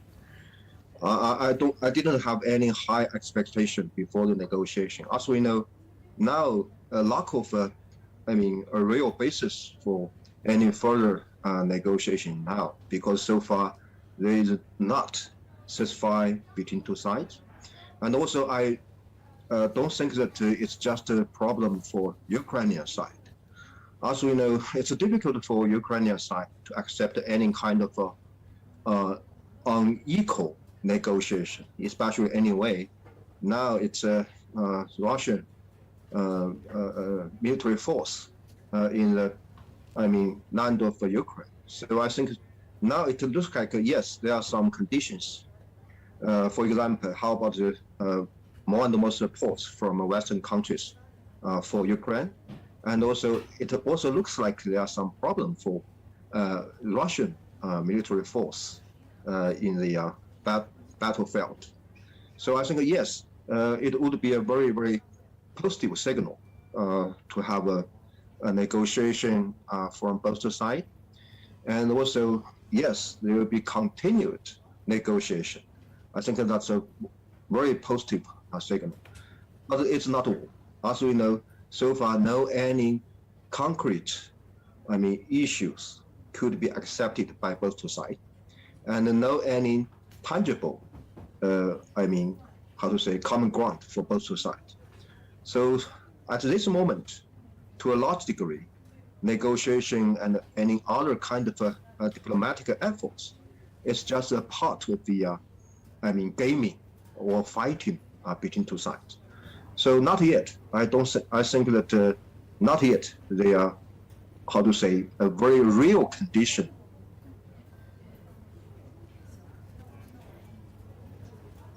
Yes, I kind of understand your topics about this one, because I think both sides, the Russian side, the Ukrainian side, have not to give their cards on the table right now so far. So how about you, Anis? Actually, it's a big achievement because Ukrainians were rejecting any calls of Russia lately to talk on any terms. And right now, when we have, so to say, the boots on the ground of the Russian force, firstly, the light descent infantry, which was apparently, because we are lacking data, so we have to go into the field of guessing. So the light infantry with the descent troops was occupying some key strategic points, especially in the military sense, and nuclear facilities all over Ukraine. There is not much talk about this, but most probably some of this has been captured. And now the heavier forces are coming from different directions, from the south, from the east, and from the north. So basically, the situation is completely different, and Ukrainians are finally understanding that this we should call it a state avantourism of the leadership of Ukraine has to an end in this direction and this shape that has been already that has been still discussed and promulgated even in the Munich conference, security conference, in which actually Ukrainians allegedly were also seeking to restore the status of the nuclear power. So on the very negotiations are going on equal terms, or negotiations are when one side is basically forcing the other side to accept the terms of reference. And I think the starting position, Ukrainians still believe that they can somehow, the leadership of Ukraine, the current leadership of Ukraine, still believes that the help will come and that they would resist diplomatically, militarily, or politically the Russian intervention. And the Russians are having clear demands as stipulated by President Putin, which are aiming, in my understanding, when President was talking about demilitarization and when he was talking about denazification, that meant actually that Ukraine does not pose a risk on Russia in terms of the military capabilities, be it a NATO capabilities which are stored and placed in Ukraine, and the denazification. That means that the rhetoric and the, in a way, ideological course of Ukraine cease to be extremely anti-Russian. So in the leadership, we must say, and we must again remind, let's say, our viewers that the leadership was flirting with some ideas which are definitely on the wrong side of history. There were controversies in the decisions, like banning Russian language. There were very sensitive issues which were pretty much ignored and done in a non-political way. And in that way, I must say that Ukrainian leadership was acting pretty much avantouristically. And after all, it's a defeat to be occupied by a big neighbor, to let yourself into position when you have a robust neighbor which is very sensitive on its security, a former superpower, and to let yourself as a country to be let's say militarily intervened, you know, that's practically a defeat. So from the moral ground, the entire Ukrainian government should give actually a resignation and govern and should govern from the technical mandate. But of course, nobody was withdrawn in Ukraine, and they still try to peddle the same rhetorics as if nothing is happening, and as they are becoming tomorrow the NATO members. So in that sense, I see a lot of state avantourism, and Russians are really angry.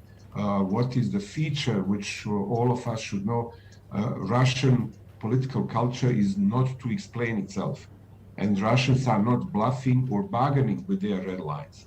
And I think West was completely misinterpreting and giving false views and illusions to Ukrainians that Russians will be just bluffing and showing just angry rhetorics, and nothing on the field will happen. And as we see, this is pretty much an escalation, and also putting the let's say the nuclear forces on the alert. Those are the serious things, So we are just getting back to the place in history during the Cuban crisis. So practically for nearly 60 years, we didn't have such a crisis. So it's really a grave situation in Europe, in which also Western leaderships miserably running and conducting Corona affairs are in a way having this as a crisis of convenience. So when we put all this together, we are having very, very risky situation in which actually just the lame talks on Prayat River are taking place, right? Sure, there will be some difficulties, but some said they found certain points. They have something in common. That is Vladimir Matsky, who led the Russian delegation, said that they found certain points where we can predict common positions. So what could these points be? So, Mr. Cui, would you like us to know about these common points?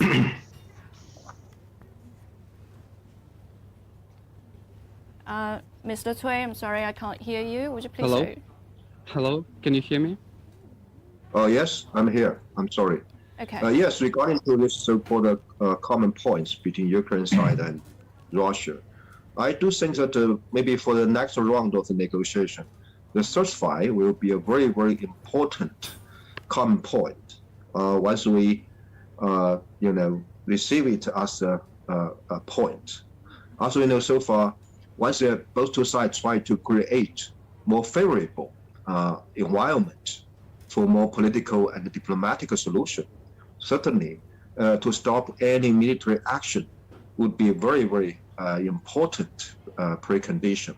So we can also find out even during the first round of the negotiation, I do believe that the possibility of a ceasefire would be on the very, very top priority for the both two sides. So I think that once there are some more, issues surrounding this ceasefire issue, I think it will give some more mutual trust for both sides. Once there are some more mutual trust, certainly there will be a wider and wider, space for further negotiation. Yes, Mr. Cui stressed the mutual trust between the two sides in terms of the conflicts between Russia and Ukraine. And Mr. Wang, I would like to brief the questions in Chinese.28日的会谈结束之后呢，俄代表团团长表示，双方已经找到了一些有望达成一致的点。那么这些点呢，可能有哪些？刚才我们崔老师在回答这个问题的时候谈到了一些，还是需要一个互相信任建立在这样的一个基础之上。那么对您来说，这个点代表着什么呢？我认为啊，这个有望达成一致的点，我们怎么理解这句话呢？因为，我认为，比如说，俄方和这个乌方，说未来呢，这个乌克兰这个采取中立的这么一个国策，这一条这个是最有希望达成这个共识的。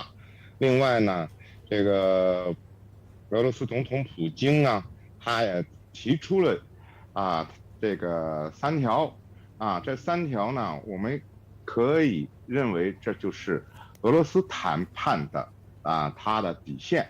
这3条呢就是第一条说的就是乌克兰必须保持中立地位，然后呢乌克兰要去军事化去纳粹化，这是第2条。还有第3条呢，就是说要承认俄罗斯对克里米亚的主权。我觉得按照这个排序来看的话呢，那么说最有希望达成一致的，那就是中立地位去军事化，以及是对克里米亚的主权这是我个人的观点。好的，但是我知道之前您还是专门写过一本书是关于普京的。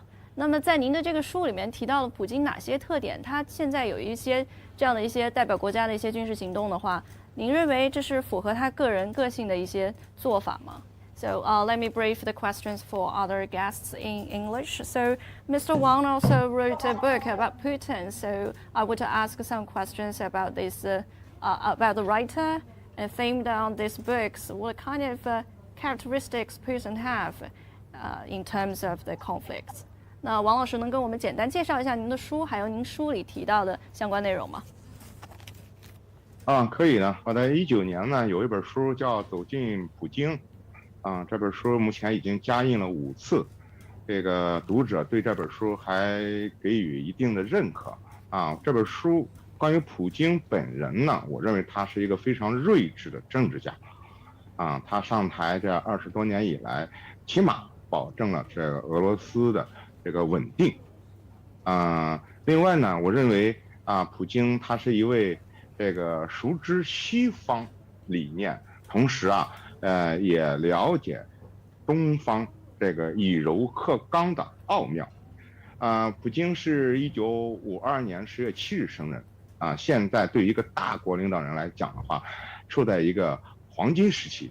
我认为他做的这些事情他做的任何一个决定应该是经过深思熟虑的如果说简单用一个词来形容普京的话，我认为他是一个成熟、睿智、勇敢的国家领导人。对。好的，谢谢王老师。So in Mr. Wang's book, he mentioned if there is one word can mention Putin and describe Putin, he would pick smart to describe this kind of a politician. But I would back to our questions. Anis, what do you think about the Russian delegation representative said they found certain points where they can predict common positions during their talks? What do you think about this one? Of course, we can guess because the talks were behind the closed doors. So this is now astrology. He's not looking at the stars and guessing what might be. And less analyze it because we don't have all facts.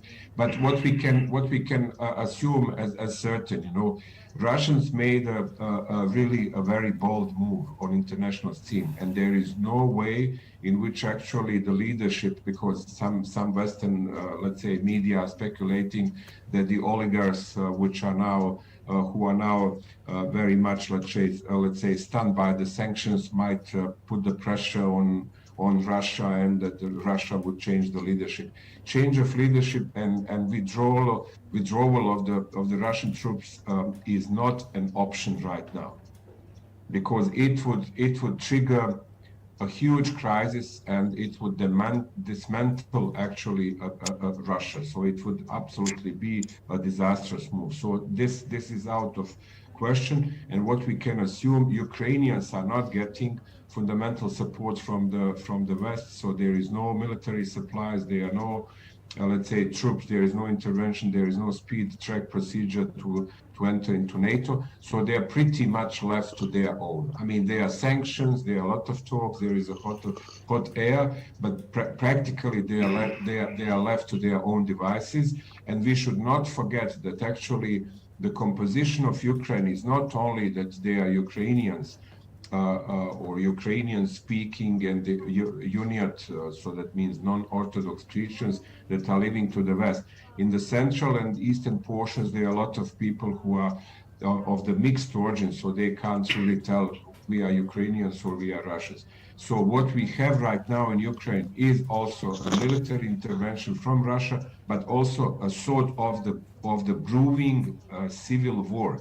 Because among the Ukrainian-speaking Ukrainians, at least 30 to 40, if not 50% of them are not for the so-called pro-Western, blindly pro-Western course of Ukraine. Well, so leadership does not reflect the situation in the country. So that means that we are getting into brewing civil war also. And I think Russians during the talks, they are trying to convince Ukrainians to go for the demilitarization and to change leadership based on the fact that they are issuing the threat. This is my assumption, and telling, okay, if you resist, we will have all more casualties. And in the end, Ukraine will pay the price for it, the reconstruction. And on the other side, we shouldn't forget that the best skilled people, everybody leaves the country, but the best skilled people will stay in the West. They will find very good jobs and they will not return. And right now we are having practically close to 1 million people that are trying to leave the country. That means they don't want to take sides. If you are leaving the country, you don't want to take sides. You practically wait for the solution, and you are not having a clear pro-Ukrainian or pro-Russian stance. You are just having a neutral stance, and you are leaving the country. So it's a civil war, and it's an attempt of Russians to convince Ukrainians that the further resistance is pointless and that it would bring costs. So I think this is what is going on in negotiations. And of course, it's not parity-based negotiations. It's actually a capitulation negotiation. Right, but reports say that delegations from both countries heard each other's key demands during the meeting. So, in your opinion, what are these key demands and where would each country draw the lines? Mr. Cui? Yes, even now there is already a negotiation between two sides, but we still find out a very big divergence between two sides. If we look at the agenda of from the Ukrainian side, a long list of the requirements from the Ukraine side towards Russia, including the ceasefire and the withdrawal, especially the withdrawal of a Russian military force from Ukraine, and also to give up any kind of recognition of the two states of Ukraine in the eastern part, as we know, the Donetsk and the Luhansk. Third is to maybe restore the integrity of the territory of Ukraine, including Crimea, and also to give a kind of another kind of guarantee of security from Russia towards Ukraine. So we can find comparing with the major purpose from the Russian side, including so-called the neutralization of Ukraine and demilitarization or some other political goals from Russian side. We can find a very, very big difference, very, very big divergences between two sides. So that's the reasons for us is now it's difficult to find out the, the real products for the further negotiation immediately. Certainly, it will take a long time for both sides to narrow down this gap between their very, very different agenda and also very different purposes. Sure. So Mr. Cui briefed that the situation that he think it would take a longer time to deal with it, and also both sides have big differences towards the situations right now. So what do you think? What do you say, Anis?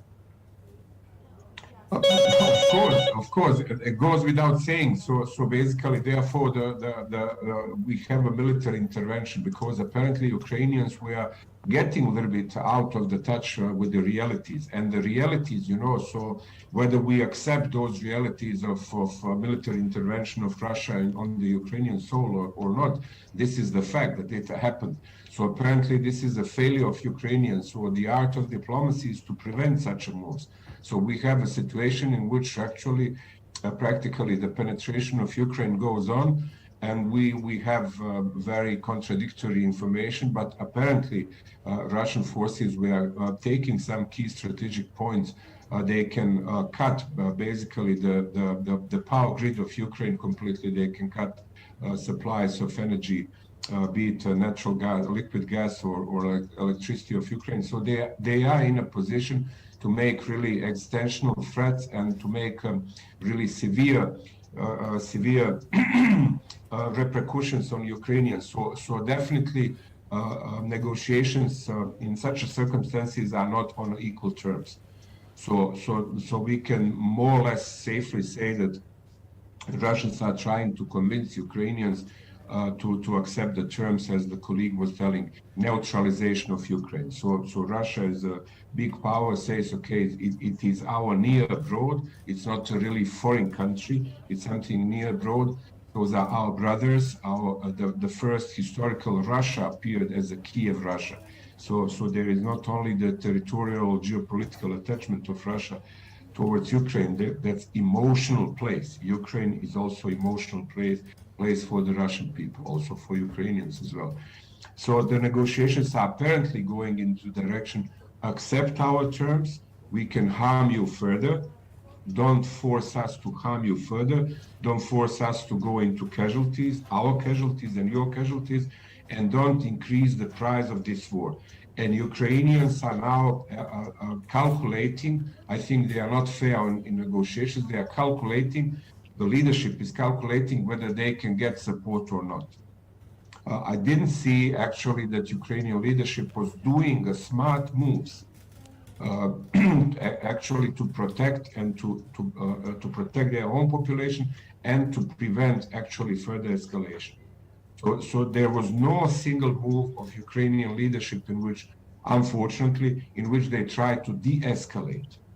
And West is funding them actually, which is also irresponsible way and some sort of aventurism. Now EU is giving a military supply, direct military supply to Ukraine, which technically might mean that actually EU is actually siding, is becoming a side in this conflict, which is making it very, very dangerous. And I believe that we need de-escalation and that we need stop actually with this so-called state aventuristic activities, because there are many irresponsible statements coming also from the West. And finally, so either we are equal by international law, or we accept that certain powers have let's say, a little bit extended right in interpreting their own security needs. And Russia is actually signaling this for very long. Those are our red lines, and this is our security concern. And we will stand up to it, and we will fight, because this is actually an existential threat. And the West was not understanding this and was not accepting and was dismissing it too many times. And therefore, so I think lack of communication and accepting certain Russian demands caused this crisis, and this crisis has all potentials to escalate further. I still don't see reconciliatory talks getting in the direction of conciliation, of reconciliation. So it's still escalation, and we talk about former superpower which has quantities and configurations of nuclear weaponry to destroy this planet in a matter of minutes, 18 minutes altogether, 18 minutes, 1/8, in let's say 40 times. And that's the situation right now that we have. And as I said, miserable conduct of Corona crisis is also contributing, because the Western leadership, which has minimum acceptance by their own population, is seeing and funding this crisis as a crisis of convenience, and in order to divert the very negative opinion about their leadership on the crisis that is unfolding right now in Ukraine. And putting and telling, okay, so trust us, because the evil Russians will roll the tanks and tomorrow will come. So give a trust on your leadership, and your leadership will protect you. It is very a dangerous moment, and I think the politics should do it better, definitely, all over Europe, primarily. Sure. 所以现在我将这个问题回到这个王教授这边，因为之前崔老师他说到，他觉得这个是需要一个非常长时间才能解决的问题，而且双方对于相同问题的这个看法存在非常非常大的争议。那么王教授，这个之前因为有报道称啊，双方代表团都已经听取到了对方的一些关键的诉求，那么这些诉求呢，可能有一些底线的分歧啊会存在。那么同时诉求有哪些？在这方面，您能跟我们谈谈您的看法吗？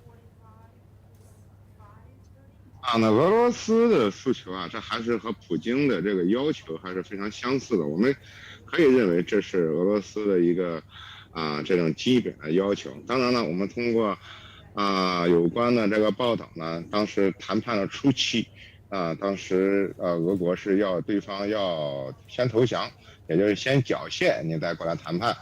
但是呢，作为乌方呢，泽连斯基他们认为这个俄罗斯要价太高。要价太高，所以呢，这次谈判的能够举行，已经是非常不容易，可以说是一波三折。我认为双方的底线呢，这样应该是我个人的观点了。我认为，作为俄方他的这个底线，应该是未来的乌克兰的这个国策。要保持中立，起码要保持中立这么一个意见，另外呢，这个乌克兰呢，还要去军事化和去纳粹化，再一个呢，就是要承认俄罗斯对克里米亚的主权，这是俄方提出的3个主要的这样的要求。作为这个乌方呢，因为我们现在当前的这个战争形势当前的俄乌冲突的形势还是很明显的表现出来这样俄国呢是属于一种优势地位我们知道最新的消息现在基辅3个方向这已经被包围只留出了南面这一条路作为这个基辅市民来转移的一个路线。那么说包围基辅，我们认为应该仅仅是时间问题这取决于这个争论的双方的这样的一种意志。在这种情况下呢，我认为就是乌方他可能会起码要争取的要保持现政府的继续存在，这是他底线他的底线另外呢他可能会在于俄方提出的去军事化去纳粹化特别是对这个克里米亚主权的承认上与俄方呢进行讨价还价值得一提的是俄方提出了说要对克里米亚这个行使主权，并没有提及乌克兰东部顿涅茨克和卢甘斯克这2个州的它的地位的情况。这应该说呢，这个随着这个俄乌冲突的这个事件的进展和演化两方它对于通过谈判有可能解决问题的底线，它也是不断变化的我们也需要这个密切的关注实时的跟踪观察。那我就追问您一句，因为您刚才也提到了这个去纳粹化和所谓的去军事化哈。那克里姆林宫他说呢，俄罗斯总统普京周一在与法国总统马克龙通电话的时候表示，俄乌双方要达成停火协议，乌克兰就必须维持中立的地位。您刚才谈到的去纳粹化、去军事化，以及正式承认俄罗斯对克里米亚的主权。那么您认为这些要求是不是合理呢？乌方听到这些要求的时候，他们会作何感想呢？那个谈判的双方提出的要求，他们双方都认为是合理的这个我认为这个看待这个乌克兰和俄罗斯的这次冲突，这个我们要有2个原则第一呢要理解这个事情的起因要理解这个事情的是非曲直这是很重要的2点。同时我们要如果再加一点的话呢，还要尊重各方的诉求包括尊重乌克兰的领土完整。这个至于合理化不合理化呢，这些都是他们各自的诉求每一方都认为自己的要求是合理的。但是呢，这个谈判是互相妥协的一个过程。如果未来谈判能够达成协议的话，我可以说最终的协议肯定都不是双方要求的那个样子，肯定是双方经过交谈啊，双方经过这个互相的让步和妥协，形成最后的这样的一个协议。但是我们对这个通过这个谈判解决这次巨大的争端呢，我们认为难度还是不小的。好的，好的，谢谢您。Now we are joined by the CGTN student Bogdan Trihik. Trihik, can you hear me? Hey, hello there. Yes, hello. Yeah, I can see you outside. There are a lot of building around you. So would you please brief the situations around you right now? Yes, thank you a lot. Firstly, I wanted to introduce myself. My name is Bogdan Trihik. I'm a Ukrainian student. I currently fled Kyiv to Chernihiv.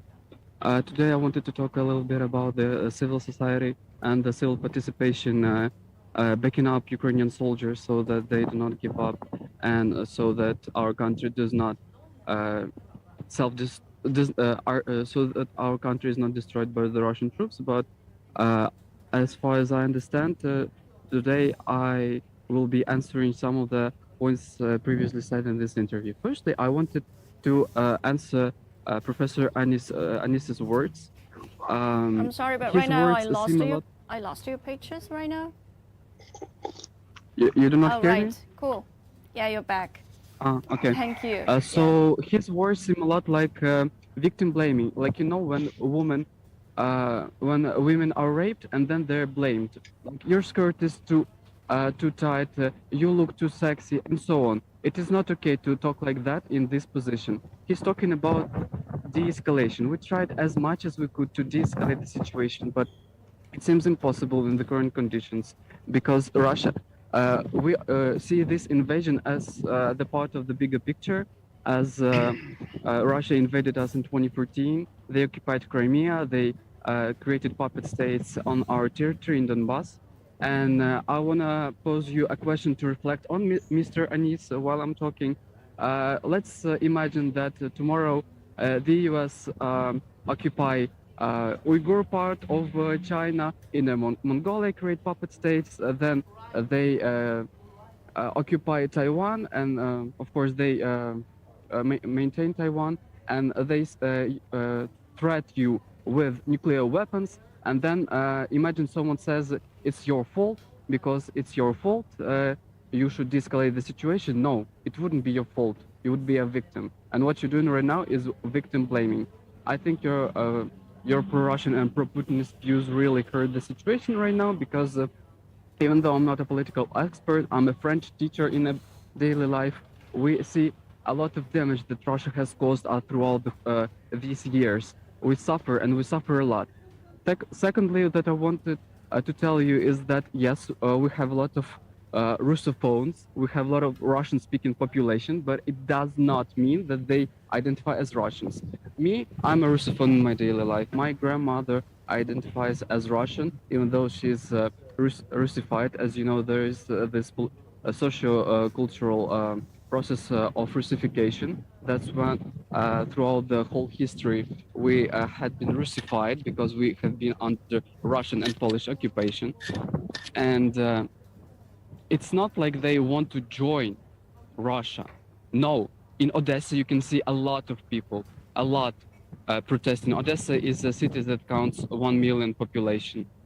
We see a lot of people protesting in Kharkiv, in Novokakhovka. I have a lot of friends in Kharkiv, which is 20 kilometers away from Russian border. It's not okay to say that we are the ones that should escalate. Russian military troops are entering throughout the whole possible sides, from the occupied Transnistria, from the occupied Crimea, from the occupied parts of Donbass, from Belarusian territory, which is the violation of Belarus's integrity.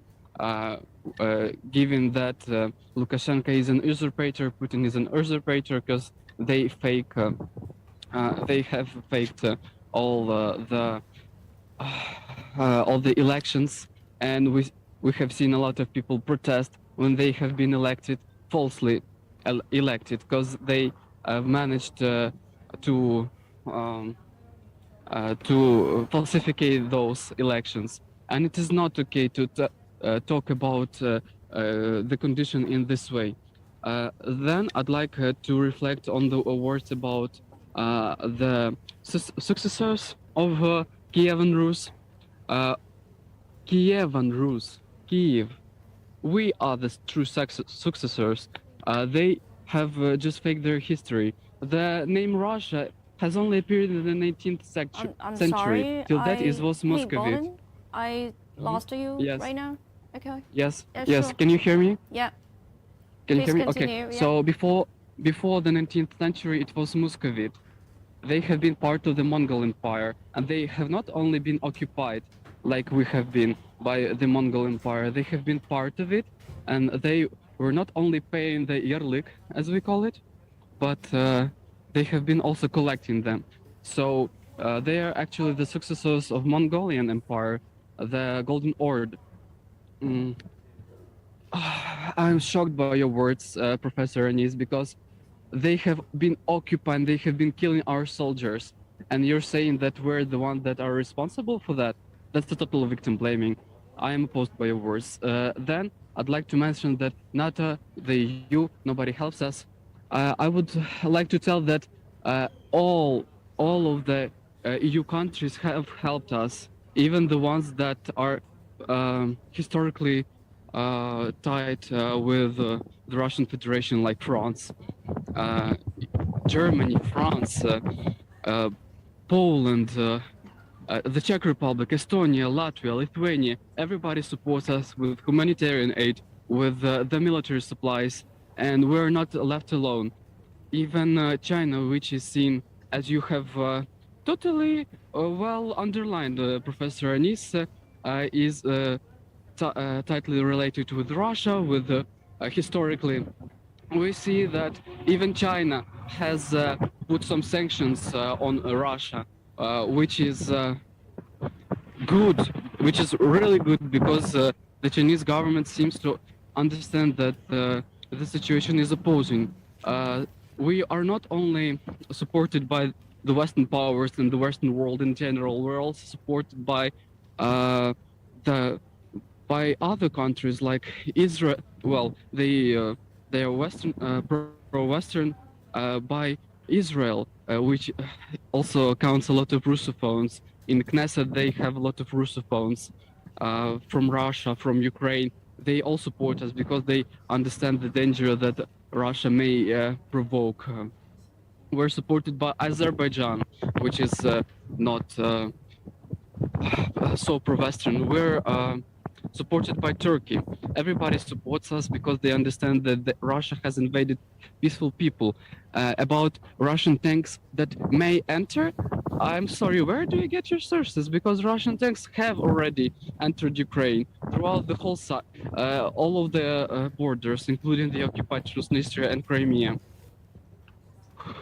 Now we see that surprisingly, we see that Russian forces do not win. We see that we're holding strong. Putin actually thought that they would capture Kyiv in 3 days, which he didn't manage to do. And luckily, we're still standing, even though some of the big cities from Ukrainian point of view are, for China, they wouldn't be accounted as big, but for us, they do. They're occupied, but we resist. Everyone resists. Like, I'm a volunteer at the local center. I help to do the, camouflage grids. My sister helps to translate into English the news so that everybody understands and gets the proper information. Mr. Anis has also mentioned that everyone who flees Ukraine does not feel Ukrainian and doesn't want to help, but it's not the situation. I have a lot of friends who fled to Poland, to Hungary, and now they're helping how they can. They're helping to spread the information. They're helping like my friend who fled to Budapest said that she would transfer money as soon as she finds the job. We are a strong nation with pro-Western views, even those who speak Russian. I know that a lot of I'm a Russophone in the daily life. a lot of people who speak Russian actually support Russia. And even though we speak Russian, we do not identify as Russians. It is commonly known that a lot of people, like for example, 50% of Tallinn, the Estonian capital, speak Russian. Do they identify Russians? Well, yes, but we're not the same because we have been heavily Russified during the Tsar period and the Soviet occupation. We regard this as occupation. Putin has said that Ukraine has been created by Lenin, which is totally false because we have our golden churches are historical buildings dating back to the 10th century. In the 10th century, Moscow was just a mock. It was just forest and mock. So who is the elder brother, as they say? We are. We are. They have been faking the history since the Tsarist times. Then I would like to tell you that we have a lot of humanitarian aid. So people who live in the nearby regions, like my friend, she lives in Uzhhorod, in the west. It's right on the border with Hungary and Slovakia.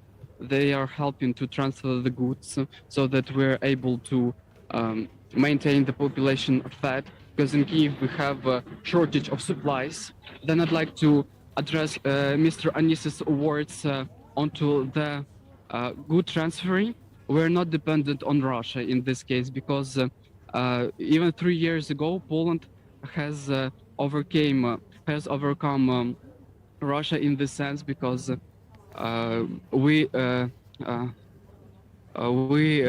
get more goods from Poland than from Russia. So yes, we're still kind of dependent on Russia economically, but it's not the case because we put our security first. And about de-escalating, have you, Mr. Anis, have you heard what Putin demanded? He demanded to recognize Crimea as Russian peninsula. He demanded to recognize so-called Donetsk and Luhansk People's Republic as independent state, even though they're puppet states. Like, have you seen independent republics put another country's flag right after the recognition of their independency? They have been putting Russian flags right after the proclamation of their independency, the supporting of the proclamation of their independency by Putin. Like, are they really independent or they're just backed up Russian puppet states? That's the question. I do not know why me, a French teacher, knows that and you don't. Probably because you're paid? Okay. Then we have really strong civil society. We have women who help to prepare vareniki, like traditional Ukrainian dumplings, pierogi, to feed the population. We have a lot of young men who recruit themselves, like there are lines in front of the military centers.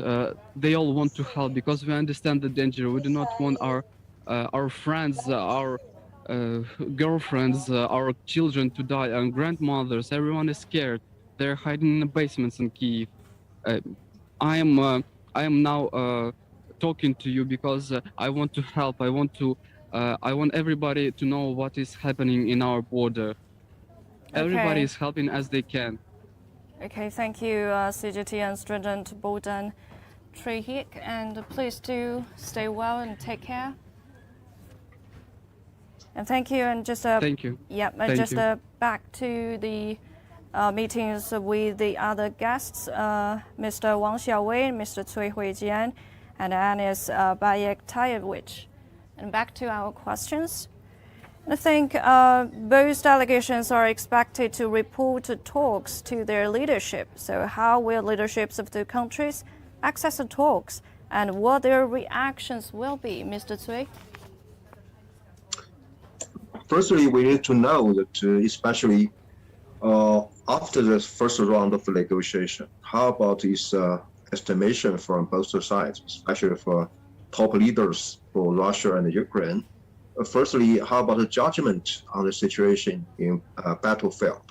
I mean, we need to know that this negotiation, just a tea break or coffee break between, the fighting, as we know. So far, yes, I think there's some pressure on the Russian side to change, maybe to adjust its political goals. For example, very limited, some limitation for the military action from Russian side to avoid any kind of damage on the civilization, on the civil project, and also the average people. It will keep it going on, or it will change. Another, I think, the big issue for Ukrainian side is how could it get some kind of continued and also sustainable support or assistance from Western countries. Once something happens on this way or on this trend, I think that so far negotiation just a very, very small part for the military actions between two sides. Once they have some more, estimation or evaluation on the current situation, for example, maybe from a Russian side to say that yes, now it looks like it's difficult for Russian side to achieve all of the political goals by this military means.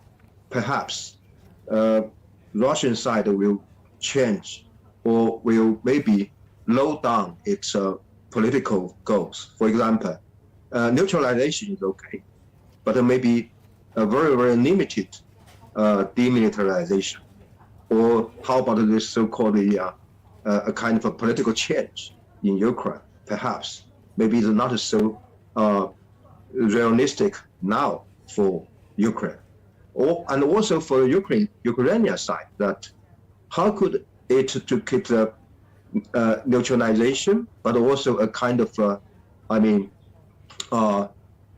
independent. Also, we know what does it mean for independent is to keep a similar distance from Russia and from the Western side. So I think the neutralization may be a higher goal for Ukraine. Maybe before that, I think that to implementing or to have a kind of independent situation or status for the nations, for the country, will be a more pragmatic. So conclusion is, yes, there will be another opportunity for further negotiation for both sides. But at the same time, to a large degree, it depends on the real, momentum from both sides. It's just a kind of a test for the bottom line with each side, or it's a real starting point for a kind of a change of course. As we know, before the negotiation, for both sides, they are trying to take use of military, instrument to change or to achieve something. But now it's a very, very important or critical time for both sides to try to change the course. Why could both sides to try to maybe we can change or even achieve something by the diplomatic way, not only just a military way. So that's my point. Okay, Mr. Cui mentioned the new rounds of the talks which held recently. Referred to it, use a very, very interesting word as a coffee break. So what do you think about this one, Anis? Do you have any coffee break? Look, when you have military already deployed, then the negotiations are not going the normal path. It's completely different, and this is what I'm trying to say. There is a long prehistory, and it starts actually with the fall of the Berlin Wall, with the promises given, unfortunately, only orally to the Russian leaderships at that time, that there will be no further expansion of NATO. And basically, the deaf ears to the Russian security needs also the calls during the intervention in Libya. We should not forget the interventions of the West. Just to mention only few, in Yugoslavia, be it Bosnia, Serbia, or Kosovo, without any mandate, bombing sovereign country for 78 days, bombing Libya, actually when even China and Russia were not casting actually a veto in Security Council. So there was India, Brazil, Russia, and China. So the entire BRICS, so to say, club was in the Security Council at the moment when the resolution of Security Council 1971 and 73 were brokered, but still West was brutally bombing Libya, understanding that this is a security, explaining that this is a security need of United States and America, that they have responsibility to protect population because Gaddafi is giving Viagra to his soldiers, and then brutally, actually contrary to entire humanitarian law, Gaddafi has been bombed in the escort from the city, only lightly armed, and then the wounded Gaddafi has been raped and slaughtered in front of cameras. We should not forget this, and basically the worst atrocities, then that is our silence about it. And we've been silent about Afghanistan, about Iraq, about so many interventions. And when we created this precedent, and when we accepted this as a conduct of international affairs, then the Russian intervention right now in Ukraine should not come as a surprise. And unfortunately, of course, Ukrainian, with the full appreciation of all people of Ukraine is given to be a collateral damage of this misunderstanding and misinterpretation and lack of talks between fundamentally West and Russia. And it is clear in Ukraine, actually, Russia is fighting with the West. And although it looks and it seems as occupation of another country, this is entirely defensive move. And any serious military strategist and any serious, analytical would tell you that this is actually a defensive move of Russia. This is absolutely out of question. And as I said, now when we have boots on the ground, we have to offer, at least even if the things are getting very bad for Russians, actually Russia as a superior nuclear power, as a major nuclear power, which still has a nuclear parity with the United States. And every other country, including China, France, and Britain, are far, far beyond on deployment, on configurations, on intercontinental ballistic missiles, and so on and so forth, on ability to absorb the first shock and to retaliate, with Poseidon, with many other means. Such a power you don't put into the corner. You have to give to such power and the leadership of such power elegant exit. And I'm still not seeing that actually European leadership within the EU is understanding how severe and how great situation it is.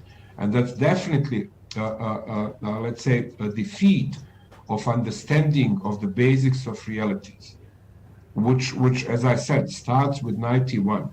This is a long prehistory of this game. And of course, telling who is the historically, let's say, elder nation does not help. It just funds the rhetoric, and it creates more bad energy and more, let's say, confusion in the whole story. It's not the point who is the elder nation historically, altogether. The point is the feeling, and we had history is full of example. You go into a war based on perception, not on facts. And we can negotiate, of course, facts, but so the First World War have started on perception. So Austrians believe that they can commiserate Serbia, isolate Serbia, and that they can absorb Serbia. But in the end, the first military interventions, first military activities taking place in the First World War was Germany attacking Belgium through Ardennes. On one corner of Europe, you had so-called casus belli, the assassination of Archduke of Austria by Serbians in Bosnia. But basically, the first military activities were taking place only months later Germany attacking gardens. So this is a complete miscalculation of the things. And how we got into the First World War by perceptions, not by facts. And this is again the situation. It's very grave and very serious. And still, Russians feel as they've been not heard properly.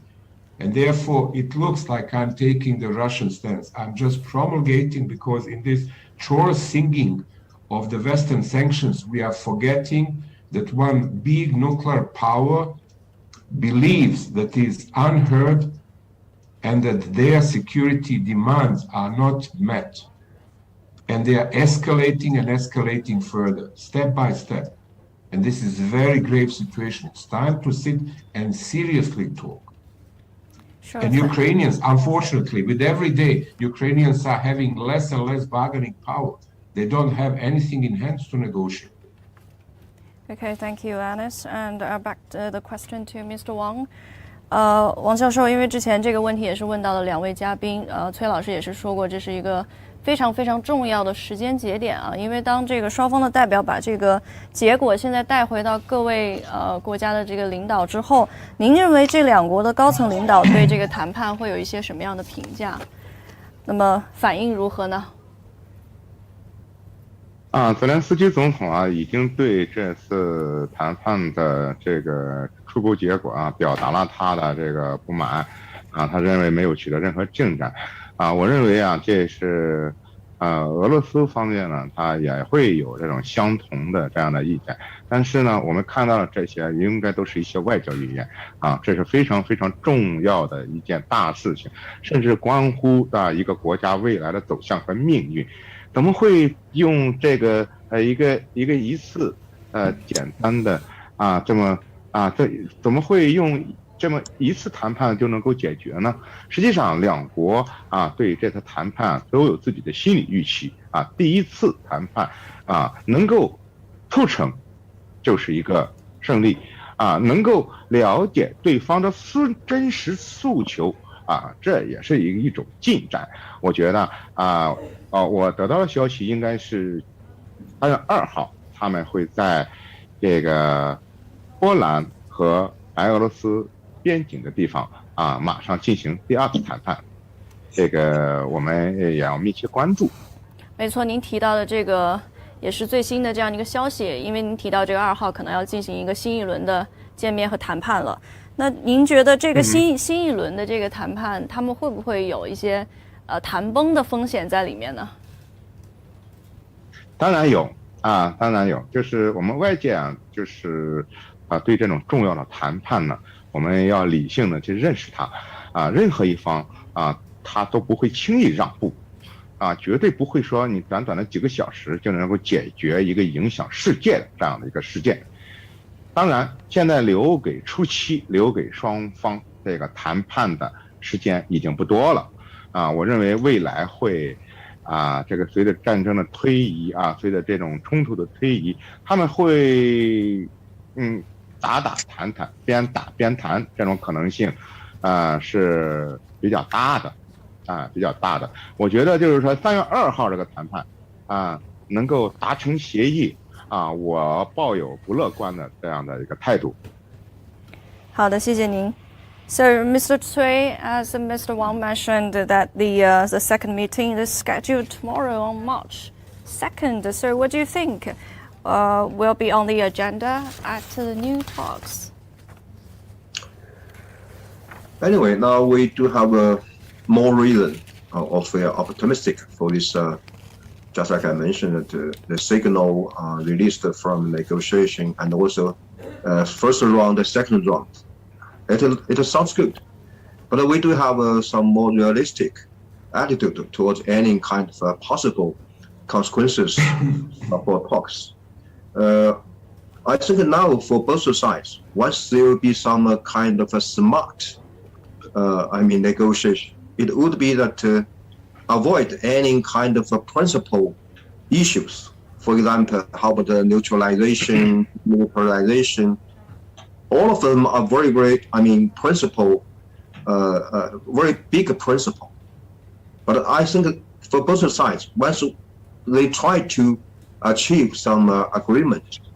I think they need to go back to very, very pragmatic issue, including ceasefire, including how about this, some concrete arrangement for both sides. Because if they just talk about some more, big principles, I don't think there will be any opportunity for reaching any agreement. Another issue is about this, the posture for both sides. Now, yes, the negotiation happened between two governments, but also at the same time, just like Russian argued that in history or even in reality, Russia and Ukraine, they are brothership. That's right. Historic, cultural, everything. So if both sides to find out a more brother environment during the negotiation, not just a kind of a government to government, country to country, or rival to rival, I think that's also very, very important once we are expecting any further positive results or consequences. Okay, thank you, Alice. Mr. Cui and Mr. Wang also shared their thoughts on the coming new talks in the coming future. But I want to ask you another question. As Russia and Ukraine met for talks, Zelensky shared on Instagram that Ukraine had submitted an application EU membership. So, will Zelensky's move affect the situation and talks between the two countries? Will EU agree to accept Ukraine? It's not likely. So the atmosphere. Firstly, the acceptance of someone into the membership of EU is a tedious legal process. In the end, it is a political decision, of course. But even so, this so-called speed check procedure has been not foreseen by the constitution of EU or any constitutional acts of the EU. Of course, the political precedent might be done, but still, I don't see a mood within the member states to do so.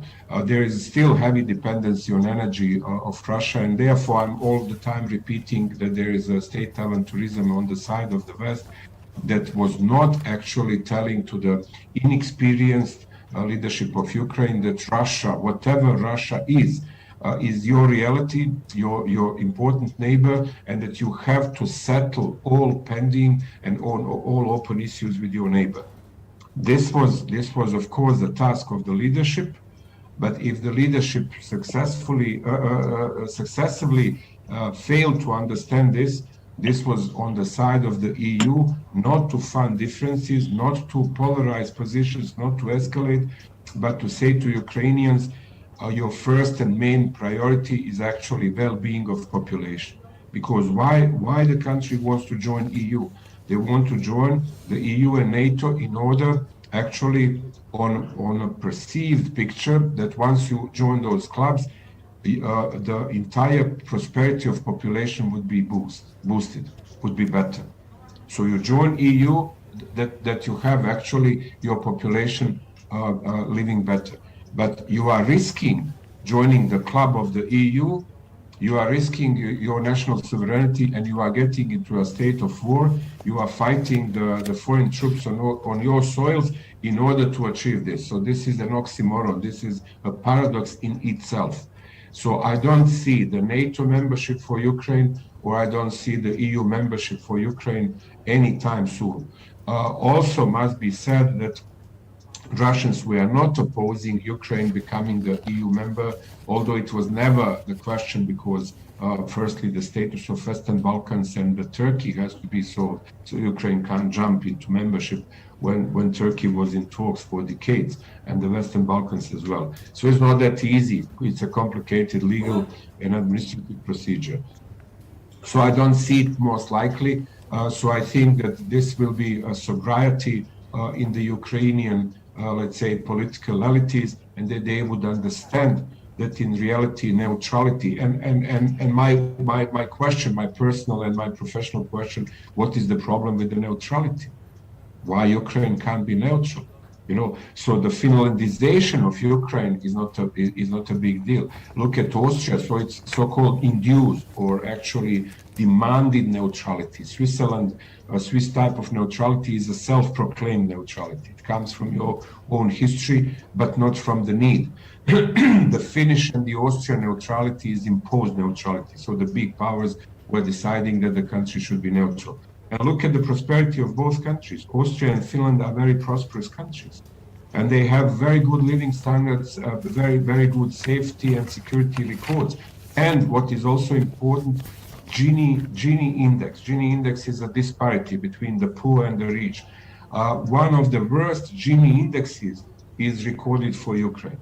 So the little echelon of very rich people are owing actually more than 76% of the entire Ukrainian population. That means actually a special warfare is conducted by the elites of Ukraine against their own population. So this is the interpretation of the Gini coefficient. So in a way, the state aventurism has a long prehistory, and it's ending up basically by provoking big neighbor to invade you. And this is a defeat, not only of Ukrainian policy and diplomacy, but also of European. So it gives us really so much actually urge to sit and to contemplate where do we want to run our entire conduct of international affairs, and whether we want to save this planet or not. Okay, thank you, Anis. So, 这个问题，王老师，您能就简短的跟我们再谈很短的一个回答吗？就是因为，泽连斯基之前也就是宣布啊，要申请加入这个欧盟，提交这样的一个申请了。您觉得这个，比如说欧盟，他会批准吗？我认为啊，这加入欧盟啊和退出欧盟啊都不是简单的事情。在这个时机，在这个特殊的时候啊，提出这个事情啊，实际上让这个俄乌冲突啊更加复杂化了。更多的是在西方国家在以某一种形式在支持乌克兰这个政府。我认为这个加入欧盟，实际上乌克兰很早就提出加入欧盟这个实际上乌克兰存在着两种这种观点东部的地区它更倾向于这个支持俄罗斯在西部的地区它更倾向于和欧洲靠近。对于加入欧盟的这个提议已经有很多年了。那当时呢，欧盟这些国家大部分都是一些很富裕的国家，而且有很多国家也都是北约国家。欧盟它作为一个更多的是这个倾向于这经济合作、经贸合作社会合作这样一个组织既然乌克兰它不但提出要加入欧盟我们也知道它也很多次的提出申请要加入北约。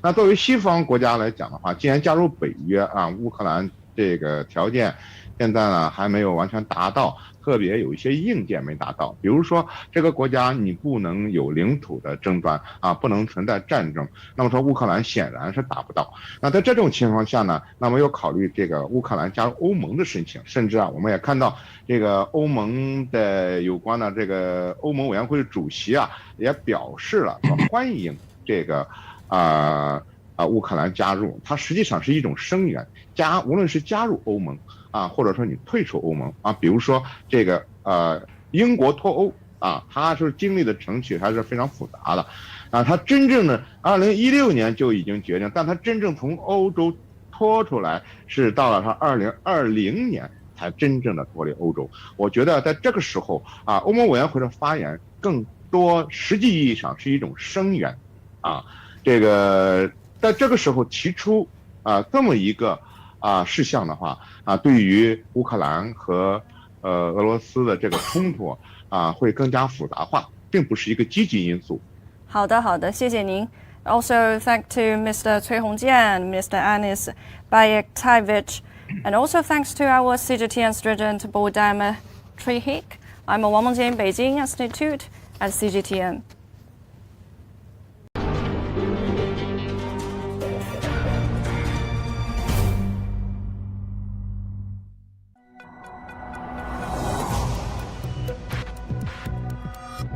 day, there are millions of stories. Each one can open new perspectives, new possibilities.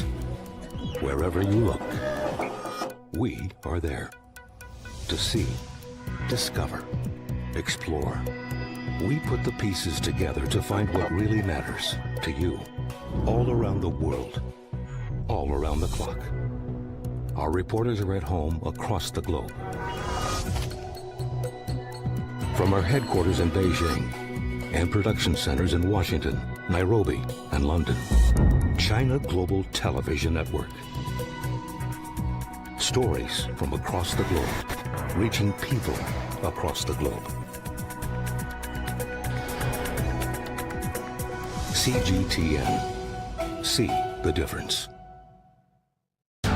Up into mountains, caught in a slow blizzard, coming back down the mountains, and lots of military checkpoints as well, police checkpoints stopping us and checking what we were doing here, and also some local armed civilians and militia choosing to stop cars and ask what they were doing here.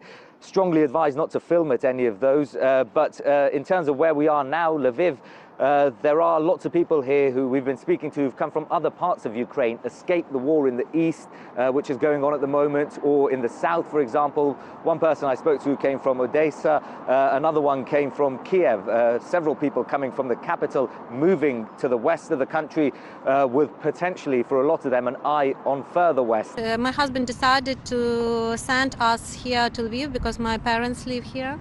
And then on one ticket, me and 3 children, we came into the train, and at that time everyone came into the train even without tickets. We're from Odessa. Yeah, we just came from Odessa this morning, so this is our exit plan, I guess. We felt there was a little bit too much kind of rumbling going on in Odessa, so we said, well, I have family obviously in the Netherlands because that's where I'm from, so that's where we're going back to now. So at the moment there are lots of people here about 30 kilometers away at the border. There are kilometers and kilometers of cars and people queuing up trying to get through. So there is a bit of chaos, if you like, in this part of Ukraine. But in terms of the way people feel around here, it's really a palpable sense of tension at the moment. A lot of people are worried about potentially the war coming here. There are air raid sirens that go off. People have to go into bunkers and basements, as we're doing whenever we hear those, and also a lot of grief and sadness because people have obviously left their lives behind, come here, and still really feeling the impacts of this war that shows no sign of easing so far here in Ukraine. Geopolitical, CGTN, Lviv. Russia has banned airlines from 36 countries from its airspace in response to bans on its planes from European and Canadian airspace. Airlines will only be able to enter Russian airspace with a special permit, meaning flights will have to make long detours on some routes. Russian President Vladimir Putin has also signed a decree that introduces special economic measures regarding sanctions imposed by the West. Putin addressed the sanctions as he discussed the economy with top officials on Monday. I gathered you to speak on the economic and financial issues that we have been discussing with Prime Minister Mikhail Mishustin. Bearing in mind the sanctions that the Western community, as I call it in my speech, the empire of lies, is now trying to implement against our country. Well, let's now cross over to Stuart Smith in Moscow following the developments for us there. Stuart, sanctions against Russia have battered the ruble and the economy. Tell us more about how Moscow is responding to these sanctions. Yeah, the response from Moscow is, in a sense, best put as tit for tat. Moscow said that it would offer some kind of symmetrical response to the sanctions. That's from the National Security Council. And with that, there are indeed some repercussions. For example, as he outlined, with the airlines being banned from European Union airspace. Now, as in return, European Union airlines banned from Russian airspace. And that kind of approach looks like the way it's going to go forward, with similar measures being taken with the economy in Russia. So, for example, if America bans Russian companies and freezes Russian assets in the US, Russia's going to then take foreign assets and foreign companies and freeze their assets here. That seems to be where this is going. In terms of the economic measures to try and stabilize the economy with that falling ruble, indeed, the central bank here is taking particular measures. The Russian President Vladimir Putin signed a decree with specific measures. In general, the central bank is offering reassuring messages, saying that people will still be able to access their cash, their savings are secure, and no one needs to worry.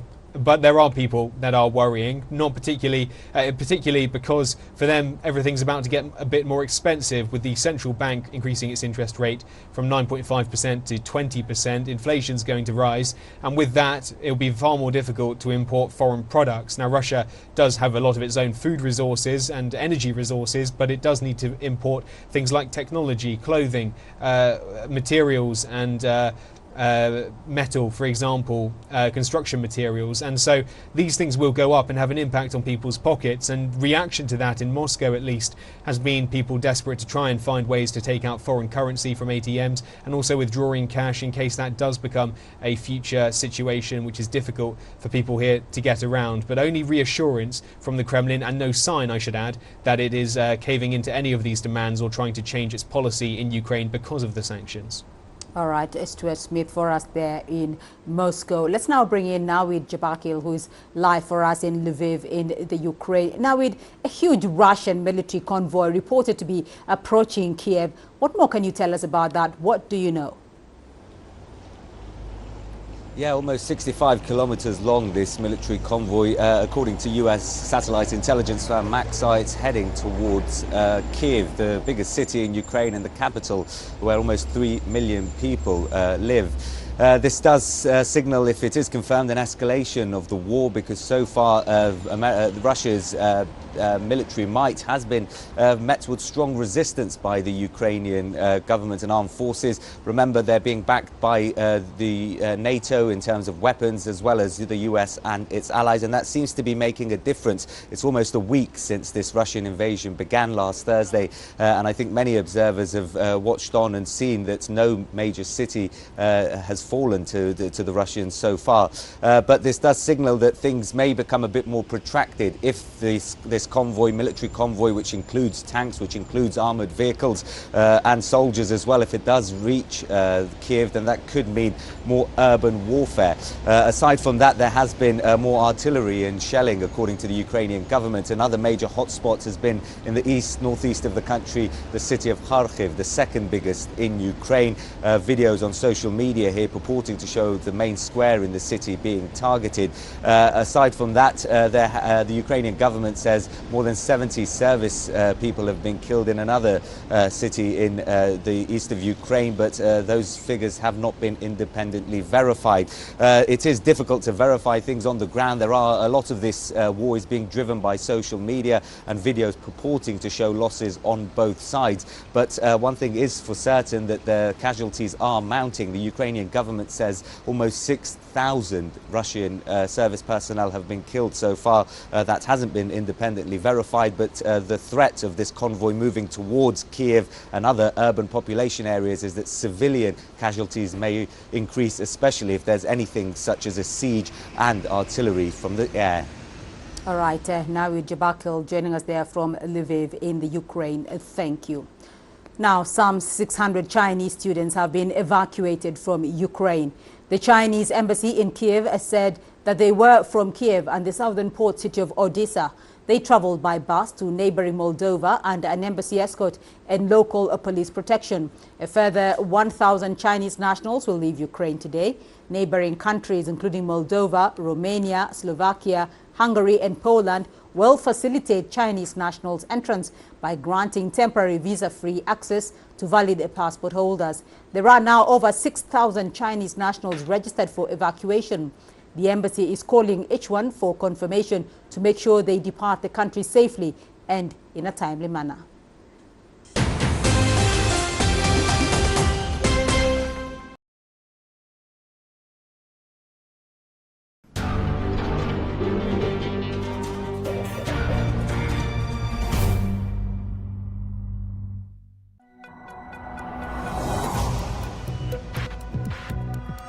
Each day, there are millions of stories.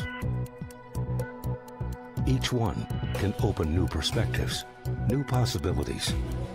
Wherever you look, we are there. To see, discover, explore. We put the pieces together to find what really matters to you, all around the world, all around the clock.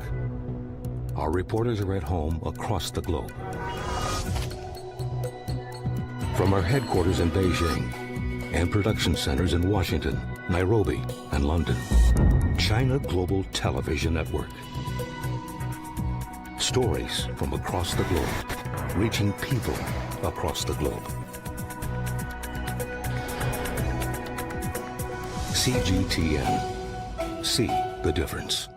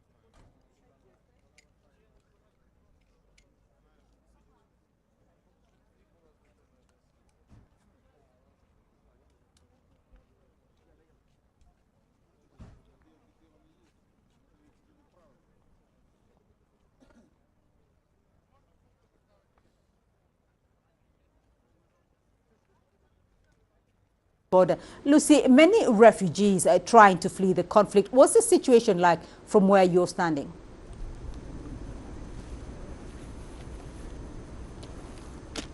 Well, there's been a constant stream of large numbers crossing in borders like the one where I am now. Around 20,000 people thought to be crossing from Ukraine onto Hungarian soil, according to government figures.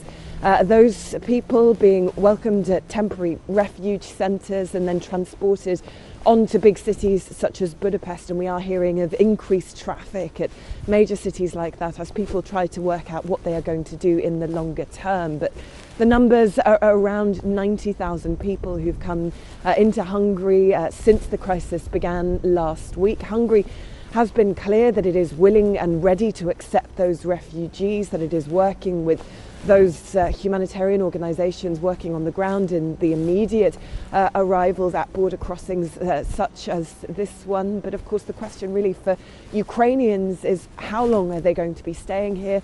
Things like schools, universities, jobs, there are huge questions for those people who have had to be forced to flee the conflict in their homes.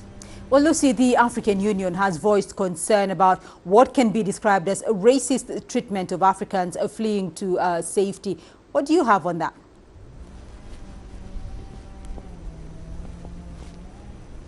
Yeah, that very strongly worded statement from the African Union yesterday condemning the discrimination that people of African descent are experiencing at the border. We know that there are large numbers of African students who had been studying in the capital city of Kyiv, but also in cities like Kyiv as well. They have been told by Ukrainian border officials sometimes to go to the back of the queue, prevented sometimes in cases of from crossing altogether. So this has mounted as an issue. There has been a huge campaign on social media to raise awareness of this, and there has now been recognition from the European Union and from Ukrainian officials that more needs to be done to ensure the fair passage of those people across the border. So certainly that is one to watch, but that statement from the African Union, very strong, and ensuring that people either side of this border, authorities, NGOs, are ensuring that those Africans in Ukraine are allowed safe passage. All right, Lucy Howe joining us there from the Hungarian border. Thank you. Meanwhile, the Arab League says it is worried about the Ukraine-Russia conflict. On Monday, after an emergency meeting, the organization issued a communique calling for a peaceful resolution to the crisis through dialogue and diplomacy. The Pan-Arab organization has also stressed the need to restore peace between the two nations. Adel Mahroui has this report. The Egyptian capital of Cairo hosted an emergency Arab League meeting to discuss the Ukraine-Russia crisis. It's a rare move for the organization to convene urgently for a conflict that doesn't involve its member states. We understand the stances of all parties. They are all our friends. We believe that it is necessary to intensify efforts that reach acceptable arrangements for all without resorting to military force, because war unfortunately has a sad and expensive cost. All countries that love peace must work to stop the escalation instead of fueling it. The Arab League said it is worried about the deterioration in the humanitarian conditions in Ukraine. It also urged all involved nations in the crisis to respect international law and resort to dialogue and diplomacy. The crisis is fueling global polarization and the formation of alliances, which the Arab League knows won't help global peace and security. There's a search for a proper mediator, someone who can broker a ceasefire and help in de-escalation. The Arab League wisely is taking a step towards being part of that role. It has balanced ties with the USA and Russia, which makes it capable of doing so. The Arab League's balanced stance between the rivals over Ukraine comes as most of its member states are strong allies to either Russia or the USA and Europe, with few maintaining strong relations with both. During last week's UN Security Council meeting, the UAE, a strong US ally, surprisingly abstained from voting against Russia. The Arab League says it will form a committee of foreign ministers that will lead contact with Russia, Ukraine and all involved nations and hope to help in brokering peace. Adel Mahroui, CGTN, Cairo.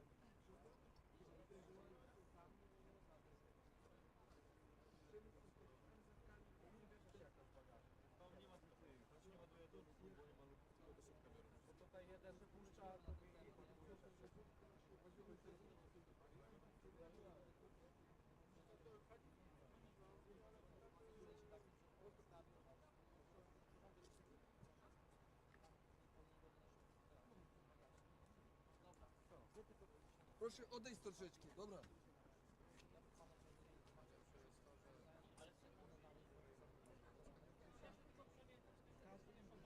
Każdy indywidualnie ze wszystkimi kadami, żeby nie jednej żadnej pieniędzy z nich nie brali. Indywidualnie albo od, na przykład ja mam na przykład 5 odpowiedzi od różnych gmin, od wszystkich. Ja teraz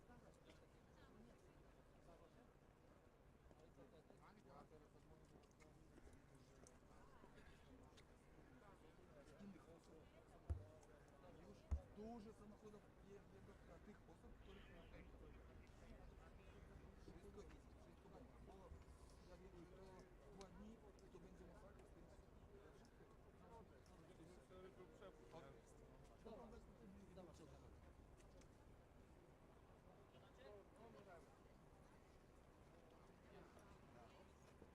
Ale?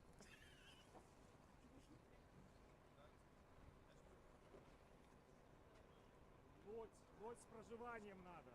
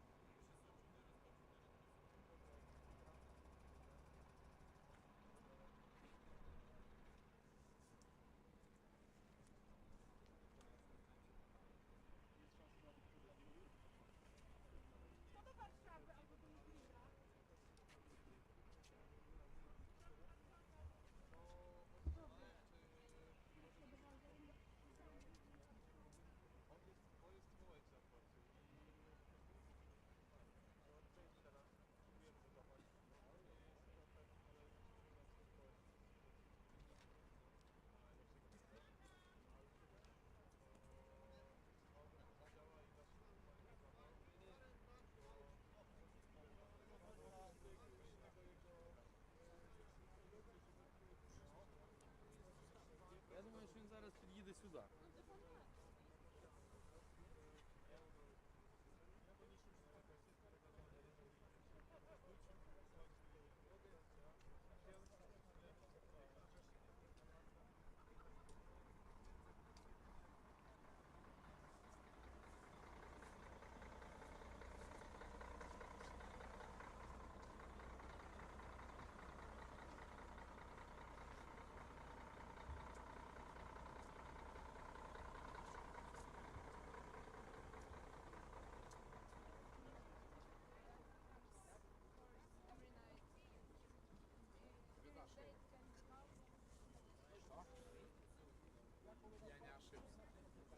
Я не ошибся.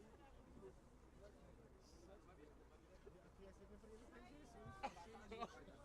Ничего ты не слышишь, это да. Что сказать не хочешь? Я не хочу.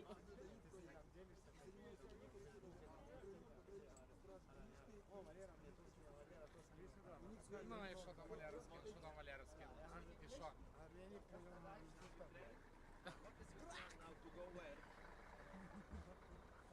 Она мне как же рассказывает, отвечать, я думаю, как оно обернется. Белый автобус есть, и ближайшие центровые города есть.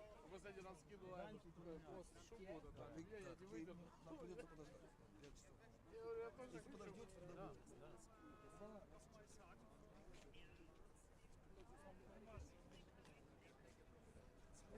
Они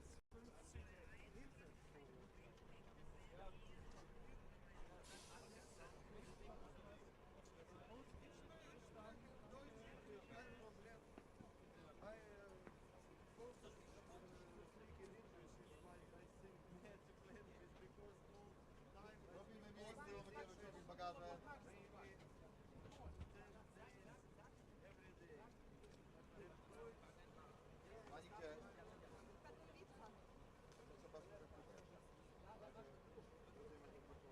Нет? Он не поедет.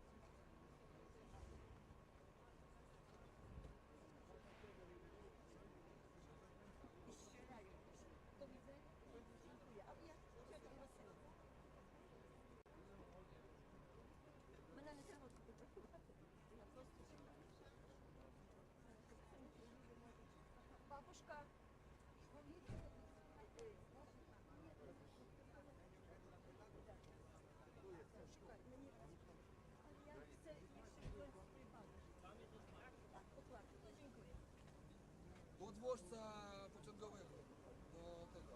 To jedną osobę.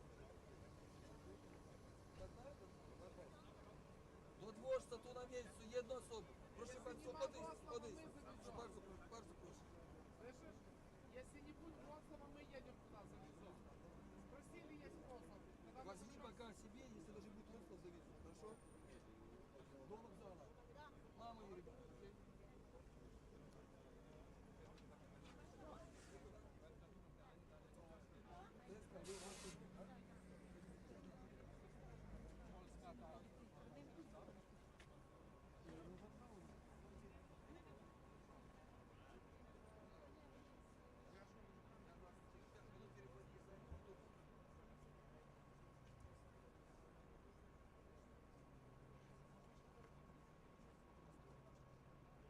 Leszno, Wielkopolski. Leszno, Wielkopolski. Leszno. На Лешно, кто едет? Лешно. В районе Познани. Лешно, да? Погодите, поможете.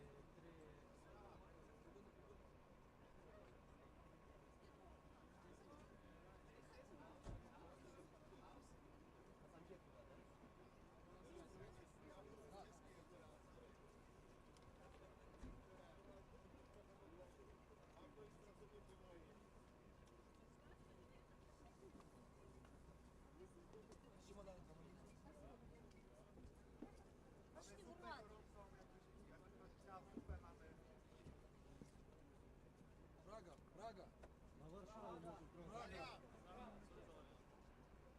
نعم سنحاول اختراق الطوق الذي يفرضه المتطوعون بشكل فردي جاءوا يعملون اماكن اقامه بالمجان مجانا على الواصلين من اللاجئين الاوكرانيين. ما زال الواصلون ينزلون من حافلات يتلاحقون بواقع حافلة كل 10 دقائق. سيل اللاجئين لا يتوقف، منهكون من الطريق الطويل باستغرق على الأقل 24 ساعة وأحيانا 48 ساعة.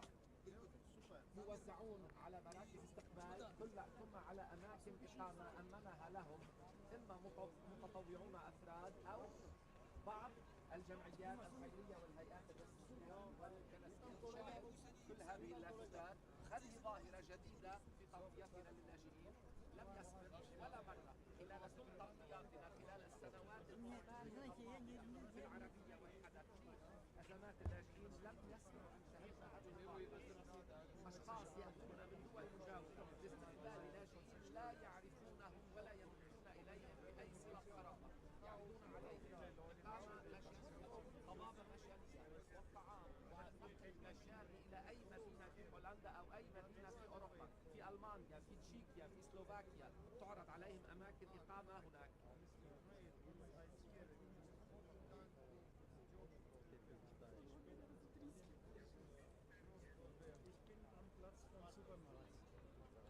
Da kommen auch gerade viele Busse an. Ja, wenn du meinst, wenn du unbedingt meinst. Also, Servus. U-Box, lecker. U-Box, lecker.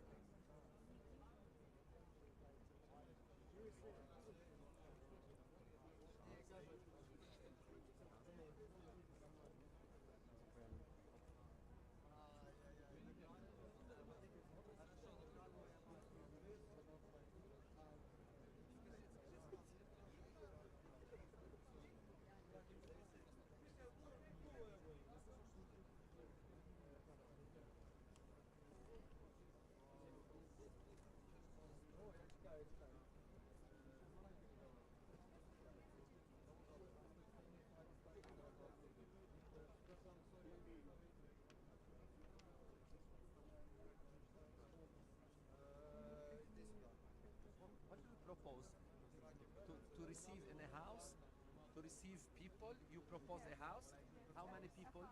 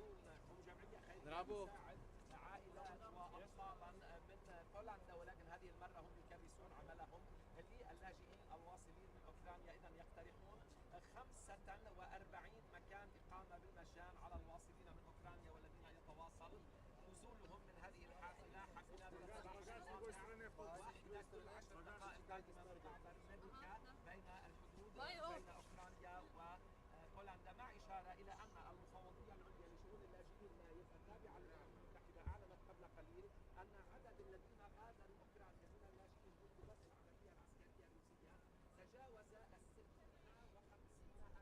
هو تحديدا 660,000. أكثر من 50% من هؤلاء وصلوا إلى بولندا. Kierowca Karolis iz Vilniusa. Kierowca Karolis. Vilnius.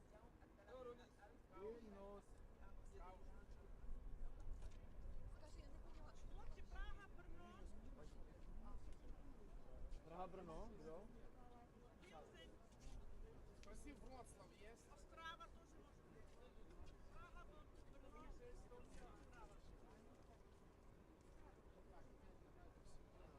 Чехия, Брно, Острова. Окей, окей.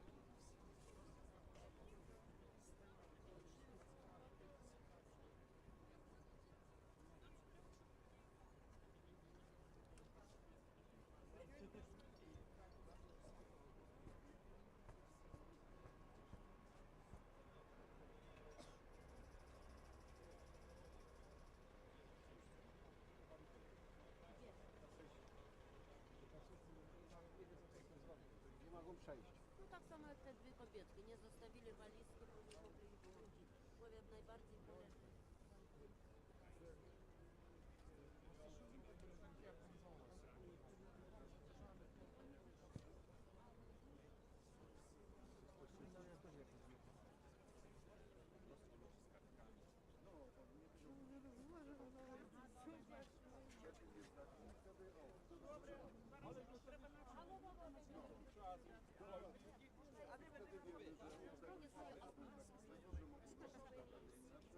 Дивіться, я покажу наша машина. Якщо вам треба, то не треба.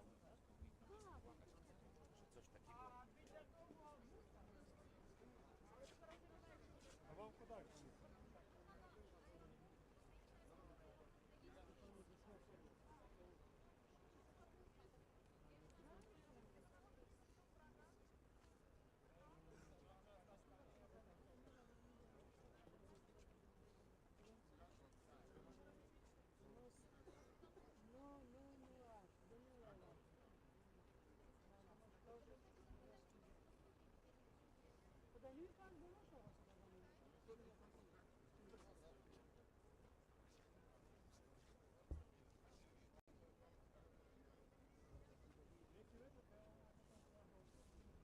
Даму болош хаса гана.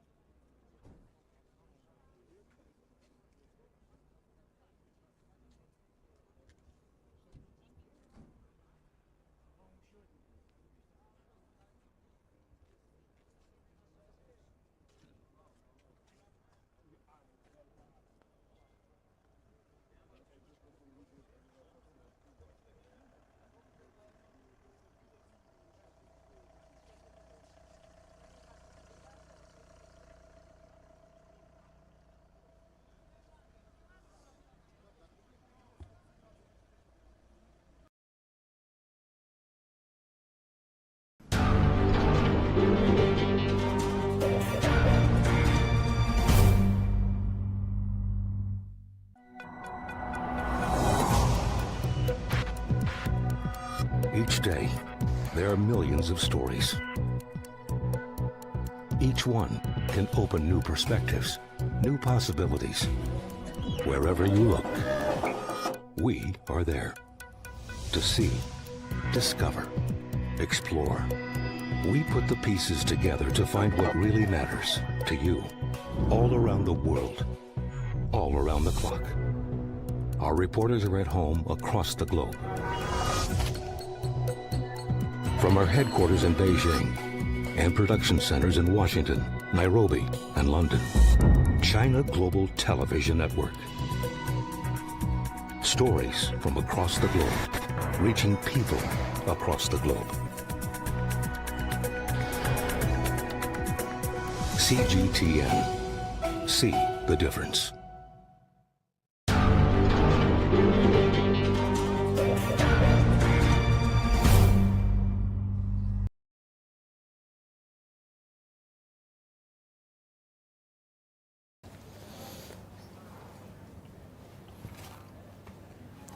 Hello everyone, this is CGTN. I'm Aaron Liu, coming to you live in Beijing. This is our special coverage on the Ukraine's conflicts, and also live streaming to you through all the digital platforms on Twitter, Facebook, and also YouTube and Weibo. Feel free anytime to join us. First, joining us is the Mr. Huang Yinan, our CGTN's commentator, great having you with us, and also Song Xin, the global affairs consultant. Thank you for you all joining us now. So the first question is about in Ukraine's conflict. Fighting continues in the countries today, and in the second largest cities. Ukraine's news agency says Russia's forces have bombed in government headquarters in the cities. So it is the first round of the negotiations between the two countries held in Monday. No crisis was reported, and but a new round of negotiations is expected to be held in the coming days. So when we see all of these results, is the after negotiations the first day. What all of you observed after negotiations? 首先我认为呢，对话和谈判，总比军事行动要好。中方此前呢，多次表达了相关的立场，也就是说，中方呼吁呢，双方尽快呢实现对话谈判，解决当前的乌克兰危机。同时呢，因为考虑到人道主义原因，是吧？随着战争的不断升级，就是军事行动的不断扩大，人员伤亡呢会进一步增多，所以我们呢，呼吁呢双方尽快坐下来通过对话和谈判呢，来解决当前的问题。那么至于昨天的对话谈判呢，目前看呢，没有取得任何实际的效果。当然最大的结果呢，就是双方同意进行接触。按照一般的规律，在这种军事冲突不断升级的条件下，当事双方的这个第一次谈判呢，通常是接触性谈判。也就是说呢，双方呢，会首先呢提出一些诉求。那么目前看这些诉求呢，双方诉求呢没有任何交集点，也就是说双方诉求呢差距甚远。包括像乌克兰方面呢提出，俄军呢要从乌克兰领土全面撤军，包括从顿巴斯和克里米亚撤出，是吧？俄方呢也提出呢要乌方承认顿巴斯地区这个独立以及呢对克里米亚的主权。所以双方的这个诉求呢没有任何交汇点。那么同时呢，第一次接触性谈判呢，也是只是双方表明了一个立场。双方代表团呢，将向各自的国家领导人呢进行汇报，然后呢再准备进行第二轮磋商。目前呢就是这个情况啊。但是总体而言呢，毕竟呢双方迈出了第一步我们现在呢这个正在观察这个第二轮谈判第二轮谈判呢是否会带来一些实质性的结果。好，我们苏欣老师，您对谈判之后的第一天双方的这种表态和行动有没有什么自己的观察？ I think we have seen basically no breakthrough for this negotiation. Well, it is normal because and this is a country which has openly made territorial claims against the Russian Federation and threatened to use force and to acquire a military nuclear capability. Regarding the campaign launched against the alleged violation of Ukraine's sovereignty and territorial integrity, whose initiators show complete indifference and contempt for human rights violations, I would like to draw your attention to the 1970 Declaration on Principles of International Law concerning friendly relations and cooperation among states in accordance with the UN Charter. This document, approved by a consensus resolution of the UN General Assembly, stipulates that the principle of respect for territorial integrity applies to, and I quote, states which respect in their actions the principle of equal rights and self-determination of peoples, and therefore have governments which represent without distinction as to race, creed, or color the people who inhabit the territory, end quote. The Kyiv neo-Nazi government clearly was not and is not a government of the peoples of Ukraine.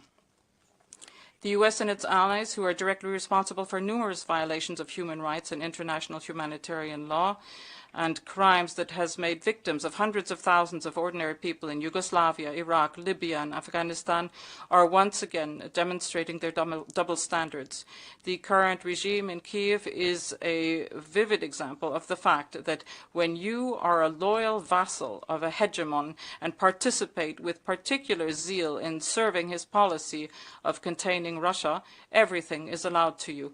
You can trample any human rights, freedoms, simply kill people, cultivate neo-Nazi traditions and routines, and in exchange for your unquestioning loyalty and obedience, the civilized West will turn a blind eye to all your actions.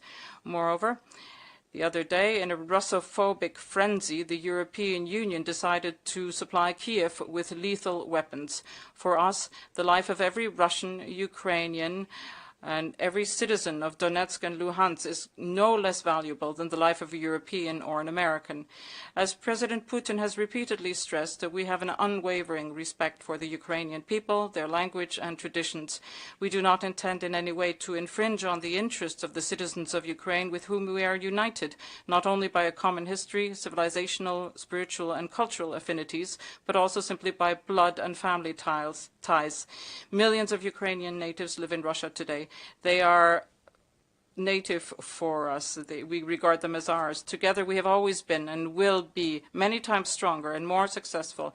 The main thing is to stop the attempts of the temporary powers that have illegally seized power to betray the fundamental interests of the Ukrainian people and to pursue a policy of turning their country into an anti-Russia to please the West.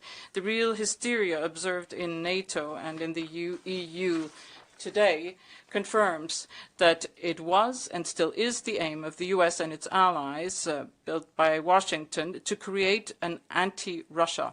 As you know, at Zelensky's request, negotiations have begun between Russian representatives and the Kyiv delegation. I hope that the Ukrainian party is aware of the seriousness of the situation and of its responsibility and realizes the need to show its autonomy and its ability to negotiate and to avoid a repetition of history with the Minsk agreements. I would like to conclude by recalling that human rights are a universal constant.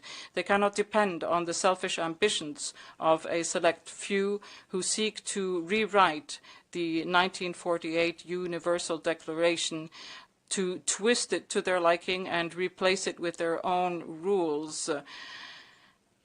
The consensus then achieved lies at the basis of all of our collective work. The role of the UN Human Rights Council is to ensure commitment to our common values and not to the narrow values of others, to promote a mutually respectful debate without any politicization or double standards, and to ensure that human rights issues are not used to interfere in internal affairs. This is the only way to seek justice in any issue that affects people's core interests and fundamental rights. Whether it is the shameful institution of statelessness in Europe, the growing movement for the revival of Nazism, or the West's obsession with unlawful unilateral sanctions, whose targeting of ordinary people can no longer be concealed. These unlawful restrictions are no longer limited to financial and economic bans. They also extend to cultural, sports, tourism, educational, and the informational areas, and in general, they extend to all human contacts. The West has clearly lost control of itself in its desire to vent its anger on Russia, and has gone to the extent of destroying all the institutions and rules it has created, including the inviolability of property. The arrogant, exclusive, and permissive philosophy of the West must come to an end. The sovereign equality of states is a key principle of the UN Charter. It fully applies to the work of the Human Rights Council. Russia is always open to an equal, mutually respectful discussion on any issue and is ready to seek a fair balance of interests. Spasiba. And now I give the floor to His Excellency Mr. Jeppe Kofod, Minister of Foreign Affairs of Denmark, who will address the Council. Your Excellency, you have the floor. Thank you, Mr. President, Excellencies, colleagues.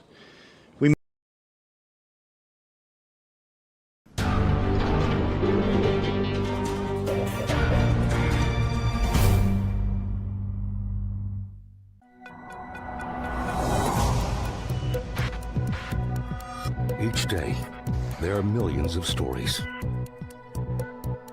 Each one can open new perspectives, new possibilities. Wherever you look, we are there to see, discover, explore. We put the pieces together to find what really matters to you, all around the world, all around the clock. Our reporters are at home across the globe. From our headquarters in Beijing and production centers in Washington, Nairobi, and London, China Global Television Network. Stories from across the globe, reaching people across the globe. CGTN. See the difference.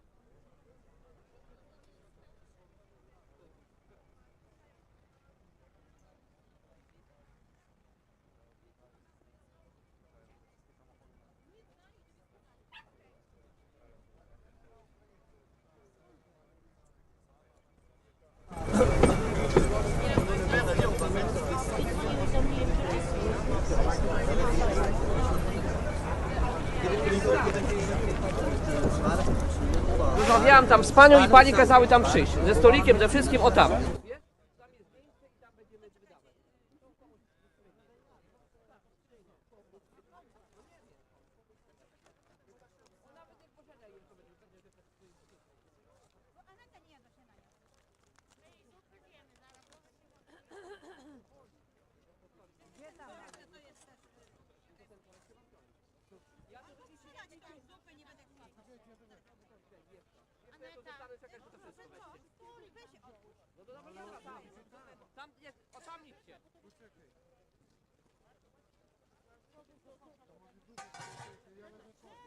Ale oni nie wiedzą, gdzie to iść, rozumiesz? No idź ty! No.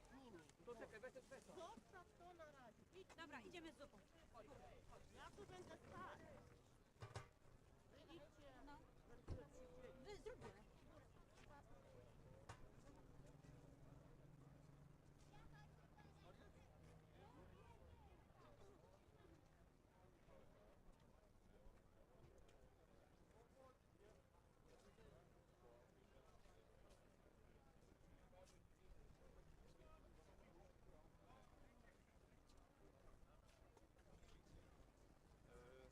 Ja stolik wezmę, oddam im tam, gdzie wziąłem.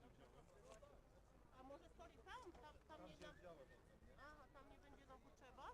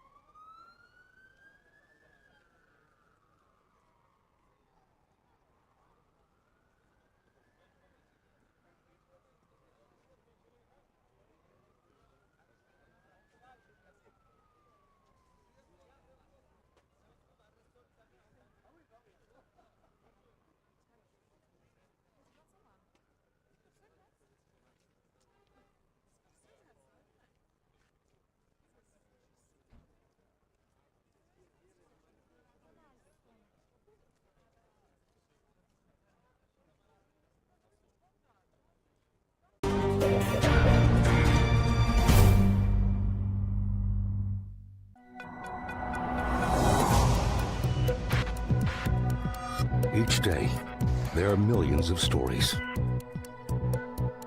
Each one can open new perspectives, new possibilities.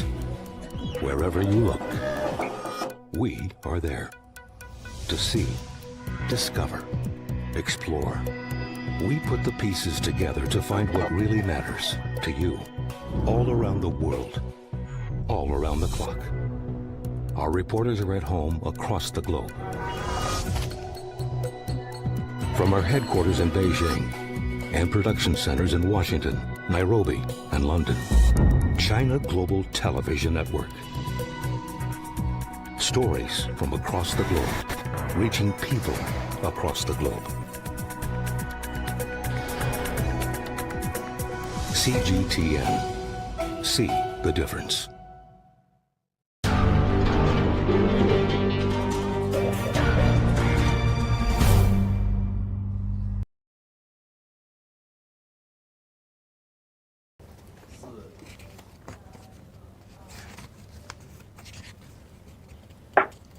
Welcome back. A few minutes ago, it's the Russia Foreign Minister's Human Rights Council. He explains his attitude about these few days, the events.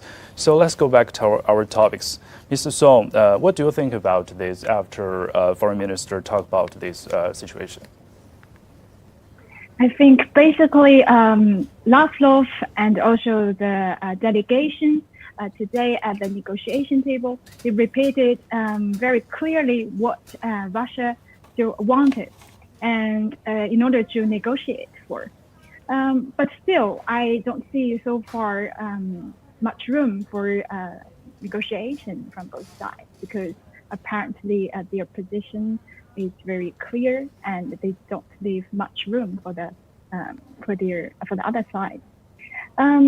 Well, I was comparing this war, the current situation, with the war happened in 2008 between Russia and Georgia. And at that time, the war only lasted for 5 days. It ended up very quickly because Russia troops crossed Georgian military defense force very quickly. But this time, it is completely different. With the NATO and the U.S. Military assistance to the Ukrainian forces, right now the Russian troops are struggling much more with the Ukrainian forces in Ukraine, and much more than before. So that's why I think there won't be a quick end. And also that's why I think there will be more rounds of negotiations between the two sides. At least one good thing is the dialogue stays open. I mean, today, President Macron, the French president, he called also Putin, and to make sure all the communication channels stay open for both sides. So there won't be a ceasefire immediately, but also I hope, at least, there won't be an escalation of the conflict on the ground. Okay, so the dialogue is always open. So let's move to Daria. Could you explain, this is the first day after the conversation, about the updates? Can you explain anything about that? Yes, actually, if we watch on the delegation of Ukraine, we can see that there are quite radical anti-Russian Russophobic rhetoric. So that was made specially by Kyiv. They will send it because that was not the expansions was not expectations was not the peacemaking. So here from Russia, we see that the delegation which was participating was quite delegation which doesn't want to stop the war. Even the president Lukashenko has called these conversations, which held place yesterday in Gomel, the thriller as a genre of the film. And by my colleague, by my Chinese colleague, there was mentioned the most important thing, that this war is not the same as it was with Georgia in 2008. And here we see the difference, complete difference. This war is very, very supported by the US and NATO. From 2014, NATO has, and US especially, had invested in Ukraine $2.5 million of dollars only for the military support. I will not speak about the soft power, which they were investing also too. And here we see again the case that American hegemony tries to to be against its enemies. And the case of Ukraine is not only the case of disagreement between Russia and Ukraine. It is the case of the big geopolitical war and big geopolitical game between Anglo-Saxon bloc, between unipolarity and multipolarity, which is presented now by Russia and by Belarusian in this concrete conflict, and widely which is presented by a lot of poles in the world, including China, including Iran, Turkey, and the new initiatives which happen in the Middle East, which opposes to this unipolar hegemony, which is very important. Okay, that's all of these days new updates. For more information, let's join me now is our reporter from the Ukraine, is the Victor.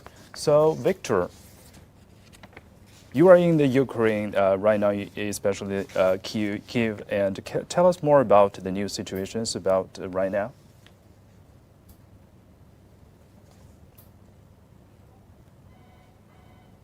Maybe we have lost him. Maybe we can wait a moment later. Right now, let's. Okay, can you hear me right now, Victor?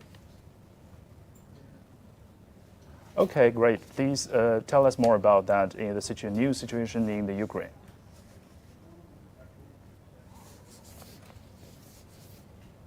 Yeah. So there was in the morning there was a big blast in Kharkiv at Liberty Square. So it is said that cruise rocket missile hit the square. Now it's 10 dead civilians and plus around 35 injured. So yeah, and details are still updating. So in Kyiv, where I am, it is quiet and safe now. So far. So what about the right now the everyday supports and necessities? So do all of the residents have this enough necessities for the normal life, and everything is okay? With that, we have a bit of problem. There's some kind of shortage of food, for example, bread, but still, again, supermarkets encourage people to help making bread, and even managers of net supermarkets are ready to pay some small money for that. Some points there are some kiosks where you can find free food, so it is there.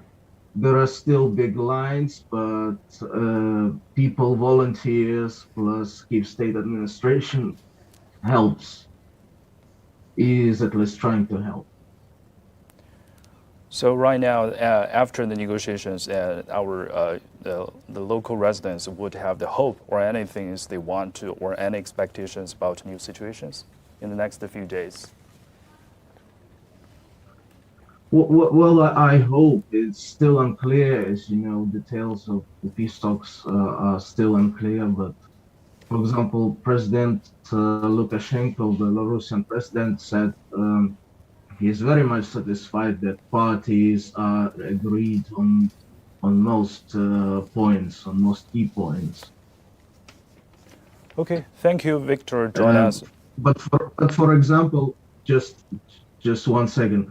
For example, my friend from New Zealand, I talked about him in the morning. He already took a train to Lviv.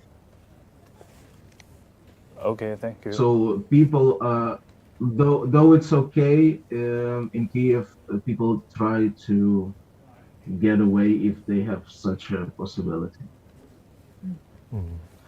Okay, thank you, Victor. Take care of yourself. Hope you're safe. See you soon. You. Thank you so much. Thank you. Bye. Goodbye. Okay, let's continue our topics. So next one I want to ask all of you is about the America. After the negotiations, we find this, both of their stances about their own attitudes, but behind them there's the EU and America. What do you think their attitudes and what they will do in the next few days, especially after they take some actions about in the financial areas? They will move their own military in the future. What do you think? First, let's talk to our Mr. Wang. 目前看呢，北约和欧盟对乌克兰的援助呢还在持续进行中。也就是说，这一次呢，欧盟和北约啊，对乌克兰支持力度是非常大的。今天呢，欧盟又宣布呢，将向乌克兰提供，总值为6亿欧元的军事装备。那么加上此前呢，美方已经宣布的向乌克兰，提供3.5亿这个美元的军事援助。此外呢，还有，总计也是将近达到6亿美元的财政援助吧。这一次呢，可能援助的这个总金额呢，已经超过了10亿美元仅仅是在这一轮。所以从此呢，这个里面呢，就能看到，美国、北约和欧盟对乌克兰的援助力度是非常大的。所以您觉得在未来，除了这种金融援助之外，so OK，有请我们交传进行翻译。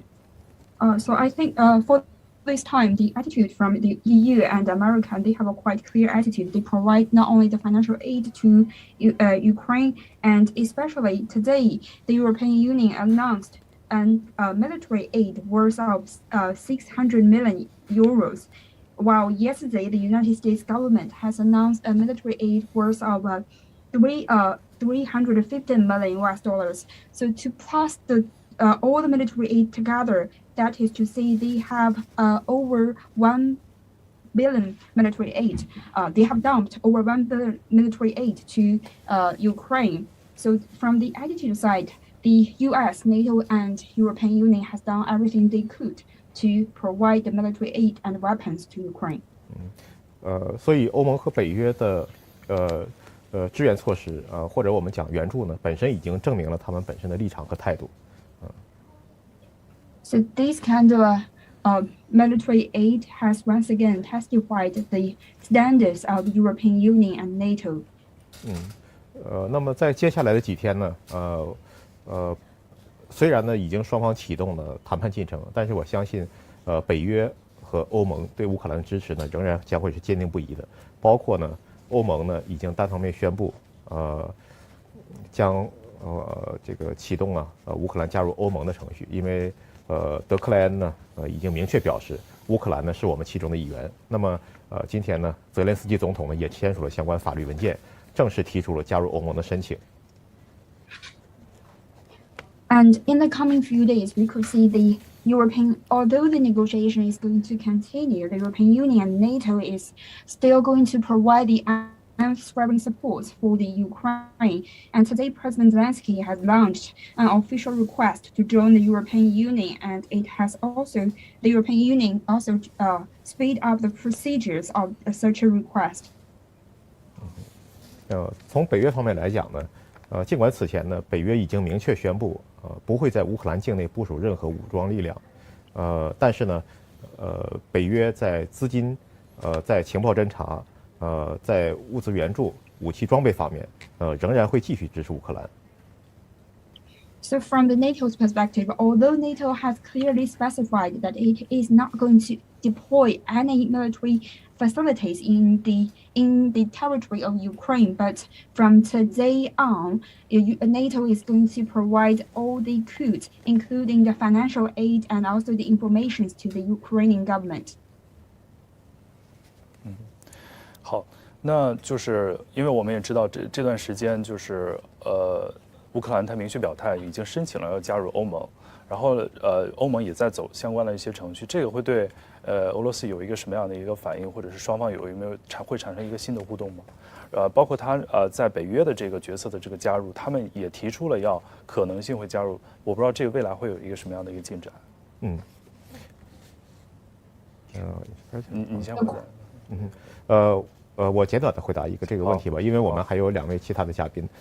首先呢，我无法代表莫斯科呢来回答这个问题，因为我确实不知道俄罗斯的领导人是怎么想的啊。但是呢，我们客观的来看呢，目前所有这些动作呢，可能更大的意义是在政策和外交层面的，也就是说，它实际落实会有相当的一段距离和时间。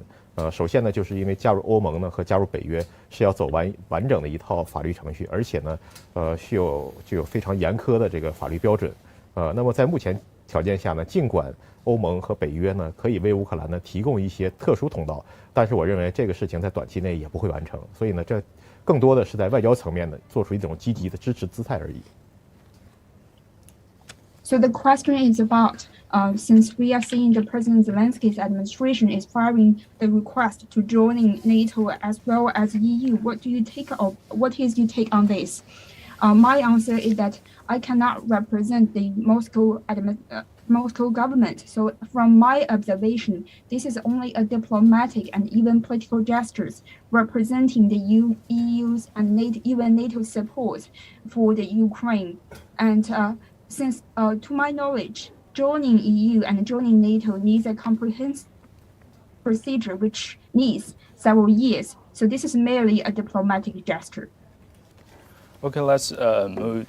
Song, what's your thought about that? I totally agree with my colleague, Mr. Huang. I think this sends more like a symbolic meaning especially towards Russia.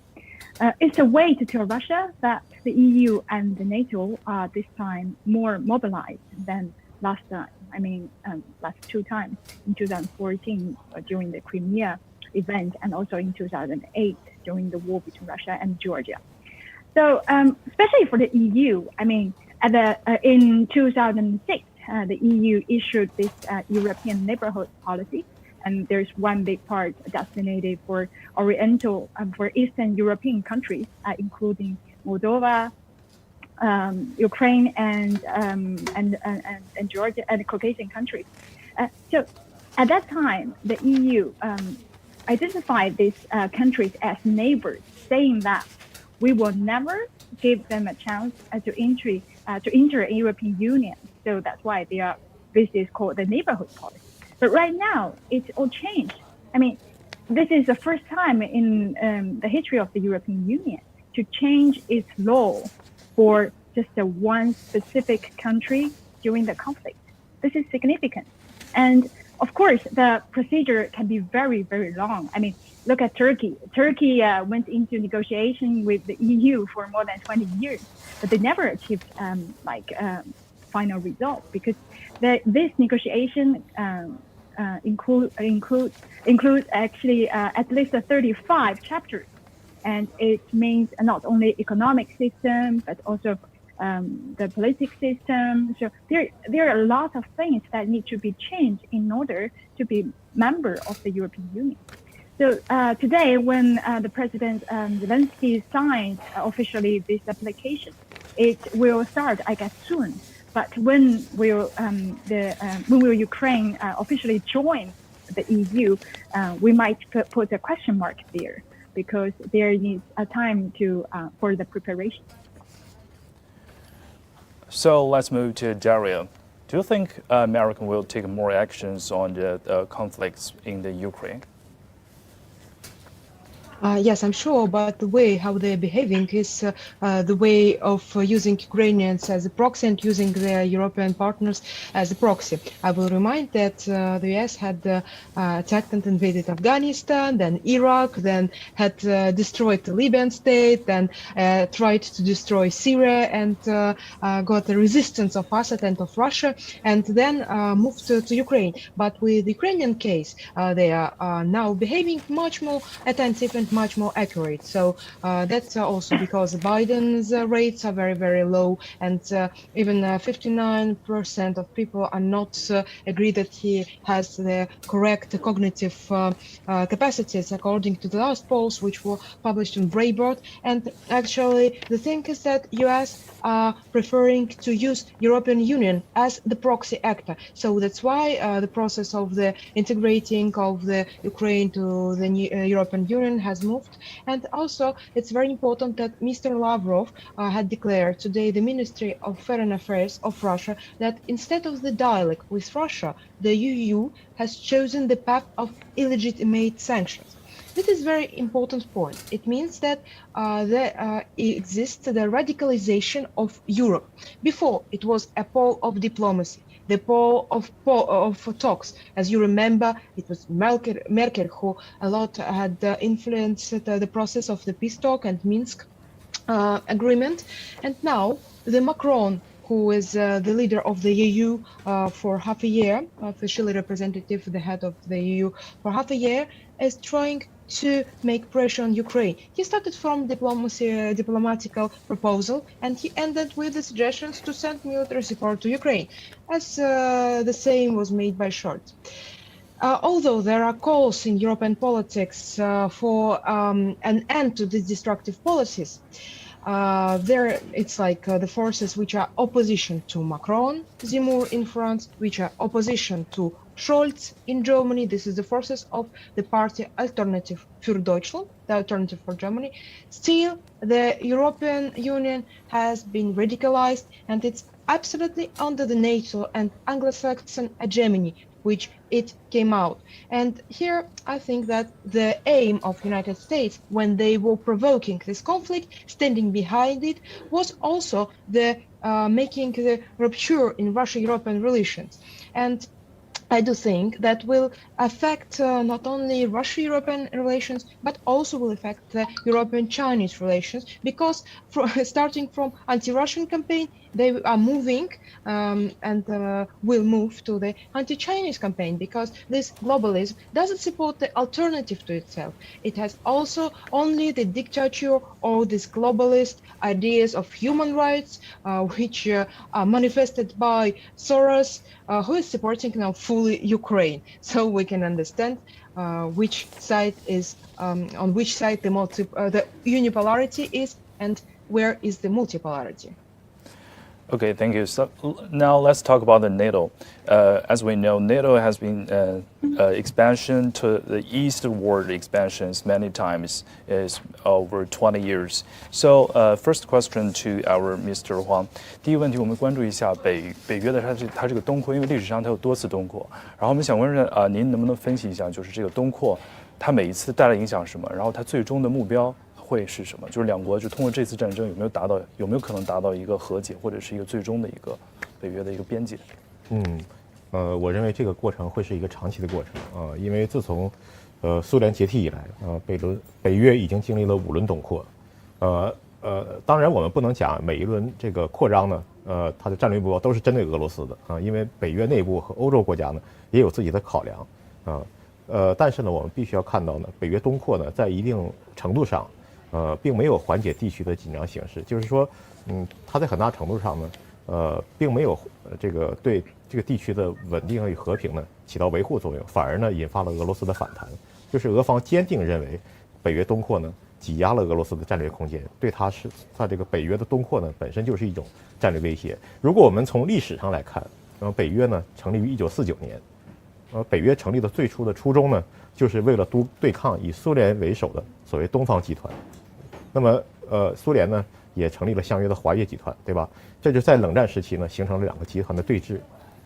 那么在苏联解体，华沙条约组织宣布解散之后，那么北约的存在呢一度也遭到了质疑。也就是说，当在球场上不存在对手的时候，那么你一个人在打球，这个本身是吧，就是值得怀疑的一件事情。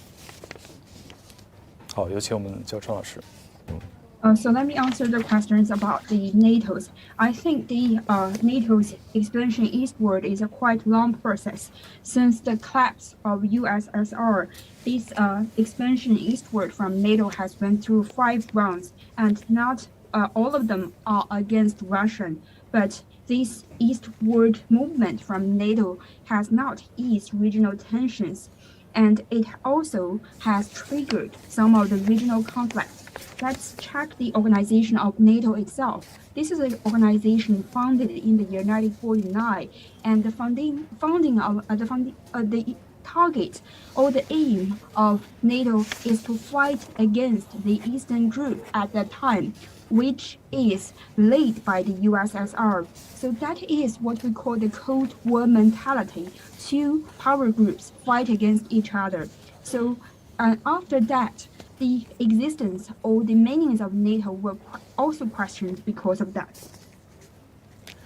So, quick answer to Ms. Song. What's your thought about the NATO's actions in the last few years? Actually, from 1999 until 2009, during these 10 years, 15 countries have joined the NATO, and 12 of them joined the EU. So all these countries used to be the buffer zone between Russia and the Western Bloc, suddenly become member of the Western side. And most of them were not even qualified actually to become member of the NATO or the EU. Nevertheless, the two organizations give them a green light and jump to the process and in order to get them inside the organization. So I think behind all these actions is the winner takes all mentality, which means the Western Bloc, especially the US, wanted to crush Russia especially from its security side. And they don't want to leave any room for Russia to redevelop its security strategy in Middle and Eastern Europe. So you can imagine like Putin's fail in Moscow. So he must have felt anxious, regretful, and also maybe afraid, because what happened in front of him was not what he imagined before. At the beginning of the 21st century, Putin was the president who wanted to accelerate the reconciliation between Russia and the Western Bloc.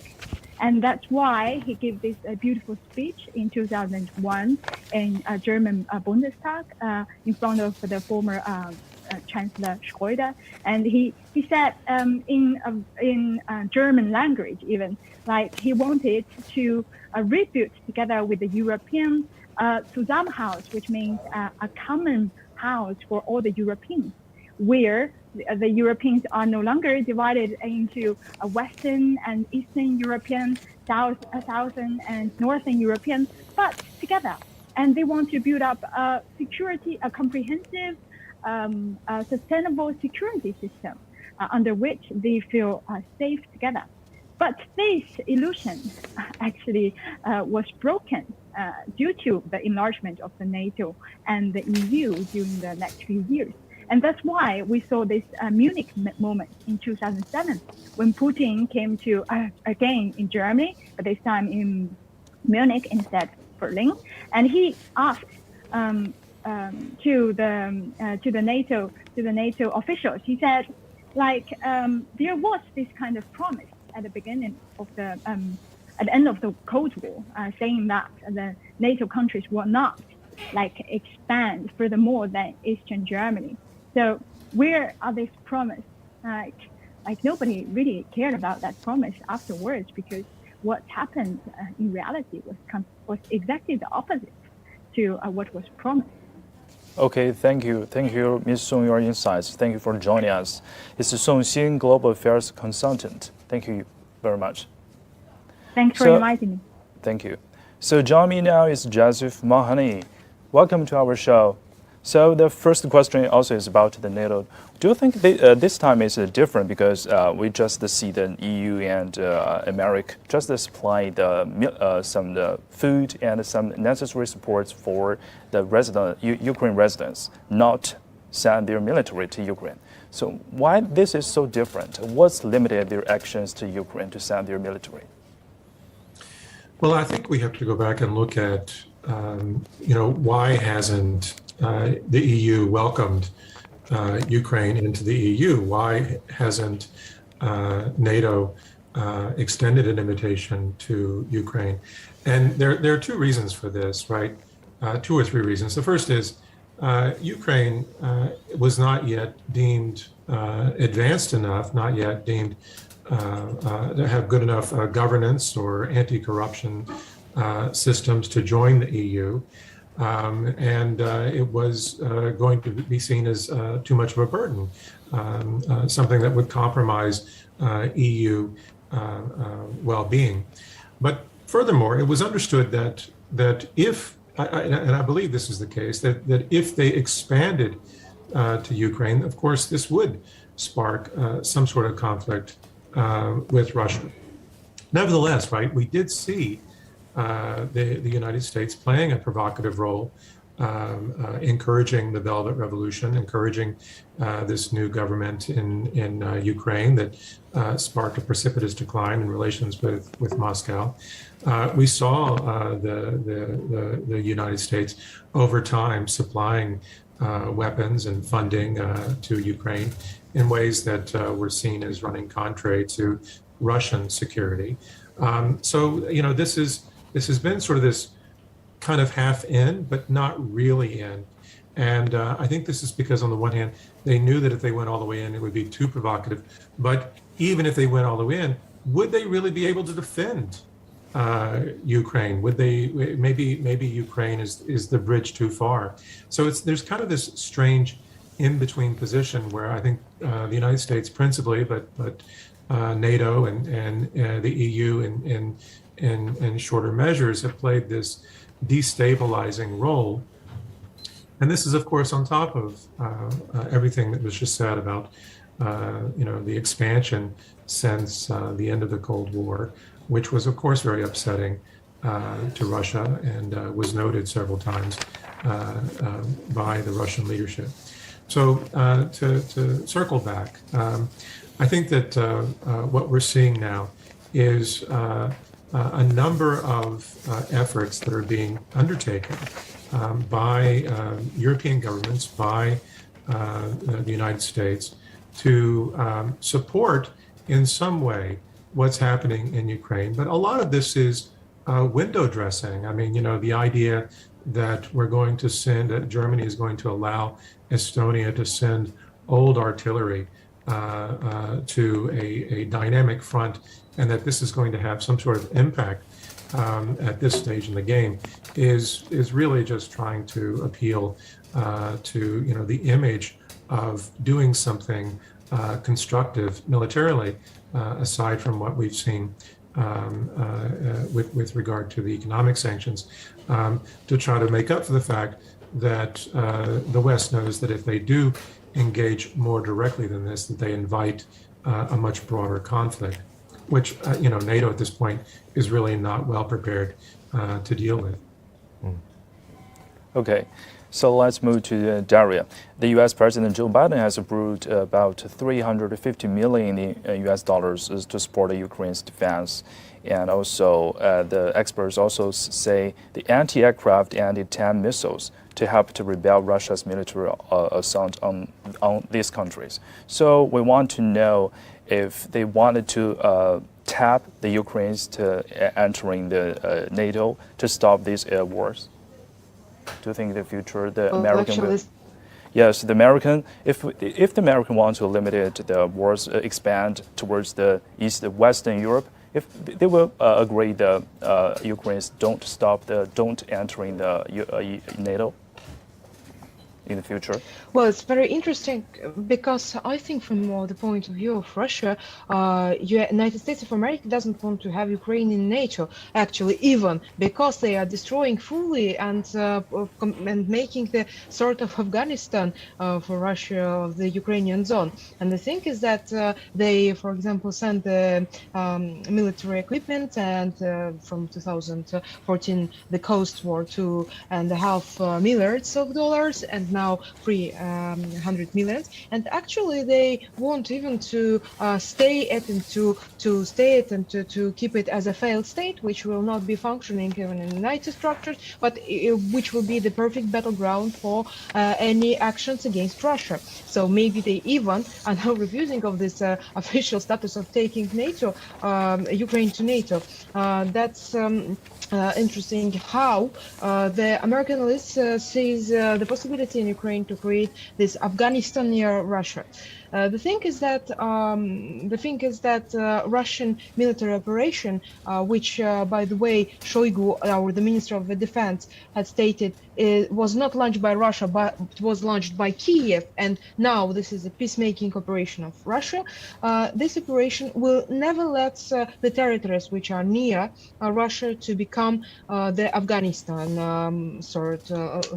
And that was the case of Kazakhstan, where in 3 days after the coup d'etat, there was the stabilization of the country, and also that will be with Ukraine. The thing is that Russia is also very worried about the biolaboratories which exist in Ukraine and are under control of the American military, as it was also in Kazakhstan. The level of security of these biolaboratories are BL4. It means the high level of risks, and it means that these points and these laboratories can be used for making an epidemiological crisis.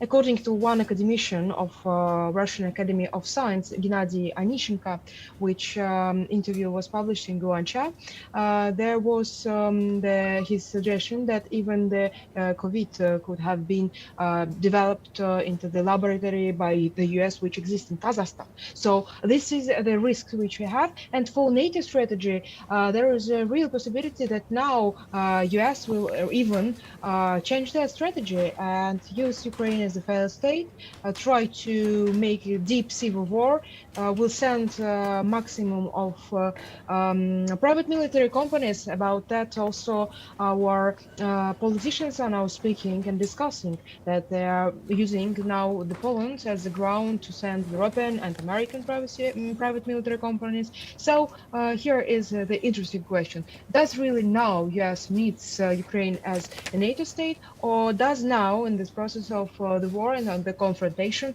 they need Ukraine as a totally destroyed state, which will have a confrontation, permanent confrontation, long-term confrontation with Russia? Okay, you talk about the different attitudes about these areas.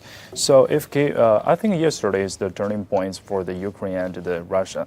Maybe in front of the Russia, they have three choice options. First is a section, second is war, and next one is peace. If you give peace a chance, what do you think it will be in the next few days?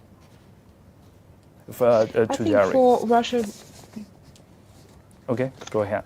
Yeah, for Russia, the most important is the denazification of Kyiv, the demilitarization of the country, and the stop of the quite radical xenophobic rhetorics against Russians in Ukraine.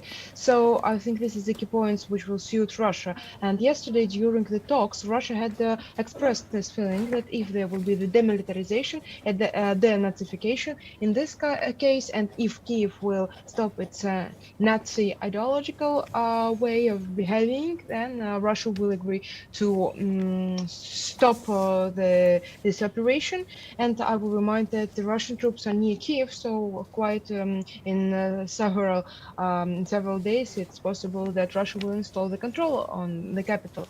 But the Ukrainian side, which was represented, as I said, by the most Russophobic part of the Ukrainian government, was not sharing these views, and I think the peace process is now in a deep crisis. The second tour will have place very, very soon, in several days, but will it lead to the real peace? It's not now clear, and if the delegation will be changed and the members of Ukrainian delegations will be changed, then possibly.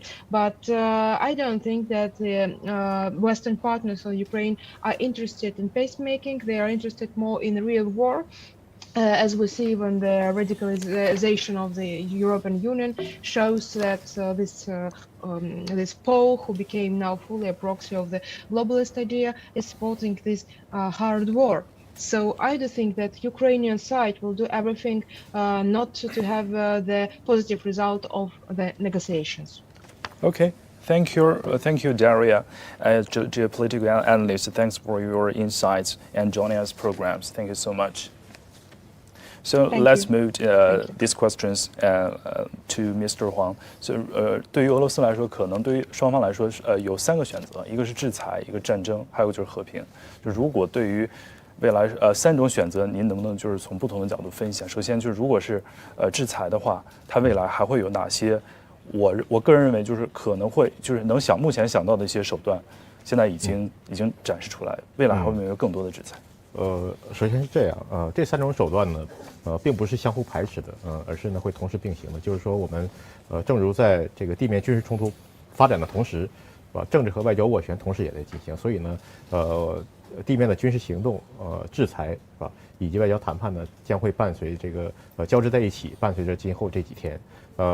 从目前制裁的规模来看呢，我认为这还没有达到最终的极限，因为双方呢都想保留一些未来对话的空间，还没有完全走到全面断绝关系的这一步。但是呢，目前的制裁规模呢已经很大了，就是这一轮制裁呢，已经从此前的单纯的经济领域呢，已经蔓延到了这个外交领域，蔓延到了这个甚至体育、文化以及传媒，包括呢这个已经中断了航班，包括这个因为制裁手段呢，它是一个双刃剑，对吧？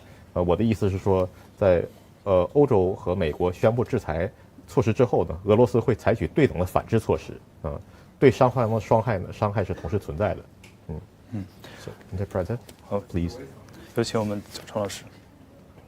I think you mentioned about the sanctions, the war, and the peace. These 3 procedures are actually proceeding in a parallel manner. They are not existent. They are not existing against each other. So far, I could see the sanction matter has not goes into some of the extremes.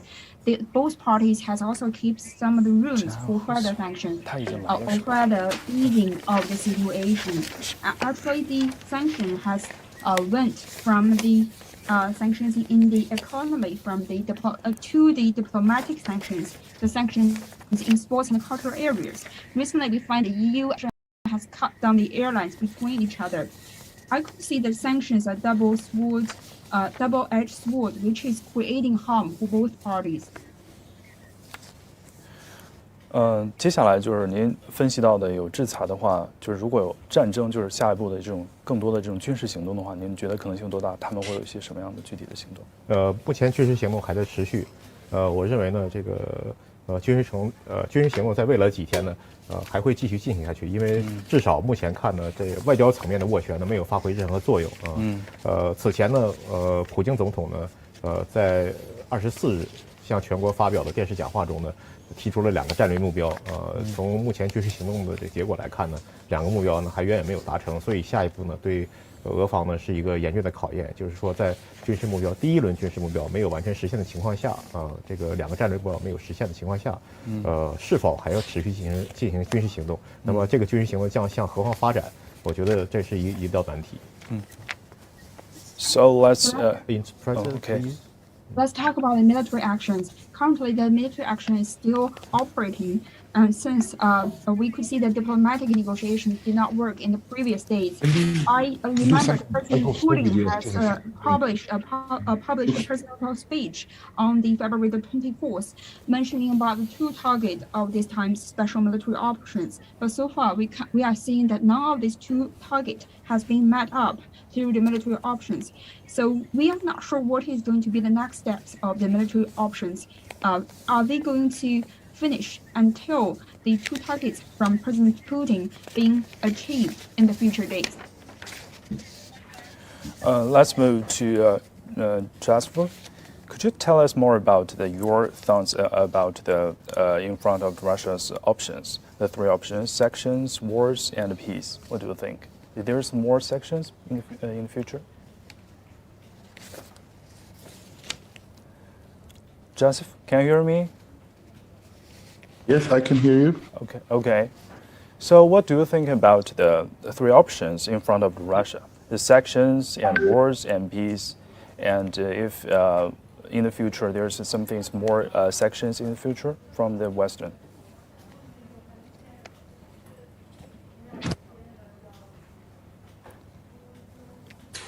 Yeah, I'm sorry. I think that there was a little confusion about who was supposed to be speaking there. I think what we're looking at, quite honestly, are a number of possibilities. One of them is that we will reach some sort of negotiated settlement. That doesn't seem to be immediately on the horizon, but it's hard to imagine an exit strategy a durable exit strategy at some point without some sort of peaceful resolution, that everything at this point is tightening. I agree with the other guest who said that there is a double-edged sword in effect. We are hearing, of course, in the Western press, a lot of the costs that are being imposed on Russia through these sanctions, but we haven't yet had really a full accounting of the cost that are being borne by Europe, by the United States itself, and what will be escalating not only with inflation in Russia, but inflation, cost push inflation, and food inflation in both Europe and the United States and across the developing world, where we'll see increasing instability, particularly in North Africa and the Middle East, as we saw in the wake of the global financial crisis in 2008. So I think that there's going to be considerable pressure on everyone at this point to find some sort of durable solution. However, there is a great risk right now that, given the incredible escalation that we have seen with respect to the economic warfare in terms of sanctions that have been launched by the West, and furthermore by the continuing funding and supplying of weapons, that this will push Russia to take an even more aggressive position in order to reach some sort of endpoint. And this is where we have to start worrying about, well, you know, to date, we've seen a relatively small number of civilian deaths related to this type of incursion. But what if things expand and move and start moving in the direction as we saw in Syria or Grozny? You know, what happens if Russia feels that it has no choice but to really press the attack in order to achieve the objectives, and civilian lives will by necessity be sacrificed?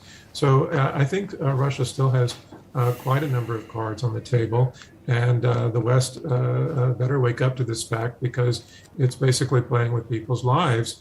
Russia has shown that it's willing to go in, it's willing to advance. We know that it has a convoy ready to enter Kyiv, and it's a shame that the talks didn't mature and find some sort of concession or way to move forward. Now, other than this, the only other outcome that I can imagine is that you know, someone in Russia decides that the costs are in fact too high, that hyperinflation, if it results.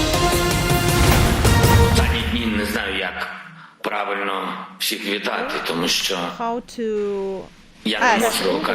I can say good morning. Good evening. I can't. And it's a real truth, because every day it's not the good day for someone, and for someone this evening is the last one. I want to speak about our citizens, the citizens of Ukraine, who are protecting Ukraine by the cost of their own lives. They are supporting and protecting Ukraine from the enemy. They're defending for the freedom. I'm very happy what I see, and I'm happy for this mood, for this unity. I'm happy that today we're all united in all the countries of the European Union. But I didn't know it costs that much. And this is a tragedy for me, and a tragedy for every citizen of Ukraine. For this a cost, a high cost for our country. The thousands of killed people, one war, and 5 days of the full-scale invasion of Russian Federation. Do you know? I'm not talking about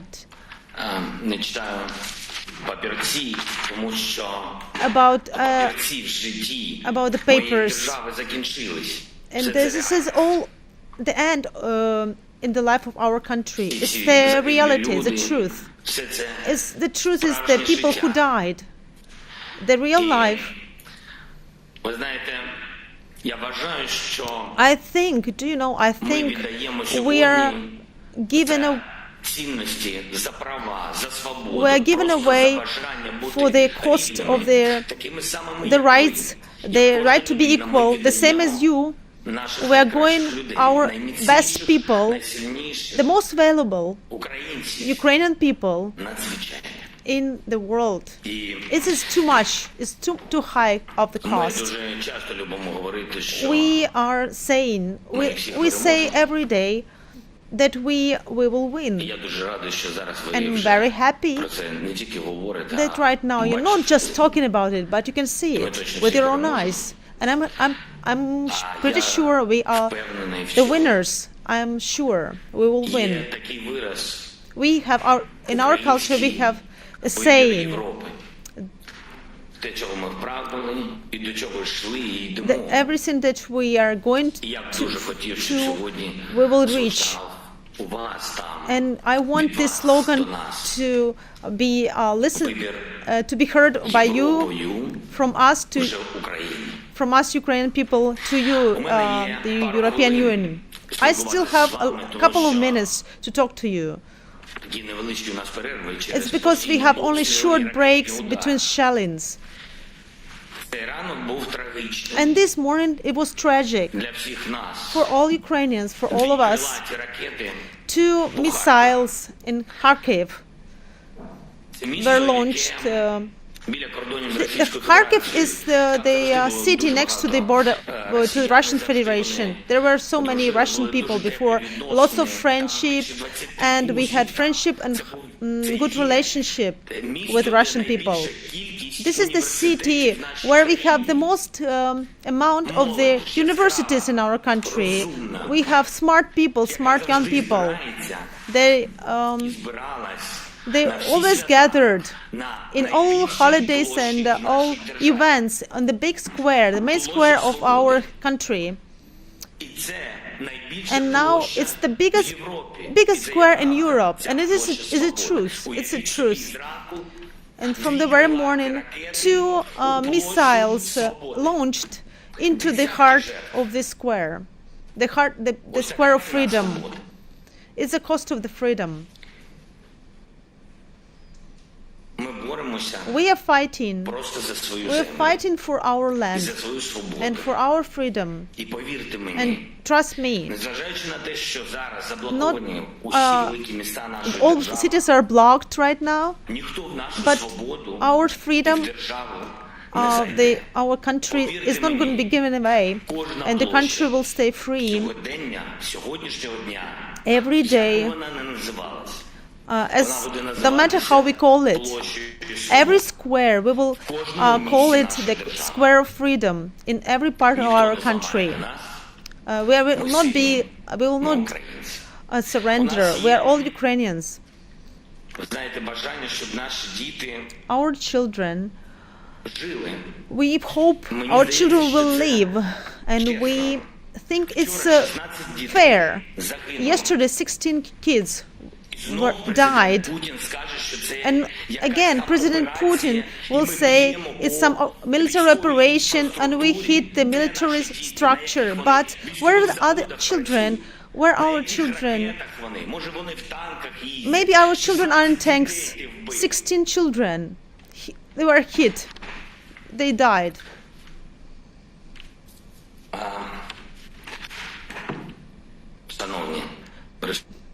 Dear members, we have highly motivated people, very highly motivated people. We are fighting for our freedom, for our life, and now we are fighting for survival. And this is the most important. This is our goal and motivation. We are fighting to be the equal members of Europe. I think today we are showing to the world that we are as we are. The European Union will be stronger with us. Without you, Ukraine is going to be lonesome. We have proven our strength. We have proven that, as at a minimum, We are exactly the same as you are. So do prove that you are with us. Do prove that you will not let us go. Do prove that you indeed are Europeans. And then life will win over death, and light will win over darkness. Glory be to Ukraine.